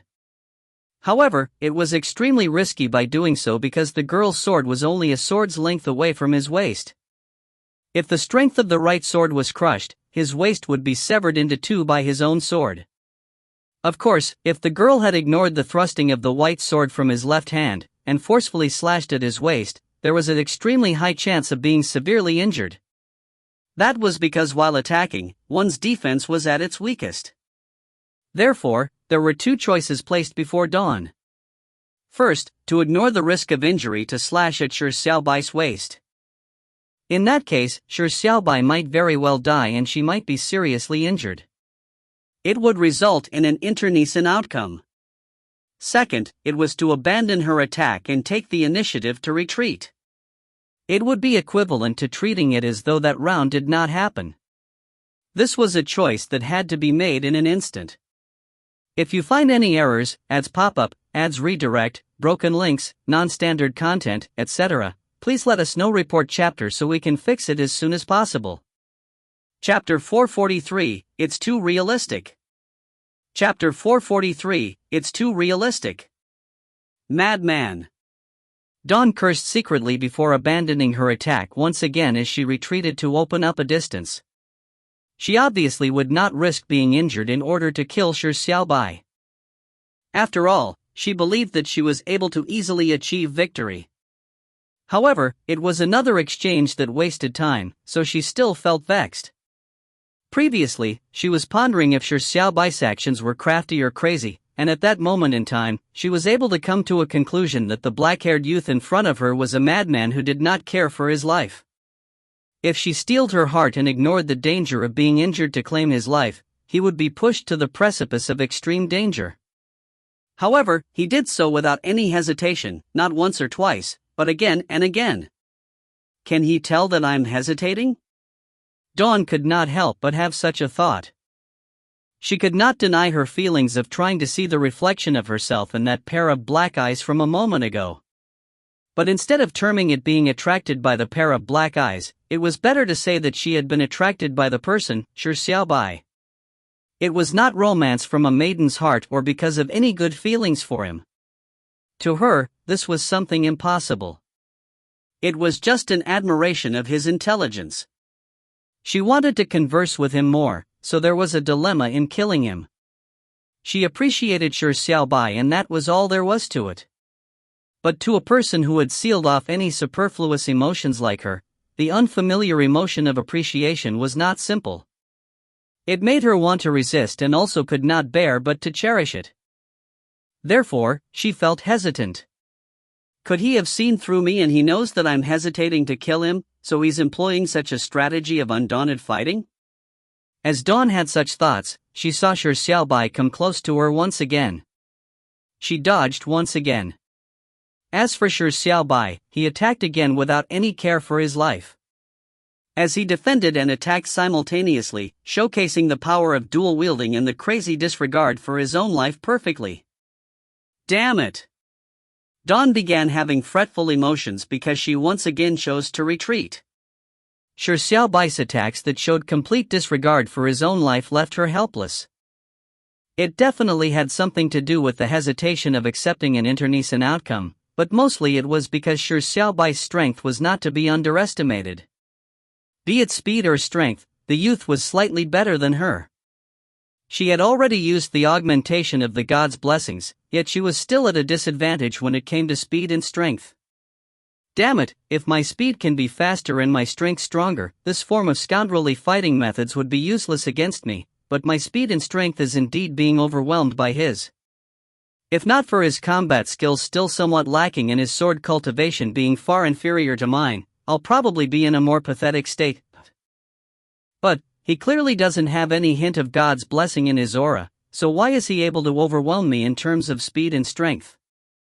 Is his speed and strength purely stemming from the support of his physical strength? No, how can being at the psionic mortal realm give him such terrifying physical strength? He is indeed not human? He is not a human but the infernal king. So, I'm the one that's real, right? Ah. What are you thinking? You are of course real. How can you be left running in circles because of a series of lies from that cheat to the point of doubting your existence? Keep your mind focused. No matter how much you hate being reminded of those ice-cold memories, they are real. You are just trying to avoid it. I want to converse with him once more. I want to seriously talk to him once more. Is that the reason for my dilemma? Quickly kill him. He is only a fake existence made up by a series of binary numbers. He is just an empty shell that is injected with a fixed algorithm. Kill him as fast as you can and complete your mission. That has always been how you have worked in the past. What are you hesitating for? Even if you are overwhelmed in speed and strength, or even if he has an extraordinary physique, so what if he is using such scoundrelly ways of fighting? Wouldn't it be easy for you if you wanted to kill him? You are the best at massacres. If you do not have a killing heart, you are just a weak swordswoman. But as long as you have a bit of killing intent, you will become the strongest assassin. What are you hesitating for? Quickly! Kill him! Kill him! Kill him! Killing intent surged as though a snowstorm had suddenly permeated every inch between the heavens and earth. It was pale and ice-cold. Gotcha! In the cold snow and wind, a piece of ice suddenly shattered as ice fragments fell and revealed a bit of redness. Inside the ice, there was a tender and beautiful flower that was blooming. Wait. Let me consider it again. What if he is truly the one that is real? No, what if he is also real? The ice-cold program cannot possess such intelligence. That is not pure calculations, nor is it a systematic scam. At least when conversing with him, I find it very realistic. I will kill him. I will definitely kill him, but please wait, wait till I forget everything from just now. It's just too realistic. Her beautiful and exquisite face remained emotionless like a still surface of a lake. That pair of ice blue eyes that remained calm and void of emotions hid a tiny ripple. The girl had retreated pathetically an unknown number of times before she would immediately see the youth that was sticking closely to her in a manner that defied death. Her heart could not help but flash another iota of fretful emotions. Do not force me. What people thought would be a one-sided battle did not happen. The battle situation exceeded the expectations of everyone. The youth was constantly attacking in a ferocious manner, and the black and white swords were like the fangs of a fierce beast. The sharp sword beams tore through the plains as it pursued the girl. As for the girl who had disguised herself as a male, she seemed to have lost that invincible stance from when she had defeated Speechless or when she had one-shot the gargantuan. She was left retreating constantly by the youth as if she was constantly fleeing. The youth remained insatiable in an incessant manner. His attacks became more potent while the girl constantly retreated. An occasional counterattack would be given up midway as though she had her hands and feet restrained. She did not seem like she was able to use her full strength. Along the basin's perimeter, the rookies from the human world were watching in stunned silence. Mu Yuesheng murmured to herself, Shi Xiaobai has already become that strong, Mu Yuesheng watched in disbelief at the scene. She remembered that back in Gaia, she had once fought with Shi Xiaobai. Back then, they were unable to beat each other, and it ended as a draw. But at that moment in time, the strength that Shi Xiaobai demonstrated was at a level she was unable to withstand at all. How long has it been? She had broken through to the 10th level of the psionic mortal realm through Shi Xiaobai's usage of the massage technique of God. After a series of training, she had grown. She thought that she had closed the distance between her and Shi Xiaobai, but she never expected that she had been left in the dust. At that moment, Shi Xiaobai was fiercer and more powerful than any rookie she had ever seen. He repressed dawn, be it in his bearing or his attacks. What did he experience? How was it possible for him to improve in such an exaggerated manner in such a short period of time? If you find any errors, ads pop up, ads redirect, broken links, non-standard content, etc., please let us know. Report chapter so we can fix it as soon as possible. Chapter 444, a battle that could be ended in an instant. Chapter 444, a battle that could be ended in an instant. Sunless stared at the figure that was surrounded by golden light. Her calm gaze gradually revealed a sense of fanaticism. Unknowingly, the corners of her mouth curved up as a faint smile suffused across her lips. Was that his sword truth? She liked it a lot. She still remembered that night when he unintentionally entered her consciousness. He had used clumsy sword techniques to challenge her again and again. Back then, he was a complete noob in sword techniques. He did not even grasp the most basic of sword attacks. Back then, he couldn't even slash out a sword beam. She was always serious and did not know how to be euphemistic. Therefore, she defeated him again and again in a serious manner without showing him any mercy. However, despite experiencing all those repeated failures, his pair of black eyes never once showed any signs of being disheartened. It constantly burned with an increasing amount of fighting spirit. When would he give up? With such a thought in mind, she was enjoying the situation but also worrying about it. What made her delighted was that he never gave up. He did not give up even till the very end. Not only did he not give up, he was also constantly improving. From the beginning, when he could not produce a sword beam, till he gradually grasped the ability to use sword beams. He had learned by himself without a master the most basic sword intent and gradually grasped the outline of his own sword truth. In one night, he had been defeated hundreds of times, but he did not slack off even once, much less feel disheartened. He proceeded forward step after step as he covered an unimaginable distance that caught people by surprise. If not for daybreak, he would have comprehended his sword truth. That was what she firmly believed. In a night, he went from a complete sword noob to a sword genius who had nearly comprehended sword truth. It was a fascinating transformation. He was a real genius. How could she be compared to him? After that night, she had a figure that she admired despite her being labeled as a rare sword genius. She knew that there would be a day when this youth, who would not be defeated by his failure, would definitely surpass her and become her target of pursuit. However, she never expected that the day would come so soon. At that very moment, be it Shi Xiaobai's sword truth quality, the familiarization of his dual wielding, or his ability to use different sword intents at the same time, it had demonstrated the prowess of a genius swordsman.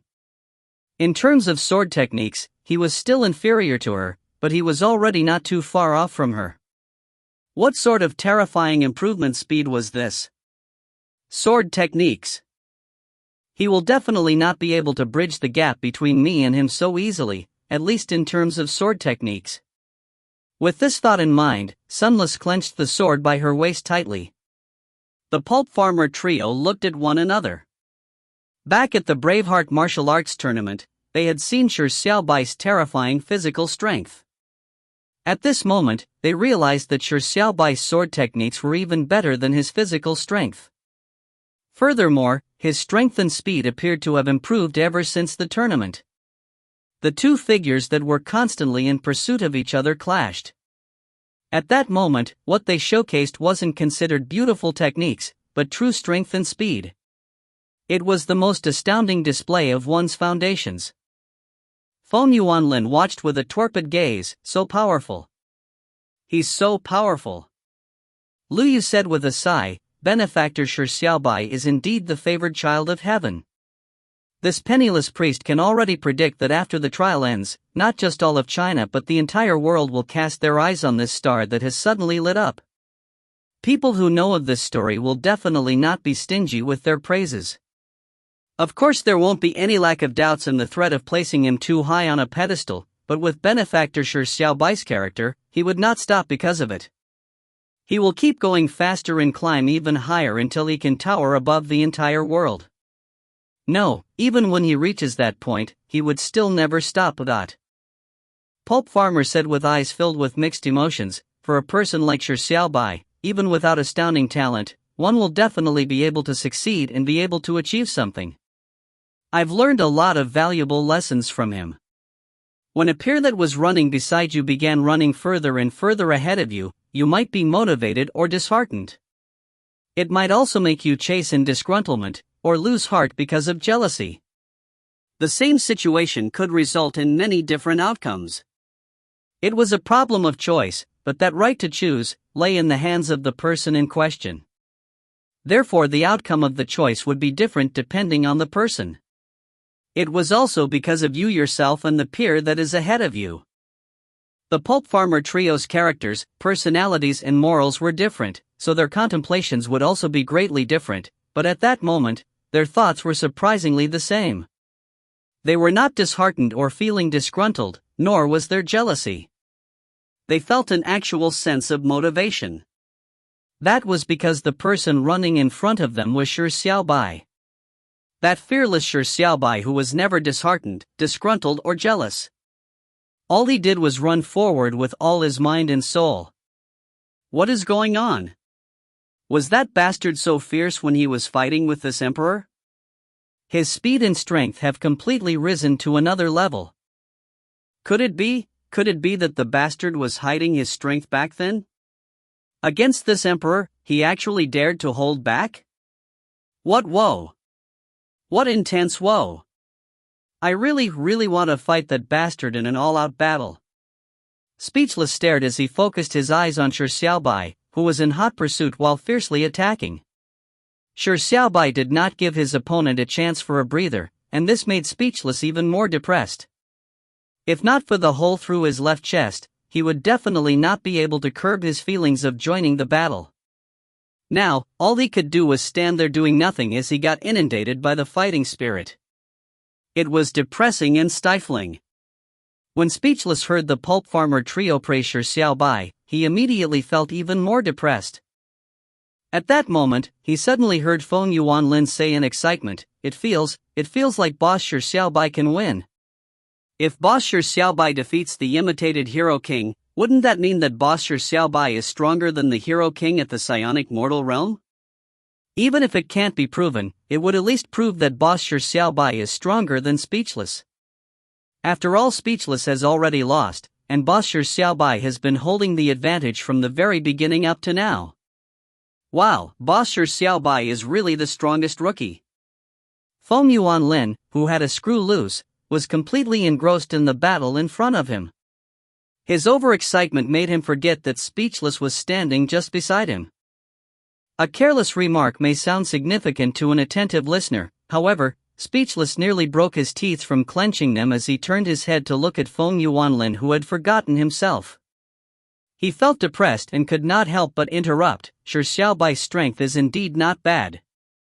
But compared to the Hero King, he is still greatly inferior. Watch carefully. Although the Hero King is constantly retreating and fleeing, every time she is caught up, she would take the opportunity to launch a counterattack.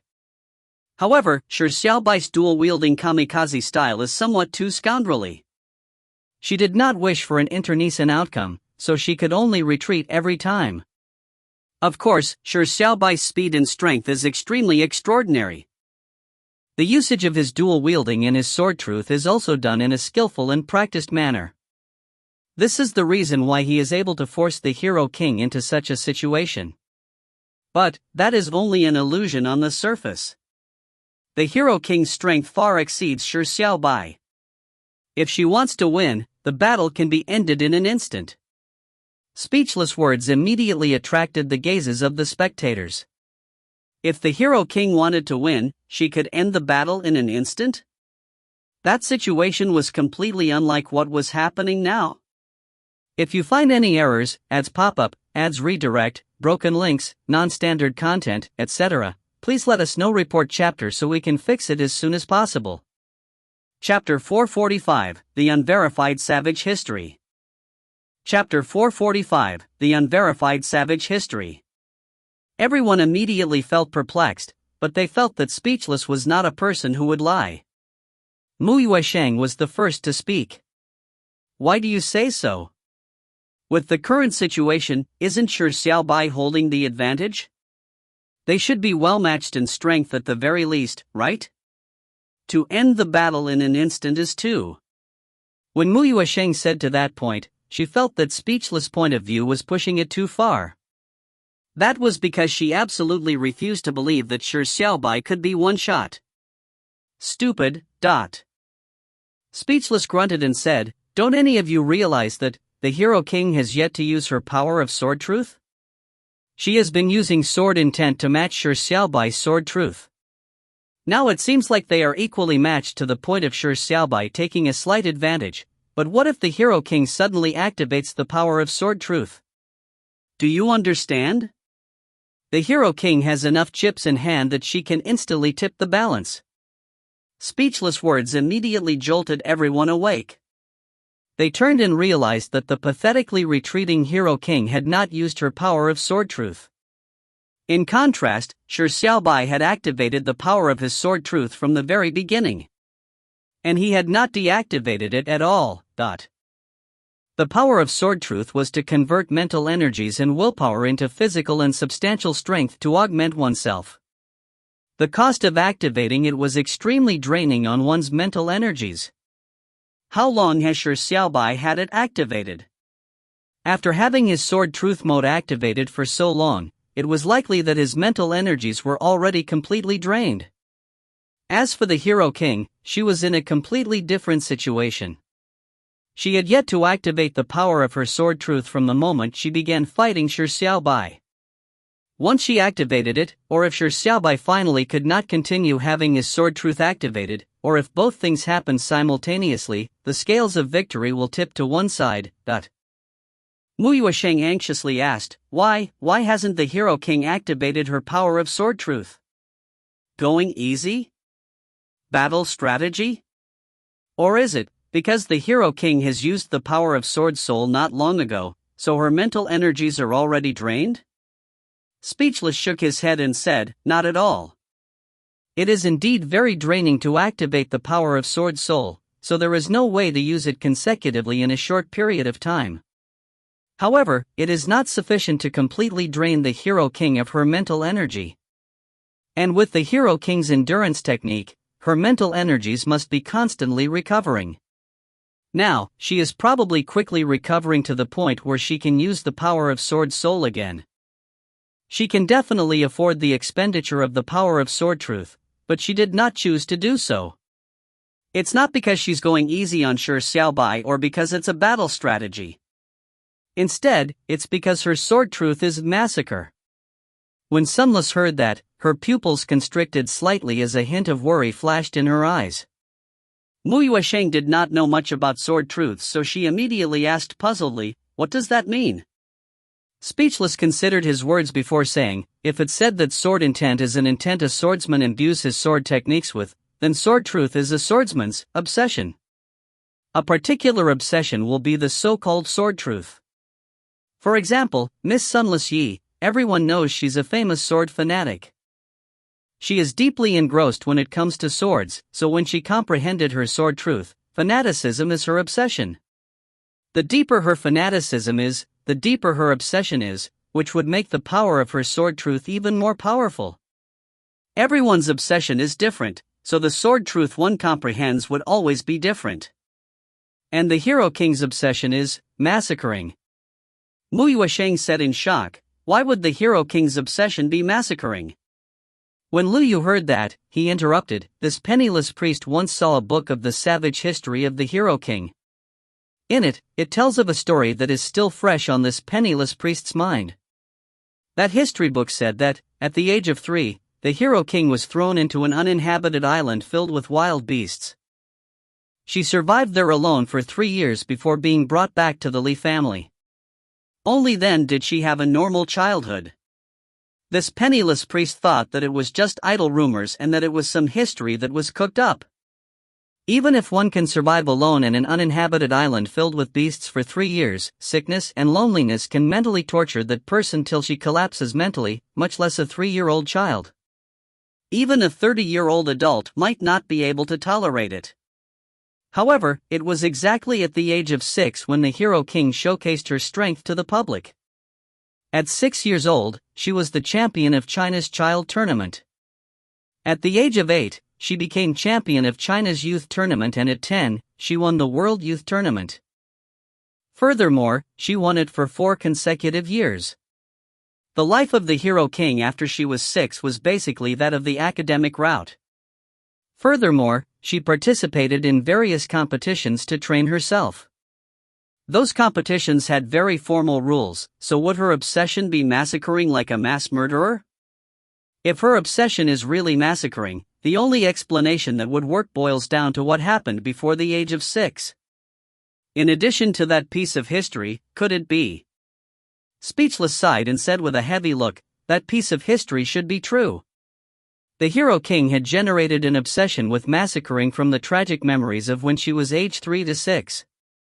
Her character during her childhood and teenage life was labeled as an emotionless machine, but it is probably because of those memories that she sealed her emotions. When the Hero King matured, she seldom used her sword techniques. And for some reason, her personality changed, causing her to be unwilling to use the sword truth of massacre. To go from a killing machine to a hero that saved the world, it's unknown what she had experienced. It still remains a mystery of the person or matter that changed her. The topic of discussion suddenly turned heavy as everyone's heart sank. Lu Yu glanced at Speechless in an undetected manner. He realized a matter, but he did not know how to ask it. Since the Hero King's sword truth was massacring, as a youth who had always been imitating the Hero King, to the point of showing an identical sword truth as the Hero King, wouldn't his sword truth also be massacring? What happened to that youth? The Hero King had an obsession with massacring because of a tragic encounter in her childhood. But what about Speechless? In order to imitate the Hero King, what did he experience? What could have forced him to generate an obsession with massacring? That was probably a secret he did not wish to reveal. Speechlessly was indeed not simple. With this thought in mind, Lu Yu said, it seems like the topic has gone astray. The Hero King's sword truth and obsession is massacring, but what does that have to do with activating her sword truth, That was the essential question. Lu Yu steered the off-topic discussion back. Speechless gave Lu Yu an appreciative look and said, the Hero King isn't activating her sword truth not because she doesn't want to activate it, but because she can't do it.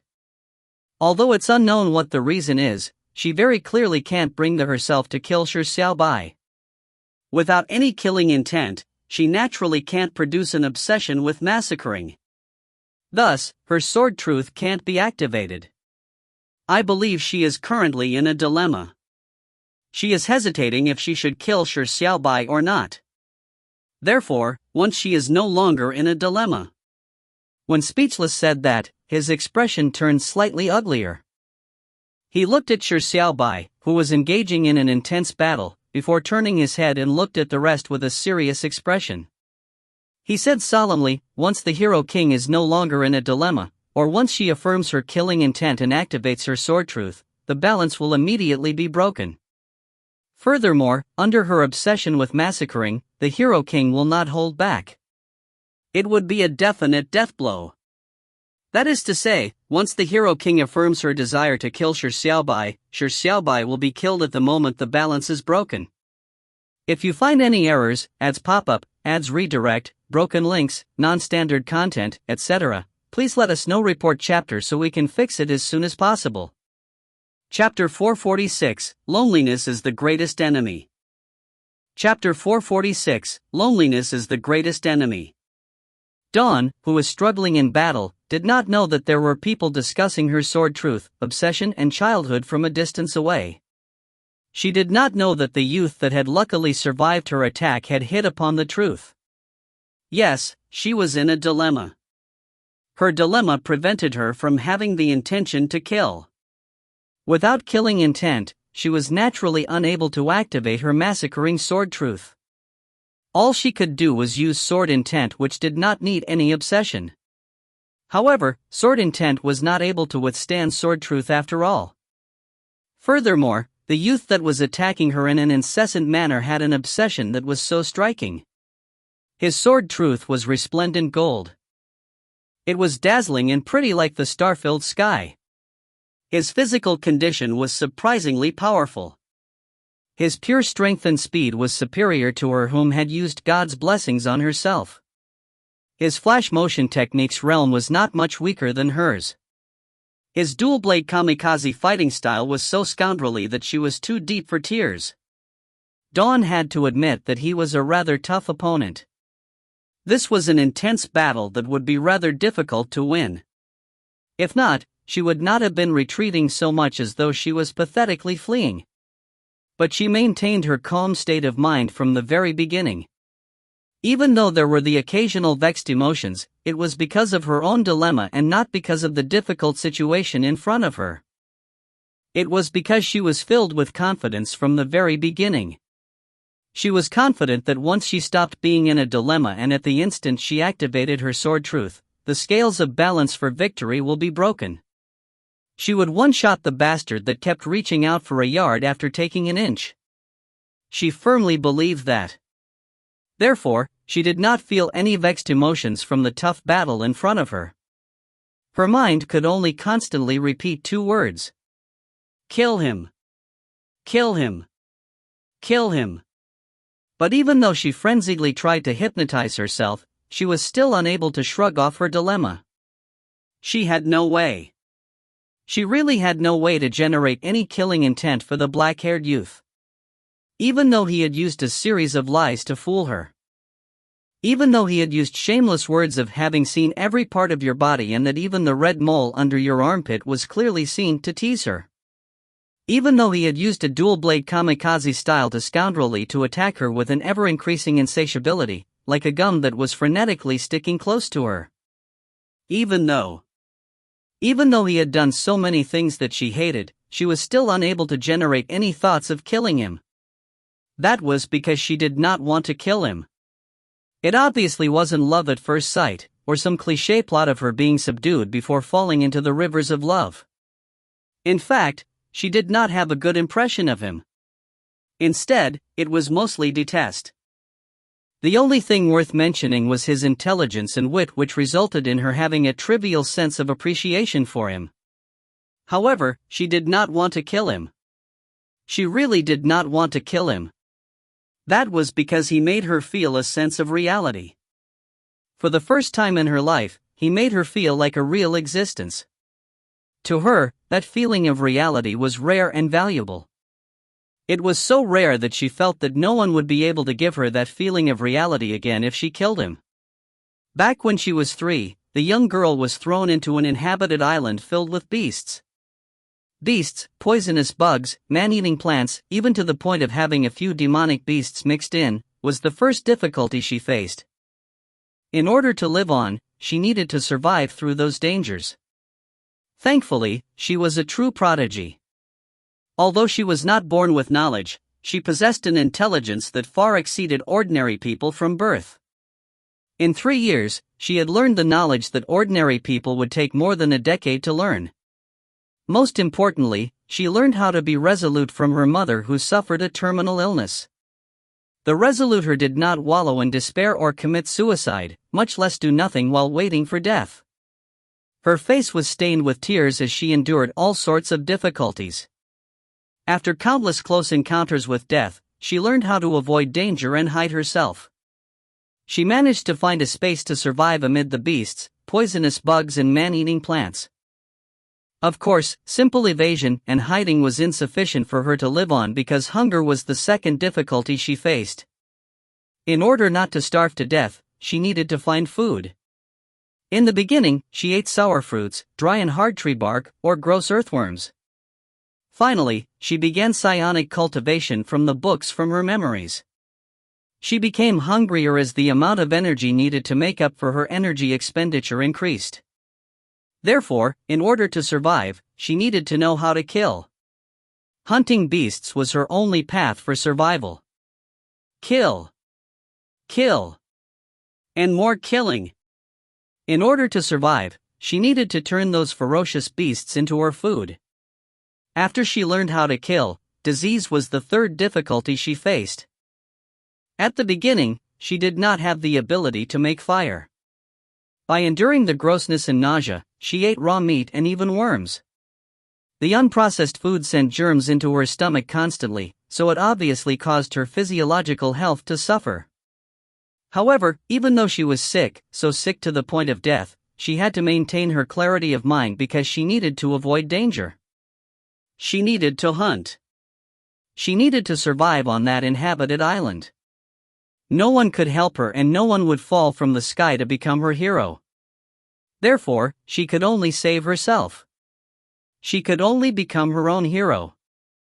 Through her vague memories of text that described holy light treatment, she managed to create and modify through trial and error a healing technique that was unique to her. She called it Healing of the Dawn. She used Healing of the Dawn to treat herself of her sickness. Through the knowledge of sword techniques in her mind, she used tree branches as swords and would brandish her sword whenever she had the time. She would constantly brandish it and gradually went from knowing nothing to possessing sword attacks, sword beams, and finally sword intent. And when she used sword intent to slash out a fiery sword strike, even a tiny flame made her finally tear up. Because from that moment, she could finally eat cooked food. She finally did not need to endure the feeling of torturing her throat as she swallowed the gross and nauseating raw meat. After settling her danger, hunger and illness, she finally managed to have a slightly more normal life. However, the test of the greatest difficulty finally befell her: loneliness. At the beginning, when she was only bent on surviving, she did not have that much time to consider other matters. However, once her life finally stabilized, loneliness and boredom began flooding her senses, drowning the young her. She did not know how long she needed to survive on the inhabited island. Neither did she know if anyone would come rescue her. To her, the inhabited island was a prison. It was a life imprisonment without parole. And in this prison, there was no other human except her. That was a world where only one girl lived. In that world, no one could hear her voice. Her voice only produced words that did not reach anyone, neither would it receive any response. Loneliness and boredom began to slowly devour her determination. Finally, one day, after enduring countless difficulties while she remained strong, she finally had the first thought of committing suicide, despite the fact that it was not easy for her to survive for that long. So loneliness was the greatest enemy. If you find any errors, ads pop up, ads redirect, broken links, non-standard content, etc., please let us know. Report chapter so we can fix it as soon as possible. Chapter 447, The Painstakingly Found Sense of Reality. Chapter 447, The Painstakingly Found Sense of Reality. She was nearly killed by loneliness. But when she came to the crossroads of whether to free herself or to resolutely continue on, she finally chose to live on with firm resolution. That was because when her mother closed her eyes forever, she had gently said to her, "Mom will always stay by your side. Mom will watch Dawn grow up. As long as Dawn lives on happily and healthily, Mom will never disappear. Mom will always, always live in Dawn's heart. Ah, if Dawn were to die, Mom will disappear." Therefore, she could not die. She could not die. She still could not die. She wanted to defeat loneliness. She wanted to carry on living. In order to battle loneliness, the 4.5-year-old girl began talking to herself. Began speaking to unspeaking trees, to silent rocks, to twittering birds. She would pour out the words in her heart. Her grievances, her pains, her sadness, her mother, her little bits of happiness, what she had done today, what she had done yesterday, what she had previously done, what she wanted to do in the future, what she would definitely do if she left the uninhabited island, what she would confide everything she wanted to say. She would produce voices she wanted to produce. She constantly confided to her silent audience, which were destined to never respond. But it did not matter. It truly did not matter. That was sufficient. As long as she could confide in something, even if it was her speaking to herself, even if there was no response, but as long as she could confide, she would not feel that lonely. She could obtain that tiny bit, something that she needed to obtain, even if it was a tiny bit of courage to live on. Finally, the girl defeated loneliness. It was a close victory, a Pyrrhic victory. She had nearly lost.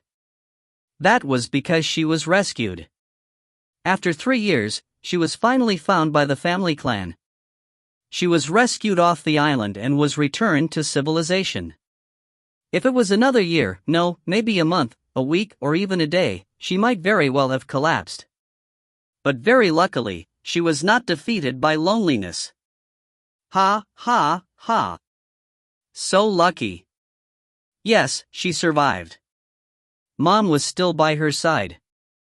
Mom had still not disappeared. Wasn't this luck?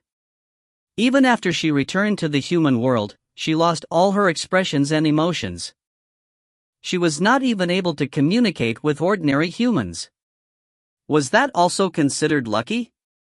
However, the intense battle with loneliness eventually left behind repercussions. She was unable to communicate normally with ordinary people. She was not one who walled herself in or not speak. It was completely the opposite.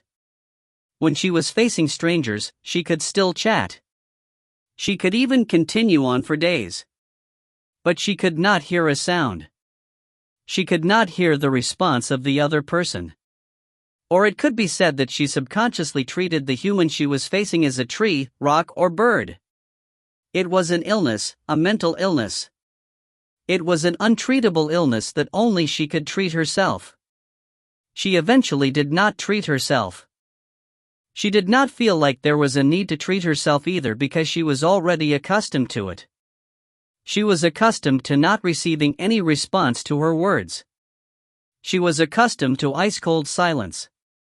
Even though she could question and answer others, but to her, it was just a question and answer session with herself. Because on that island, she had spoke to herself countless times. Naturally, she had engaged in a question and answer session by herself. She could not show any expression. She could not force a laugh. She could not experience the emotions of normal people. Negative emotions like anger, sadness, and hate had long been devoured by the void of loneliness. Positive emotions like happiness, excitement, and agitation had long been forgotten by the massacring she undertook to obtain food. As a male in disguise, she remained expressionless. Her lone personality was not welcomed by other boys. Her powerful strength also destined her to be ostracized and bullied. Her exquisite appearance attracted many suitors, but no one could tolerate her habit of speaking to herself in style where they were not in her eyes. She did not have any friends in life. She remained alone. But she was already accustomed to being alone. She was accustomed to having loneliness as a partner. She could not change, nor was there any need for her to change. Due to her habit of speaking to herself, when she faced the fake celestial king, speechlessly, she was still able to patiently answer his questions. She was in no hurry to kill him and she was very long-winded. She was completely different from the expressionless appearance that kept people away from her. But in fact, she was not conversing with speechless. She was only engaging in a question and answer session with herself. That was because speechless questions and answers had long been formed in her mind. There was no need to hear his voice, nor did she need his response.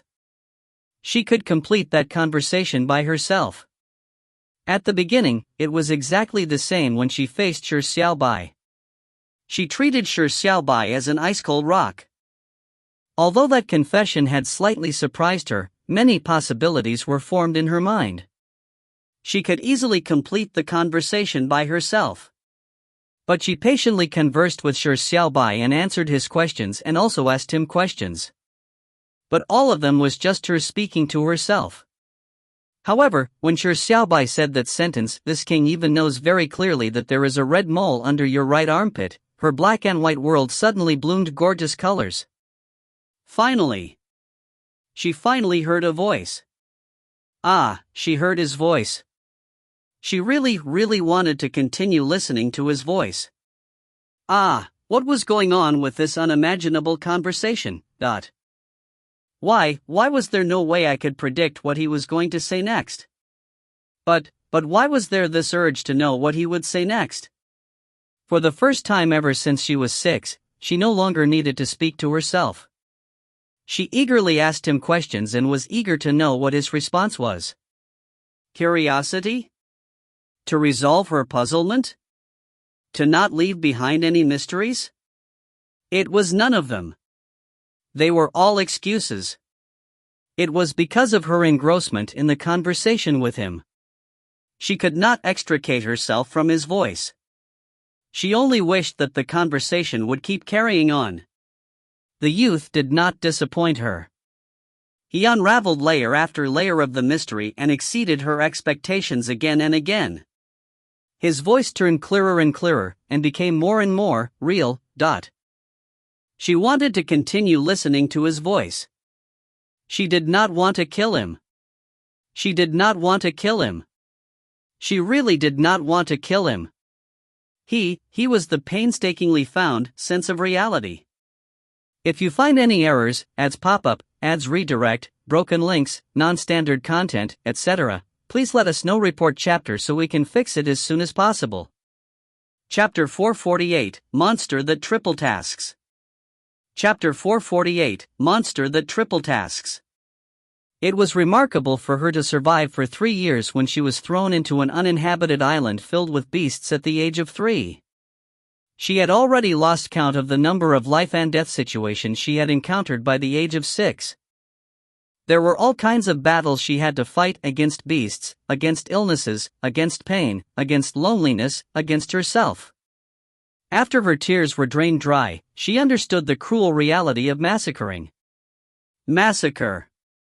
Massacre. Or die. She possessed the purest instincts of massacring because she had undergone countless of battles. She had undergone countless cruel battles that were to kill or be killed. After engaging in countless massacres, she had affirmed the meaning behind life, so how could that be swayed? How could her thoughts of massacre, which were colder and tougher than ice mountains, be wavered because of an appreciation of his intelligence? It could not waver. In a beast-filled island which you have no idea when you would be bitten or ripped to death, once your will to survive wavers, you would lose the courage to survive. Her will could not waver. Kill him, kill him, kill him. Dawn was constantly retreating. The irritation in her heart was growing in intensity. The black-haired youth constantly stuck close to her like gum. As for her, she constantly told herself to kill him, but she could not do it. That was because she did not want to lose his voice. Damn it, damn it, damn it. The girl remained expressionless, but her eyes turned myriad and complicated. In the intense battle, she constantly found time to look at that exquisite face and that pair of black eyes. All she saw were eyes that remained expressionless but were burning. He did not say a word, nor did he make any sound. All he did was quietly chase after her. How irritating! How irritating! How irritating! Why aren't you saying something? There's no harm to striking up a conversation even in battle, right? Even some malicious derision would do. Hey, quick, say something. Why are you suddenly so quiet and serious? Why do you keep chasing in such a deadpan manner? Are you so eager to clinch victory in this battle? Indeed, indeed you should have been killed. You bastard! Finally, she could not tolerate any further as that single word came out of her mouth in a very natural manner. It was like a chime that suddenly trembled. The voice that sounded like a beautiful chime was not emotionless for the first time. Furthermore, it was not like a curse filled with anger. Instead, it felt like a coquettish complaint that was filled with grievance. The word she said had a hint of a frail girl's charms. Was that my voice? How could that be my voice? The girl was given a shock from her subconscious voice and emotions.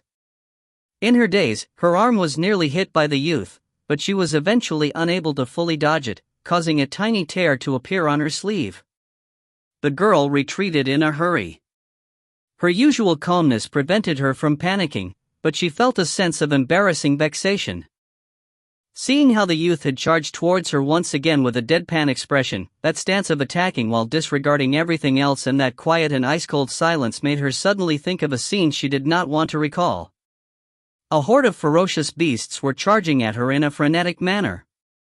They had red eyes and cold killing intent, so regardless of how loudly she screamed, they would not respond or show any pity to her. They opened their gaping mouths which dripped with gross and smelly saliva. In between their sharp fangs were pieces of remnant flesh. The beasts in her memory slowly overlapped with the youth in front of her. At that moment, vexation turned to anger. Anger was the source of killing intent. A purple beam suddenly bloomed as the girl slashed out to clash with the youth's sword. Sword truth. The girl who had been in a dilemma finally reached her tolerance limit. She produced killing intent and activated her sword truth. The girl's sword slashed at the youth's waist. Midway, it was blocked by the black sword, and at the same time the white sword was thrust towards her chest. But this time, the girl finally did not retreat. After she activated her sword truth, her strength immediately was able to overwhelm the youth's. The black sword could only block for a moment before he was left open. Her sword swung straight at the youth's waist. Her fair left hand that was covered in a purple glow and psionic power held the white sword that was thrusting at her chest firmly. It's over. Dawn sighed in her heart. Even though it was just a moment of rage, it was sufficient to generate killing intent within her. And having already figured out Shi Xiaobai's fighting style, the balance naturally broke the moment she activated the power of her sword truth. At the moment when victory was imminent, she felt a pain in her left hand. Although she had used the power of sword truth and psionic power to protect her left hand, she had grabbed the sword with her bare hands. The sharp sword beam was still able to slice through her palm. As blood oozed out, it dyed her hand and the white blade in her hand red. But at the same time, she could sense that her sword had slashed at Shi Xiaobai's waist. Her strike was one that even the new transcendent king who was proud of his physical toughness could not withstand, much less a weak human. The outcome was decided and his fate was sealed. At the next moment, his body would be sliced into two. Bam! A clash echoed, but the sword that cleaved at the youth's waist flew out like a rocket and spun a few times in midair before landing firmly on the ground. The girl suddenly widened her eyes. How is it possible? Her sword had failed to slice through the youth's waist. What sort of monster-like defense was that? Dawn was extremely shocked as her eyes landed on Shi Xiaobai's waist. She attempted to discover the truth to the matter before seeing psionic power that was gradually dissipating. Psionic hardening. The girl frowned slightly. That was one of the most basic uses of psionic defense. It used psionic power to harden one's body, but it was limited in range. It needed greater precision as compared to psionic shield or psionic barrier, but its defensive ability was the best. There was dissipating psionic power around Shi Xiaobai's waist, which clearly indicated that he had used psionic hardening. But he was able to precisely use psionic hardening under the present situation? Could this fellow actually triple task? It was well-known fact that people were at their weakest while attacking. As offense and defense were two complete measures, it was very difficult to dual task. Dawn had used offense and defense simultaneously just a moment ago. At the same moment she slashed Lucifer's sword at Shi Xiaobai's abdomen, she had used her left hand to grab the white sword that was thrust towards her chest. That was not something easily done. She needed to be able to dual task in order to accomplish it. And it was because she had experienced it which made her know how hard it was to dual task. However, Shi Xiaobai had just used the black sword in his right hand to defend while attacking with the white sword in his left hand. At the same time, he had precisely used psionic hardening to increase his defense. This was triple tasking that was much more difficult than dual tasking. Dual tasking and triple tasking only differed by a single number, but the enhancement from one to the other was like heaven and earth. If you find any errors, ads pop up, ads redirect, broken links, non-standard content, etc., please let us know. Report chapter so we can fix it as soon as possible. Chapter 449, might as well slash out with one strike to end it once and for all. Chapter 449, might as well slash out with one strike to end it once and for all.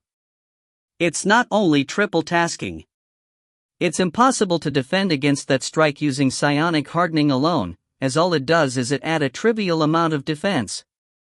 The thing that truly defended against that strike is his body. Dawn quickly pondered over the matter before coming to a shocking conclusion. This infernal king that claims to be human possesses a strong willpower that allows him to triple task. Furthermore, his physical toughness exceeds the gargantuan who was in his fourth form. How could he still be human? He is practically a monster. The rookies from afar exchanged looks with one another. Speechless mouth twitched slightly. He had previously said with great certainty that once Dawn activated the power of her sword truth, the balance would immediately be broken and that Shi Xiaobai could even get one shot. However, when all of that happened, not only was Shi Xiaobai uninjured, it ended with Dawn bleeding in her left hand. The way his face was figuratively slapped was done in such a ruthless manner. Speechless looked at Muyue Sheng, who had a mocking smile. He said stubbornly, "Ahem, that fellow is slightly stronger than I expected." Dawn used her healing technique to treat her injured left hand. When she saw Shi Xiaobai only needed to catch a tiny breather after landing before charging over, she finally could not help but shout, "So you weren't just risking your life while we were fighting because you were confident that your defense can withstand my sword?" Shi Xiaobai was slightly taken aback before he gave a serious nod. Just from eating the transcendent fruit, his physical toughness was on par with Leonis's. Now, having eaten the 3 holy items, transcendent fruit, celestial jade, and infernal king's sword, his physical toughness was naturally no weaker than the gargantuan's. It was even superior to the gargantuan in his 4th form. Compounded with the highly concentrated psionic hardening, he was indeed confident he could withstand Dawn's attack. It had to be said that the holy items of the 3 domains were very valuable, and of course, it was also because of the heaven-defying ability of the power of Tao Tai. However, his choice of using a dual-blade kamikaze fighting style was not because of his confidence in his defense but because he had no other choice. Shi Xiaobai felt a little bittersweet. His speed and strength was clearly above Dawn's, but he had failed to defeat her despite her not activating the power of her sword truth. That was because, in terms of battle strategy and impromptu judgment, he was far inferior to her. She was like a battle-hardened warrior who possessed absolute calmness. She was able to perfectly dodge his every strike in a perfect manner before launching a counterattack. She never made a mistake nor did she give him any opportunity. He had to use the dual-blade kamikaze style to forcefully create opportunities for himself. This was an opponent that had forced him to give it his all, but also an opponent that he could not defeat. He did not know that Dawn was feeling bittersweet as well. She believed that she had been repressed by the scoundrelly dual-blade kamikaze style, to the point of feeling vexed, but now, she realized that she had been repressed by Shi Xiaobai's might. The youth in front of her was faster and stronger than her. He was able to activate the power of his sword truth for prolonged periods of time and possessed a monster-like physical defense. She could not triple task like him, so if she did not activate her sword truth, all she could do was constantly dodge and retreat. There was no way of winning against him. Even with her sword truth activated, she would still need to engage in an intense battle before she could clinch victory. This was an opponent she needed to deal with seriously. But she could not activate the power of her sword truth. Due to a moment of vexation, she was angered enough to produce killing intent, but when that sword slashed out, she felt a sense of regret. The power of the sword truth lasted for only a moment before it disintegrated. She knew that it would be very difficult for her to have any intentions of killing the youth again because she could not deny that to her, he was a unique existence. But if she could not activate the power of her sword truth, there was no way she could win, other than waiting for Shi Xiaobai to no longer be able to maintain the power of his sword truth. He had activated his sword truth continuously for an extended period of time, so it was likely that his mental energies were about to be depleted, right? How long more can you maintain your sword truth? Dawn hesitated for a moment before asking softly. Shi Xiaobai grinned and said seriously, "This king's sword truth will not be deactivated before the outcome is decided." But his tone was filled with confidence, but she could not believe him. Even if he had immense mental energy reserves, there was no way he could persist with the expenditure over a long period of time. The battle was clearly in a stalemate. Although he was unable to repress her fully, he was unable to defeat her. And she had no way to use her massacre sword truth against him, so there was nothing she could do to him. It was unknown how much longer the battle would continue on. There would be a final moment when his mental energies were completely drained, which would prevent him from maintaining the power of his sword truth. Furthermore, it was difficult to triple task when one's mental energies were scarce. When that happened, she would be able to gain victory. All she needed was to endure a little longer and drag it out to the point when he suffers a mental collapse. Then, everything would come to an end. She just needed to endure to that moment to clinch victory. Even if she were unable to kill him when the time came, obtaining victory still matched her original goal. However, wouldn't such a victory be a bit pathetic? Did it have to come down to her having to fight her opponent in a battle of attrition before clinching victory? Such a victory felt worse than defeat. I do not need such a victory, she said to herself in her heart before making a decision. One strike. Dawn said in a deep voice, Shi Xiaobai, accept one strike from me.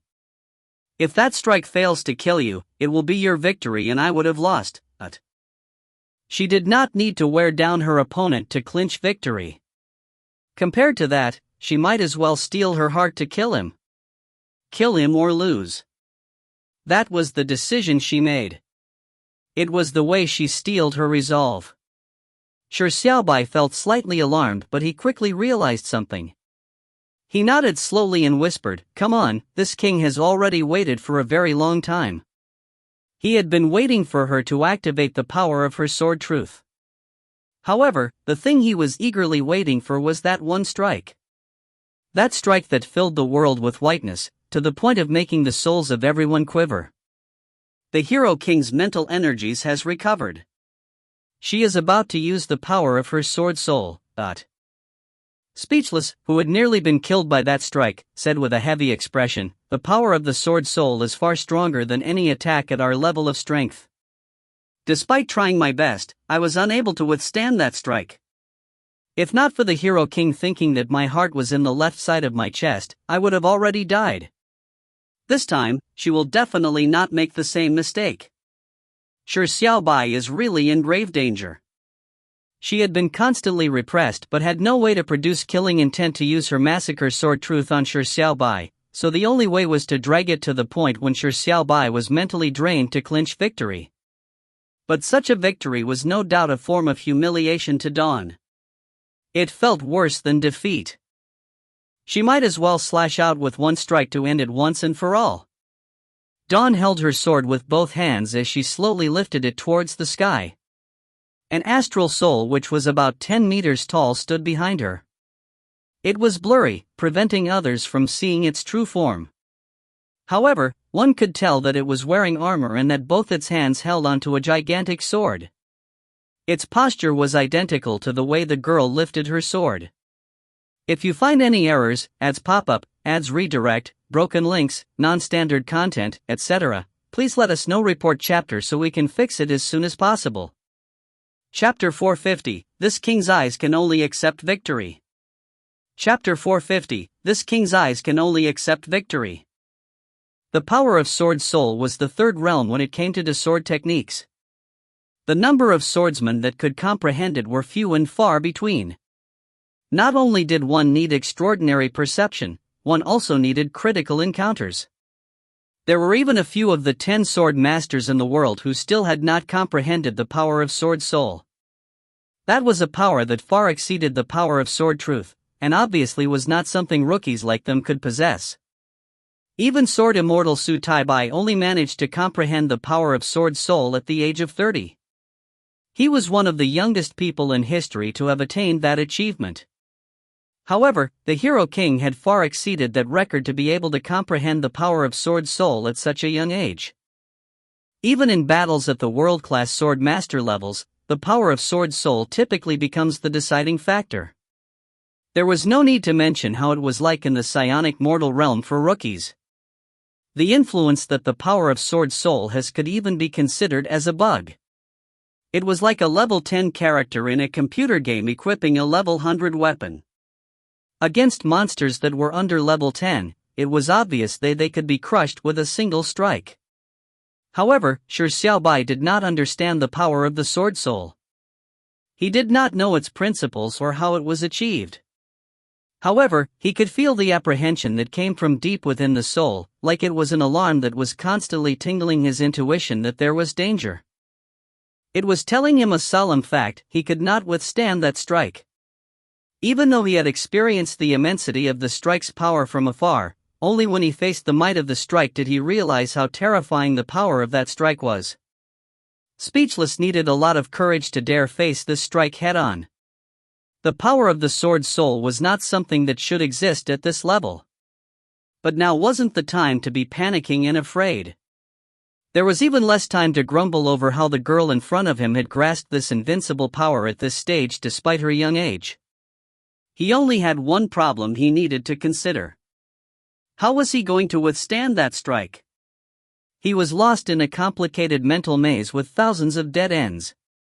Was there a path that led to salvation? What could he use to withstand that strike? Meaningless thoughts. As though she was not in a hurry to end everything, the girl mocked with a deadpan expression. In the period you were thinking over the way to survive, I could have killed you countless times. But it was because I couldn't bear to kill you that I had the dilemma in the first place. The girl hid that ambiguous thought in her heart and felt even more eager to strike out. To her, killing him was like killing the only person in the world that could converse with her. It was natural for her to loathe to part with it. Although she loathed to part with him, she felt the increasing need to slash out that strike. That was because in this battle, the youth might become an obstacle she would not be able to cross in the path ahead of her. She needed to kill him now before she immersed herself in the happiness of being able to hear his voice. After all, misfortune was her true partner. This lavish happiness was so realistic that it appeared fake. Fake phenomena were bubbles that could burst at any time. Since it would burst sooner or later, she might as well prick it with her own hands to prevent even greater pain. However, before killing him, she still wanted to listen to that realistic voice before bidding him farewell forever. She just wanted to listen to something, just a sentence, as long as it was his voice. Just a sentence was enough to satisfy her last bit of willfulness. So, speak, youth. The final sentence will become your last words. I will engrave them on a tombstone I make with my own hands for you, so as to thank you for letting me see the color in this world once again. Thank you. The two words slowly came out of the youth's mouth. The girl was stunned. She instantly began to doubt if her ears had received a mistaken sound. She was about to kill him and she had arrogantly derided him, all in exchange for a word of thanks? Were those your last words? What a joke! Just as Dawn opened her mouth to say some words of doubt, she saw the black and white swords in Shi Xiaobai's hands gradually dissipate. Replacing it was a resplendent holy sword that she was more than acquainted with, Lucifer's sword. Shi Xiaobai clenched Lucifer's sword tightly in his hand as he slowly lifted it into the sky. His pair of black eyes were bright and firm. There was no longer any confusion in them. When he raised up Lucifer's sword, the ground suddenly suffused countless golden points of light. They flew towards Lucifer's sword like butterflies and instantly transformed into a gigantic sword phantom that charged into the sky.